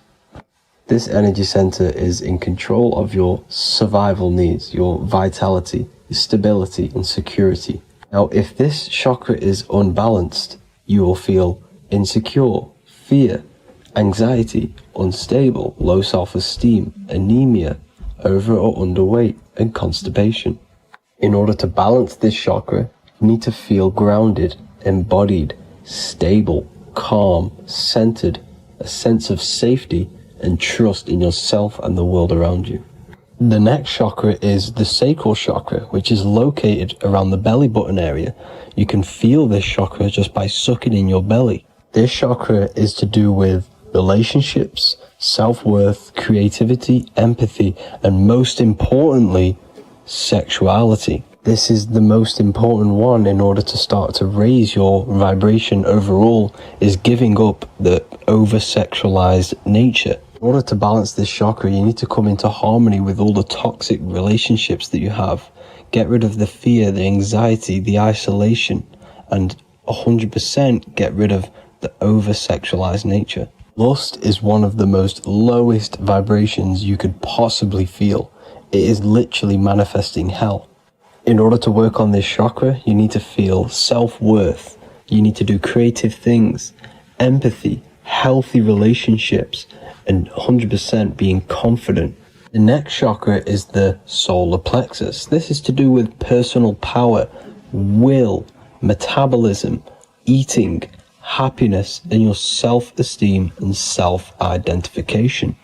You can feel this chakra just above your belly, below your ribs, and you can suck in this area. If this chakra is blocked, you will feel lack of confidence, difficulty in manifesting your desires, low self-esteem, misuse of power, misuse of dominance, weak will, and shame in yourself. Biggest one for this chakra is overeating, as it's to do with metabolism. If you are overeating, you are literally unbalancing a lot of your lower chakras, not just the solar plexus. In order to work on this chakra and balance it, you want to have a positive self-identification. You want to feel happy, a happy self-esteem, effectiveness to people, not overeating, and a strong willpower. Now for the heart chakra, one of the most important chakras. Chakra is to do with love, understanding, trust, hope, openness, compassion, balance, and forgiveness. The most important because your heart is the tree of life in the body. It is the center of the toroidal field. It is the most powerful chakra. Your heart is 5,000 times stronger magnetically than your brain. Once you have hit the heart chakra and you start surpassing the heart chakra, you are now turning matter into spirit, as the lower three chakras are dense and physical, and the above the heart chakra are turning to spirit. As you can see already, this is a hard and long process of working on yourself physically and internally. The symptoms of a blocked heart chakra would be lack of love or too much love, difficulty to accepting or giving love, lack of compassion, loneliness, and lack of emotional fulfillment. Finally, a lack of connection with a divine or to nature. In order to balance this chakra, the most important thing and the most powerful thing you can do is loving people, accepting and giving lots of love. Second most important thing to balance the heart chakra is balance. You need a balanced life. You need balance in all aspects of your life. Now for the throat chakra. This is a very important chakra as it's to do with communication. A symptom of this being unbalanced is a lack of self-expression and putting on a front all the time, acting with the ego. In order to balance this chakra, you need to constantly self-express yourself. You can't be putting on a front. That voice inside your head, you have to let it come outward. Don't just block it off with a wall. Self-expression will lead to you gaining friends who actually like you for being you, and not these fake friends that you have to put on an ego for. In order to balance this chakra, you need to express yourself, express the word that's within you. Don't be lying to people, don't deceive or be deceptive. The next chakra is the third eye chakra. This is starting to get very advanced and you are coming very close to spirit. Just before we head on, I want to announce the PDF is now available, containing all the presentations I've ever made, all into a condensed 38-page PDF. The link will be below this video for you to access. And if you want to learn how to create reality using your mind, how to attract your desires, how to get out of the situation you are in, the link will also be there for the Manifestation Mastery course. Now for the third eye chakra. The third eye chakra controls the pineal gland, which is your first eye. It's to do with your psychic abilities, channeling, telepathy, astral travel, visions, and connection to the higher self. You need all of the chakras aligned to get the full potential out of your third eye or pineal gland chakra. For example, if you're astral traveling and you fear something, you will be instantly shot back to your body. So you need to master all of the chakras before you go on and try and do these higher spiritual activities. Symptoms of the third eye chakra being blocked is lack of imagination, lack of vision, lack of concentration, blocked or clouded intuition, can't see the big picture, and especially overly reliant on logic and intellectual thinking. A good way to work on this chakra is imagining things, vision things. Trust your intuition at all times. Always follow that inner voice. Cut out the tap water, which contains fluoride. Fluoride blocks the pineal gland. And cut out all junk food, because all of this is affecting your pineal gland. When in meditation, you want to focus your eyes and your attention to the center of your head between the two eyebrows. This is where the pineal gland is located. This will help and awaken the pineal gland over time when you keep doing these meditations. Finally, for the crown chakra, this is to do with universal consciousness, all-knowing, enlightenment, cosmic connections, the God source. This chakra is blocked by being cut off from spirituality, plagued by the senses, being tricked into the five senses and being tricked into thinking you are the body. In order to work on this chakra, you need to feel grounded. You need to know yourself, your real self, the voice within you. Have common sense, have specific decisions that you're making, be very direct. Now we've got out of the way all of the chakras, I can now introduce methods and meditations which will help you unblock them spiritually. When meditating, you want to get into the present moment in a nice, comfortable position. Bring yourself to the present moment by saying, I am here right now, nothing else matters. Keep repeating this over and over with your eyes open or closed. After a couple minutes of bringing your attention to the present moment, you can now start to breathe in through the nose deeply and breathe out through the mouth slower than you breathed in. Place your attention on the chakra that you want to balance. Think of a high vibrational emotion like love, and think of this while placing your attention on that chakra. You can do this exercise every day for 10 to 20 to 30 minutes. The longer the better. Another practice you can do is by chanting the Bee Gees for each chakra. They are here starting from the root chakra all the way to the crown chakra. Or you can chant the 7 vowels. There are not 5, there are actually 7. A, I, A, O, U, M. A, I, O. This is the proper way of pronouncing the 7 vowels. These are so powerful because these are the only things that exist. It is literally the sound of God. By pronouncing them right, you can actually create a lot of power within you and align your chakras. That's it for this video, people. I'd appreciate a comment and a like to help the algorithm. I appreciate you all. Love and light.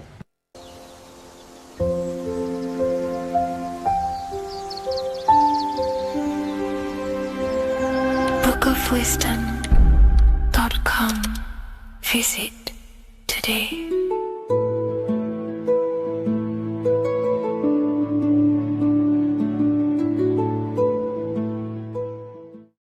Your ultimate goal is to be famous, then you're gonna do a lot to get there, like sign your name in blood in a contract with the devil.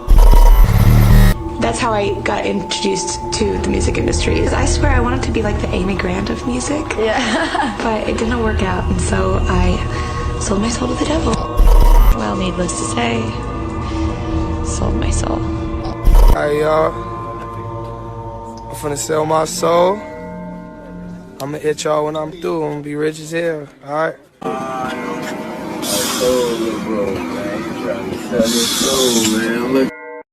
So what exactly is selling your soul? In order to understand this to its full potential, you have to understand the spirit world and the occult world which our eyes cannot visibly see. The physical world we see is nothing but an illusion and a product of the higher planes of existence. For example, you can see someone's physical body, but you can't see the complex structure of the consciousness and the thinking behind that being. With that being said, there are forces and entities not attached to physical bodies, which they exist on the astral and etheric plane behind the physical plane. Now, there are numerous videos and music with artists talking about this. For example, I sold my soul to the devil and the price was cheap. Why do you still do it? Why are you still out here? Well, it goes back to the destiny thing. I mean, I made a bargain with it, a long time ago, and I'm holding up my hand. What was your bargain? To get where I am now. Should I ask who you made the bargain with? with the chief commander. On this earth? And on this earth, and then in a world we can't see. So selling your soul is cutting a deal with an astral plane entity in exchange for wealth and fame on this physical plane. This is classed as black magic because you are bending reality against your intuition. Now, making deals with entities beyond the physical plane, you always have to give something in exchange. When it comes with demonic entities, it always involves some sort of sacrifice, bloodshed, or humiliation. Now, there are countless of rappers who someone close to them have died just before their career takes off to the next level.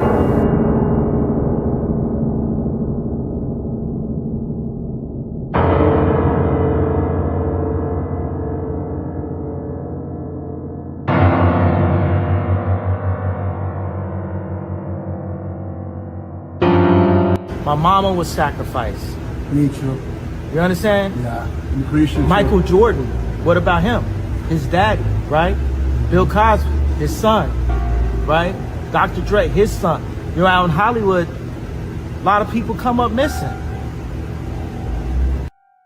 So these rappers and celebrities do have to do sacrifice rituals in order to take their career to the next level. Top flight, I've been growing up, that's a ritual.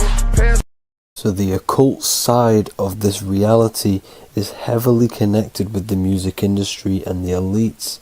This is why they are all connected to Freemasonry.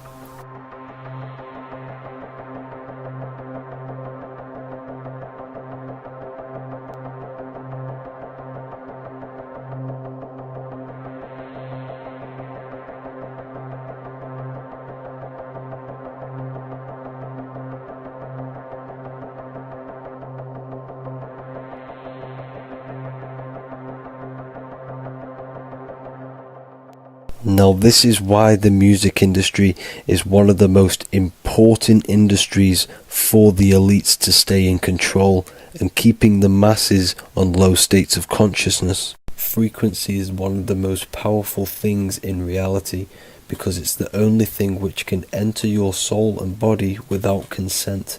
The frequency on Spotify and all major platforms are all tuned to 440 Hz, which was set by the Rockefellers. 440 Hz turns off the whole right side of your brain, and the right side of your brain is to do with critical thinking, imagination, and your intuition.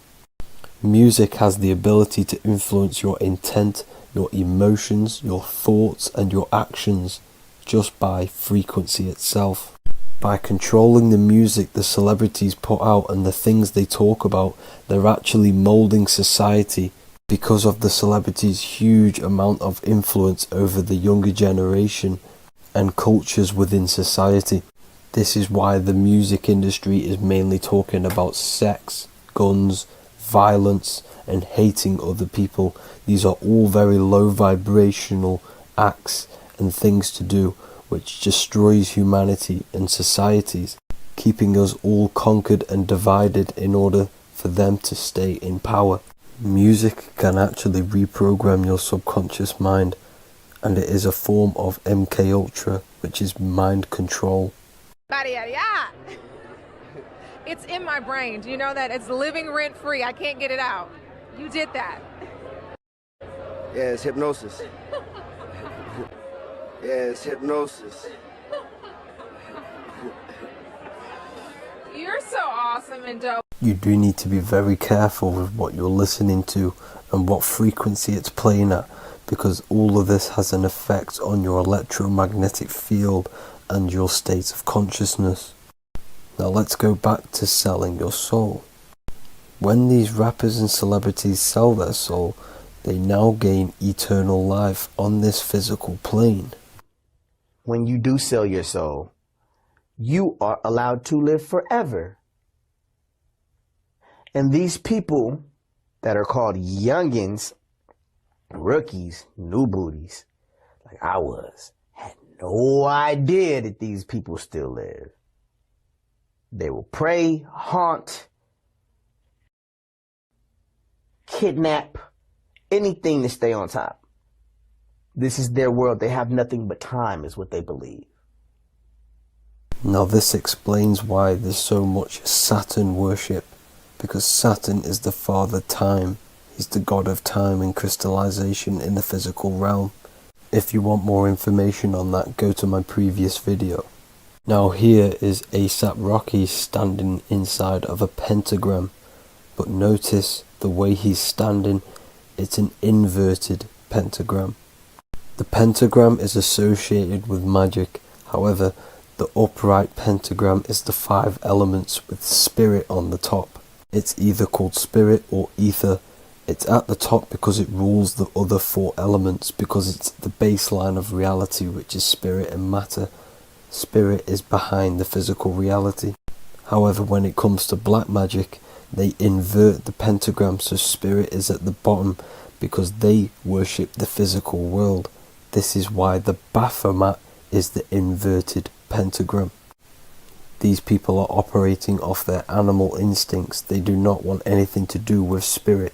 These are antichrist. All of these celebrities know full well the effect that what they're doing on the rest of the world. They have sold themselves out, and the elites use them as puppets to push this new world order and mold society in the way they want it. This is why all the celebrities are linked to Freemasonry, because in Freemasonry you have to take the oath of silence, where you can't speak on anything that they learn inside of Freemasonry. This is the symbol of silence.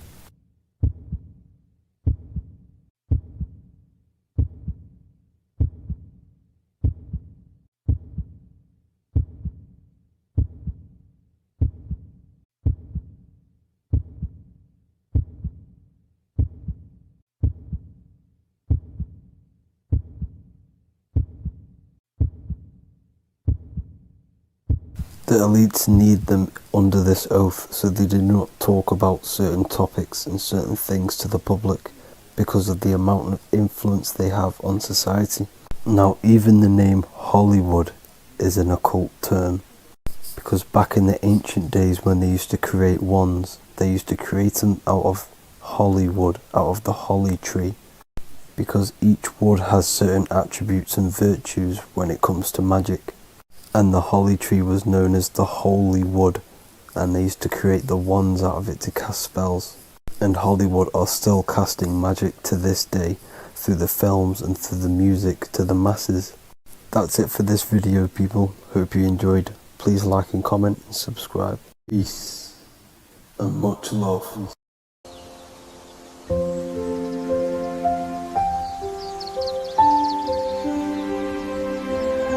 bookofwisdom.com. Visit today.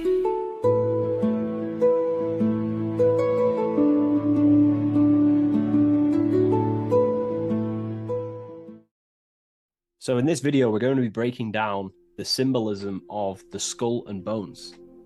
The skull and bones is found in the Masonic tradition. It's also found in a satanic secret society, such as the Skull and Bones Secret Society at the University of Yale. Filled with secrecy there. Anyways, to dive deep into the symbolism, we have to think between the lines and read between the lines of what this symbol means. So this symbol is obviously a symbol that represents something in yourself. It is a way of living. It is a way of think, feeling, and acting. It is a state of consciousness. Each symbol represents a state of consciousness. Each symbol reveals something about yourself, the way you process things, the way your consciousness functions. This is what symbolism is for. It is visual representations of modalities of consciousness. So the skull and bones, if we instantly look at this symbol, we typically think of death, because a skull and bones, they are the last things to rot when the body dies. You see this symbol associated with death all the time. If you look on the back of of a product such as cigarettes or what else, vapes or vape liquid, you will see this symbol. Why? Because it represents poison or something that can kill you, or death, something that is toxic. So you always see this symbol on products that are toxic, things that can cause harm or internal damage to the physiology of the body. So that's a very basic exoteric term, which is external. It's a very external teaching. But inside the occult and esoteric traditions and occult schools of thought, this symbol represents the death of someone's consciousness or spirit. It is the death of their soul. Now, what do I mean, the death of their soul? This is used in satanic societies, or it's used in Masonic traditions. Two different meanings, okay? So inside the Masonic tradition, this symbol of the skull and bones is always found on a coffin, on a Masonic coffin. The coffin will have a symbol of the skull and bones. And if we observe the symbol, we have two interesting sections. We have a skull and we have bone, okay? These are two symbolic aspects of consciousness and forces of consciousness. The skull encloses the brain, and the brain is all to do with intellect and thinking, intelligence. However, these bones are for the limbs, such as arms and legs, and the arms and legs are specifically for action. The body uses these bones for taking action in the external material world, in the manifested world. So it's a symbol of thought and action, intelligence and action. But what is that the death of? If this symbol represents death, it is a symbol of the death of something, which is the soul. Okay, you can have very high intelligence and you can also act upon that intelligence. However, you could also have no connection with your divine nature. So the thought and the skull and bones is a state of consciousness representing someone who is in the coffin. The Masons use this on a coffin. It is a symbol of thought and action. Mainly, it represents base consciousness. In the Masonic tradition, it represents base consciousness. I'm going to explain the Satanic tradition of the symbol after, but in the Masonic tradition, they use this symbol to represent someone who's on base consciousness, which means they only think and act. They have no connection with the divine self, no connection with their higher self or the spirit or the divine nature of themselves. They only use their intelligence and they only use their body. They have no connection with emotion. There is no emotional symbolism in this image here. Hence why the image is either gray or black. It's normally gray because gray symbolizes dullness. Each color is symbolic of emotion, and looking at colors invokes emotion. However, gray has no emotional tone. It's dull, it's dead. So it represents disconnection from the emotional body of consciousness, but it represents thinking and acting without the emotions. Why is that significant? It represents the death of emotion. Someone who is in an unconscious state of living. Why is emotion important? Because emotion is basically the connection to law, moral law, natural law. When we're given birth into this world, we have a natural state of consciousness of innocence and love. As a child is not born racist, a child is not born a killer, a child is not born chopping people's heads off. A child is born with love and living in peace in a natural condition of consciousness. Therefore, the skull and bones is the inversion of this. It represents someone who either has high intelligence and they take action, or it just simply represents someone who is unconscious and they only think and act. They have no connection to their heart energy, emotional energy. This is very important, okay? They have no connection with their heart energy. And the heart energy is what allows you to take action on things that are good. For example, if you think of stealing an old lady's purse, the feeling will tell you it's wrong. But if you take an action anyway, that is now going against the heart, which is the feminine, the guidance system, the heart of goodness and righteousness and love and care. So in the unconscious state, in base consciousness, symbolizing the first degree of masonry, base consciousness, the checkerboard floor, you'll see a coffin with a skull and bones on, symbolizing an unconscious way of thinking and acting. They have no connection with their feminine qualities of consciousness, which is the heart energy. Look around in the world today, you will see this everywhere. People only think and act. They have no connection with their intuition, their feminine side. And the feminine side is what guides your soul through this life. So in the Masonic tradition, this is a symbol of someone who only thinks and acts, and they may even think and act unconsciously, because it's a symbol of death, which means the death of consciousness. They are unconscious. They don't even know they exist. They don't question life. They don't question what is this world. They don't question, they think manifestation is just a fairy tale. They unconsciously think and act and create their reality. They wonder why there's so much negative in their reality because they are unconscious. So this is a symbol of the death of consciousness. They have no connection to their internal self, the qualities of the heart, and they only think and act, an unconscious state of living. Now, to go into the satanic side of this, the Skull and Bones tradition, the Skull and Bones is a satanic society, allegedly.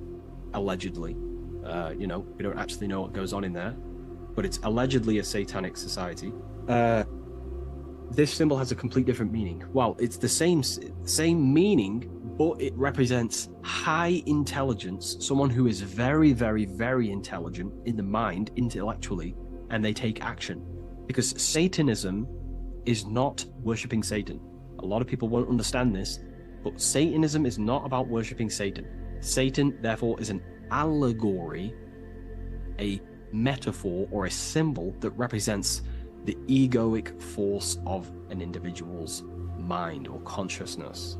Satan is a symbol representing the ego of man, of an individual. And like I broke down earlier, when we think about stealing an old lady's purse or punching someone in the face, the heart tells you that's wrong, but the body takes an action anyway. That little voice inside your mind that says, do it anyway, even though you know it's wrong internally, that little voice that says, do it anyway, that is what the ancients or esoteric societies call Satan. It's not a deity, but it's an aspect of our own mind, an unchecked aspect of ourself that is always trying to rule and gain is trying to conquer you. This ego tries to conquer and take full control of you. And that's what we see in today's world. So therefore, in the satanic society, this is a symbol of head consciousness, no heart consciousness, because satanic societies do not want to connect with their heart. They prefer to live in their personal consciousness. What do I mean? The universe is one consciousness, one giant being expressed in individual forms. And that universal essence beyond your ego, beyond that universal consciousness, is the heart. But the head is the personal consciousness. The head is where your perception of yourself is. You know, that false character of who you think you are, your beliefs, you know, your name, your job, your status, your reputation. That is all head ego consciousness. It's not necessarily evil. However, in satanic societies, they do not connect with the divine. They would rather live in their personal consciousness and become their own God instead of connecting to the God of the heart, which is the God of the universe. They prefer to become like a material God. They want head consciousness, and they think and act without heart. They will think, they'll have high intelligence, they'll develop their mind, they'll develop the power of their mind, but they'll never develop with their heart. They'll never connect with their heart. So this is what the symbol is representing in satanic societies. They live in satanic consciousness, which is simply head consciousness, thinking, acting, high intelligence, high IQ, no connection with the divine. Okay?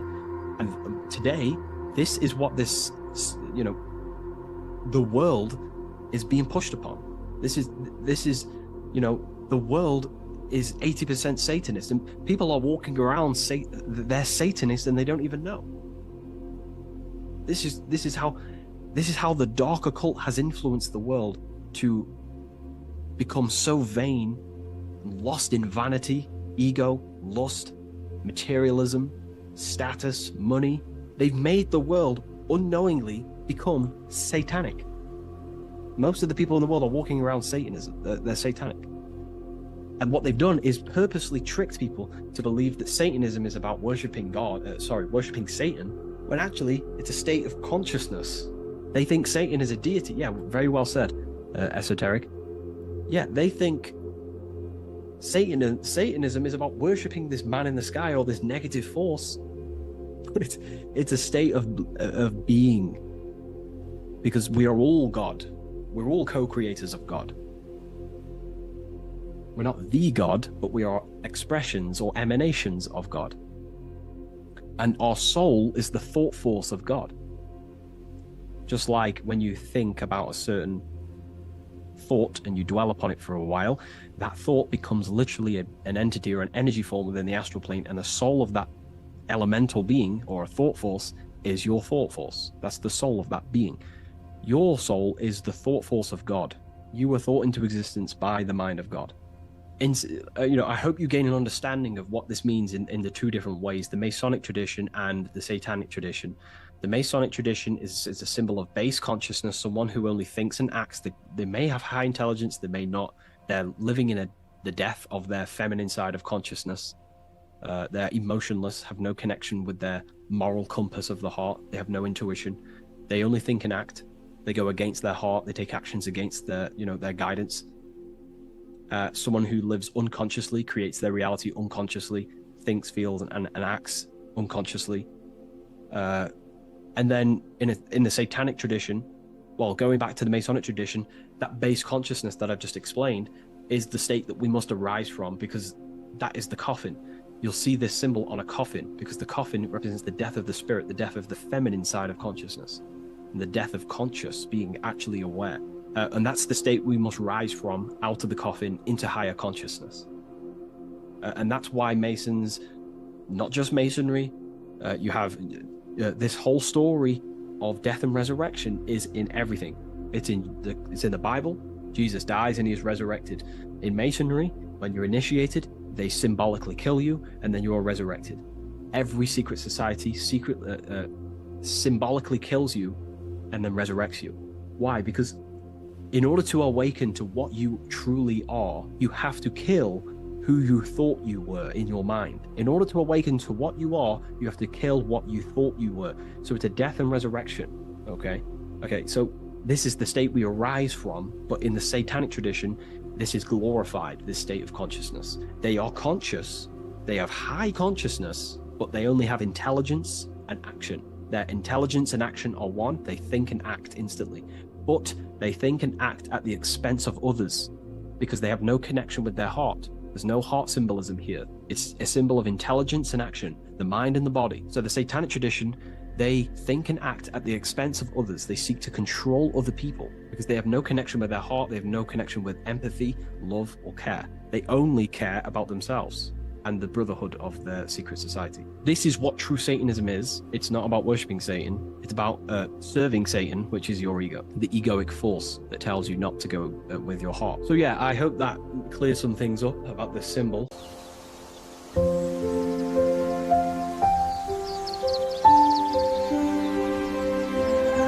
bookofwisdom.com. Visit today.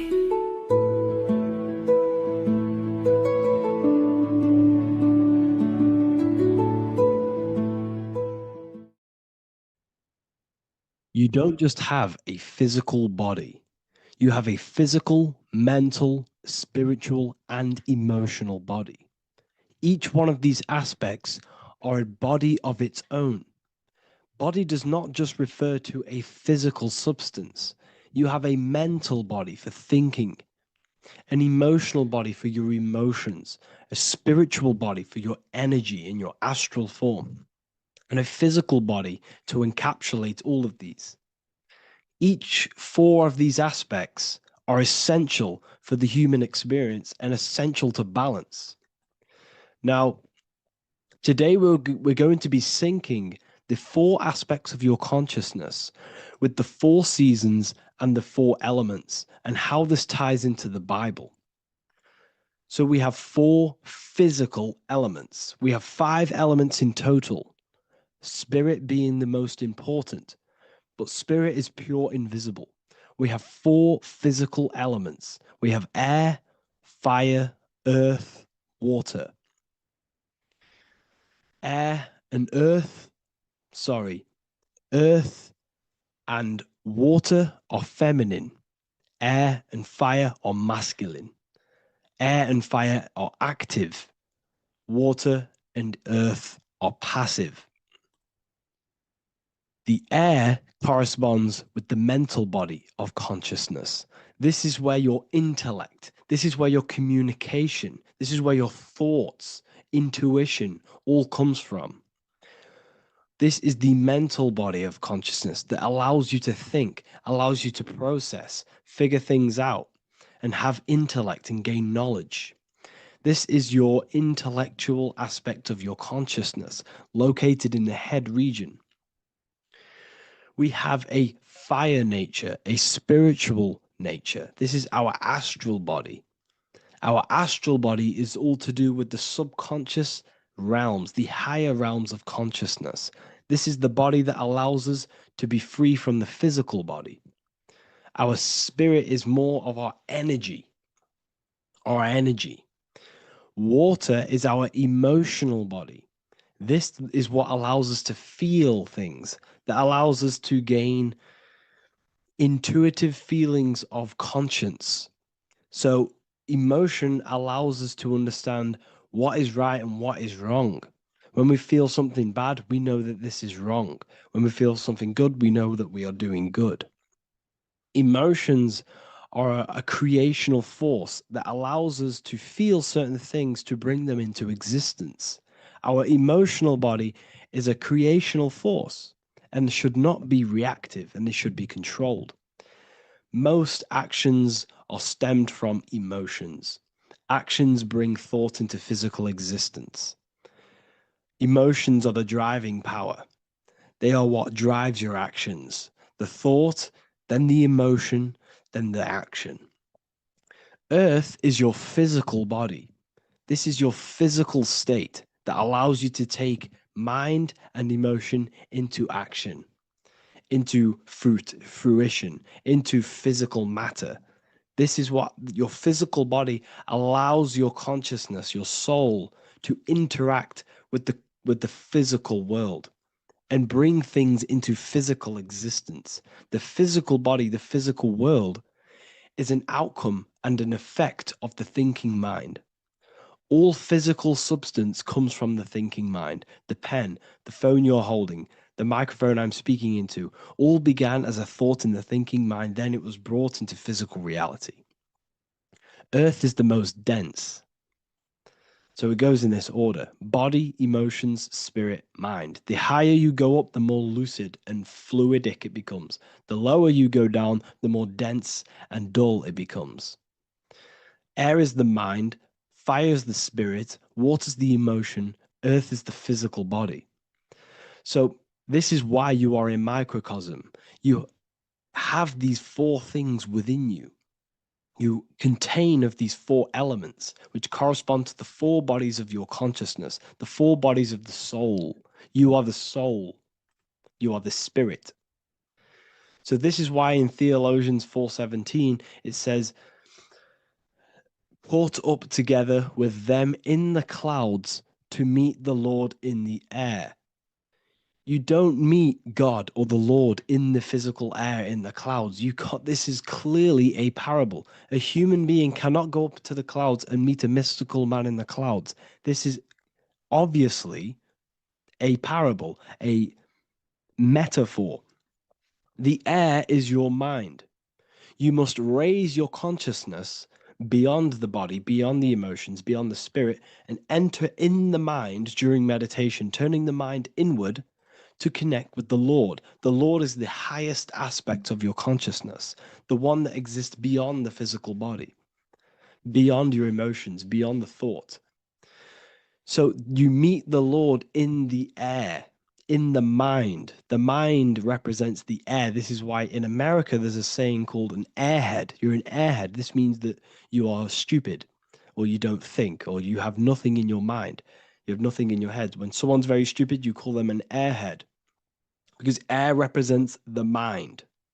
The air is elevated. The air is invisible. The mind is totally invisible to the human eyes. It is a metaphysical substance. In fact, it's not a substance at all. It's so fluidic. It's everywhere. The mind can be everywhere at all times. It can be anything. Nothing is impossible within the mind. Now, this is synced with the four seasons. The four seasons represent the four aspects of human consciousness, the four bodies of your consciousness, the four bodies of your soul. The sun is your soul, okay? And the sun travels around four seasons. Summer, when the sun is the most hottest point. Autumn, when the sun starts to move away from the hottest point. Things start to die. Then it goes to winter. This is when everything dies. This is when things enter in within itself. This is when darkness occurs. Then spring. This is the reignition of the sun. This is when the sun starts to bring back the warmth back to the summer. You have four seasons which correspond to the four bodies of consciousness. Fire is the spirit. This is when you are passionate. This is when you are taking action. This is when you are fiery. The sun is blazing. You're taking action. You're very passionate. You're very spirit. You're in the spirit. Autumn is water, emotion. This is when you start to become very reflecting. This is when you start to feel emotional. Because in autumn, there's lots of water. This represents the emotional body of consciousness. Winter is the mind. This is air. Winter, what happens in winter? Everything enters within itself. The leaves die. The trees die. Everything dies and goes within. This is the mind. The mind is the darkness, remember. You close your eyes to enter within the mind. The winter represents meditation.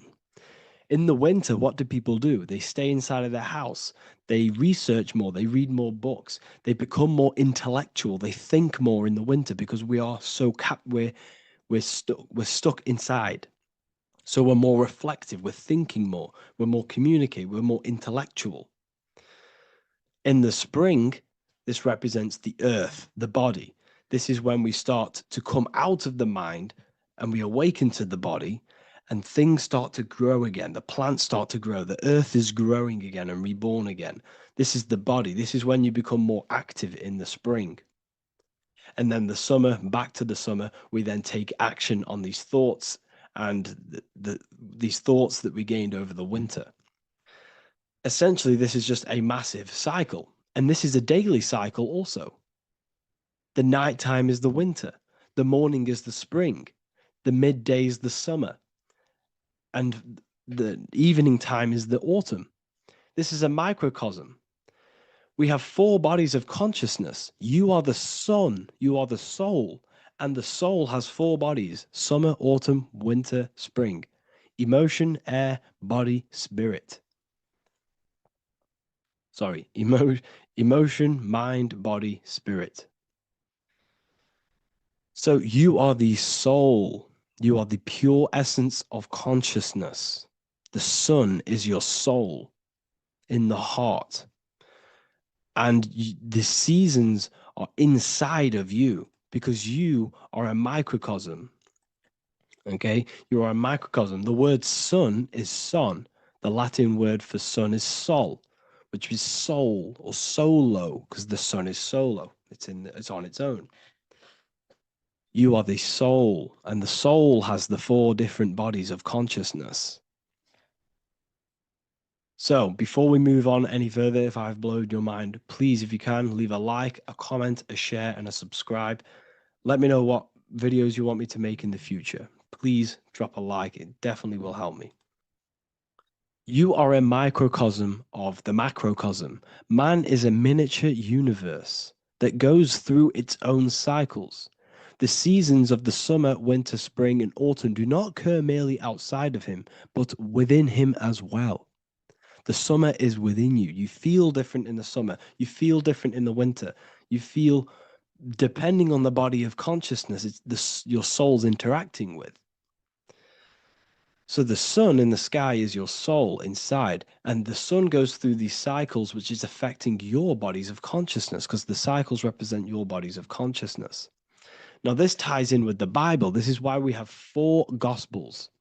This is why Matthew, Mark, Luke, and John are always seen with the 4 different zodiac sign animals or symbols.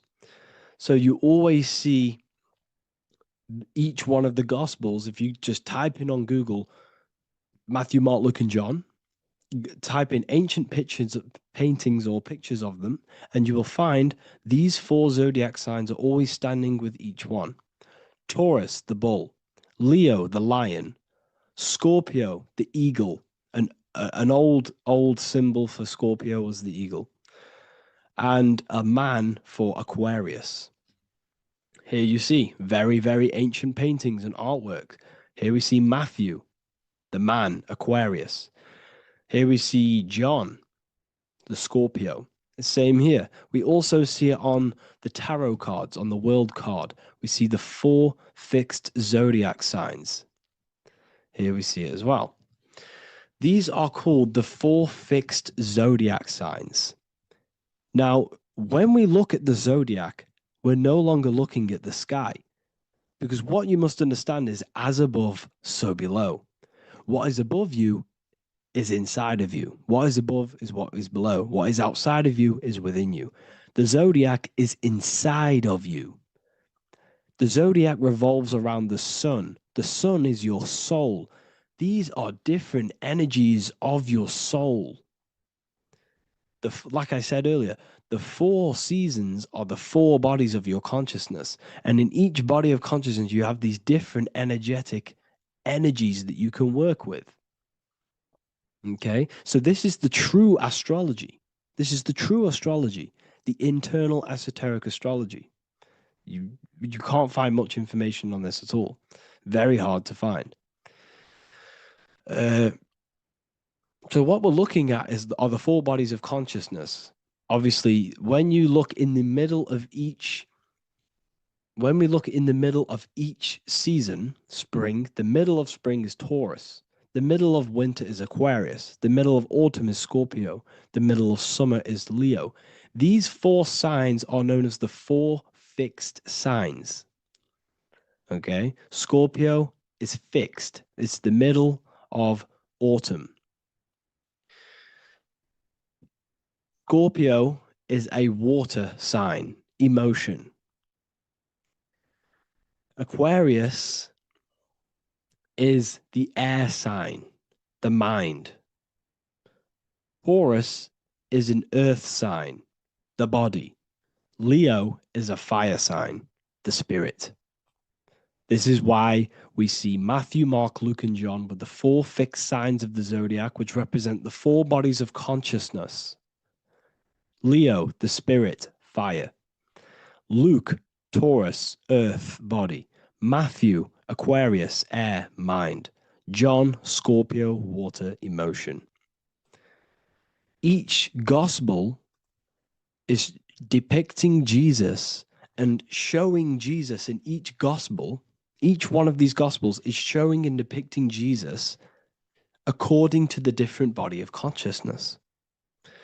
In John, this is when Jesus starts to turn water into wine. Water is emotion. Wine is transmuted emotion. This is when he does miracles with his emotions, water into wine. Aquarius, which is Matthew, air, the mind. Inside of the Gospel of Matthew, this depicts Jesus as an intellectual person, a person who's communicating and using his mind, his mental body a lot inside of the Gospel of Matthew. Go and read it, and you will see this.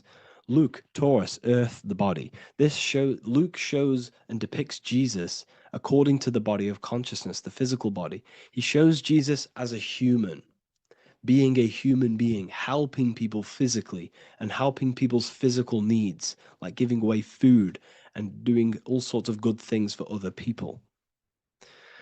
Leo, Mark, inside of the Gospel of Mark, this shows Jesus as a spiritual teacher, a passionate person who is taking action.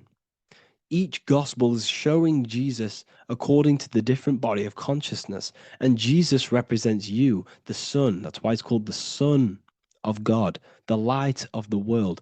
Jesus represents your soul, and your soul has these 4 gospels, the 4 bodies of consciousness, the 4 fixed signs, the 4 elements and the 4 seasons. These things all correspond to your consciousness. So this is Leonardo da Vinci showing you the exact same thing. Jesus is the I am, the sun, the soul, in the middle, on his own.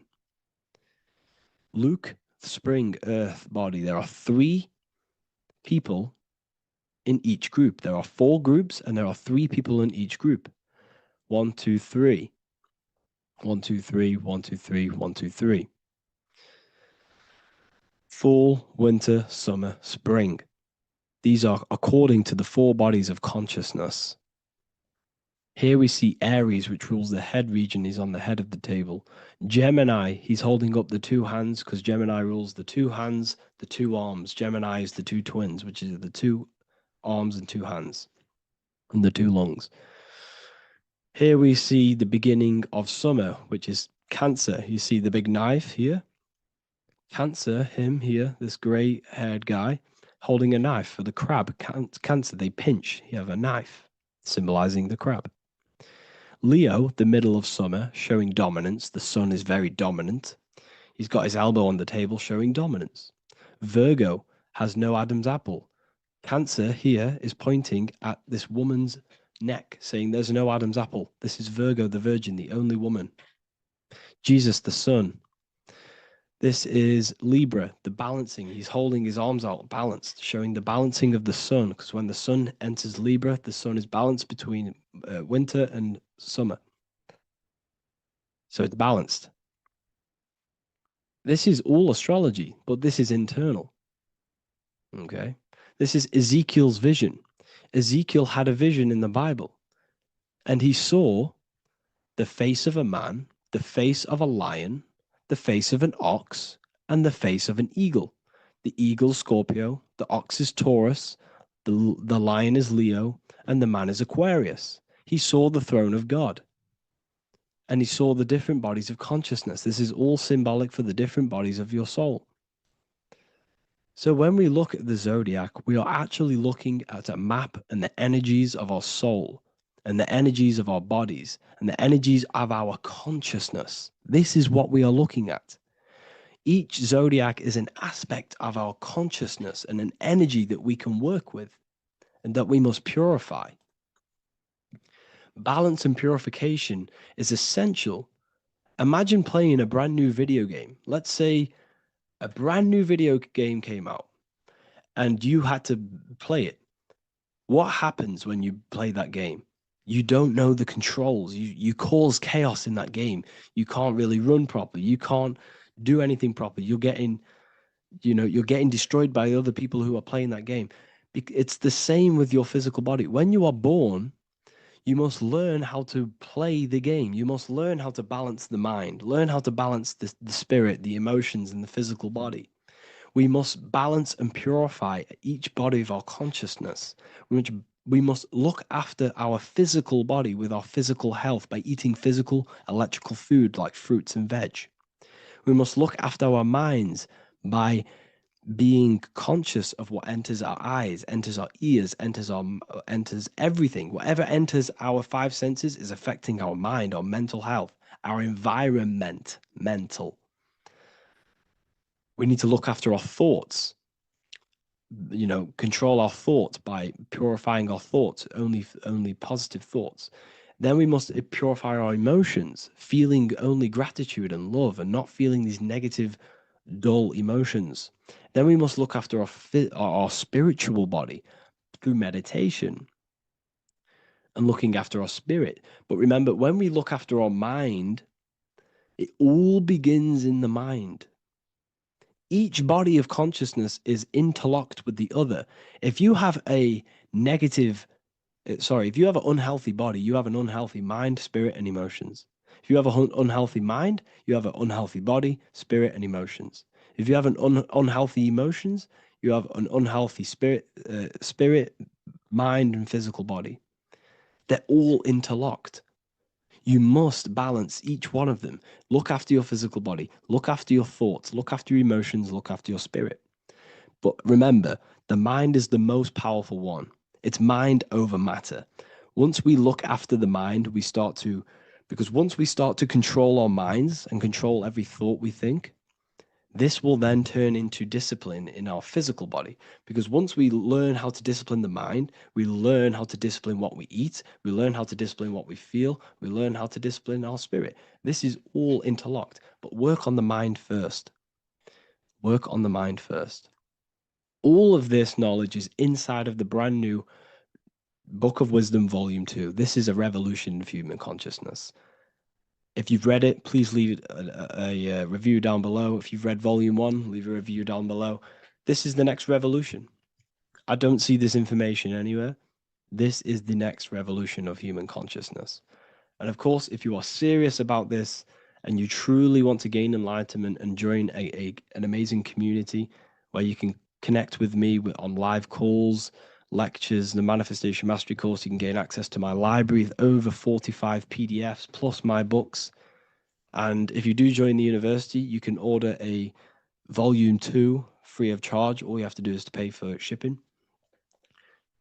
If you truly take your knowledge serious and you want to take advantage of life, join the university. This is where truth seekers belong. Just want to say thank you all. Please leave a comment. Please leave a like. It's going to help me a lot spread this knowledge to the world. And yeah, share this with a friend and subscribe. Thank you all.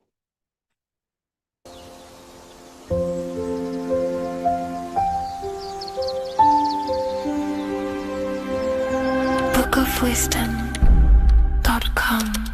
Visit today.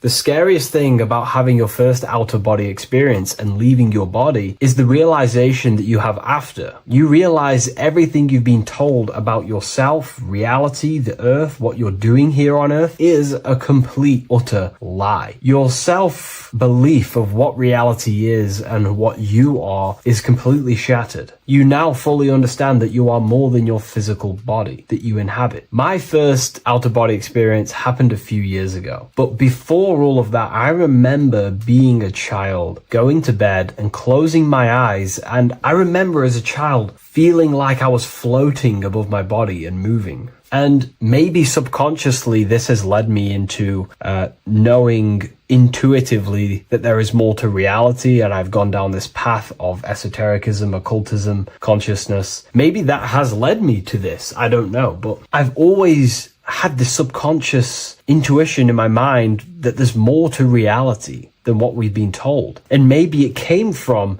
having these experiences as a child. And I'm pretty sure some people in the comments will also have that experience, feeling like you're floating when you close your eyes in bed as a child. I remember this very vividly. But a few years ago, I had my first out-of-body experience, and it completely shattered everything. And it confirmed to me that I am eternal, and there is so much more to the self, to consciousness. I then realized after my first out-of-body experience that our self is not just here in the physical dimension, it's existing in every dimension there is in the universe. However, our mind is focused primarily on this physical time space. When your mind is totally giving its attention and time to this particular time space, it locks in the mind or consciousness into that particular body of consciousness, such as the physical body, right? But for example, let's say you have a daydream and your full focus isn't in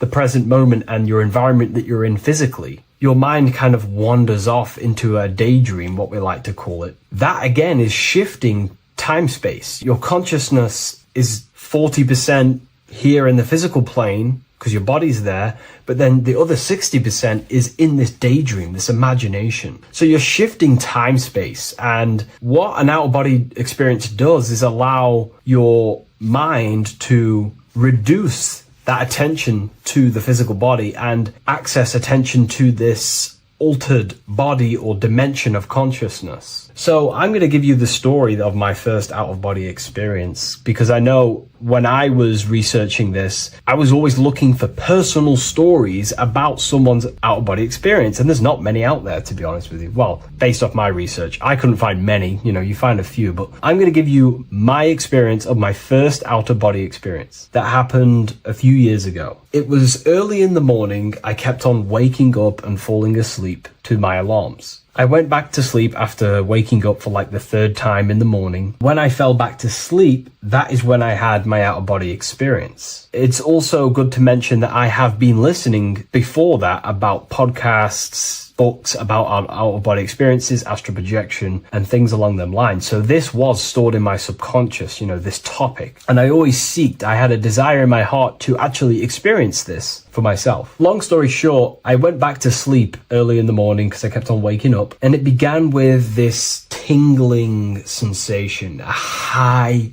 energy sensation. It was like bursting, intense, high frequency energy. My attention was no longer in the time space of my body, but my attention shifted into this energy body, which I now understand. I didn't understand at the time properly, but I now understand that as my consciousness started to feel like it was being pulled upwards, right now, our time space, our attention is in our body, and you feel all the data of the senses, right? And that's what I'm feeling right now. That's what you're feeling right now. But imagine that was completely stripped. My attention was no longer feeling the sensations of my body, because my body kind of just dissolved as I fell back to sleep. So this was a natural out-of-body experience. I didn't force it. I didn't meditate. I didn't do anything. This was just a natural out-of-body experience that I had. And a lot of people get these that I've read about. So my my attention started to feel like I was being pulled upwards, and I no longer felt my body, but I felt this intense energy, frequency, sensation all around my body. It felt like this, like it felt like illuminating energy that's moving very, very, very fast. So my conscious awareness was now shifting. I now understand. My whole body faded into this sensation. My whole mind faded into this energy sensation, this tingling,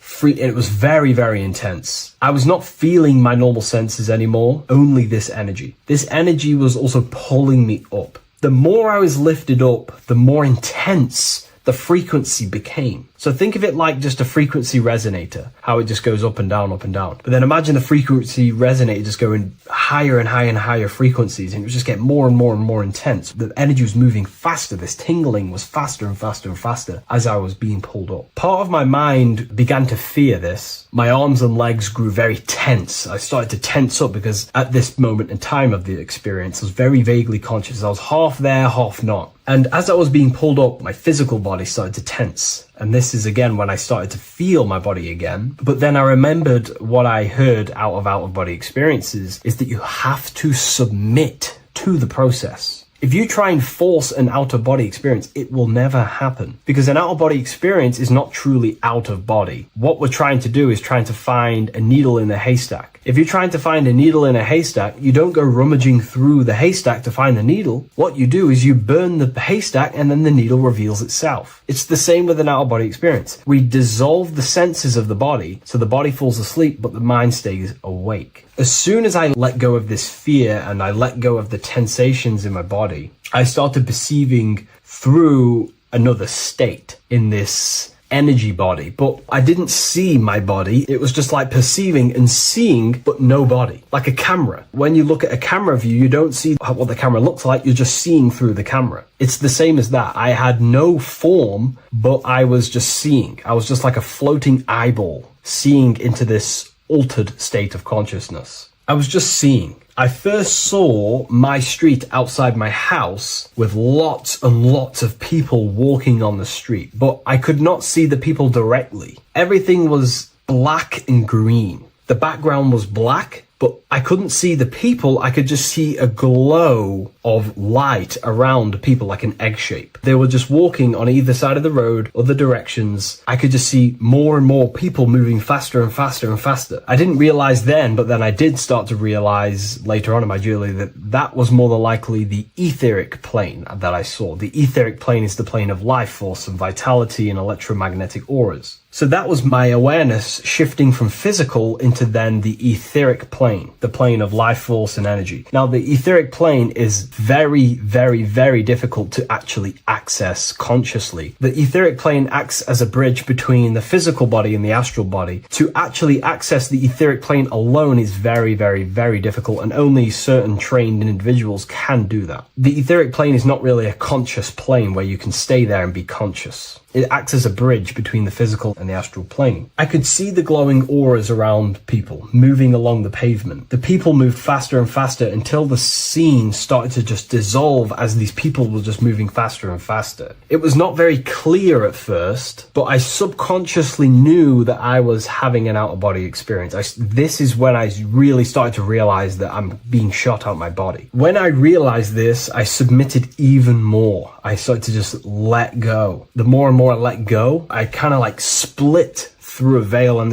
everything became super clear. Before, in the etheric plane that I think it was, the ethereal plane, things weren't very clear. I could only just see glowing auras. However, as I split through the veil of the etheric, this bridge, this place that I was going to, I then split and everything just came super, super clear. I was floating in the sky. I subconsciously knew that I was having an out-of-body experience when I realized this. As I was still being lifted upwards, I then split through the layer where everything just suddenly became super clear. But then I was awake, fully conscious, but I was not in my body. I was just like a camera in the sky. I had no body, no form. I could just see. When I entered this plane, there was some sort of voice guiding me through this whole process. It was a male voice, and it was basically guiding me where I was going. It was telling me what I can do here. This voice was pretty much saying, you can fly, you can think things into reality, you can do this, you can do that. While he was saying this voice, there was no being around me, but I felt a presence of another being. But this voice was just speaking to me mentally. Like, you can't hear it, but I just knew what it was saying. It was so weird to describe. It was like telepathy. You couldn't hear it, but I just knew what it was saying. But it was a male voice. It's so hard to describe. I still could not see any form of myself. I was not seeing my astral body or any shape. I was just perceiving a point of awareness like a floating eye, like I said earlier. While this voice spoke to me, I saw fractal patterns as he was saying, you can do this, you can do that. And while he said, you can fly, I remember just seeing this line like splitting and creating fractals. It was like this black line that was just splitting off into duality, creating fractals. But then my physical body just went through this line, split, and then split into fractals again. So strange, very difficult to explain because it's 4-dimensional. To explain it in physical language, it's very difficult to actually explain what was going on. So as he was saying what you can do, I was seeing these fractals dividing and then creating fractals. When he says you can think things into reality or something along them lines, my awareness just did a full 360 as if I did a backwards flip. I had no conscious control over this. That's something that you later develop as you keep having these out-of-body experiences. Your first out-of-body experience, you probably won't be able to control what's going on, but you will have an out-of-body experience if you seek them. I could see all around as I rotated. I looked all the way down and then back to my original angle and point of awareness. During that rotation, when I started to turn upwards to do the backflip, I looked up and it kind of looked like the sun in the sky. It was very dark and gloomy. Now I know that was more than likely the lower astral plane because very dark and gloomy, and it was very kind of dense there. I looked up and I could see this. It was like the sun, but it was white, pure white light, and it was shining down over the astral plane, and that was the only light in that place. That's why it was so dark and gloomy there. And I then realized in that particular state at that time, I thought that was God. I don't know what it was. Maybe it was, maybe it wasn't. Maybe it's the light of the higher mental plane shining through into the astral. But I looked up at it and I realized that was God. That was the source. That was the higher dimension beyond the astral plane, which is the mental plane. The higher astral planes and then the mental planes, the planes of thought. Then once I saw that, I was in complete shock. As I rotated backwards even more, I then get the view of seeing down, completely down, like a bird's eye view. And I could see like an old medieval gloomy town. It was dark, almost night, with very little light. The only light present was the light from above. The town was old-fashioned, gloomy, misty. I looked over it from above. Then the experience began to fade. I don't remember anything after that process. But I'll be honest with you, the process of leaving my body for the first time was extremely intense. The frequency, the energy were overwhelming but powerful. Letting go and choosing to have no fear was the key to that experience. Just to give you a little bit more wisdom on what I actually experienced now, what I realized what was happening, I now understand that the voice that I was hearing was not an external being guiding me. It was actually a higher aspect of myself, a part of my own consciousness that is not focused in the time space of the physical world. My physical mind is focused here in this timeline, but once I exited this timeline and focused elsewhere, the higher part of myself guided me towards that experience. This higher version of ourselves that we call the higher self is a higher dimensional being, but we're just unconscious of it. This being exists beyond our ordinary thinking mind. Our self exists everywhere in the universe, and we can unlock higher versions of ourselves as we progress on our journey of awakening and self-realization. Because let's say right now, only 10% of your awareness is actually in the physical plane. Science tells you that 90% of you is actually in your subconscious mind. 10% of your awareness is your conscious mind. So there's 90% of you that your conscious mind is not aware of. But our conscious mind becomes so addicted with the physical world and distracted with the physical world, it just gets totally locked in with the physical.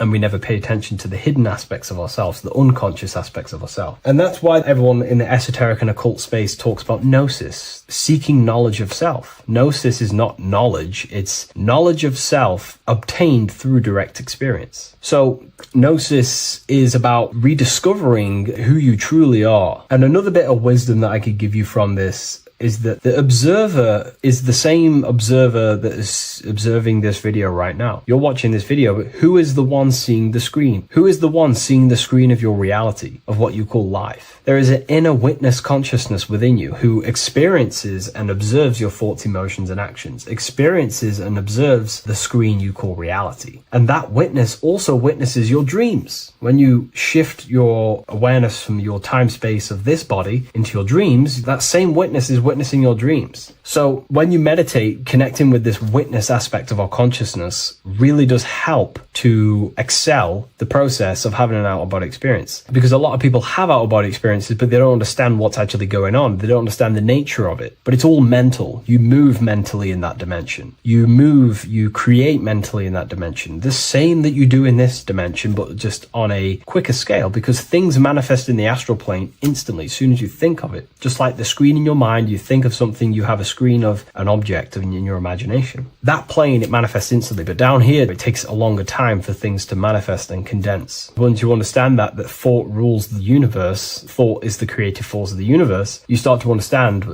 these different dimensions and these experiences that you have. But really connecting with that witness consciousness, that part of yourself that observes everything, really does help with excelling the process of having an out-of-body experience, or mystical experiences, or lucid dreams. Because connecting with that witness consciousness just makes you more conscious. Even in your physical life, staying conscious. Most people aren't conscious. They think, feel, and act unconsciously throughout their day, and they unknowingly create their reality. Connecting with that witness consciousness allows you to actually stay conscious over your thoughts, emotions, and actions, because they are giving birth to realities. That's pretty much my experience, my first out-of-body experience. What that did for me was make me so much more confident and powerful. Most of my fears just disappeared overnight. The fears of death, the fears of unknown, the fears that I had of things shattered, disintegrated, because I understood that I am eternal. No one can use death against me to control me, because I know I am eternal. I now take riskier actions because I know I am eternal. I know that I will never truly disappear or die. So it really, really does help you, and it gives you a lot of internal power, because no one can make you scared of anything. You should not fear someone who can hurt you physically. You should fear someone who can corrupt your soul. That is the worst thing, who can corrupt your internal world, because that is what truly matters. So I hope this helps you understand out-of-body experiences. Hopefully this can help you move along in your journey. It's good to hear other stories, because this is exactly what I was seeking when I was researching this stuff. Maybe in the future I can share some more stories about my out-of-body experiences now I'm a bit more advanced. But yeah, please leave a like, comment, and subscribe on the video, and thank you all for watching.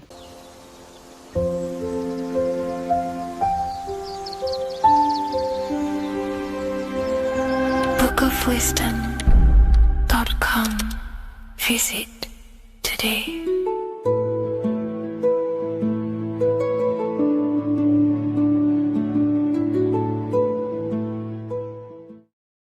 What is good, people? It's Revival of Wisdom. I hope you're all doing well. And this video is how to raise your holy oil, or your kundalini. Let's get straight into this. So this is a monthly cycle. Every month, when the moon is in your zodiac sign, this oil is released.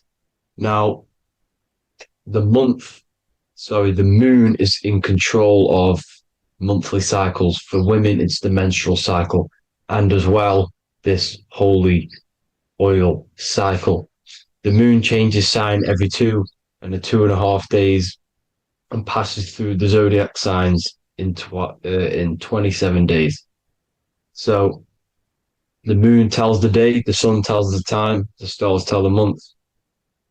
This reality is a massive clock, if you like to say. It's a cycle. Okay? The moon controls the night, emotions, water, fluids, and the mind. Okay? So this oil is produced in the claustrum. It's produced in the claustrum, which is here, right? this is where you get Santa Claus from. Now, the claustrum is at the center of the brain, and it is next to the pineal gland and the pituitary gland. Once it starts in the claustrum, this is the holy present. This is the present that Santa gives to us, Santa Claus. And it goes to the pituitary gland and the pineal gland. And what's connected to the pituitary gland and the pineal gland is the Ida and the Pingala.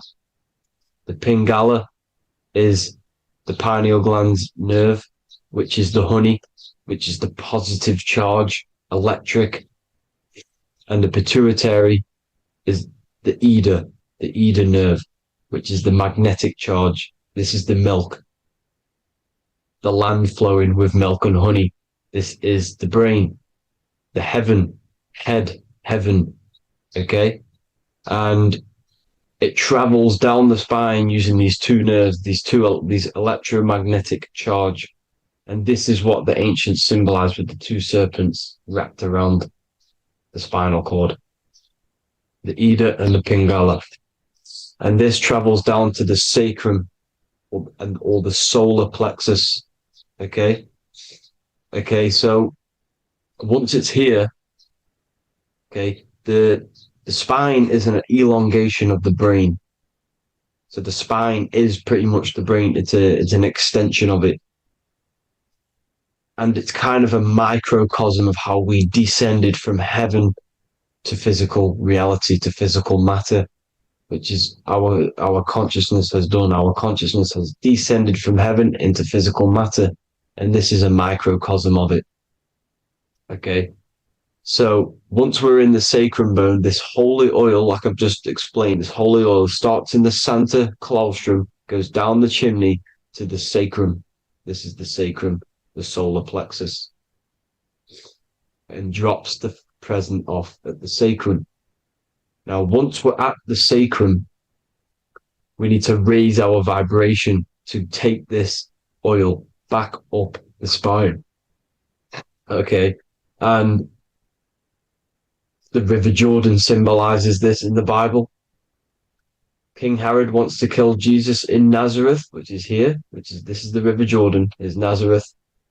He goes to be born in Bethlehem and then goes back up to Nazareth, to Joseph and Mary. Joseph and Mary, the pineal gland and the pituitary gland. The Bible is huge symbolism. It's all metaphors for this sacred process which goes on inside of your body. You are the Temple of Solomon. You are the Holy Land. The Holy Land is your brain. Once this oil is at the sacrum, you need to raise your vibration in order to take it back up.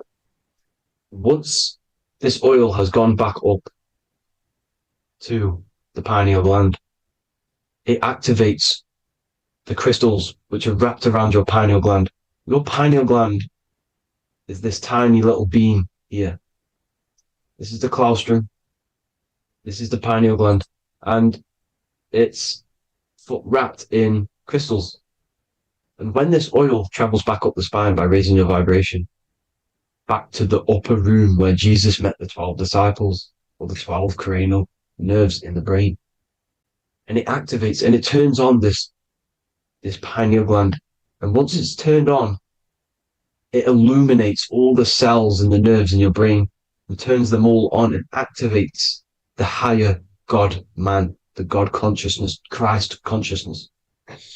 And it regenerates the whole body. This is the secret to regeneration. It regenerates all the cells in the body. And this is how the ancients lived for thousands and thousands of years, as talked about in ancient texts. They lived for hundreds and thousands of years because they knew this secret. And this fluid, this brain fluid, the secretion, or the Christos in Greek, which means gold, because this is the alchemical process from turning lead to gold. Your body is the alchemical furnace. Now, the ancients knew about this center of the brain because they symboled it. This is the Eye of Ra, and it's the brain. And this is what's wrapped around our consciousness. Our consciousness isn't wrapped around the brain. The brain is built around the consciousness. We are the consciousness. You don't have a soul, you are the soul. Okay? Now, the head, heaven, hell, heel. Heel at the bottom of your foot, that's hell. Head is heaven, heaven and hell. Simple.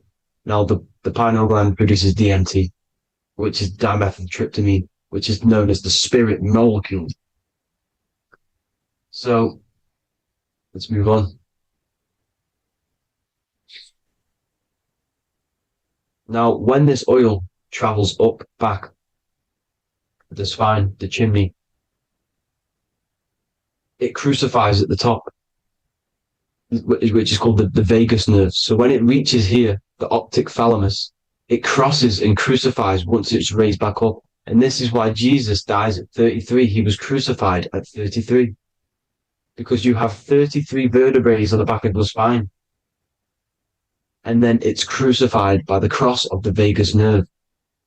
When this oil crosses the vagus nerve, this is the crucifixion at 33. And it symbolizes the death of the physical consciousness.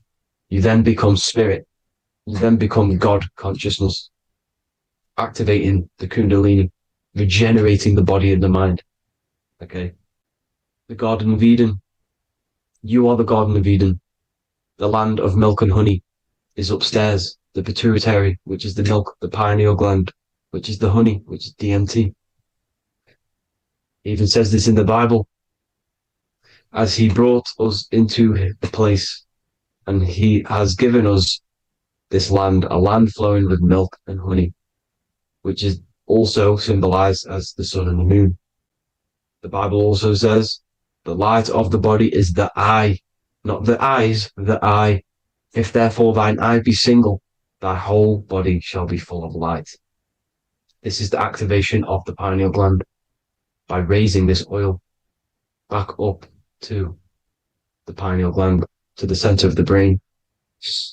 Neither shall they say, see that here, or see there, for behold, the kingdom of God is within you. So he's saying, don't look out there. Nothing is out there. It's all inside of you. Everything's inside of you. You're the universe. Now, how to raise this oil back up to the pineal gland? Every month, like I said. The moon controls the cycle. The moon controls monthly cycles. When the moon is going into your zodiac sign every month, this oil goes down the spine and you must raise your frequency to get it back up. You must retain your seed. This is the most important. Your fluid, your secret, your holy fluid, your life force. You can't let that go. That life force is the reason you're alive. This holy oil is the reason you're alive, because it feeds all of the systems in your body. It feeds all the systems in your body. You have to retain your seed, alkaline diet, positive thinking and meditation. Okay? When you retain your seed, you will live longer. The moment you release it, you're killing yourself. You're killing a piece of yourself every time you release your seed. Every single time. You're killing a part of yourself. Okay? Now, this could be why this could be the illumination, the single eye on the Illuminati's symbol, the Freemasonic symbol, the illuminated eye, the triangle, which could symbolize the body, mind, and spirit, but the eye illuminated. Now, in the Bible, it talks about the two trees, the tree of knowledge and the tree of life. The tree of knowledge is the tree of good and evil, which is the most important system in your body, which is the nervous system. The nervous system, the most important. The tree of good and evil. And the tree of life, which is the cardiovascular system. Now, this oil, when it's released every month, feeds these two systems, and these two systems feed everything. Now, it's important you understand that. Okay? The ancients knew all of this knowledge. The Bible's telling you this knowledge. But it's in a metaphorical way. You have to understand the context behind it so you can read it properly. Now, eating of the tree of life, which is when it talks about in the Bible, eating from the tree of life is actually symbolizing a bad diet, ejaculation, because you're eating from these two systems. You're killing yourself with a bad diet. You're killing yourself with an ejaculation. Okay? So that's important to understand. Now, this is Jacob's ladder in the Freemasons. Jacob's ladder, which is the spinal cord. It's the stairway to heaven. And this is Jack and the Beanstalk when he goes up the beanstalk and finds the golden egg in the grey clouds. The grey clouds symbolize the grey matter in your brain. Now, the Garden of Eden talks about the 4 different rivers in Garden of Eden. As we see here, the North Pole map, the ancient North Pole map, because the center of the earth is the center of the torus field. Everything's the torus field. Atoms are torus fields. Everything's torus fields. You are the universe. Everything is within you. The North Pole is your spinal cord. This is why they say Santa Claustrum comes from the North Pole. This is the North Pole. And the Santa Claustrum is the center of your brain. Now, there's 4 rivers which come from the Garden of Eden. There's the blood, the Christ oil, which is the oil we're talking about, urine, and saliva. These are the 4 sacred oil, 4 sacred fluids in your body. And these are constantly abused in today's society. Also, these secret societies are targeting these fluids. Okay? This is why porn is free. They sexualize society through Disney. Go and look at some of the Disney movies. There's so many subliminal messages which sexualize these children because they want you sexualized. So you release your seed, which is one of the holy fluids in your body, especially your semen, your sexual energy. So important you retain this. So important because it's your life force. It keeps you alive. Okay.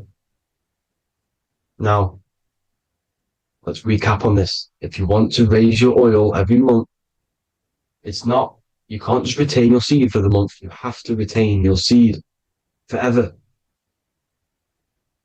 Don't just do it for a couple of days. Have to do it. It's a lifestyle.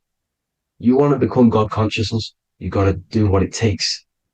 It's hard in this society because this society is made around, it's designed to kill you pretty much. It's designed to keep you in these lower states of consciousness with all the bad food, the chemicals in the food, the chemicals in the water, the sexualized TV programs, sexualized adverts, sexualized TikTok and apps, videos, subliminally stimulating you. Because that is your weakness, sex. It's your weakness. Now, you have to retain your seed, meditation, and an alkaline diet. Why alkaline? Because acidic is low vibrational. This is the color spectrum. And what's the highest vibrational color? Violet. It's the lowest, red. You have to have an alkaline body in order to raise this oil. When you drink, when you have a bad diet, when you drink alcohol, when you smoke, this destroys the oil. It destroys the oil in your sacrum and it can't be raised again, can't be raised up. This is why it's so important. Without that oil, you don't live. That oil makes you live. It feeds everything in your body. It's crazy how we're not taught this. It's insane. But that is how you raise the oil, people. I hope you all gain some knowledge out of this video. And I hope this assists you on your journey, your spiritual journey. And please like and share this video. We need this knowledge out to the public to wake up humanity. Thank you all, people. God bless.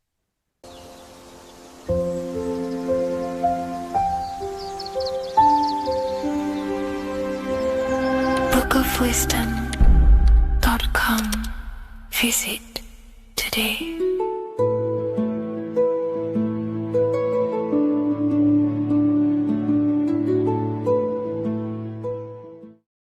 In this video, we're going to be decoding the symbol of the double-faced eagle, which is found on the Rothschild's family coat of arms. We see it in the Roman Empire, and we also see it in the 33rd degree of Scottish Rite Freemasonry. So let's get straight into this symbol and decode what this means. Freemasonry is considered a craft, and this craft is about reconstructing yourself. In fact, the word mason means builder, because every day we are building our mind's prison or our mind's freedom. Plus, you are a creator of reality. You are contributing towards the building project on the earth. You are a builder of yourself and reality, a creator. In Freemasonry, they use the allegory to teach the initiate a process of self-mastery. In Freemasonry, the allegory is that the Temple of Solomon is broken, and this broken Temple of Solomon needs to be reconstructed. But this is symbolic. The Temple of Solomon is yourself. You as an individual are the broken temple, as you have forgotten who you are, why you are here on this earth, and your mind has many limiting belief systems and restrictions on it. Therefore, we are the broken temple that needs to be rebuilt and reconstructed. The 33rd degree is the highest degree in the Scottish Rite system of Freemasonry. Therefore, this logo represents the state of consciousness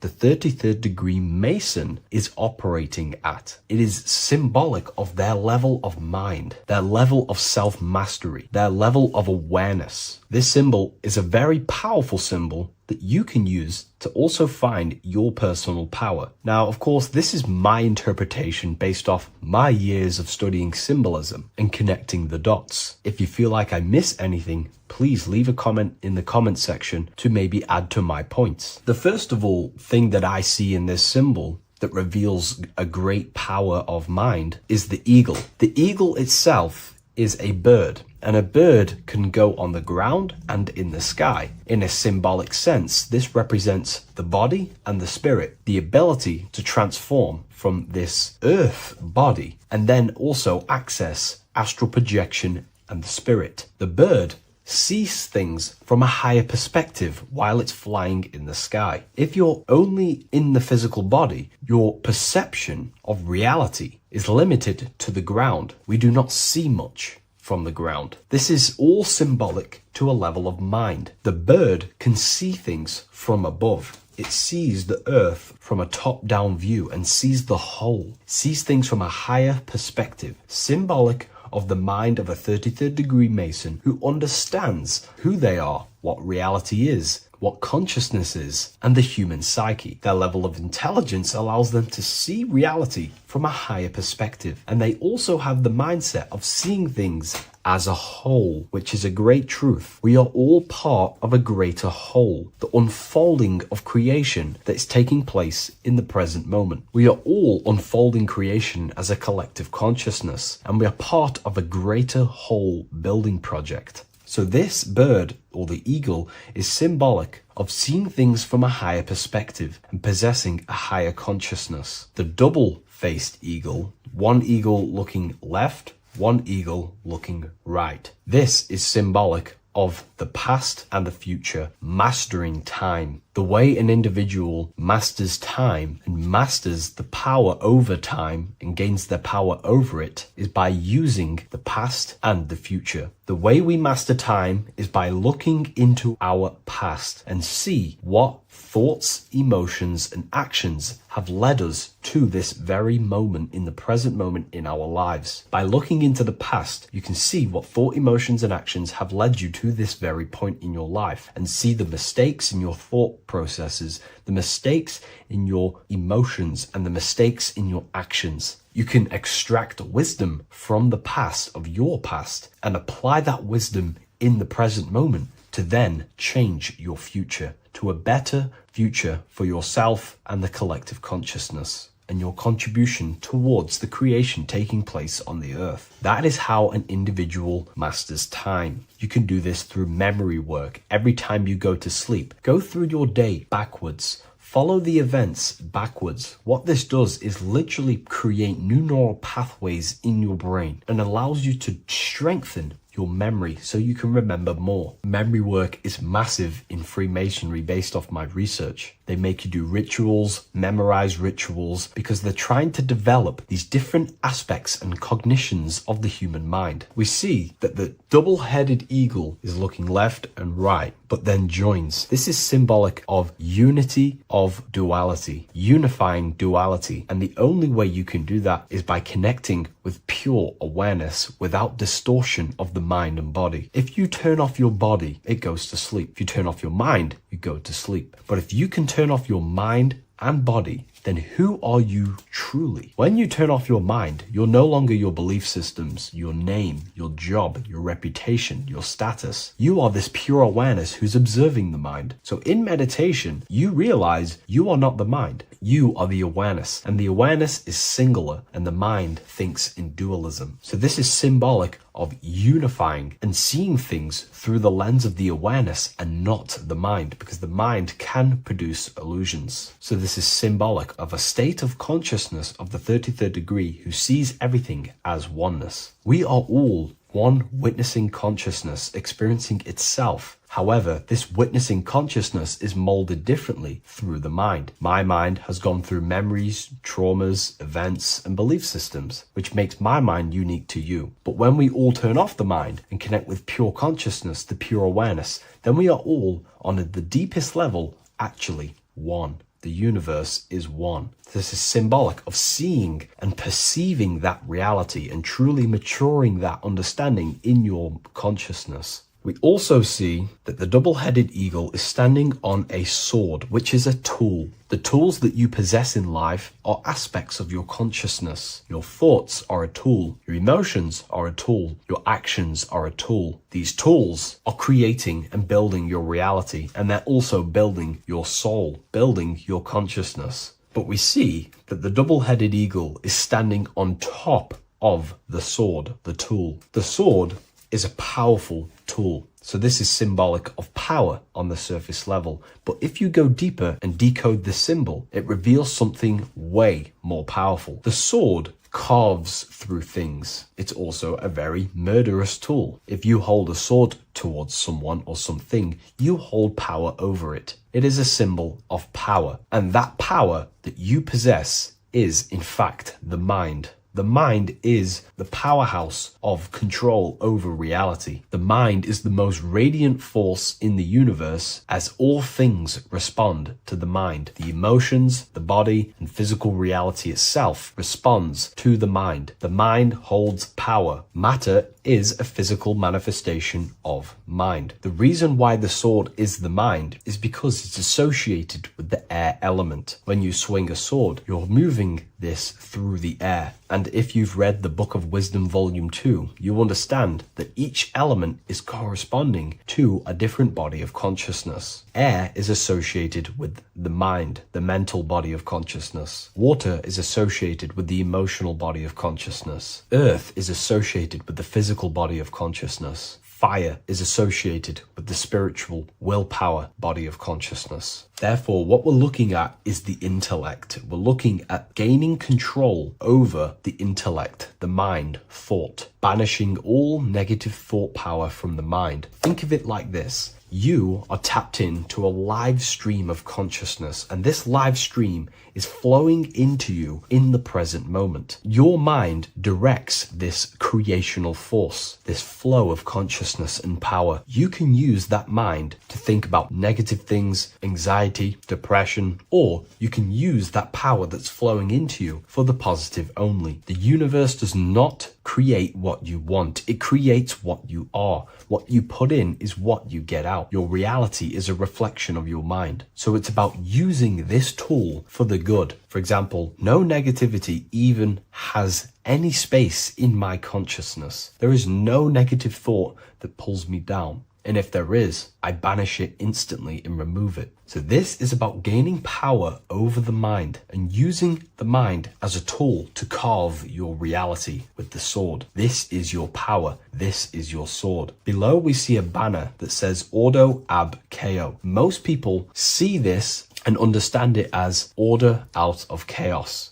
And yes, it is linked to, obviously, molding society, manipulation. However, on an internal understanding of order out of chaos, it's something much more powerful to the individual. Most people see order out of chaos and see the manipulation that takes place on human consciousness, which is very true. The ruling powers create chaos or a problem in society, then they produce an order and a solution to mold society towards their agenda. That's order out of chaos. However, to the individual, this represents something much more powerful that you can take advantage of. Ordo ab chao, order out of chaos. This is understanding that reality comes from chaos and physical creation is the order of that chaos. The mental plane is chaos. It's just simply pure thoughts, random thoughts. But the physical world is the order out of that chaos, the darkness coming into light. To you, for example, when you first start your journey of self-mastery and spiritual awakening, you are in chaos. My mind was in chaos. My mind had many limiting belief systems. My mind used to think random thoughts unconsciously. I used to take random actions, unknowingly create my reality, and produce chaos. That chaos needs to be ordered. So when there is chaos in ourselves, with different aspects of our minds and subconscious, we need to produce an order so that we can gain power over the mind and over our thoughts, emotions, and actions, the three forces you have 100% control over in your reality. If you try and control anything else other than your thoughts, emotions, and actions, then you are breaking natural law. The only things you have been given power over and to control is your thought, emotion, and action, your mind, your heart, and your body. Order out of chaos is about transforming yourself. When you're in a chaotic state, you have to produce order to transform yourself and change your level of consciousness. If you have chaos in your life, you must produce order. And this is how self-transformation occurs through an individual. Order out of chaos. Now, yes, it is also linked to human manipulation, as this applies to everything as above, so below. Above, we see a triangle with the number 33 and light emanating around it. This triangle is highly symbolic of the element of fire. The upright triangle is fire. The downright facing triangle, the opposite to this triangle, is associated with the element of water. The reason why this is an upright facing triangle with the number 33 in it is because fire is associated with dissolving. If I place this pencil in fire, it will burn this material into its raw form. Fire is about removing the illusions in our mind to gain power over it. It's about dissolving all the illusions in ourself, the false belief systems, the negative subconscious programs and thought patterns. This is about destroying them and producing order out of them. It's about removing the veils of consciousness so you can figure out who you truly are. If I burn this down, it will reveal its raw essence. It's the same with consciousness. If you want to figure out who you truly are beyond your mind, emotions, body, then you have to remove the veils of consciousness. You have to dissolve the mind by meditation and stillness.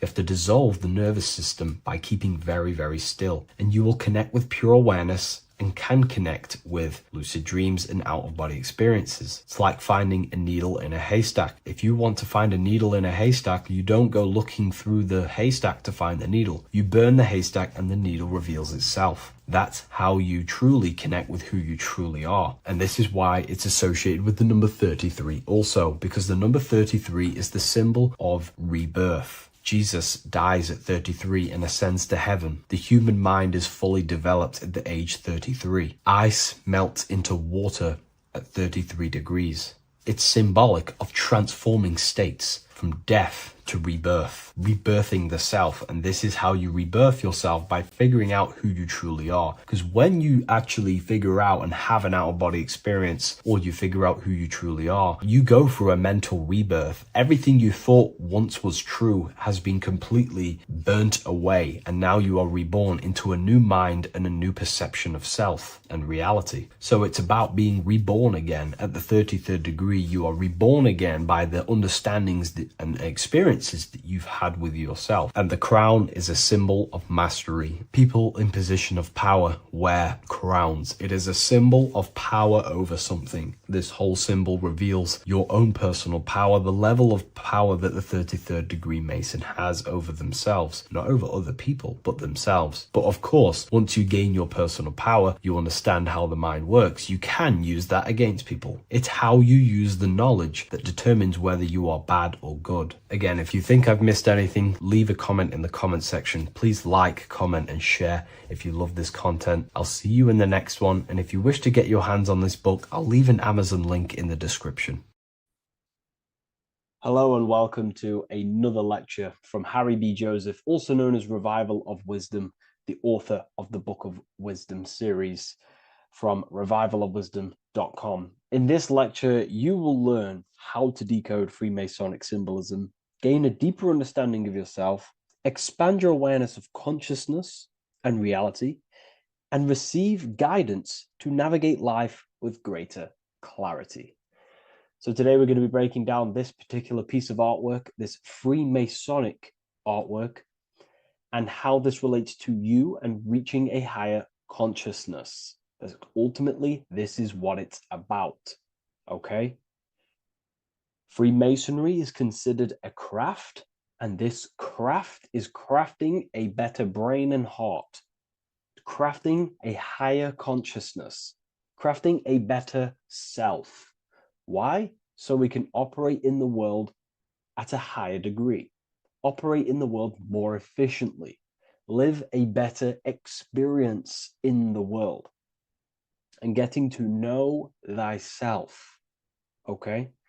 So we're going to start from bottom to top because this is important.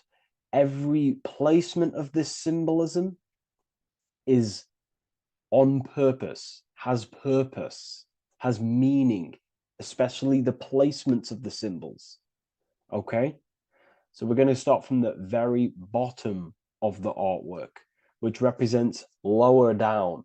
When we're looking at symbolism, especially occult symbolism, that's what the word occult means. The word occult means hidden, hidden from the eyes. It has its roots in the word oculus. I'm pretty sure that's Latin, which means eye. So the word occult comes from oculus, which means eye. And the word occult means hidden from the eye, the unseen, studying the unseen aspects of self. We're studying the brain. We're studying consciousness. We're studying the body, the heart. We're studying the self, the hidden aspects of the human psyche and the hidden aspects of self. Okay? Because ultimately, this is what gives you power in the world, depending on how you use that power, whether for good or bad, depending on the consciousness wielding that power. This is why we say knowledge is power. But I would actually say knowledge of self is power. Because when you know how you function, you gain power.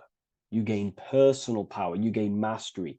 Ultimately, this is what Masonry is about. Self-mastery. Crafting a higher consciousness. So at the very bottom of this artwork, we have a checkered board with a coffin. The coffin is the beginning of the artwork, the very base. This is the foundation of consciousness. The coffin symbolizes unconsciousness, the state that myself was in, maybe yourself, before we woke up and before we came conscious of our spirit, before we came conscious of ourselves. That ignorant state of acting without purpose, acting unconsciously, experiencing the world and not actively living in the world, simply reacting to external circumstances. This is an unconscious state where one is ignorant. 80% of the world is in this unconscious state. And this is symbolized as the darkness, the tomb. Look at how the tomb is fully blacked out. representing dull, no emotion, it's dark. This represents the darkness of self. The spirit is buried. The spirit is in the tomb. They're not even aware that they possess consciousness. They think they're the material body flying on a ball millions of miles per hour through space, and the sun is, they think they're a monkey evoluted. They've never questioned themselves. They stay in ignorance. They're in the spiritual darkness, okay? And they're furthest away from the light. Look at the top. This is the light sources. They're in the darkness, okay? They're in spiritual darkness. They're in ignorance. And they're in division. Their mind has no power. Their thoughts contradict themselves. They say they're going to do something, but then their mind tells them, oh, I'm going to fail. Or I want to do this, but my mind says this, and I believe this about myself. They want to, I don't know, they want to write a book, but their actions are scrolling on TikTok, and their emotions about, feeling about their past person in their life. That's division between the self. That's divided consciousness. They also have a divided brain hemisphere. They do not see reality through a true lens, because the brain acts as like a lens on how we perceive things. And if the brain hemispheres are not aligned, then we cannot see reality the way it actually is and truly presents itself, neutral. If we're left hemisphere dominated, we see everything as divided. Nothing's interconnected, nothing's a whole. But if they're, right hemisphere dominated, they see everything as a whole. We need to look in the middle of that, okay? So we'll go into that a bit later. But ultimately, they're in a divided state of consciousness. They're in ignorance. But the tomb, the tomb is symbolic of that. The tomb is, you're not even aware they are divided.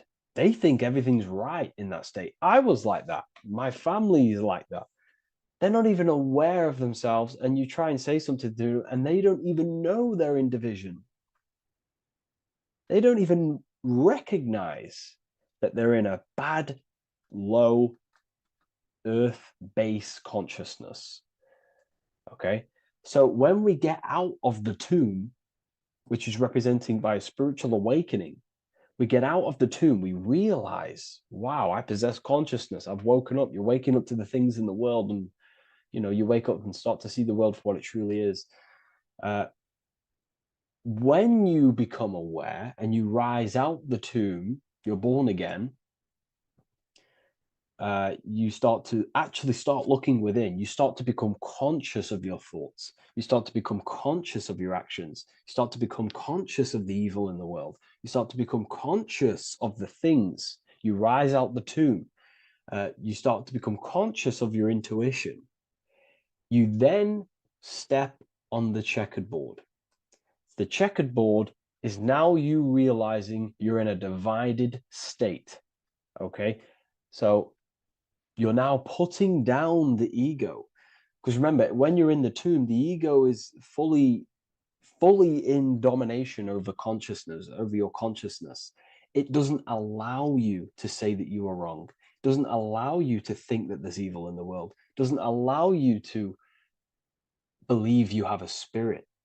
It doesn't allow you to see that there is maniacs running the world and trying to control you.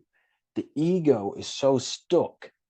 But when we start to realize this is part of our awakening, we start to realize that the ego is trying to keep us safe at all times and keep us locked in that state of thinking and believing that we were in before. It's always seeking safety. Okay? So when we come out the tomb, we start to put down the ego and start to, how do I say this? We start to acknowledge that we were wrong about the world. And that is a lot about awakening. You have to acknowledge that you do not know everything. There are people with such higher knowledge. Okay? So when we come out the tomb, we put down the ego. We start to actually say, I was wrong about the world. I was a victim of mind control. I was in ignorance. I was in darkness. Spiritual dark. I'm divided. My thoughts, emotions, and actions are not aligned. My, my intuition and my action are not aligned. I'm not taking action on I'm not taking action on what I know is good. I'm taking actions against what I know is good. That's a sin. That's a sin against the spirit. Okay. So when you acknowledge this, you acknowledge you're in division, you then take the first 3 steps, which is the Freemasonic Blue Lodge degrees, these 3 steps. Okay. Ultimately, this checkerboard represents illusions as well. You're in an illusion. Okay. This is why we see it heavily used in the music industry. It represents base consciousness, base level awareness, 5 sense thinking. It represents you versus me thinking, walking down the street and thinking everyone's trying to hurt you, and it's always you versus me, judging people in your own mind. That's low thinking, lower thought. And not to notice squares. Squares are an unnatural state. They're an unnatural shape. We do not see squares or 90-degree angles in nature. It's the lower mind. So it represents base consciousness, base level awareness, only aware of the physical body, only aware of the 5 senses, never looked within. That is the base. And this is the foundation we have to rise up to the light from, up to higher consciousness. So this gives us a strong foundation when we realize this about ourselves, that we were in division. Our thoughts, emotions, actions were not aligned. Our brain hemisphere was not aligned. I'm not thinking with love of the heart. Okay? So that is the state we're in. Now, hopefully that's cleared things up about the chessboard. Before we move on, please leave a like, maybe a comment if you wish for me to discuss anything in the further lectures. Please smash the like button, and it would really help me out. And share this with a friend who is interested in the occult. Okay, so the steps are the first steps of the Freemasonic degree, the 3 Blue Lodge degrees. Now, this can be represented as the number 3, a very powerful number, a very symbolic number. Number 3 is the 3 expressions of consciousness. How do we express consciousness? How does consciousness express itself? Well, there are 3 ways. We think, consciousness thinks, consciousness feels, and consciousness acts. They are the 3 expressions that we express our awareness and consciousness. So we're looking at thought, emotion, action. We're also looking at the 3 brains: the reptilian brainstem, the mammal limbic brain, and the neocortex. The reptilian brain governs basic functions of the human body: breathing, surviving, scanning the environment for threats, automatic responses, eating, scanning for food. Base consciousness, that's the reptilian brain. That's what most people operate their lives in, including myself before I woke up. I'm not trying to sound big-headed, but this is the truth. Ignore my tone of voice, ignore my voice, focus on the words I'm saying. If you're judging, that means you have divided thinking. It's always you versus me. So we need to get out of that thinking of you versus me all the time. That's lower consciousness. That's animal thinking. That's earth thinking. We're unified. We need to reach a higher consciousness and do not waste our mind's potential on low-level earth divided thinking. Okay?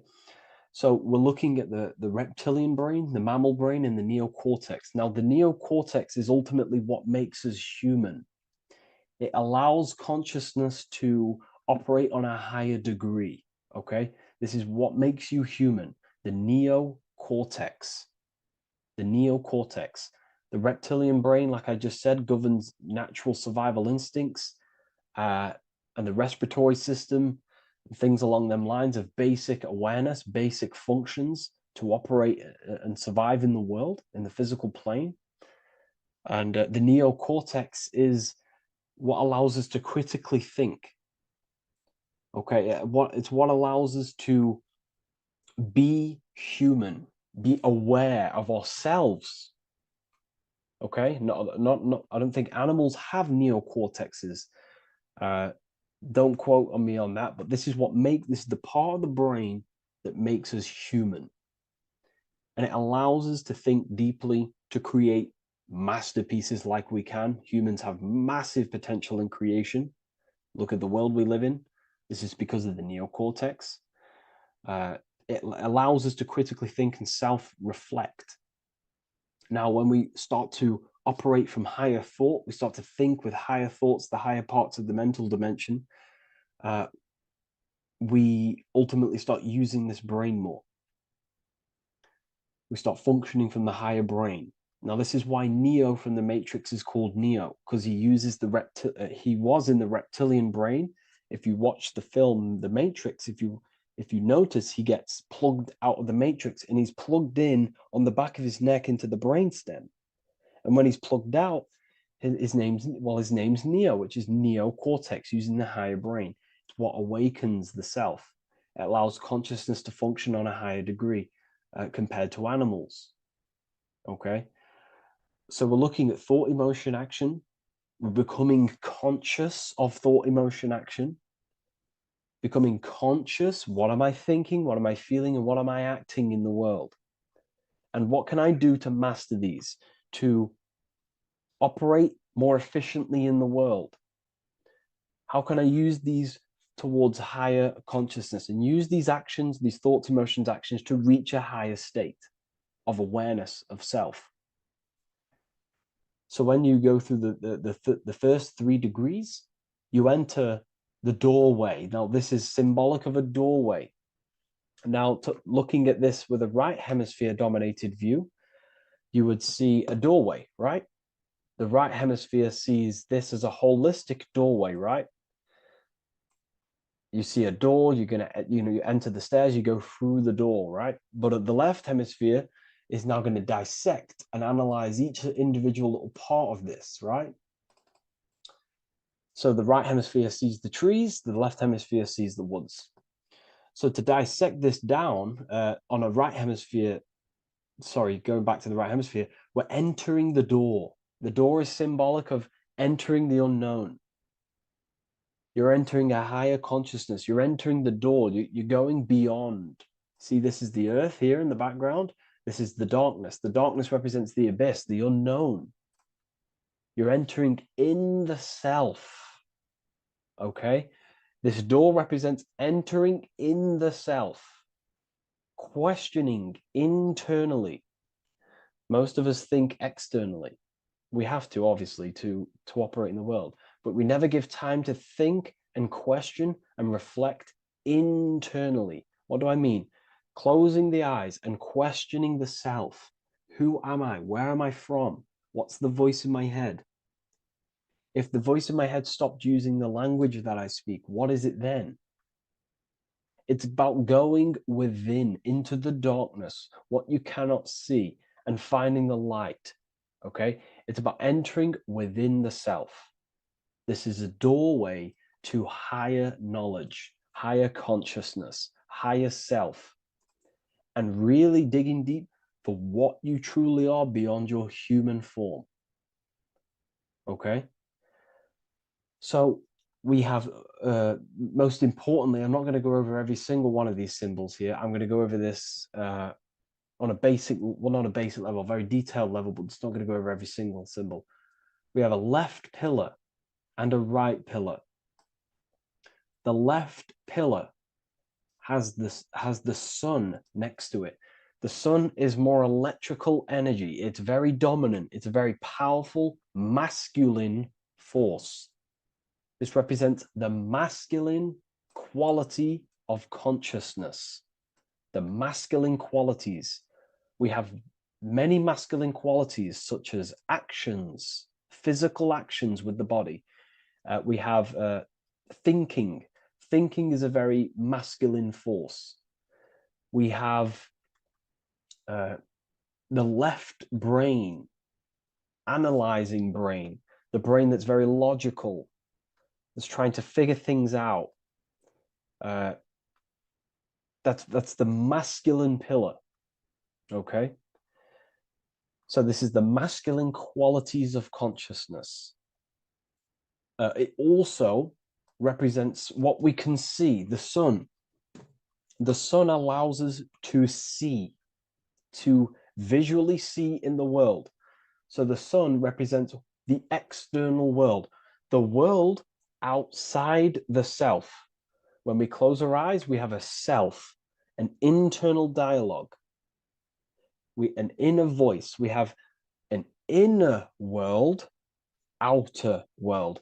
This represents the world we take physical action in, the material external world outside you. Okay? The world we can see. And then on the right pillar, we have the moon, which is associated with feminine qualities of consciousness. Now, the moon is in the night, what we cannot see. The moon is the nighttime. The darkness symbolizes what we can't see. So it's representing the internal world, the world of the self, the immortal world. Okay? The self in the mind is immortal.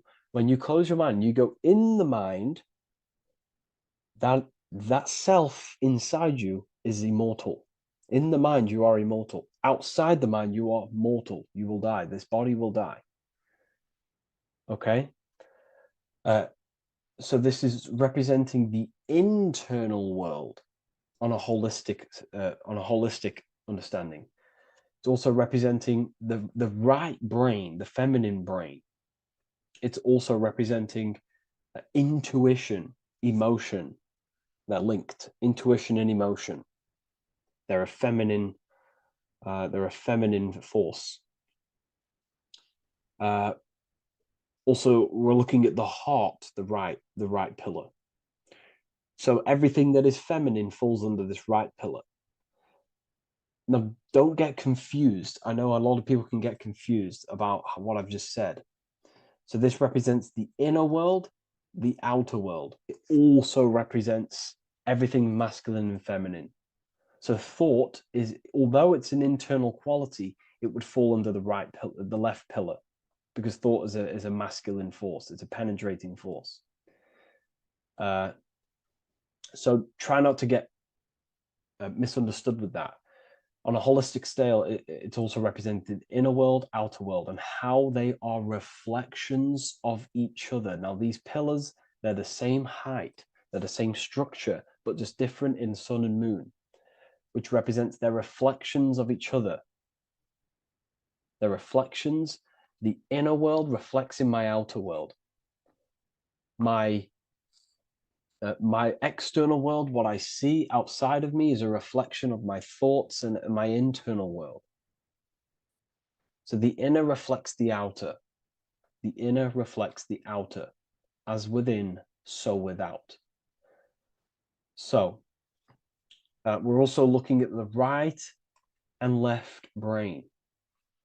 I've already gone over that.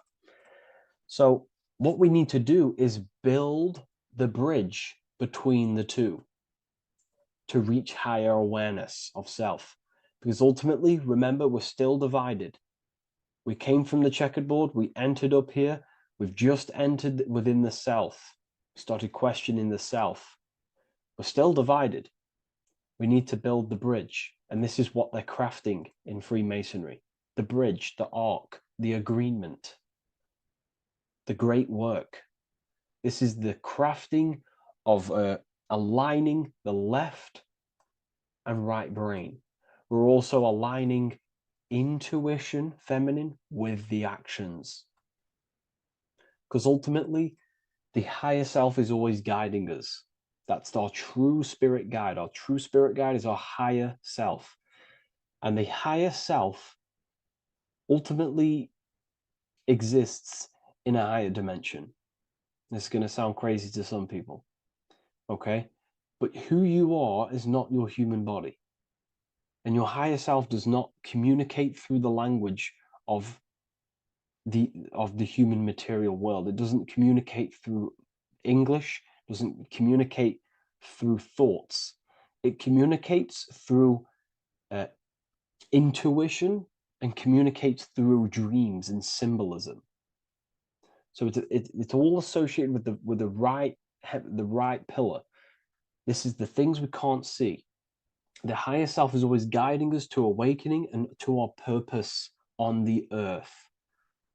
Okay, so this left pillar also can symbolize what we're born into the world with, our circumstances, our external world. What are we born into? You know, our family, our current financial situation, where you're located in the world.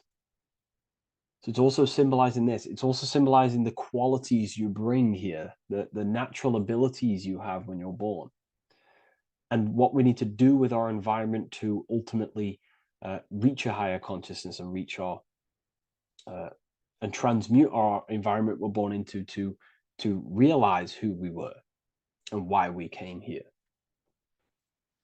Okay, so we need to build the bridge between intuition and action, and always take action on what we know and feeling is right at all times. That's unity consciousness. And when we do this, we gain the light. We gain more light, symbolic of more information of the self. Because the higher self is always guiding. It's always watching over. And it's always trying to give us knowledge of awakening, of why we came here. And when we take action on what we know and feel is right at all times, it's like a domino effect and a stepping stone that pushes you closer and closer towards your life purpose. Okay? We're also aligning the right and left brain to perceive the world in truth, to see the world in its true form, to see the world in what it actually is, instead of any distorted left or right hemisphere dominated beliefs or thoughts. We ultimately do that by acknowledging that, yes, you have a self, you have, you know, the left brain is more ego, this like divided thinking, everything's separate, and the right hemisphere is more holistic. So we need to see the world in the middle of this, in the middle, acknowledging the self and acknowledging the collective consciousness, and how are my thoughts, emotions, actions contributing towards myself and the collective. We always need to keep the collective in mind. Why?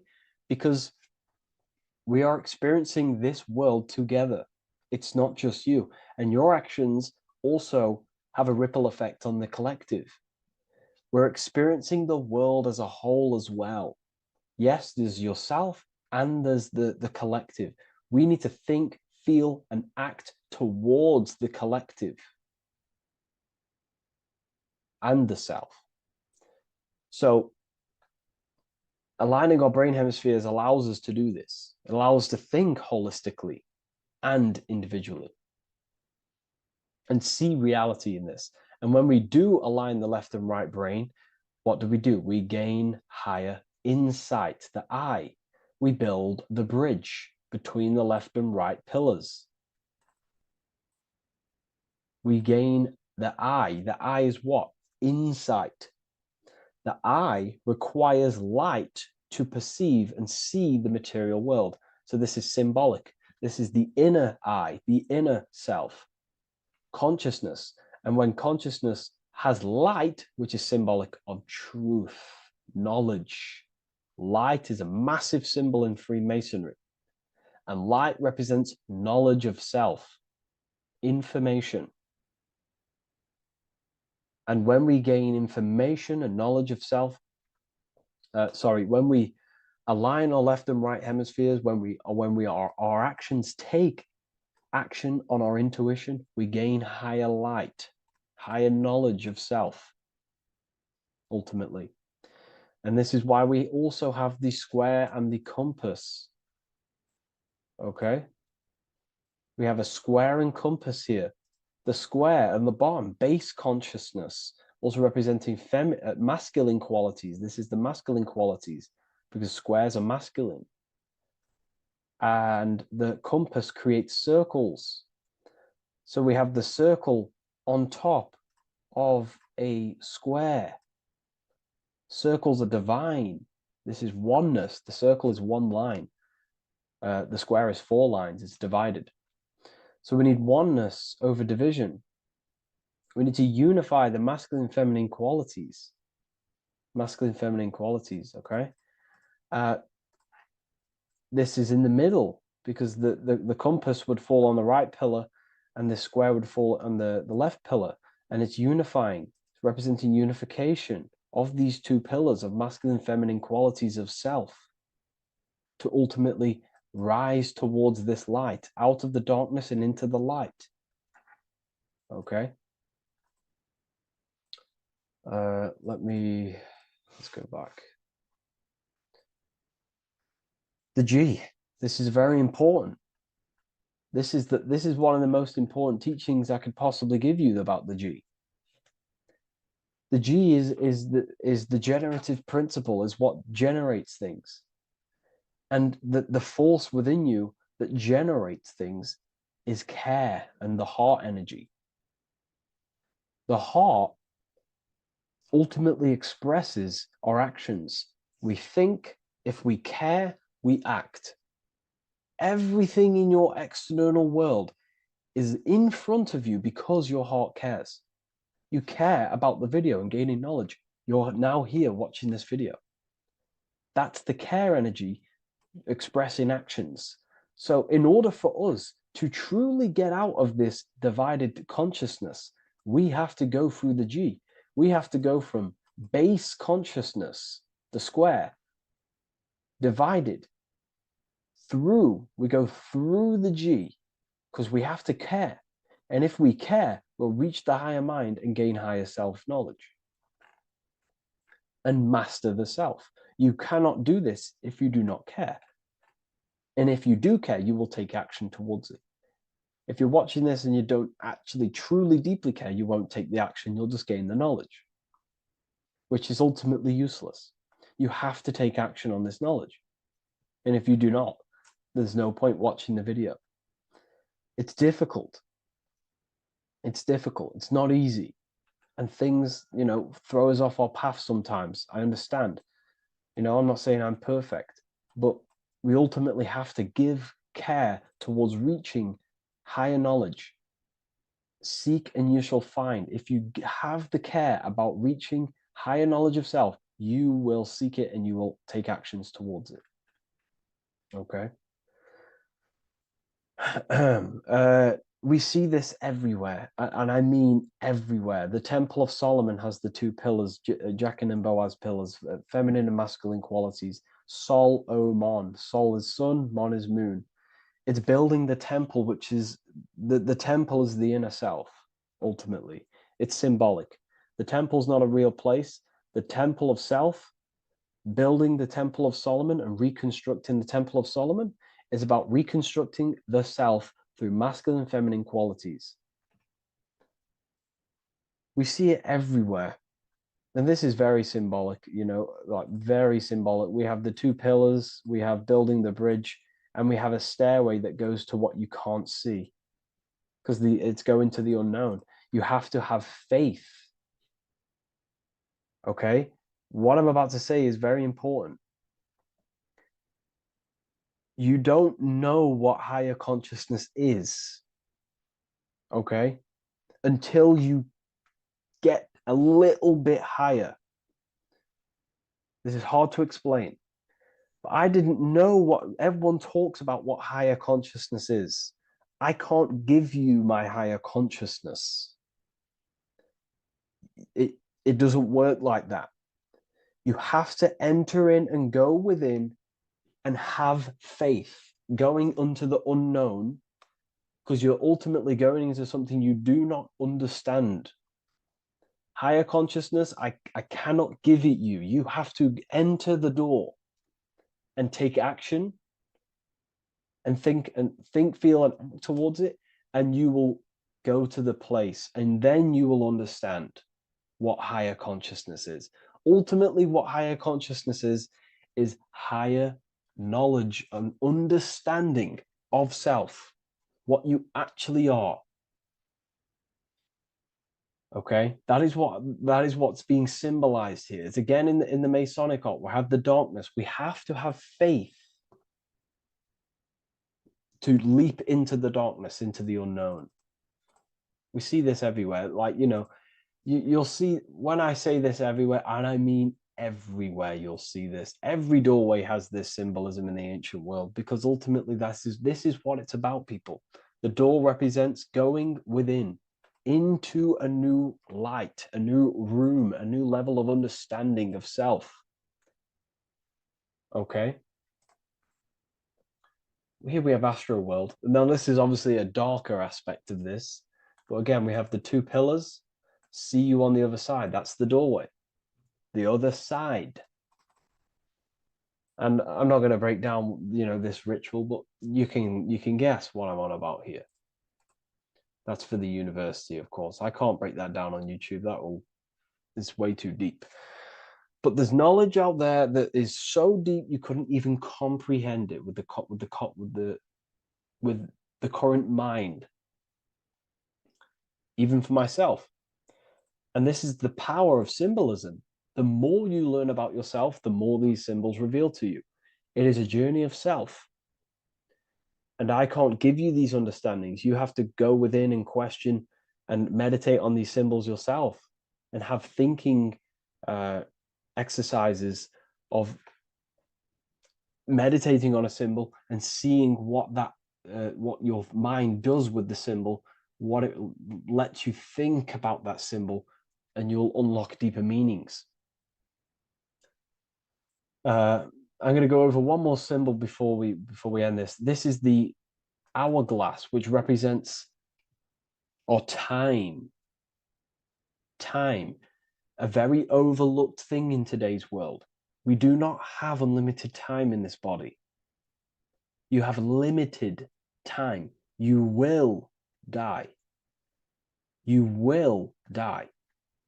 You have limited time in the external world. This is why it's on the left pillar, located on the left side, the external world. You are limited. The scythe represents you will be harvested. Your body will die. It'll be harvested. You will die, and you need to fulfill your mission here. You came with a purpose. You have to find that purpose by going within the self and questioning and taking action on what you know and feel is right. Unity consciousness, aligning thought, emotion, action. So if you wish to learn deeper insights, gain exclusive lectures, astral projection, self-mastery, I've just started a new section on mind control methods and how people are using this in society and becoming conscious of it. I've now opened 5 spots at a limited special price for Ethereal University. Use the code MIND, all capital letters, MIND, all capital letters at the checkout. And there's only 5 of these codes. Whoever uses them gets them. It's ultimately going to give you 20% off the university for as long as you're subscribed to the university. We go so much deeper in the university. Remember, social media is just the tip of the iceberg. Tip of the iceberg information. There are certain things I can't talk about, but I'll see you inside, and I hope you enjoyed this video. Please leave a like, comment, and a subscribe.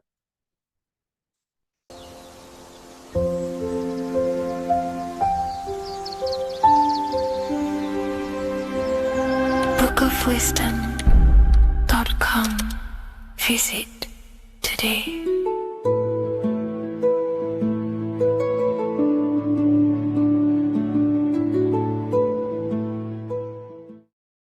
Welcome back, people. We're back with another video. Let's jump straight into this. Make sure to tune in till the end, because this It's got so much information in this video. So sit back and enjoy. So everything's torus fields. The Earth's a torus field. Everything's torus, which is electromagnetic field, electric and magnetic.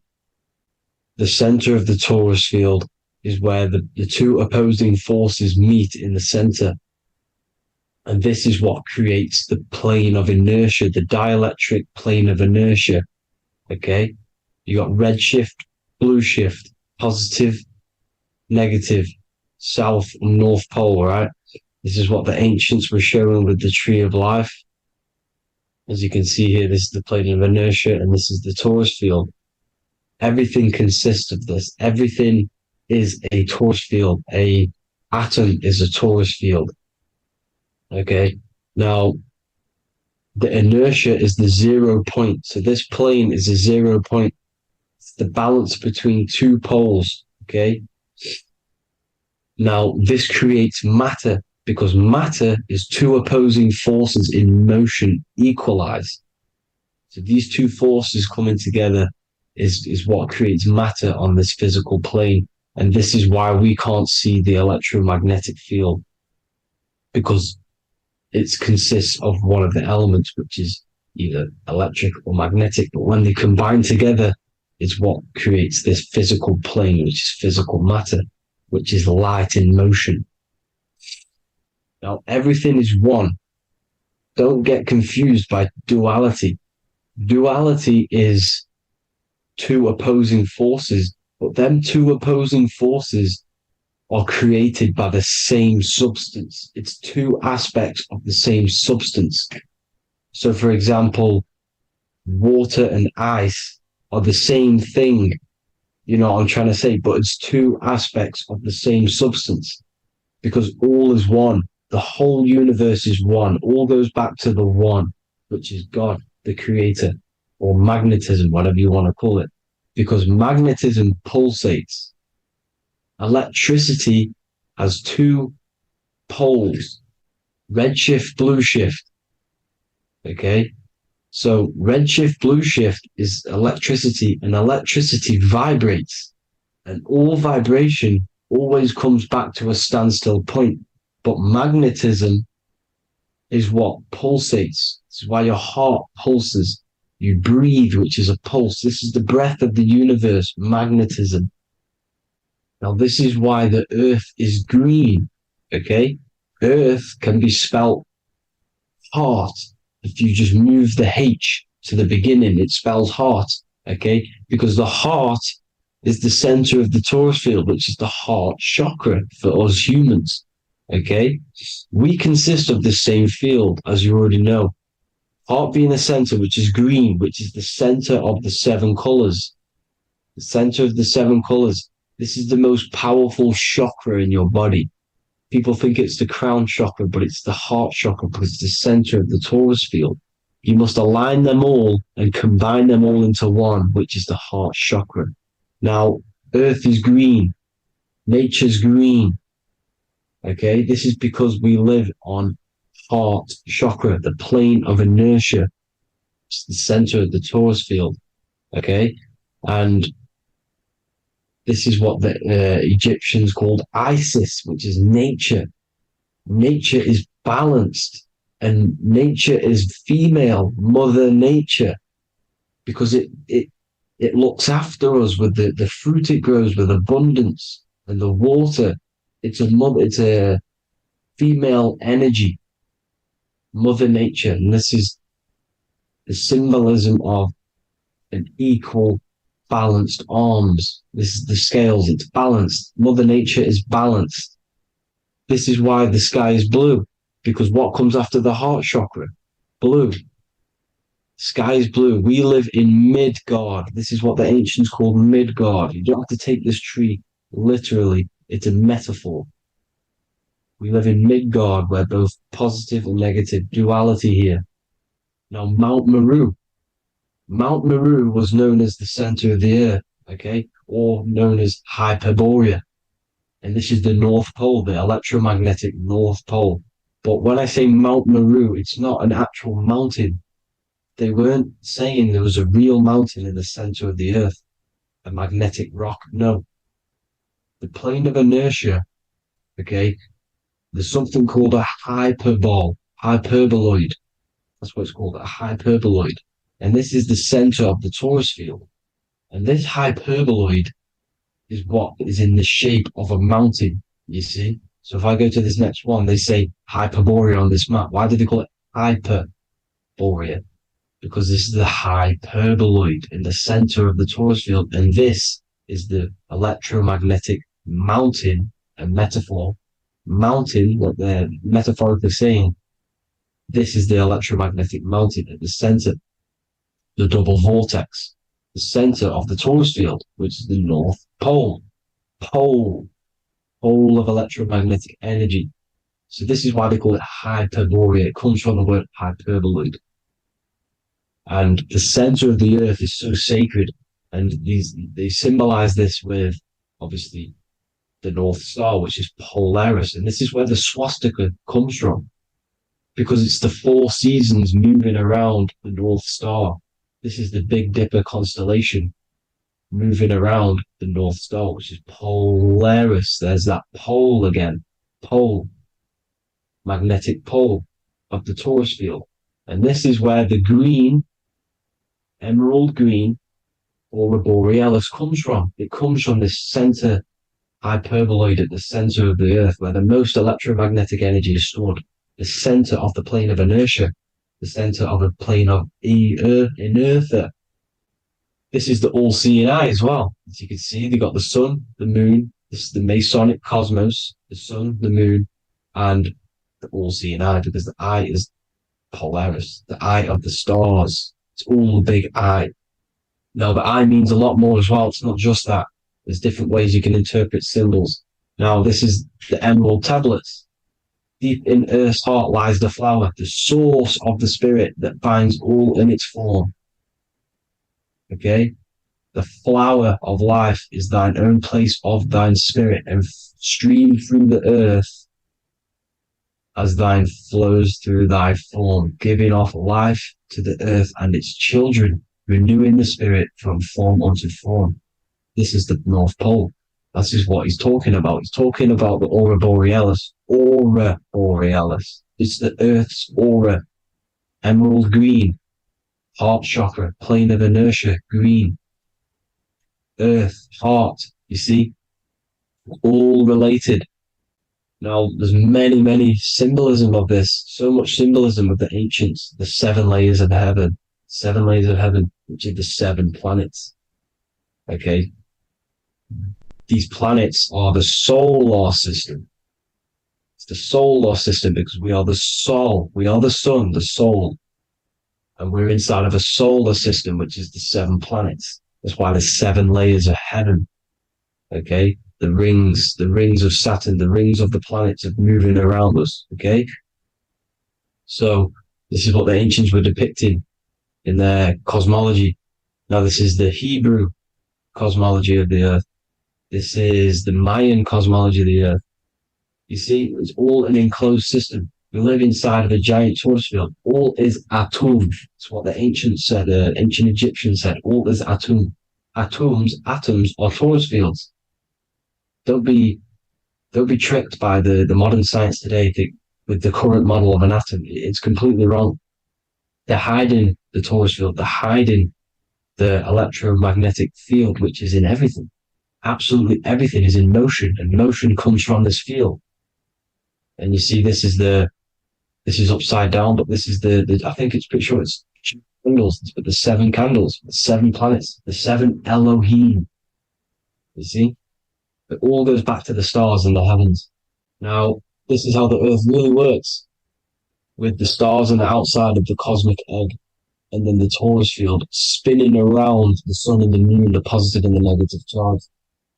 The sun gives you energy, the moon takes your energy. The moon controls monthly cycles. Moon is mon. This is etymology. Mon, month, money, demon, monster. Stir is star, moon star. We are all stars. Youngster, minister, superstar, Hollywood star. We're all stars. We come from the stars, which is heaven. Our soul comes from the stars. You see, we are the universe. The image of man is made in the universe. We are a microcosm of the universe. The universe is a macro. We are micro. We consist of everything: the body, mind, and spirit. The sun, the soul; moon, the mind; earth, the body, mind, and spirit. We have 12 systems in the body, which are governed by the 12 zodiac signs, starting at the Aries, which is the ram of God, all the way down to Pisces and Capricorn, kneecap. It all goes back to the stars. We are the stars. We are the universe. Everything is inside of us. Everything. Like I say, the Temple of Solomon, the temple of the soul and mind. The soul, the temple is the body. The soul is the soul, and the mind is the mind. The temple of the soul and the mind. Body, mind, and spirit. We consist of the 5 elements: air, spirit, water, earth, and fire. We consist of everything. We are the universe. We're made in God's image, which is the universe. You see? Now, everything goes back to the stars. The ancients worship the stars because the stars govern everything. They govern the systems in the body. They govern your life. This is why your zodiac is so important, your sign. Each zodiac has a specific element associated with it as well. Aries, which is the first sign, the Ram of God, the Lamb of God, which is a fire sign. Fire, first. Fire, first. F-I-R, this is etymology. The cerebrum, ram, which is in the brain. Aries, the ram, control the head, the face, and the nose upwards. So it controls the cerebrum. The Torah, which is, I'm pretty sure it's the Hebrew Bible, which is the Taurus. Tornado comes from the Taurus field. You see? Everything's inside of you. It all goes back to the Taurus field, and the Taurus field is everything. Now, like I said, 12 zodiac signs, 12 systems, 12 cranial nerves in the brain, the 12 disciples of the Bible. All symbolic. Have to read the Bible properly. Now, this center, at the center of the earth, right? This is what's stirring the ether. And the ether consists of the 4 elements. Because there's 5 elements. Spirit can be called ether. People call it spirit or ether. Ether is pure potential, pure energy. It's what connects the astral to the physical. It's the dimension between the physical realm, which we're on, and the astral. So it has pure potential. It's pure energy. This is why we say either. I either want to go there or there. It's connecting 2 scenarios. That's what the ether is. It's connecting the 2 worlds, the astral and the physical. The center is like the cosmic womb. There's a black hole in the center. This is the center of the Taurus field. This is the womb of creation. This is the womb of creation. And inside of this black womb are the 5 elements, and everything's being stirred around. Everything's in motion. Light is motion. Everything's motion. Now, like I said earlier, light crystallizes into physical matter. They are the same substance. Spirit and matter are the same substance, but different variations, different aspects of the same substance. Low vibrational spirit turns into matter. High vibrational matter turns into spirit. Or light, whatever you want to call it. Matter is light crystallized. This is where we get the 7 metals from. The planets. The planets are light. Specific frequencies and vibration of light. When these lights, or the planets, materialize, material metals materialize, they turn into the 7 metals. Saturn turns into lead. That's why lead is red. Saturn is red. The sun turns into gold.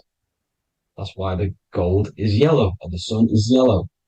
You see, Saturn is the time god. What happens in autumn? The leaves turn red and they die. This is why Satan, time god, the reaper, everything is crystallized till it's death. and then reborn again. You see? Rust. When things rust, it turns to red. Because it's Saturn. Saturn crystallizes everything. He's the Reaper who comes around in winter. You see? He's Satan. Jesus and Satan, the Sun and Saturn. They say we live in a solar system. The solar system. I think I've already just broke this down. The 7 planets are the 7 chakras. Everyone already knows this. But I'm going through it anyway. But this is where we get the 7 planets from. And the 7 metals. You see, all the ancients knew it was an enclosed electromagnetic system. It's not a spinning ball in the middle of space, people. They want you to believe this so you get stuck in this material world. Because if you believe everything's material, you can never affect this plane effectively. You can never create your life effectively. You don't understand the planes of existence. Because the mental plane is a higher plane. And it breaks down and it controls the planes below it. The mental plane, hold on, I've got it here for you. The mental, the astral, etheric, then physical. Etheric connects the physical to the astral, but the mental is what's above them all. You see? Now, it's important to understand this. It's important. However, the ancients always talked about the enclosed system. Only NASA, which is introduced around the Roman times, not NASA, but the globe Earth was introduced around the Roman times. Okay? By these Masons. These Masons introduced this because they wanted to take over the minds of the masses and control them. These people worship the physical realm. They know how it works. They know the ins and outs of it. They know how to do the magic. They know how to do it all. They understand it all. That's why Masonry have to take the oath. The oath of not speaking. You're not allowed to speak about anything you learn about in Masonry. Because they're discovering the truth about your mind and how it creates reality and stuff like that. So, this is the Masonic cosmology. The 5-pointed star, the 5 elements. The checkerboard for duality, positive and negative. The 2 aspects of every substance. This is another ancient painting depicting the firmament. The stars inside the firmament. The sun. You see, the ancients worshipped the sun because it's so important for sustaining our life. It's the only reason we're alive is because of the sun. But then people think it gives you cancer today. They brainwash you to think the sun gives you cancer when it's the #1 source of all life. They want you to believe it's a big, spinning, dangerous ball in space. It's not. It's here to give us life. It's God's Son. That's why Jesus is known as God's Son. It is the Son of God. God created that to sustain us. You see? So it's important you understand the true cosmology of where you are. Because if you don't know where you are depleted of all of your morals. You're depleted. You're demoralized. You're lost. You don't know where you are. You don't know where you exist. Okay? Once you accept the globe model, the heliocentric model, you will subconsciously think that you come from nothing. This is why they implemented the evolution theory just after the globe model was introduced by Charles Darwin. Charles Darwin came in after the globe model. He's a Mason, he was another Freemason, and implemented evolution where we came from monkeys because they want you thinking less of yourself so they can manipulate your mind. You see? They want to manipulate your mind, and they have done since you got here. Since you came through that portal, you were manipulated from that day to believe this, believe that. The true cosmology, the truth will set you free. You'll understand things better. You will feel better in yourself when you know the sun is here for you. You'll feel better in yourself that you know that you didn't come from a monkey. You were created as a human, a manifester, a creator. You're so intelligent. Your mind is amazing. You can manipulate matter, mind over matter. See? Thank you all people for tuning in. Tap in with yourself. Love yourself. Find the truth. Spread the truth. Nothing dies. Nothing in this creation dies. Everything's energy. Everything's light. Light can never die. You're a light being. That's why it says Q. Q man. Q is light in Hebrew or Latin. Either one of the two. You are light. You're a light being. You never die. Ever, ever, ever die. Ever. Stop thinking you're going to die. This body will die because it contains electricity. And electricity always goes back to a standstill point because of vibration. Electricity vibrates. You are pure light. You will never ever die.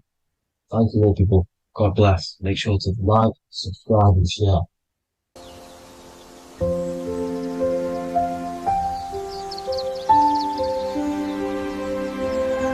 bookofwisdom.com. Visit today.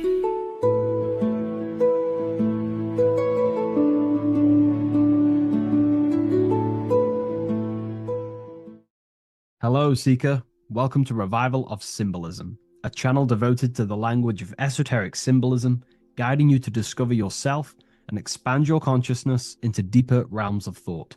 I'm Harry B. Joseph, also known as Revival of Wisdom, and today we're going to be discussing this particular piece of Freemasonic artwork, and in the context of force and form. This is a very important ideology to understand about life, your reality, and ultimately to gain your personal power.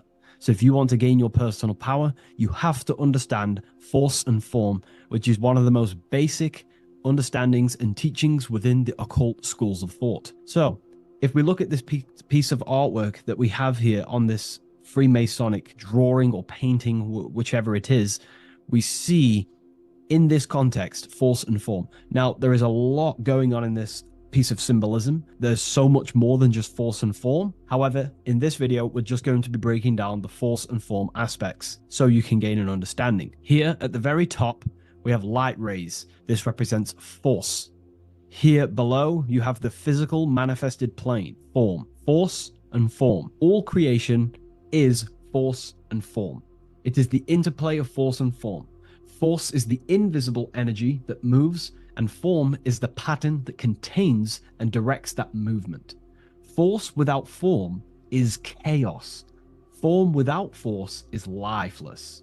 So without any force, there would be no movement or manifestation. Without form, there would just be chaotic forces within the universe.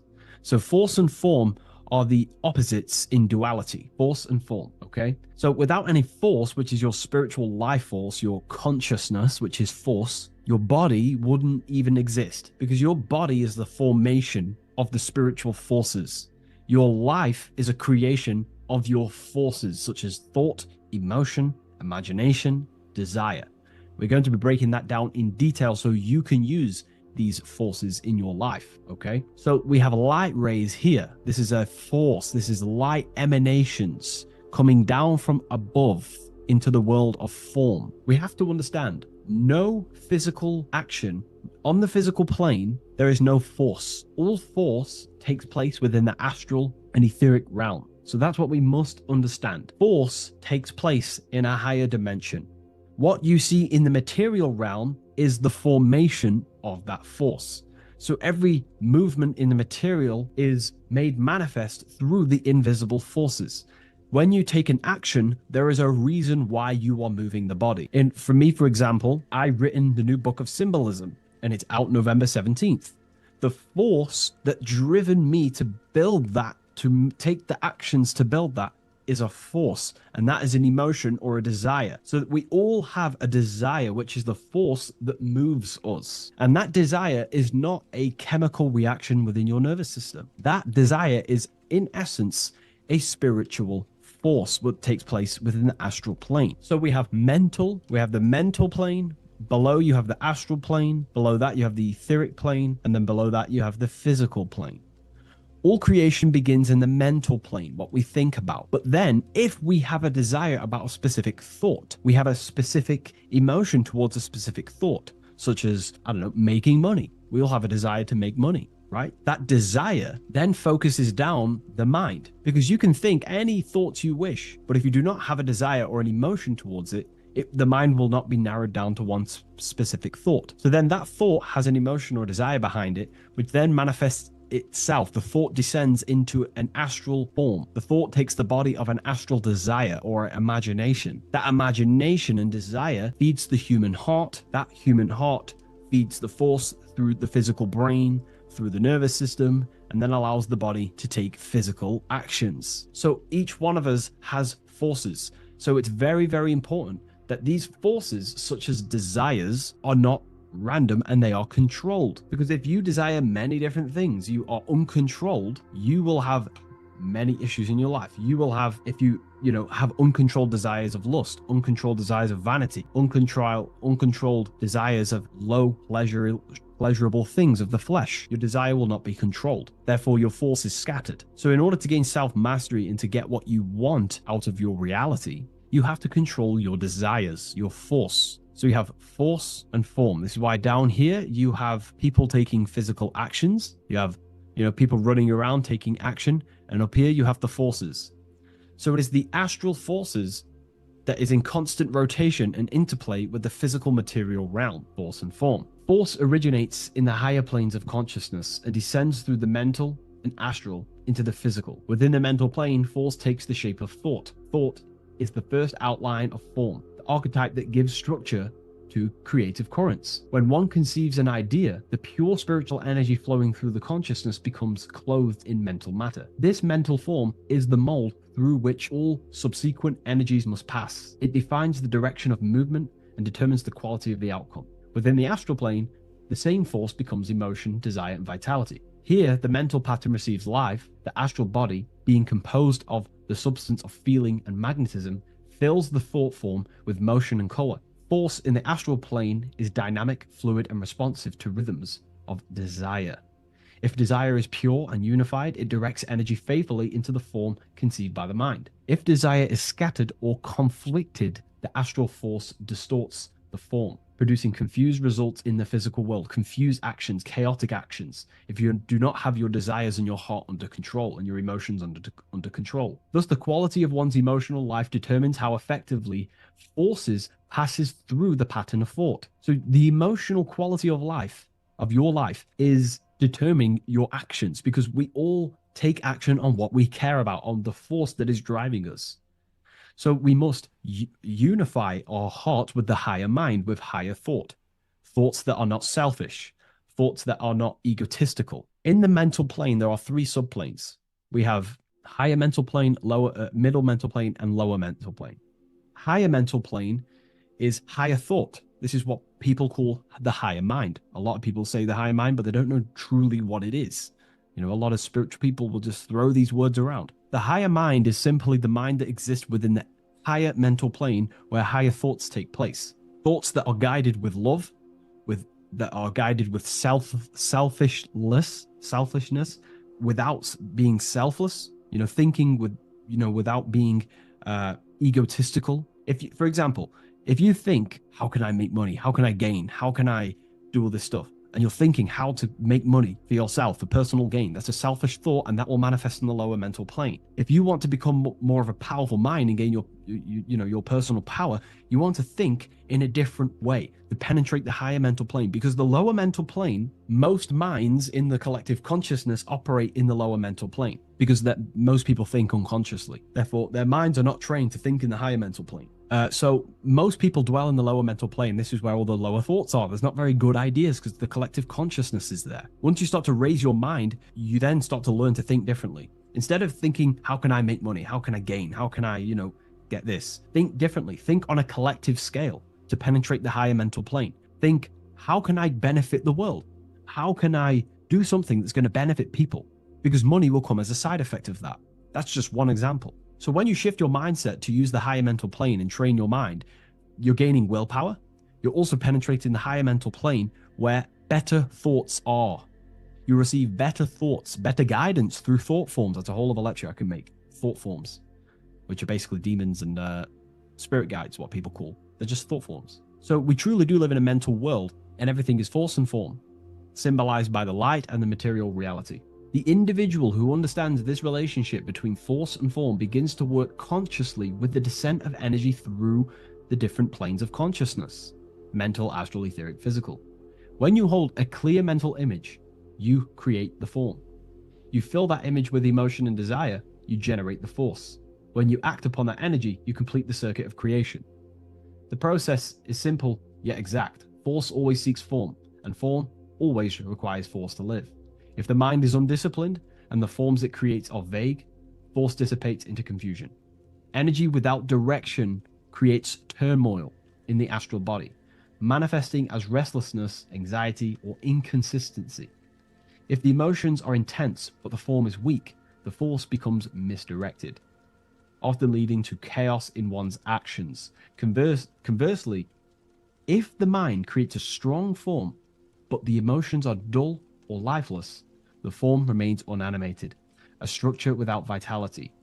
True creation requires the balance and union of a defined mental pattern and vibrant astral current. So it's about aligning your mental and emotional states, symbolized by these two pillars here. Well, they are the extremes. So the moon would be your emotional state, the sun would represent your intellectual, or the masculine and feminine. However, they are the extremes. So this middle pillar represents the balancing of those. So when we balance our mental and emotional state, we become conscious co-creators using force and form. It's a very important lecture, and I know this is a quite complex and advanced lecture, but this is what this channel is about, Revival of Symbolism. It's about more advanced teachings. But hopefully you can get your head around this. There's a few books out there you can definitely read. I can't think off the top of my mind, but you can read this stuff up. It's great information. It will definitely help you in your life. Force and form. And if you haven't already, join the waiting list. I'll leave a link in the description for the Book of Symbolism, November 17th on revivalofwisdom.com. If you wish to be notified, I'll send you an email. I just want to say thank you for your support. Please like, comment, and subscribe, and share to a friend. I'll see you in the next one. Absolutely. Let's refine that into your signature deep and esoteric.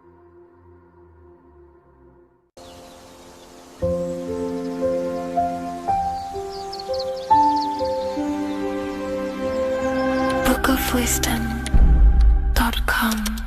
Visit today.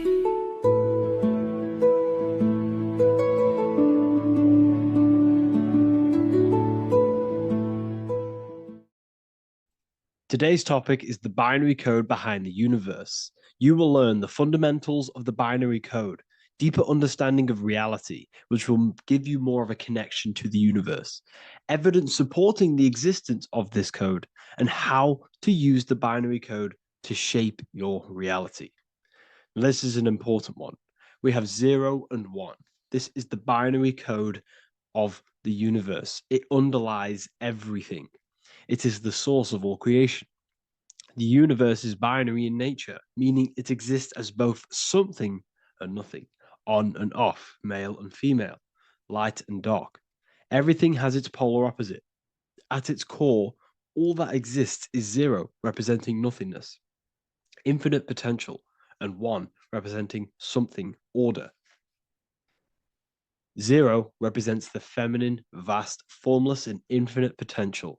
It is the space from which all things emerge, the womb of creation, the receptive and expansive force. 1 represents the masculine, structure, form, and order. It is the active principle, the initiator, the force that defines and shapes reality.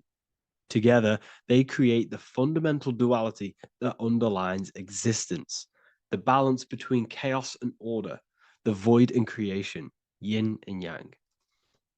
We see this in the masculine and feminine bodies.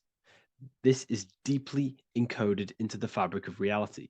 And once you see this, you will never unsee this. So please leave a like on this video if you love my content and you love the wisdom that I share with the world.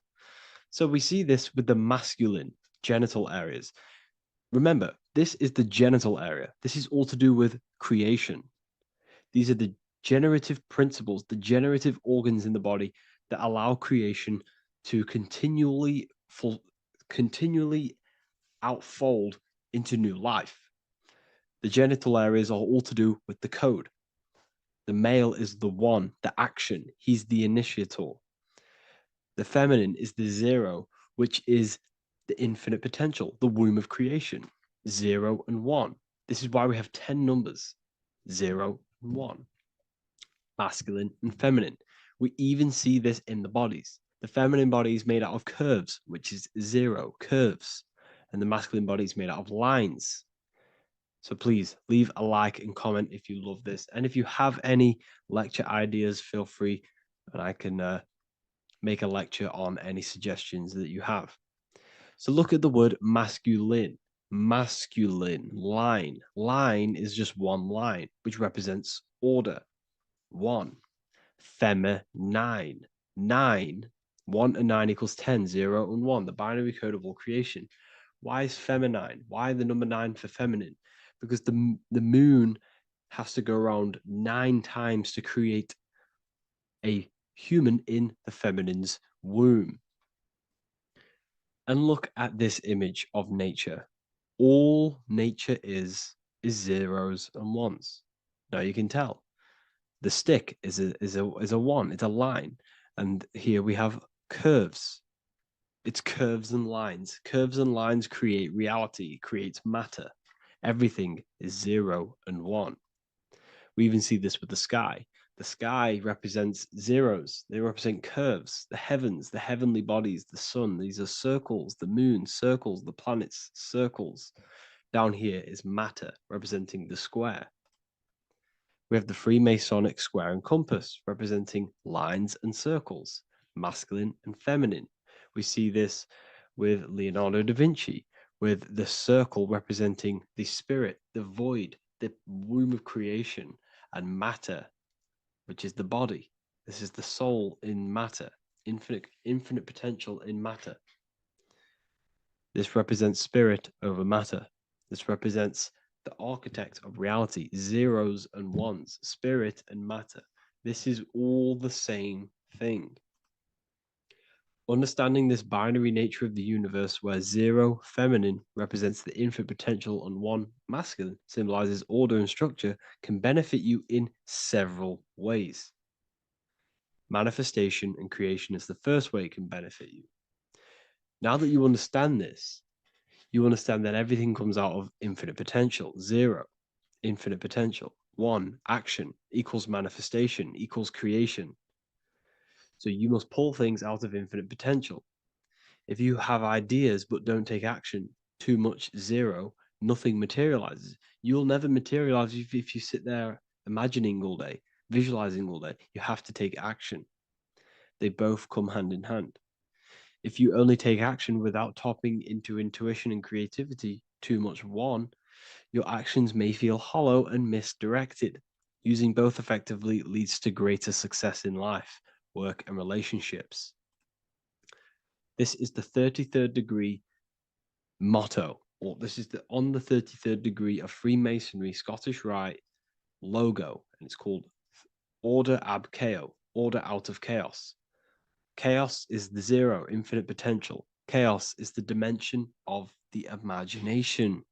This is where this all ties in now. Imagination is the dimension of infinite potential, pure potential, formless creativity, and the realm of infinite possibilities. It is the void, the unmanifested energy that contains all that could ever be. That is the imagination. The imagination is the dimension that you are connected to, and you can pull any idea out of and materialize it into a reality. Matter, on the other hand, is order brought out of the imagination, chaos. It is when raw potential is structured, defined, and crystallized into form. This is the fundamental principle of order out of chaos, the process of turning the unseen into the seen, the abstract into the concrete, the dream into reality. That's why we say dreams into reality. Dreams are in the imagination, infinite potential, and the human mind is connected to high dimensions of consciousness, which we can pull ideas, things out of, and materialize it into our lives. Whether that's good or bad, that's completely up to you. But we have access to higher dimensions beyond the physical plane. And this is the secret that the human mind is connected to, and that you are not just a physical body. Okay? The universe itself was born from chaos. Before form, there was only energy and potential. Our minds function the same way. The mind is a microcosm of the universe. Our thoughts exist in an infinite field of possibility, but they only become real when we take action and give them form. If your inner world is filled with chaotic thoughts and impulsive emotions and negativity, then creating order within is essential for balance, clarity, and growth. What do I mean? Order out of chaos, 0 and 1. All creation comes out of infinite potential. The mind, the imagination, is the infinite potential. The material world is the order. It's the effect. Therefore, if your material world has chaos, if your room is messy, if your body is out of shape, if you do not look after yourself, everything in the physical world is just a reflection of what's going on inside of you, what's going on inside of you. So if you have a messy room in a messy house, this reflects as a messy mind, a chaotic mind, and we must create order in our mind. So this applies to all realms of your life. This applies with your mind, it applies with your emotions, it applies with your manifestation, it applies with the physical world, with the masculine and feminine. 0 and 1 is heaven and earth. It's everything. It's duality. It's on and off. It's everything. So it applies to all realms of your life. Okay. So in order for this to benefit our lives, we must, 1, have awareness and observe the chaos. Step back and observe your thoughts and emotions without reacting to them. Recognize that you are not your thoughts. You are the observer of them. You are the soul. You are in between them. You are the midpoint between the left and the right, the 0 and the 1. You are the soul. Journaling or meditation can help you identify patterns and negativity and impulsivity. So it's important that we recognize these patterns, we recognize the chaos within us, and we transmute it. 2, implement structure, mental discipline, mindful practices, meditation, breath work, and slowing down your reactions.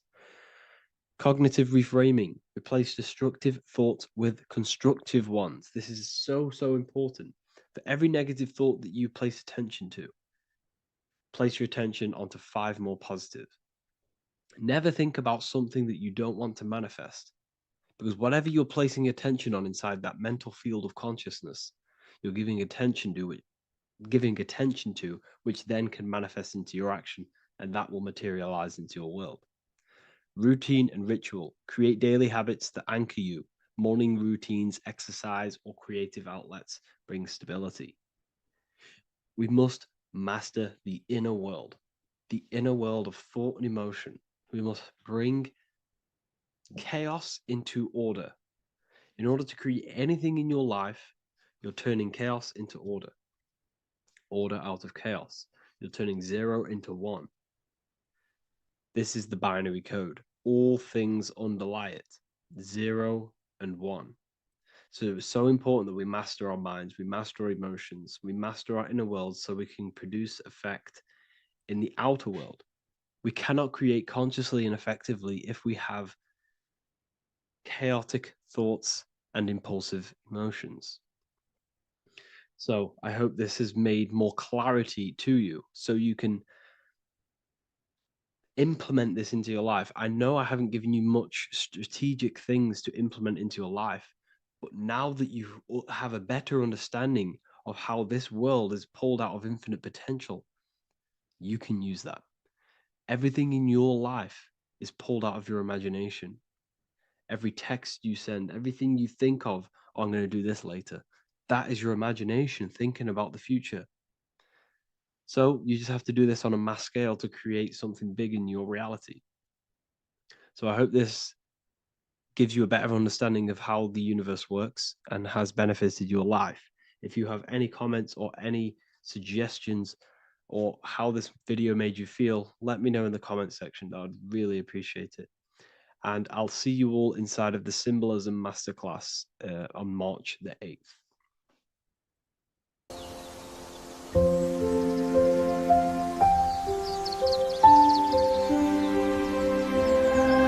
bookofwisdom.com. Visit today.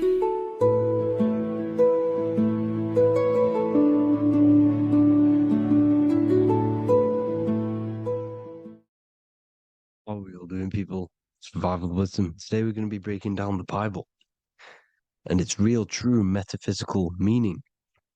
All of these slides within this video is taken from my book, The Book of Wisdom. So you can get all of these slides. So the Temple of Solomon, you are body, mind, and soul, which is the Holy Trinity. The moon, sun, and earth. The sun is your soul because the sun is its infinite source of energy. It is its own source of energy. And that is what your soul is. It's its own source of energy. The moon is mind. This is why you call people a lunatic. You're a lunatic. Luna means the moon. And inside of your mind, you have a specific mood. Mood is moon. And mind in German is Mond. And the word Mond means moon. And earth is your physical body because your body contains of the four elements, the four physical elements. Well, the Temple of Solomon is the temple of the soul and the mon, the soul and the mon, the soul and the mind. And it's the temple of the Holy Spirit in the Bible. Everything leads back to one singular point in the center of the brain. The brain is not the mind. It's mind over matter. Okay? The brain is the physical manifestation of the mind. The brain is the electrical computer which decodes the light waves given to it by the mind. This is why everything in the body leads back to one singular point. And we'll go over this in a minute. But this is controlling the physical body. This is the within. If you rearrange within, it spells high twin because within you is your twin, your true self. And it's just an entity in the center of the mind.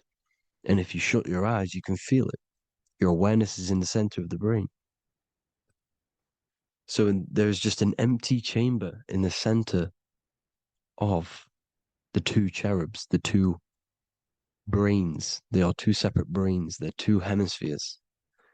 And the empty chamber, when scientists chop it up and see it's just an empty chamber, well, because you can't see in that plane of reality. You cannot see the mind. You cannot see thoughts. It is invisible to the human eyes, to the visible light spectrum, to the two eyes. The reason why we call it the third eye in the center of the brain, it's not the third eye, it's your true self. It's the mind and soul. It's an eye because it does see. It's the all-seeing eye that you always see here. There's some Masonic artwork showing the two pillars, the two cherubs, the two hemispheres of the brain, and the inner eye. This is the eye that sees all things. What do I mean by seeing all things? Not physically. It sees the mind. It's what, because your soul is watching the mind. You can observe the mind. You are not the mind. And if you meditate deeply enough, you can go beyond the mind. It's the all-seeing eye. It sees the mind. It sees what emotions you're feeling. It sees what you're thinking. It sees what you're seeing with the two eyes. It's the all-seeing eye. It sees all things. It's omnipresent. It's everywhere. Because the mind can be anywhere. The mind can switch itself into any place it wants. There is no limitations with the mind. So there is two hemispheres in the brain. And in the Bible, there is a quote saying the most holy place between the two cherubs. The two cherubs is the two hemispheres of the brain, and the most holy place is between them, which is what the Masonic artwork is showing. This is the all-seeing eye, the soul and the mind in the center of the brain. And you will not see this with the two eyes. So when scientists come to seeing the empty chamber in the center of the brain, they wonder because they do not understand the occult side of the world. They do not understand the layers of reality. How the two eyes, everything physical comes from the unseen. Everything seen comes from the unseen. Now, the two hemispheres of the brain play a major role in our lives. The right hemisphere is the artist, the left hemisphere is the scientist. The right hemisphere controls the left side of the body, the left hemisphere controls the right side, so there's a crossover. Now, the right hemisphere is to do with your feminine energy, creativity, unification, metaphors, visualization, intuition. The left hemisphere is to do with sequencing, facts, materialistic details, language, and logic. So they keep us normally trapped within the male aspect of our mind, which is the left hemisphere. You know, if you listen to Spotify, Apple Music, and radio, they're all tuned to 440 hertz, which shuts down the right side of the brain, makes you left brain dominant. And we learn, well, 90% of people learn to write with their right hand. They're taught to learn with their right hand, which is to do with the left brain. You see, so we are being trapped within this left side of the brain, which is all to do with logic, thinking logical, not creative. You know, very analytic. But the right side of the brain is to do with your creativity. So the right side of the brain is perceiving reality as a holistic perception. Now, what do I mean? If you're riding through a woods, for example, if you're riding through a woods, your right hemisphere is seeing the whole woods as one unified woods. The left hemisphere's job is to break down the perception given to it by the right hemisphere and break it down into individual trees. So what am I saying? The right hemisphere is seeing humans and everything in creation as one unified consciousness. The left hemisphere is seeing individual egos. This is why the left hemisphere is the place of the ego, the right hemisphere is to do with the higher self. They're both needed, though. I'm not saying one's better than the other. It's balance. Now, they don't want you to see the unified picture, perception of creation. They want you to think everything is individual, everything doesn't come from the one, because all things come from the one. And we experience the two in this reality, dualism. In order to understand the one, we have to experience the two to advance. So, anyways, let's get away from the two hemispheres. The right hemisphere, like I said, is to do with the higher self. And this is why in John 21:6, it says, cast the net onto the right-hand side of the boat and you will find fish. Meaning, cast your energy, cast your perception into the right hemisphere of the brain, and you will find God, unification, and higher self. You will see things from a unified perspective. How we are all one. Because we are all the same consciousness. The same spark that is in me is in you. This is why I am you and you are me.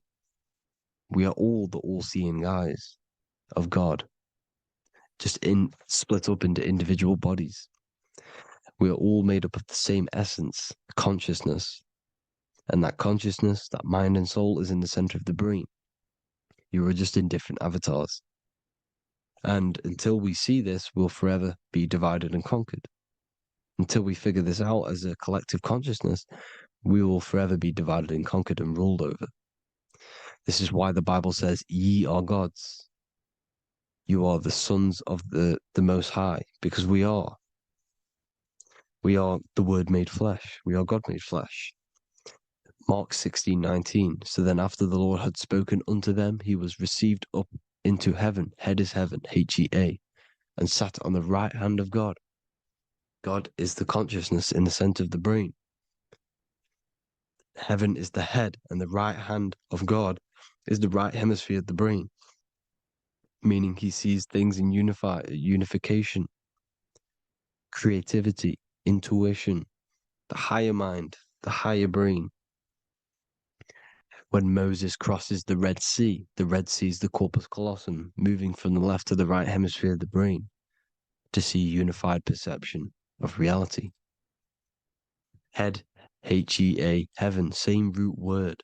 This is why the ancients always depict God in the center of the brain. Here you see ancient Christian artwork showing God in the center of the brain, the light. Here you see it here. Here you see Ganesh, an Indian god, which is the brain. Here you see the Father, the Son, and the Holy Spirit in the dome, the brain. This is the brain, because you are God made flesh. That's what consciousness is. The upper room where Jesus meets the 12 disciples. It's the upper brain on the upper room. The upper room is the chamber, the empty chamber in the center of the brain. That's the room. And the 12 disciples are the 12 cranial nerves in the brain, which pretty much rule the body, all the cranial nerves. The tree of life, the cardiovascular system. This is why in Genesis it says the tree of life was in the midst of the garden. Midst meaning middle, because the middle of the body is the cardiovascular system, which is controlling all of the systems in the body. The tree of knowledge of good and evil is the nervous system. It's the spine and brain. This is what's detecting good and evil. The brain is the electrical computer with the left and the right hemisphere, decoding the dualistic world, decoding the light waves given to it by the external world. It is